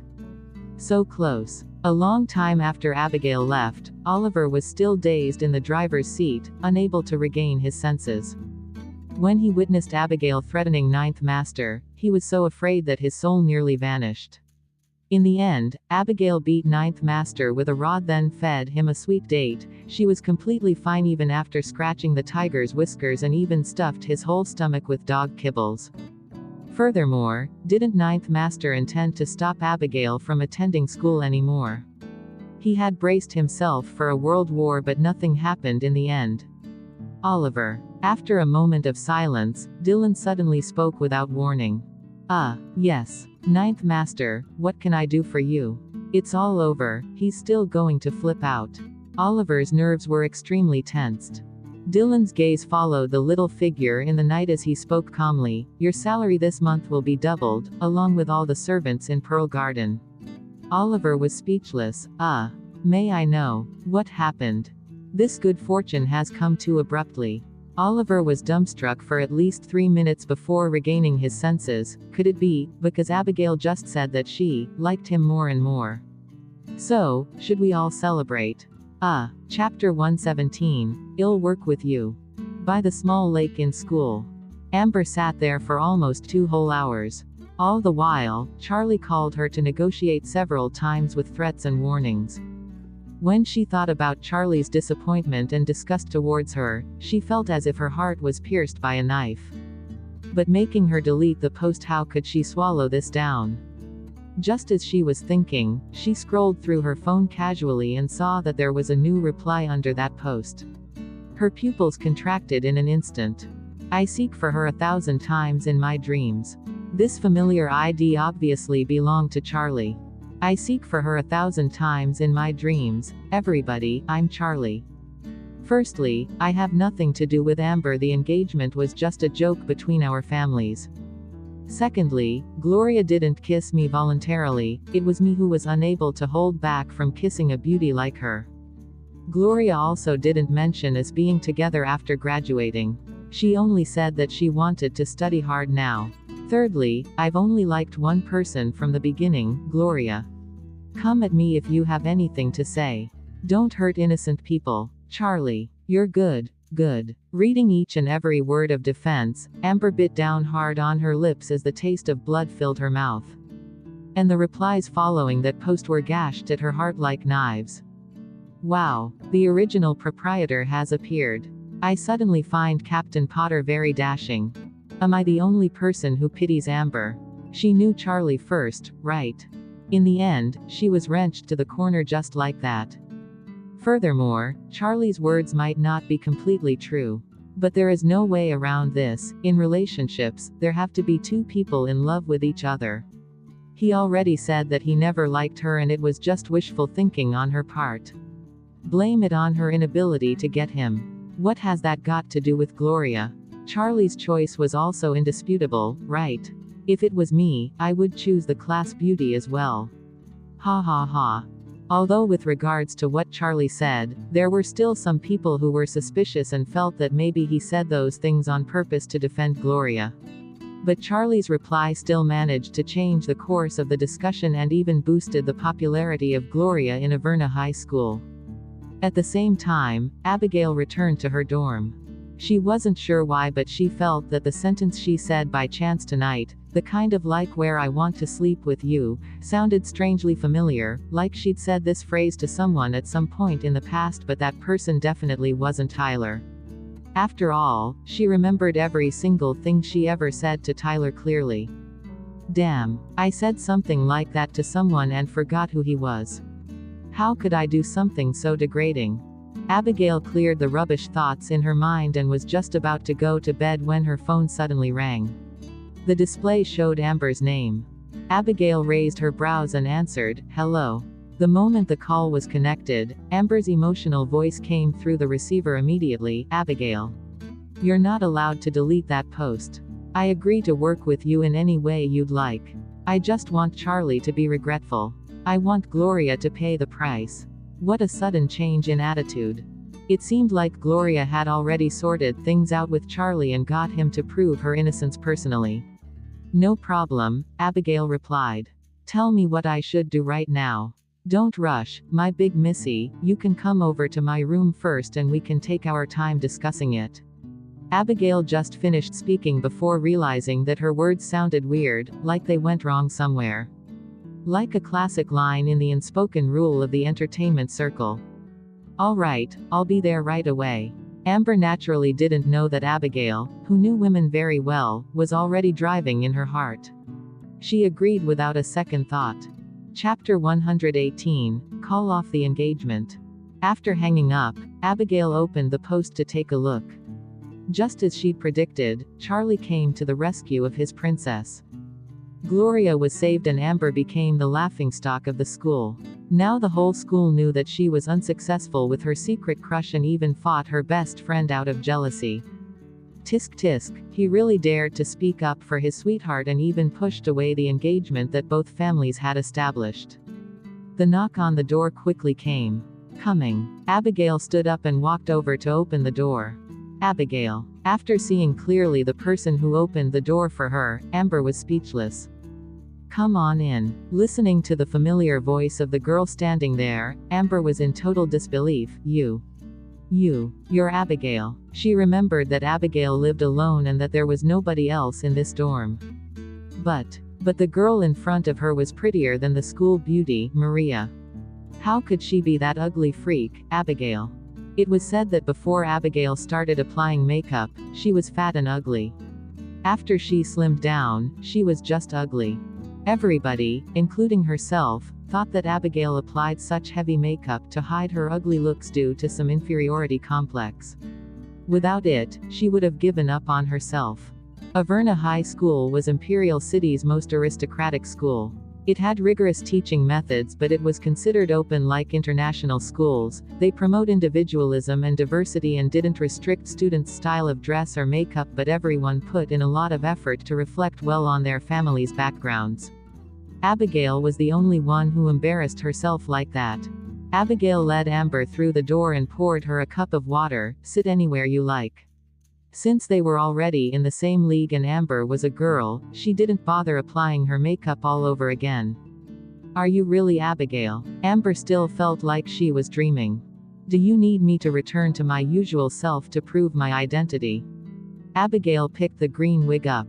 No need." Amber waved hurriedly. "But why do you make yourself look that way every day?" Abigail lifted her brows. "What's wrong with how I look every day? Don't I look good?" Regarding Abigail's aesthetic taste, Amber was speechless. It was Abigail's right to choose to dress any way she liked. Amber was simply shocked that Abigail looked so beautiful without her makeup, but it wasn't her business. After glancing at Abigail several times, unable to restrain herself, she got down to business and asked, "You really have a plan?" Abigail rubbed her chin and didn't keep her guessing. She replied directly, "If you trust me, then the first thing you need to do is get your parents to call off the engagement with the Potter family immediately. Also, it had to be as soon as possible." She remembered that around this time in her previous life, the Thames family almost emptied their pockets to support the Potter family and helped the Potter family successfully clinch a big project with the government. This helped the Potter family to rise from a small company to a company that was on par with the Thames family, like a carp leaping into the Dragon's Gate. From there, the Potter family's company surpassed the Thames family year after year. Amber's face turned pale instantly. "What? Call off the engagement?" Quote. Abigail raised her brows. "Don't tell me you still haven't given up on him yet and want to marry him." "How could that be? I only want him to be remorseful now." Amber's expression was slightly confused. "But, Abigail, it's not as simple as you think. Both our families' companies have many business dealings and projects together, and if I suddenly ask my parents to call off the engagement, this would affect us greatly. We have to give this some more thought." Chapter 119. Take swift action. Abigail smiled and replied, "How about you give this some more thought? I saw the news recently and heard that the Potter family is trying to fight for a big project with the government. Your family has injected $1 billion into it, investing so much money within a short time. I'm afraid you guys risk your funds not turning over quickly enough and emptying the company's capital, right? Your parents help the Potter family only because they want you to have a good life in the future. Now that you've seen that boy's true colors, you should take swift action. Do you want him to make all the gains and then use all the flesh and blood he gnawed off you to take care of Gloria?" In her previous life, as one of the men supporting Gloria, Charlie continuously developed and expanded the company with the help of his in-laws. But he took out large sums of money in secret to pave the way for Gloria and even invested in the entertainment business. If she waited till the Potter family clinched this big project before calling off the engagement, it would be too late. Amber bit her lips when she heard that and stopped hesitating. I'll call my parents now. It's just that my parents were really fond of Charlie and calling off the engagement is quite a big issue. Even if I asked for it, they would just assume I was throwing a tantrum and wouldn't take me seriously. Furthermore, both families have such a big collaboration together." Abigail extended her hand out. "Pass me the phone and I'll make the call for you." Abigail recalled the news she saw on the television in her previous life. After Amber took her own life, her parents cried and fainted directly in the morning hall. Mrs. Thames passed away not long after due to grief. It was obvious that even though her parents were strict with their only daughter, Amber, they loved her deeply too. Although breaking off the engagement might cause a lot of trouble, she felt that Amber's parents would definitely stand on their daughter's side. "You're making the call for me?" Amber asked hesitantly. Actually, up till now, she still felt that she was just desperately grasping at straws and didn't trust Abigail completely. But looking at this girl's eyes, gave her an unconscious desire to believe her. Alas, Amber agreed. Abigail dialed Amber's mother's number using Amber's phone. "Hello, Amber. Why are you calling mommy at this hour? Do you need more money?" Hearing her mom's voice over the phone, Amber's nose twitched. On the contrary, Abigail's tone was full of terror and she exclaimed anxiously, "Auntie. I'm not Amber, I'm her classmate. Hurry and come down to the school." Amber jumped into the river and tried to take her own life just now. Amber was stupefied by what Abigail said and wanted to speak up but was stopped by Abigail's glare. The tone of Mrs. Thames's voice changed. "What did you say?" Exclamation mark. "You said that our Amber took her own life. What nonsense are you talking about? Amber's perfectly fine, why would she kill herself? Are you a cheat?" "Auntie, I'm not a cheat, I'm really Amber's classmate. But don't worry, luckily we found her in time so she's not in danger. She's currently resting in my dorm, it's just that she's still quite unstable. If you don't believe me, you can make a trip down to school. Amber's in my dorm at the moment." Abigail gave her dorm room number. Once Mrs. Thames heard that the girl wasn't trying to extort money or threaten her, she knew that she couldn't possibly be a cheat anymore. Thus, she quickly said, okay, I'll be there right away. After she hung up, Amber furrowed her brows. Abigail, by doing this, aren't you, what, lying? You dare to say that you weren't prepared to kill yourself just now? Abigail asked, confident that she was right. Amber was silent. If not for Abigail's sudden appearance, she might have really jumped in and would have lost her life. You've said it as well. Calling off the engagement isn't child's play. It's a big issue. If we don't do something dramatic, your parents wouldn't act immediately. It's also to prevent your parents from being soft-hearted and changing their minds once the Potter family simply apologizes. Abigail explained. Amber thought about it and found it reasonable as well, so she nodded instantaneously. Chapter 120, Recruiting Talent. Why are you looking at me? Abigail blinked. Amber coughed lightly and tilted her head. I just feel that you've changed drastically. Abigail laughed. Changed? Did you know the real me to begin with? Amber thought about it. She wasn't close to this girl when they were roommates and misunderstood her even after she moved out from their dorm. She truly didn't know what her real self was like. Sorry about what happened in the past. I was wrong about you. Quote. Amber said, slightly abashed, why are you still helping me after how I treated you? I've said it before, it's teamwork. I need your help at times too.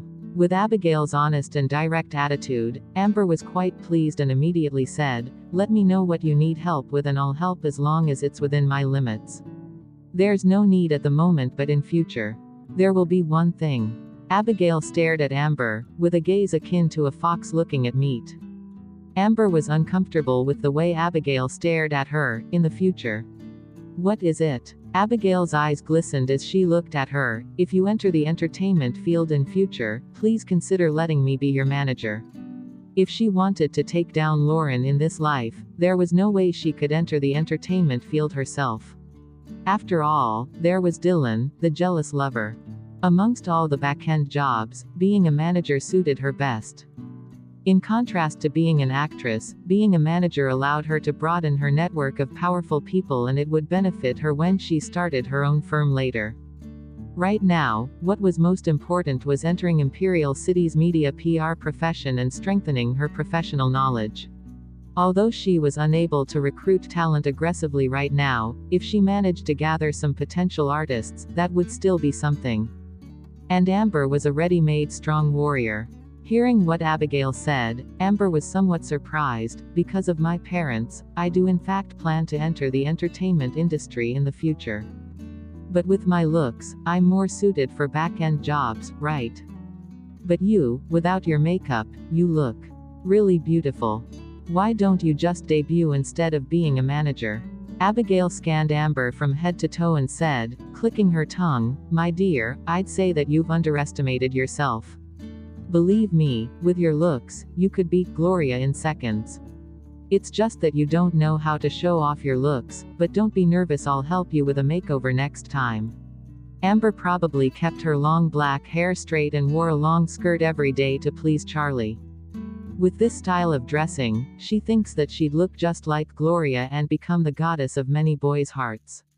However, Amber obviously didn't suit her current style. Not only was she unattractive, she looked more like a nun. In her previous life, after she entered the entertainment industry, Amber had always taken compelling routes, often acting in suffering and ugly roles. But she remembered clearly that in her previous life, during one of the prize presentation ceremonies, Amber went up on stage in a sexy red gown to receive the Best Lead Actress award, and that night, she beat all the female actresses within seconds. However, Amber was dressed that way only once, and after that, she was never seen in that style again in the entertainment news. Probably because she was yet again brainwashed by Gloria. Amber recalled Abigail's usual monstrous makeup and aesthetic tastes, obviously not convinced by her words. Abigail knew that she didn't believe her now, but she didn't mind at all.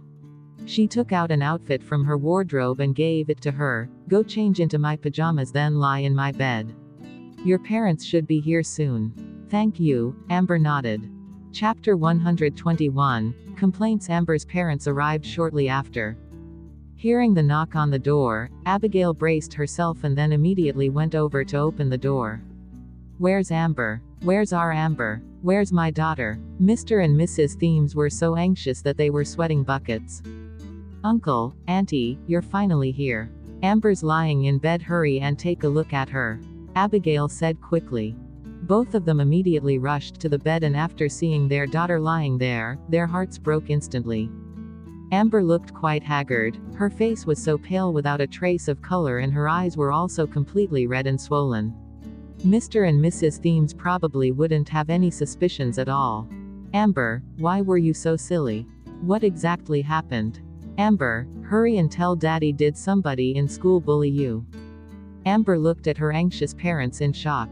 After seeing her family, she couldn't hold back the feelings that she'd been suppressing any longer and sunk into her mother's embrace as she cried in pain, "Daddy. Mommy. I feel so awful. So awful." Mrs. Thames's heart broke with her daughter's cries, "Darling girl. Oh, my darling girl. Are you trying to get Mommy and Daddy worried sick? What happened exactly?" Abigail stood at the side, tears streaming down her face as well. "Uncle, Auntie, you must speak up for Amber. Amber was bullied so badly in school." Mr. Thames's face filled with rage instantly. "Who dares to bully my daughter?" Quote. Abigail replied, "It's Charlie and Gloria." Daddy Thames's expression changed. "Charlie and Gloria? How could that be? Charlie would never bully Amber, and isn't Gloria Amber's best friend?" Abigail hurriedly explained, "That's not true at all. Charlie has never liked Amber and even got together with Amber's best friend, Gloria, in secret." As Amber's best friend, Gloria not only kept this from Amber, but she even hooked up with Charlie after finding out that Amber and Charlie were engaged. Quote. Mr. Thames said sternly, "That's impossible. I know that kid's character very well. Charlie is true to our Amber." Mrs. Thames chipped in as well, "Yes, we see it for ourselves every day." Abigail sneered in her heart. This Charlie was quite talented at leaving a good impression. No wonder Amber was worried that her parents wouldn't believe her. Abigail continued with her complaints, "Uncle, Auntie, you guys were fooled. Charlie was just acting in front of you from the start. Whenever the elders of both families weren't together, he treated Amber coldly and even told Amber that he liked someone else. But Amber was too silly and loved him too much. She didn't care about any of this and would be over the moon when Charlie simply smiled at her. She thought that maybe she'd be able to change him someday. As a girl, in order to please him, Amber woke up early in the morning during the winter to travel over 10 miles in the dark to buy him his favorite breakfast. In the summer, she'd run over to the basketball court to cheer for him every day under the scorching sun. She's a princess and has led a pampered life at home, but in order to please him, she was the servant for the entire basketball team. She'd get snacks and water for all of them silently and even wash those sweaty and smelly jerseys. Chapter 122, What a Joke. She still knew a little about Amber as she'd been roommates with her for quite some time, and at that point in time, their relationship hadn't soured yet. Just listening to all this, Mr. Thames threw a big fit. "Silly. Amber, you're the apple of our eyes. How could you degrade yourself for a man? Without me, the Potter family would be bankrupt. He should spoil my daughter like a princess. Instead, he treats you so poorly, as if you're a maid at his beck and call." Mrs. Thames was in disbelief as well. "Silly child. Why are you so silly? Why didn't you tell us? Amber was worried that if she complained to you, Charlie would hate her even more." Abigail sobbed and continued in anger. After putting in so much effort, what did she get in the end? It was him enjoying Amber's efforts with an easy conscience and Uncle and Auntie's financial support while he hooked up with Amber's best friend. "I couldn't take it any longer, so I made a post to condemn those two assholes." In the end, Charlie thought that Amber was the one who posted it, so he scolded her with all sorts of awful things. He said that she was evil, cunning, and forced her to delete the post. Since the post wasn't deleted, Charlie actually made a clarification in the school's forum stating that he had nothing to do with Amber and that the engagement didn't exist. He even said that he only liked Gloria alone from the beginning. Mr. Thiems's face became extremely gloomy. Is everything you said true? Completely true. Uncle, Auntie, the post is still here. Take a look and you'll know what happened. Abigail opened that post on her phone and placed it in front of them. Didn't Gloria enjoy telling on me? This time, I'll give her a taste of her own medicine. Both husband and wife quickly looked at the post. In the quiet dorm, there were only the voices of the arguing Gloria and Amber from the video on the phone screen, listening to their daughter's despairing accusations, with each word cutting them deeply. Mr. and Mrs. Thiems's hearts clenched. The clarification that Charlie posted later on ignited their fumes. Mr. Thiems was so mad that his voice shook. Amber has nothing to do with him. The engagement was simply a joke by the elders. Great, great, what a great joke. Jeremy, you've got a great son. Mrs. Thiems read the posts of the netizens mocking her daughter and was so angry that she cried, God. How could these people say these things about Amber? Amber, it's Mommy's fault. Mommy's really sorry. Mommy didn't realize sooner. Mommy made you suffer so much. How upset must Amber be after reading this? No wonder my daughter wanted to kill herself. All these people were too much. Amber looked at her heartbroken parents and hurriedly soothed them. Mommy, it's all thanks to Abigail for saving me this time. Due to some misunderstandings, our friendship hasn't been great, but after this incident, I finally realized who my true friend is. Mrs. Thiems held Abigail's hand gratefully. Good girl, thank you so much. Quote. It's nothing, Auntie, it's the least I could do. Mr. Thiems let out a long sigh. Amber, it's a good thing that you can take this chance to see things more clearly. We can start all over again. All the things you've suffered, Mommy and Daddy will definitely get back at them for you. Don't you ever do anything so silly again. Chapter 123. Cruel and wicked. Your dad's right, Amber. If anything happened to you, we wouldn't know how to continue living. Sorry, Daddy, Mommy, I'm so selfish. I'll never do it again. Amber let out a big cry in front of her parents and poured out all of her troubles. Abigail waited for the three of them to calm down a little before asking, Uncle, Auntie, how are you going to do her justice? Mr. Thiems snorted coldly. Obviously we'll go along with that Potter family's cruel and wicked bastards wish and call off the engagement. Amber revealed a worried look. But both our families have had such a long relationship and have many intertwined businesses and projects.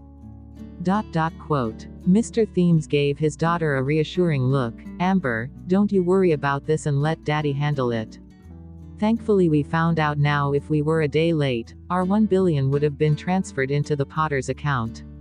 I'd rather take the money and feed it to the dogs now than let them have it so easily. Seeing Mr. Thiems's reaction, Abigail was relieved. Mr. Thiems, you're awesome. Amber, you have nothing to worry about anymore. You must pull yourself together for the sake of Uncle and Auntie. Abigail's right. How could Daddy's daughter be so weak? We must never let others look down on us. Mrs. Thiems looked at her daughter on the bed with a worried look. What should we do now? We can't stay in school for too long. Amber, would you like to come home with us for 2 days? Amber shook her head and said firmly, Daddy, Mommy, I'm fine. I've thought things through and I don't want to interrupt my studies. Hearing their daughter say that, they thought she must have straightened things out. Both husband and wife were relieved. Abigail, then we're going to have to trouble you to take care of Amber for the time being. We really don't know how to thank you. Yes, it's all thanks to you. The couple thanked Abigail again and again. Then, since they were still worried about Amber, they talked some more sense into her again for a while before they finally parted reluctantly. Although they hated to part with their daughter, they had to go back immediately to seek justice for her. After the couple left, Amber suddenly looked towards Abigail earnestly. Abigail. Abigail turned and asked, What is it? Amber's eyes were slightly red. Thank you. Thank you so much. If it wasn't for Abigail, with my character, I would have probably kept this from Mommy and Daddy. Even if I came around to telling them, it'd be too late then. Abigail smiled and teased, You can't just thank me verbally. If you really want to thank me, then you have to devote your body to me. Amber was amused. Got it. If I enter the entertainment field in future, I'll definitely turn to you. I could tell just from today that your acting skills surpass those of even the top actors and your PR crisis-solving skills are top-notch. That's right, good call. Abigail nodded as she agreed and said casually, all right, since we've settled things with your parents, you don't have to worry about anything now. Just put on a facial mask and have a good night's rest. Ask the teacher for a break tomorrow too. Rest a little and readjust your state of mind. We'll start with step 2 after school tomorrow. Step 2. Amber was surprised. Giving you your makeover. Abigail nodded earnestly. Tisk, I just remembered that after school tomorrow, Averna High School's going to have a basketball match against the neighboring high school. It's the best chance to stir something up. Chapter 124. My boyfriend's skills, do we have to? Amber hesitated. Although she had complete trust in Abigail, this was really. Abigail shot her a look and handed a mirror over. Do you want to look like an abandoned wife in front of everybody in school and get laughed at? Of course not, but can you really do it? Abigail rubbed her chin. If I mess up, I'll shave my head bald to accompany you. Speaking of which, I've never tried going bald before. Seeing Abigail's expression, it seemed like she looked forward to trying that look. Amber was speechless and the corners of Amber's mouth twitched. No thanks. Quote. Abigail placed an arm over her shoulder and started speaking with confidence. Stop looking like the 5 heroes on Langya Mountain preparing to be martyred, alright? Exclamation mark. I have very good taste. Let's take you as an example. You're not suited for that innocent and pure White Lotus look. Just look at your chest, could you ever look innocent? You still want to copy Gloria and go with that innocent style. Exclamation mark. You need to know your own body better, okay? Amber suddenly covered her chest and blushed. Abigail. You pervert. I'm speaking the truth, okay? Abigail glanced several times, drooling. Trust me, you're more suited for the enchanting and alluring, radiating and domineering queen look. Firstly, you'll need to change your boring straight black hair. You have thin hair, so this hairstyle looks like you have seaweed glued to your hair. Do you know how ugly it is? Anyway, you just have to listen to me once you get to the hairdresser's tomorrow. Amber thought about it. If her hair was ruined, she could just wear a hat, so she agreed, as long as you don't make me dye my hair green, I'm fine with it. Do as you wish. Are you sure? Even if I want you to cut your hair short? Abigail asked. Amber laughed. I don't even want that man anymore. Why would I be sad over this hair that I kept for him? Abigail nodded, pleased. Not bad, not bad. You're worthy of being my student. One night went by. Amber didn't return to her dorm. Instead, she slept over at Abigail's place. When Abigail woke up the next morning, she didn't wake Amber up. Instead, she washed up quietly and left for class. As they went to bed late last night, Abigail was very sleepy. Once she reached class, she laid on the desk to catch up on her sleep. On the contrary, the Arthur, who was usually asleep, looked very energetic. He even arrived earlier than her today. Seeing Abigail arrive, the teenager's eyes seemed to light up and he handed her a small slice of exquisitely decorated cake which looked like a piece of art. Abigail, have you had your breakfast? This almond cake is delicious, do you want to try it? It was the gentle voice of the hunk of many girls' dreams, but to Abigail, it felt more like the voice of a life-seizing devil. I don't like almonds. Upon hearing that Abigail didn't like almonds, Arthur's face stiffened for a fleeting moment. What do you like, then? Abigail was on the verge of collapsing as she answered dryly, there's too many to say. I'm begging you, man. Don't talk to me anymore. Do you know how many people are staring at me right now? Seeing that Abigail was in a bad mood, Arthur frowned. Abigail, you didn't sleep well last night. Abigail took a deep breath. This can't go on. Looks like I need to use my ultimate move. Thus, Abigail kept her head down and continued to lie on the table as she blurted out, yeah, I didn't sleep well because my boyfriend's too skilled. Next to her, there was a gust of cold wind and a dead stillness. A complete silence. Chapter 125. Remarkably effective. Abigail didn't care to see her deskmate's reaction and fell asleep peacefully. In a daze, she had a dream. There were sounds of gunshots, explosions and screaming everywhere. She could only see fresh blood and blazing fires all over the place. She was already exhausted but had to keep running and running. Her surroundings were filled with fearful people and there were people dying next to her continuously. She could be next. The smell of death was getting closer and closer. She wasn't sure how long she ran for, but the road seemed never ending. Finally, she reached a dead end and there was only a cliff up ahead. Behind her was a dark vortex and in front was a murderous aura getting closer and closer to her. She couldn't retreat, so she took out a knife and cut those people's necks one by one. Fresh blood soaked the earth. Ring, the bell rang, it was the start of class. Abigail woke up in a shock, her whole body drenched in cold sweat. Damn it. Why did I have this nightmare again? Ever since she'd gone through that terrifying attack overseas, she dreamt of this scary and gruesome image frequently. However, she wasn't afraid of those images. Instead, she was frightened by her cold-blooded and ferocious eyes in the dream. It didn't feel like myself in the dream. Beside her, Arthur noticed that Abigail seemed to have a nightmare and he furrowed his brows like he was about to say something. But then, the unexpected, "My boyfriend's too skilled," popped into his head and like a curse stopping him from speaking, he immediately shut his mouth. As her ultimate move was remarkably effective, Abigail had peace for the whole day. After school, she immediately headed back to the dormitories to look for Amber. As there was a basketball match in school that day, there were many people who wanted to watch, so the class monitor gave them a day off and they didn't have rehearsal today. After she went back, Abigail looked at her normally empty dormitory that was filled with things. Amber, who was packing her things, saw that Abigail had returned and spoke apprehensively, "I've requested for a change of dormitory from the teacher.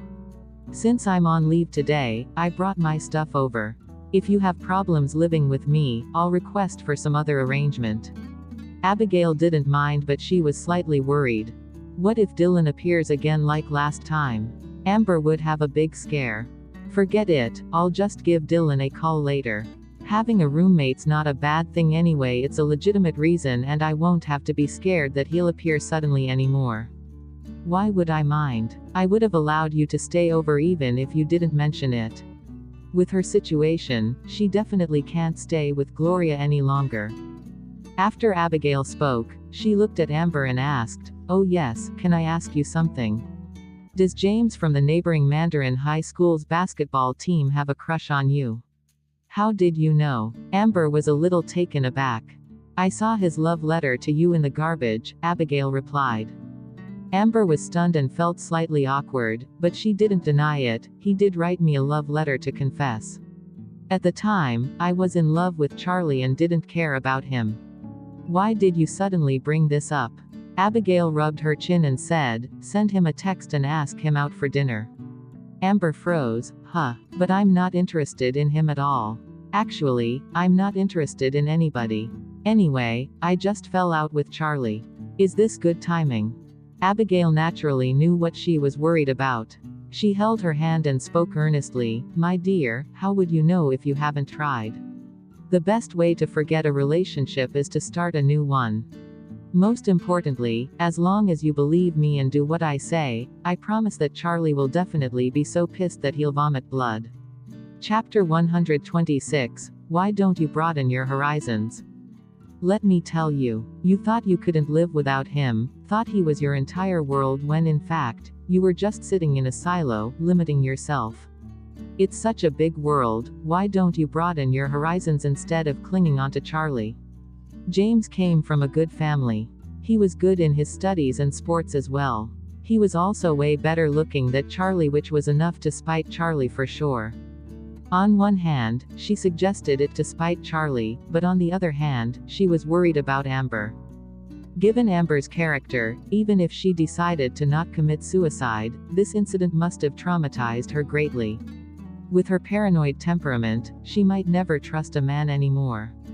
It'd be great if Amber and James worked out, but if they didn't, it'd be good to have her attention diverted as well. In fact, there were quite a number of people who were interested in Amber. She could only remember James because in her previous life, after Amber took her own life, Charlie immediately invested in a big production and specifically requested to have Gloria as the lead actress. At the premiere of that movie, James suddenly ran up on stage like a madman and beat Charlie up. That incident was very serious and everybody gossiped about it. It was said that afterwards, Charlie started legal proceedings against him but was unsuccessful as James had a strong family backing, so they ended things amicably. She could still remember that man's raging and mourning expression on the screen to this day.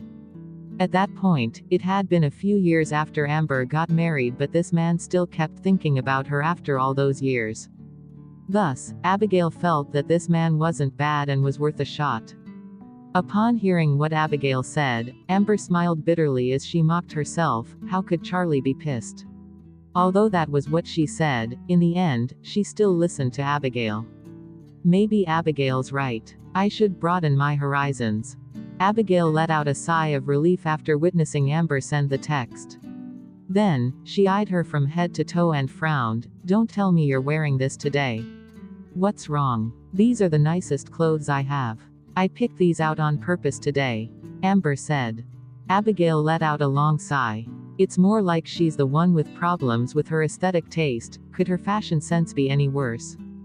It's plain white and unflattering like an old rag. How is that nice? It's the most trendy piece now. Artistic ghastly girl in a cloth kind of style, is it? Abigail rolled her eyes and dug around Amber's wardrobe. With one look, she took out a floral dress. Change into this. There were large vintage flowers imprinted on it, but it wasn't over the top. It was attractive, young and vibrant, suited for her style and age. On other people, it would look quite dull, but on Amber, she could definitely pull it off. Amber looked at the dress, slightly taken aback. You really know how to pick them. This is my most expensive dress. My mother gave it to me on my birthday. It's brand C's limited edition set. But the colors are too loud and showy, so I've never worn it before. Go try it, go try it. I want to see it. Abigail stared at her with her eyes glistening, face full of anticipation. Amber laughed in annoyance. All right. No matter how hard her mother tried to convince her in the past, she never tried on anything that Charlie wouldn't like. But as for Abigail, though she knew very well that she didn't have the best taste, she had some inexplicable trust towards her. Chapter 127. Transformation. Are you done? Do you need help? Abigail asked impatiently as Amber had been inside for over 10 minutes and hadn't come out.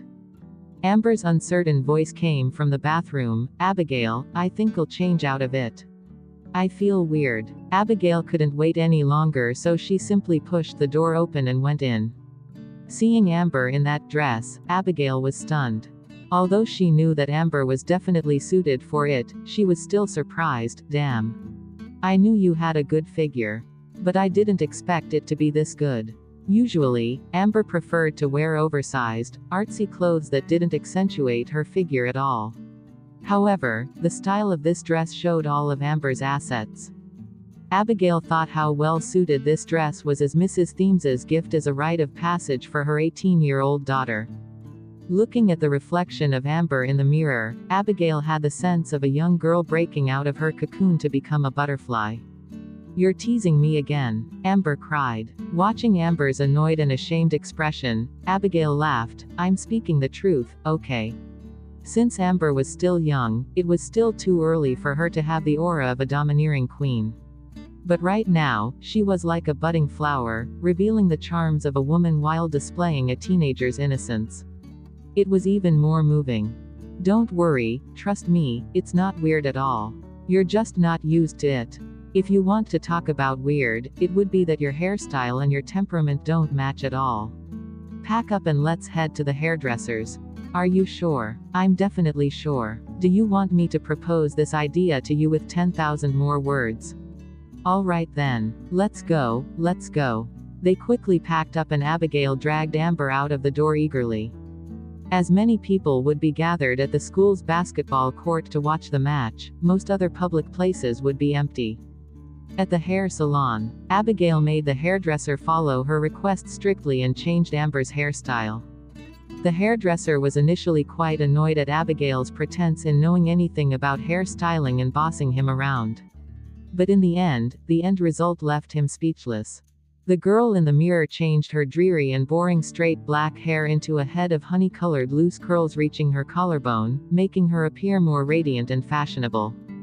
Initially, he thought that it would be an awkward length, and he also didn't understand what Abigail meant by unawakened curls. Who knew that the end result would be so fantastic? With just a change in hairstyle, the girl in front looked as if she transformed into a different person, attracting the eye of any passerby. "Miss, you're good. Where did you find this hairstyle? It's really nice." The hairdresser had nothing more to say. What he couldn't figure out was that although this girl clearly had good aesthetic taste, why did she make herself look like that? At this moment, seeing her own reflection in the mirror, Amber seemed to have lost her senses too. She had very little self-confidence, and after finding out about Charlie and Gloria, she felt even more self-conscious. She kept thinking that Abigail was simply trying to make her feel better with her compliments. "I never knew there's this side of me." "What is it? Are you blown away by your own beauty?" Abigail laughed. "It looks really good," Amber nodded honestly. After all, as a girl, seeing herself become better looking brightened up her mood. "More like stunning, okay. The big transformation is done. Let's head over to the basketball court and find a good seat." Abigail was secretly ecstatic. Chapter 128, Isn't He Silly? Today's basketball match was the last match for the seniors. It was a farewell match, so it was particularly packed with people. Abigail stood by the entrance and scanned the court. She could see the two teams warming up but couldn't find James. He probably hadn't arrived yet. As for Charlie, his tall and big body stood out conspicuously in the second row of the arena. Sitting with him were Gloria, Kayla, and a few other girls from Class A. Those girls looked at Charlie with gleaming eyes, full of worship. But in Charlie's eyes, there was only Gloria. Charlie trained his eyes on the girls in front of him and spoke somewhat emotionally, "Thank you for coming to cheer for us." "Ha ha, Captain Potter. You mean to thank Gloria for coming to watch your match? We're just here incidentally. With Gloria's support, today will definitely be Captain Potter's home game. We'll wipe out Mandarin High School completely. That's for sure. It's the power of love." Gloria wore a long light green dress today, looking very fresh and elegant. She blushed as she shot a look at the crowd teasing her, "Stop messing around. It's only right to cheer for our own school's basketball team," Abigail observed from a distance as she clicked her tongue. Amber brought water and food and washed the clothes for the entire basketball team but didn't even get a single word of praise. Gloria, on the other hand, merely sat there to watch a match, and he was beyond touched. "Are you okay?" Abigail glanced at Amber, worried. Amber took a deep breath and looked away from those two people flirting with each other. "I'm fine, let's go." Ever since he posted that reply on the forum, Charlie had been unscrupulously courting Gloria. The two of them walked in a single file towards seats in the front row. The spectators on the basketball court started whispering once they saw Abigail, but Abigail already had quite the reputation, so everybody wasn't too interested in her. Very quickly, everybody's attention turned towards the girl behind her. Everybody's eyes lit up the moment they saw Amber. Especially the guys. "Wow, look, a beauty. Which class is this beauty from? How come I've never seen her before? Isn't this Amber from Class A? She's just had a change of hairstyle and clothes. Damn, I must be blind. I didn't expect that Amber would be so stunning. Her figure's fantastic too." The commotion in the basketball court quickly attracted Gloria and Charlie's attention from the first row, and they turned and looked behind them. Charlie only faintly heard someone saying, "Amber," before feeling a sense of revulsion subconsciously. Could it be that this woman hasn't given up on me and is coming over to pester me some more? Charlie wrinkled his brows as his gaze followed the crowd. In the next second, he was completely stunned. In front of him was a girl in a bright vintage printed floral dress, the fabric displaying her perfect figure and her brown curls making her look beautiful and alluring, no longer looking depressingly plain like before. This girl who's so stunning that she's making every guy speechless is Amber. Charlie couldn't believe his own eyes. At this moment, the chattering around them got louder, especially after seeing Charlie and Gloria. Hey, don't you find Amber much prettier than Gloria? Gloria was certainly a beauty with her appearance, especially with the right makeup and clothes, but compared to the alluring Amber, she suddenly looked really plain. She's much prettier, definitely. You can't tell usually. To think about it, Amber comes from a better family than Gloria. Her father's a famous director and her mother's a well-known screenwriter, while Gloria's father used to be a chauffeur for Abigail. Don't you find Charlie silly? Giving up on such a wealthy beauty with a good family who was so loyal to him for a country bumpkin. All these comments naturally reached the ears of Charlie and Gloria. Charlie's face darkened while Gloria's face turned totally pale. Chapter 129, You're the embarrassed one. All these comments naturally reached the ears of Charlie and Gloria. Charlie's face darkened while Gloria's face turned totally pale.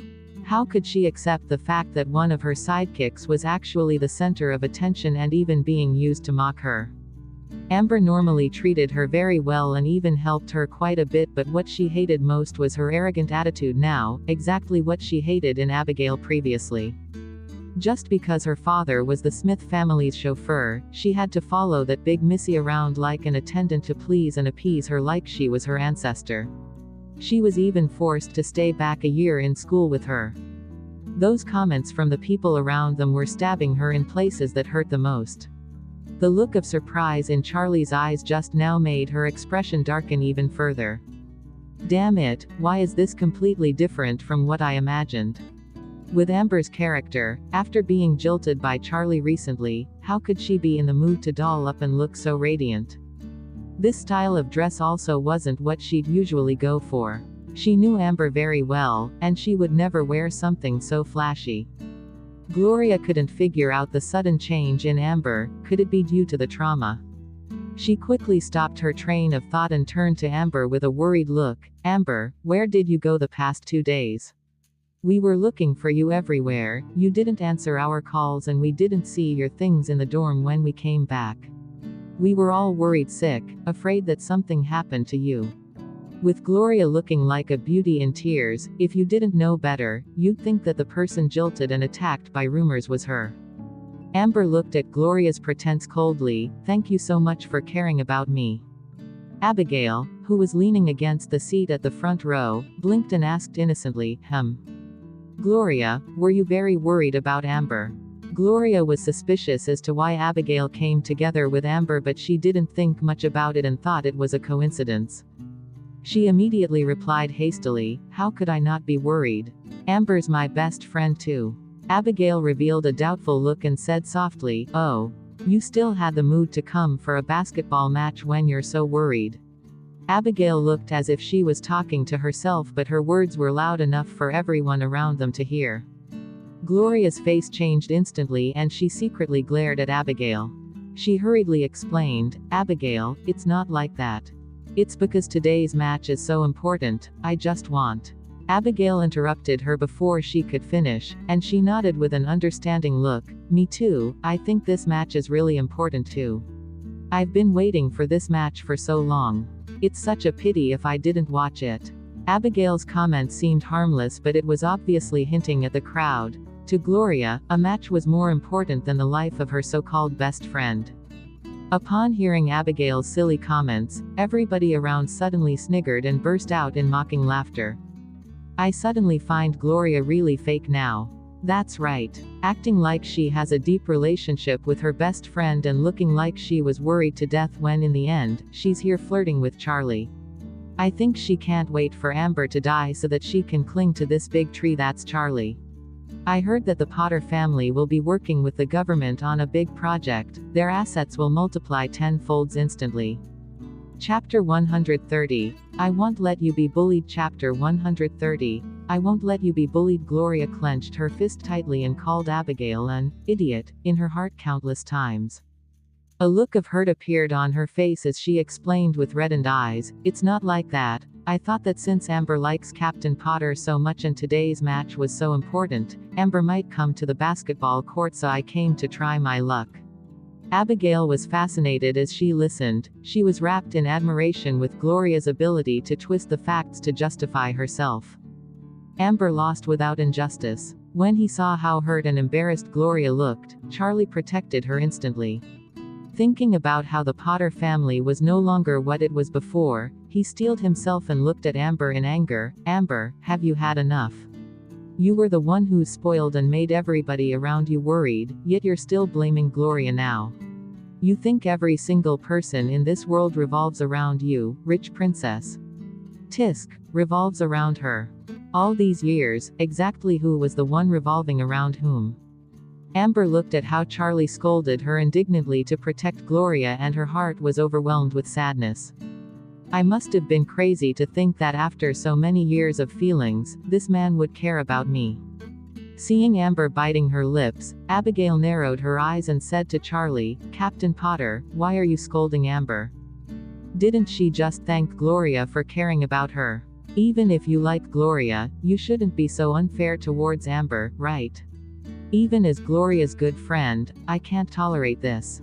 This comment by Abigail successfully created some doubts. Everybody witnessed Amber only commenting once from beginning to end while Gloria was busy acting pitiful, and Charlie actually scolded Amber out of the blue just for her. I thought that Amber was useless, so she got jilted by him. Now I know the reason why some people are just too good at acting. When Abigail finished speaking, she turned to Gloria and asked, Gloria, do you think I'm right? What Captain Potter said was too unreasonable. At this moment, Gloria was so frustrated by Abigail that she wanted to vomit blood. This damn idiot, shut up if you don't know how to talk. She's causing trouble for me with every word that comes out from her mouth today, and I have no clue how to speak logically with this idiot. To protect her pure and perfect image, Gloria could only hold it in. Captain Potter, don't blame Amber, it was all my fault. Charlie was about to speak, but the match started and his coach was rushing him. Gloria, I gotta go. Go on then, all the best. Gloria said shyly. At first, she thought Charlie was just an average guy, mostly because Amber liked him, but according to the news she heard recently, the Potter family appeared to be quite a good connection to have. We'll definitely win. I'll give the trophy to you as a gift. After speaking, Charlie went to the court with confidence. Everyone who was crowding around to watch the drama went back to their seats as well and focused on the match. Abigail and Amber sat in the empty seats a row behind Gloria, diagonally across her. Amber sat on the chair wearily as she murmured, bashing herself, Abigail, thank you, I suddenly find myself so useless. Abigail chuckled softly, girl, you've performed so well today, your utter lack of regard was the best defense against them. If you kept arguing with them like a resentful woman, that would have been a disaster. Leave it to me to embarrass her. Since I dared to bring you here, I won't let you be bullied. Thanks for watching. Join our Ko-Fi account for full episode. Don't forget to like and share the video.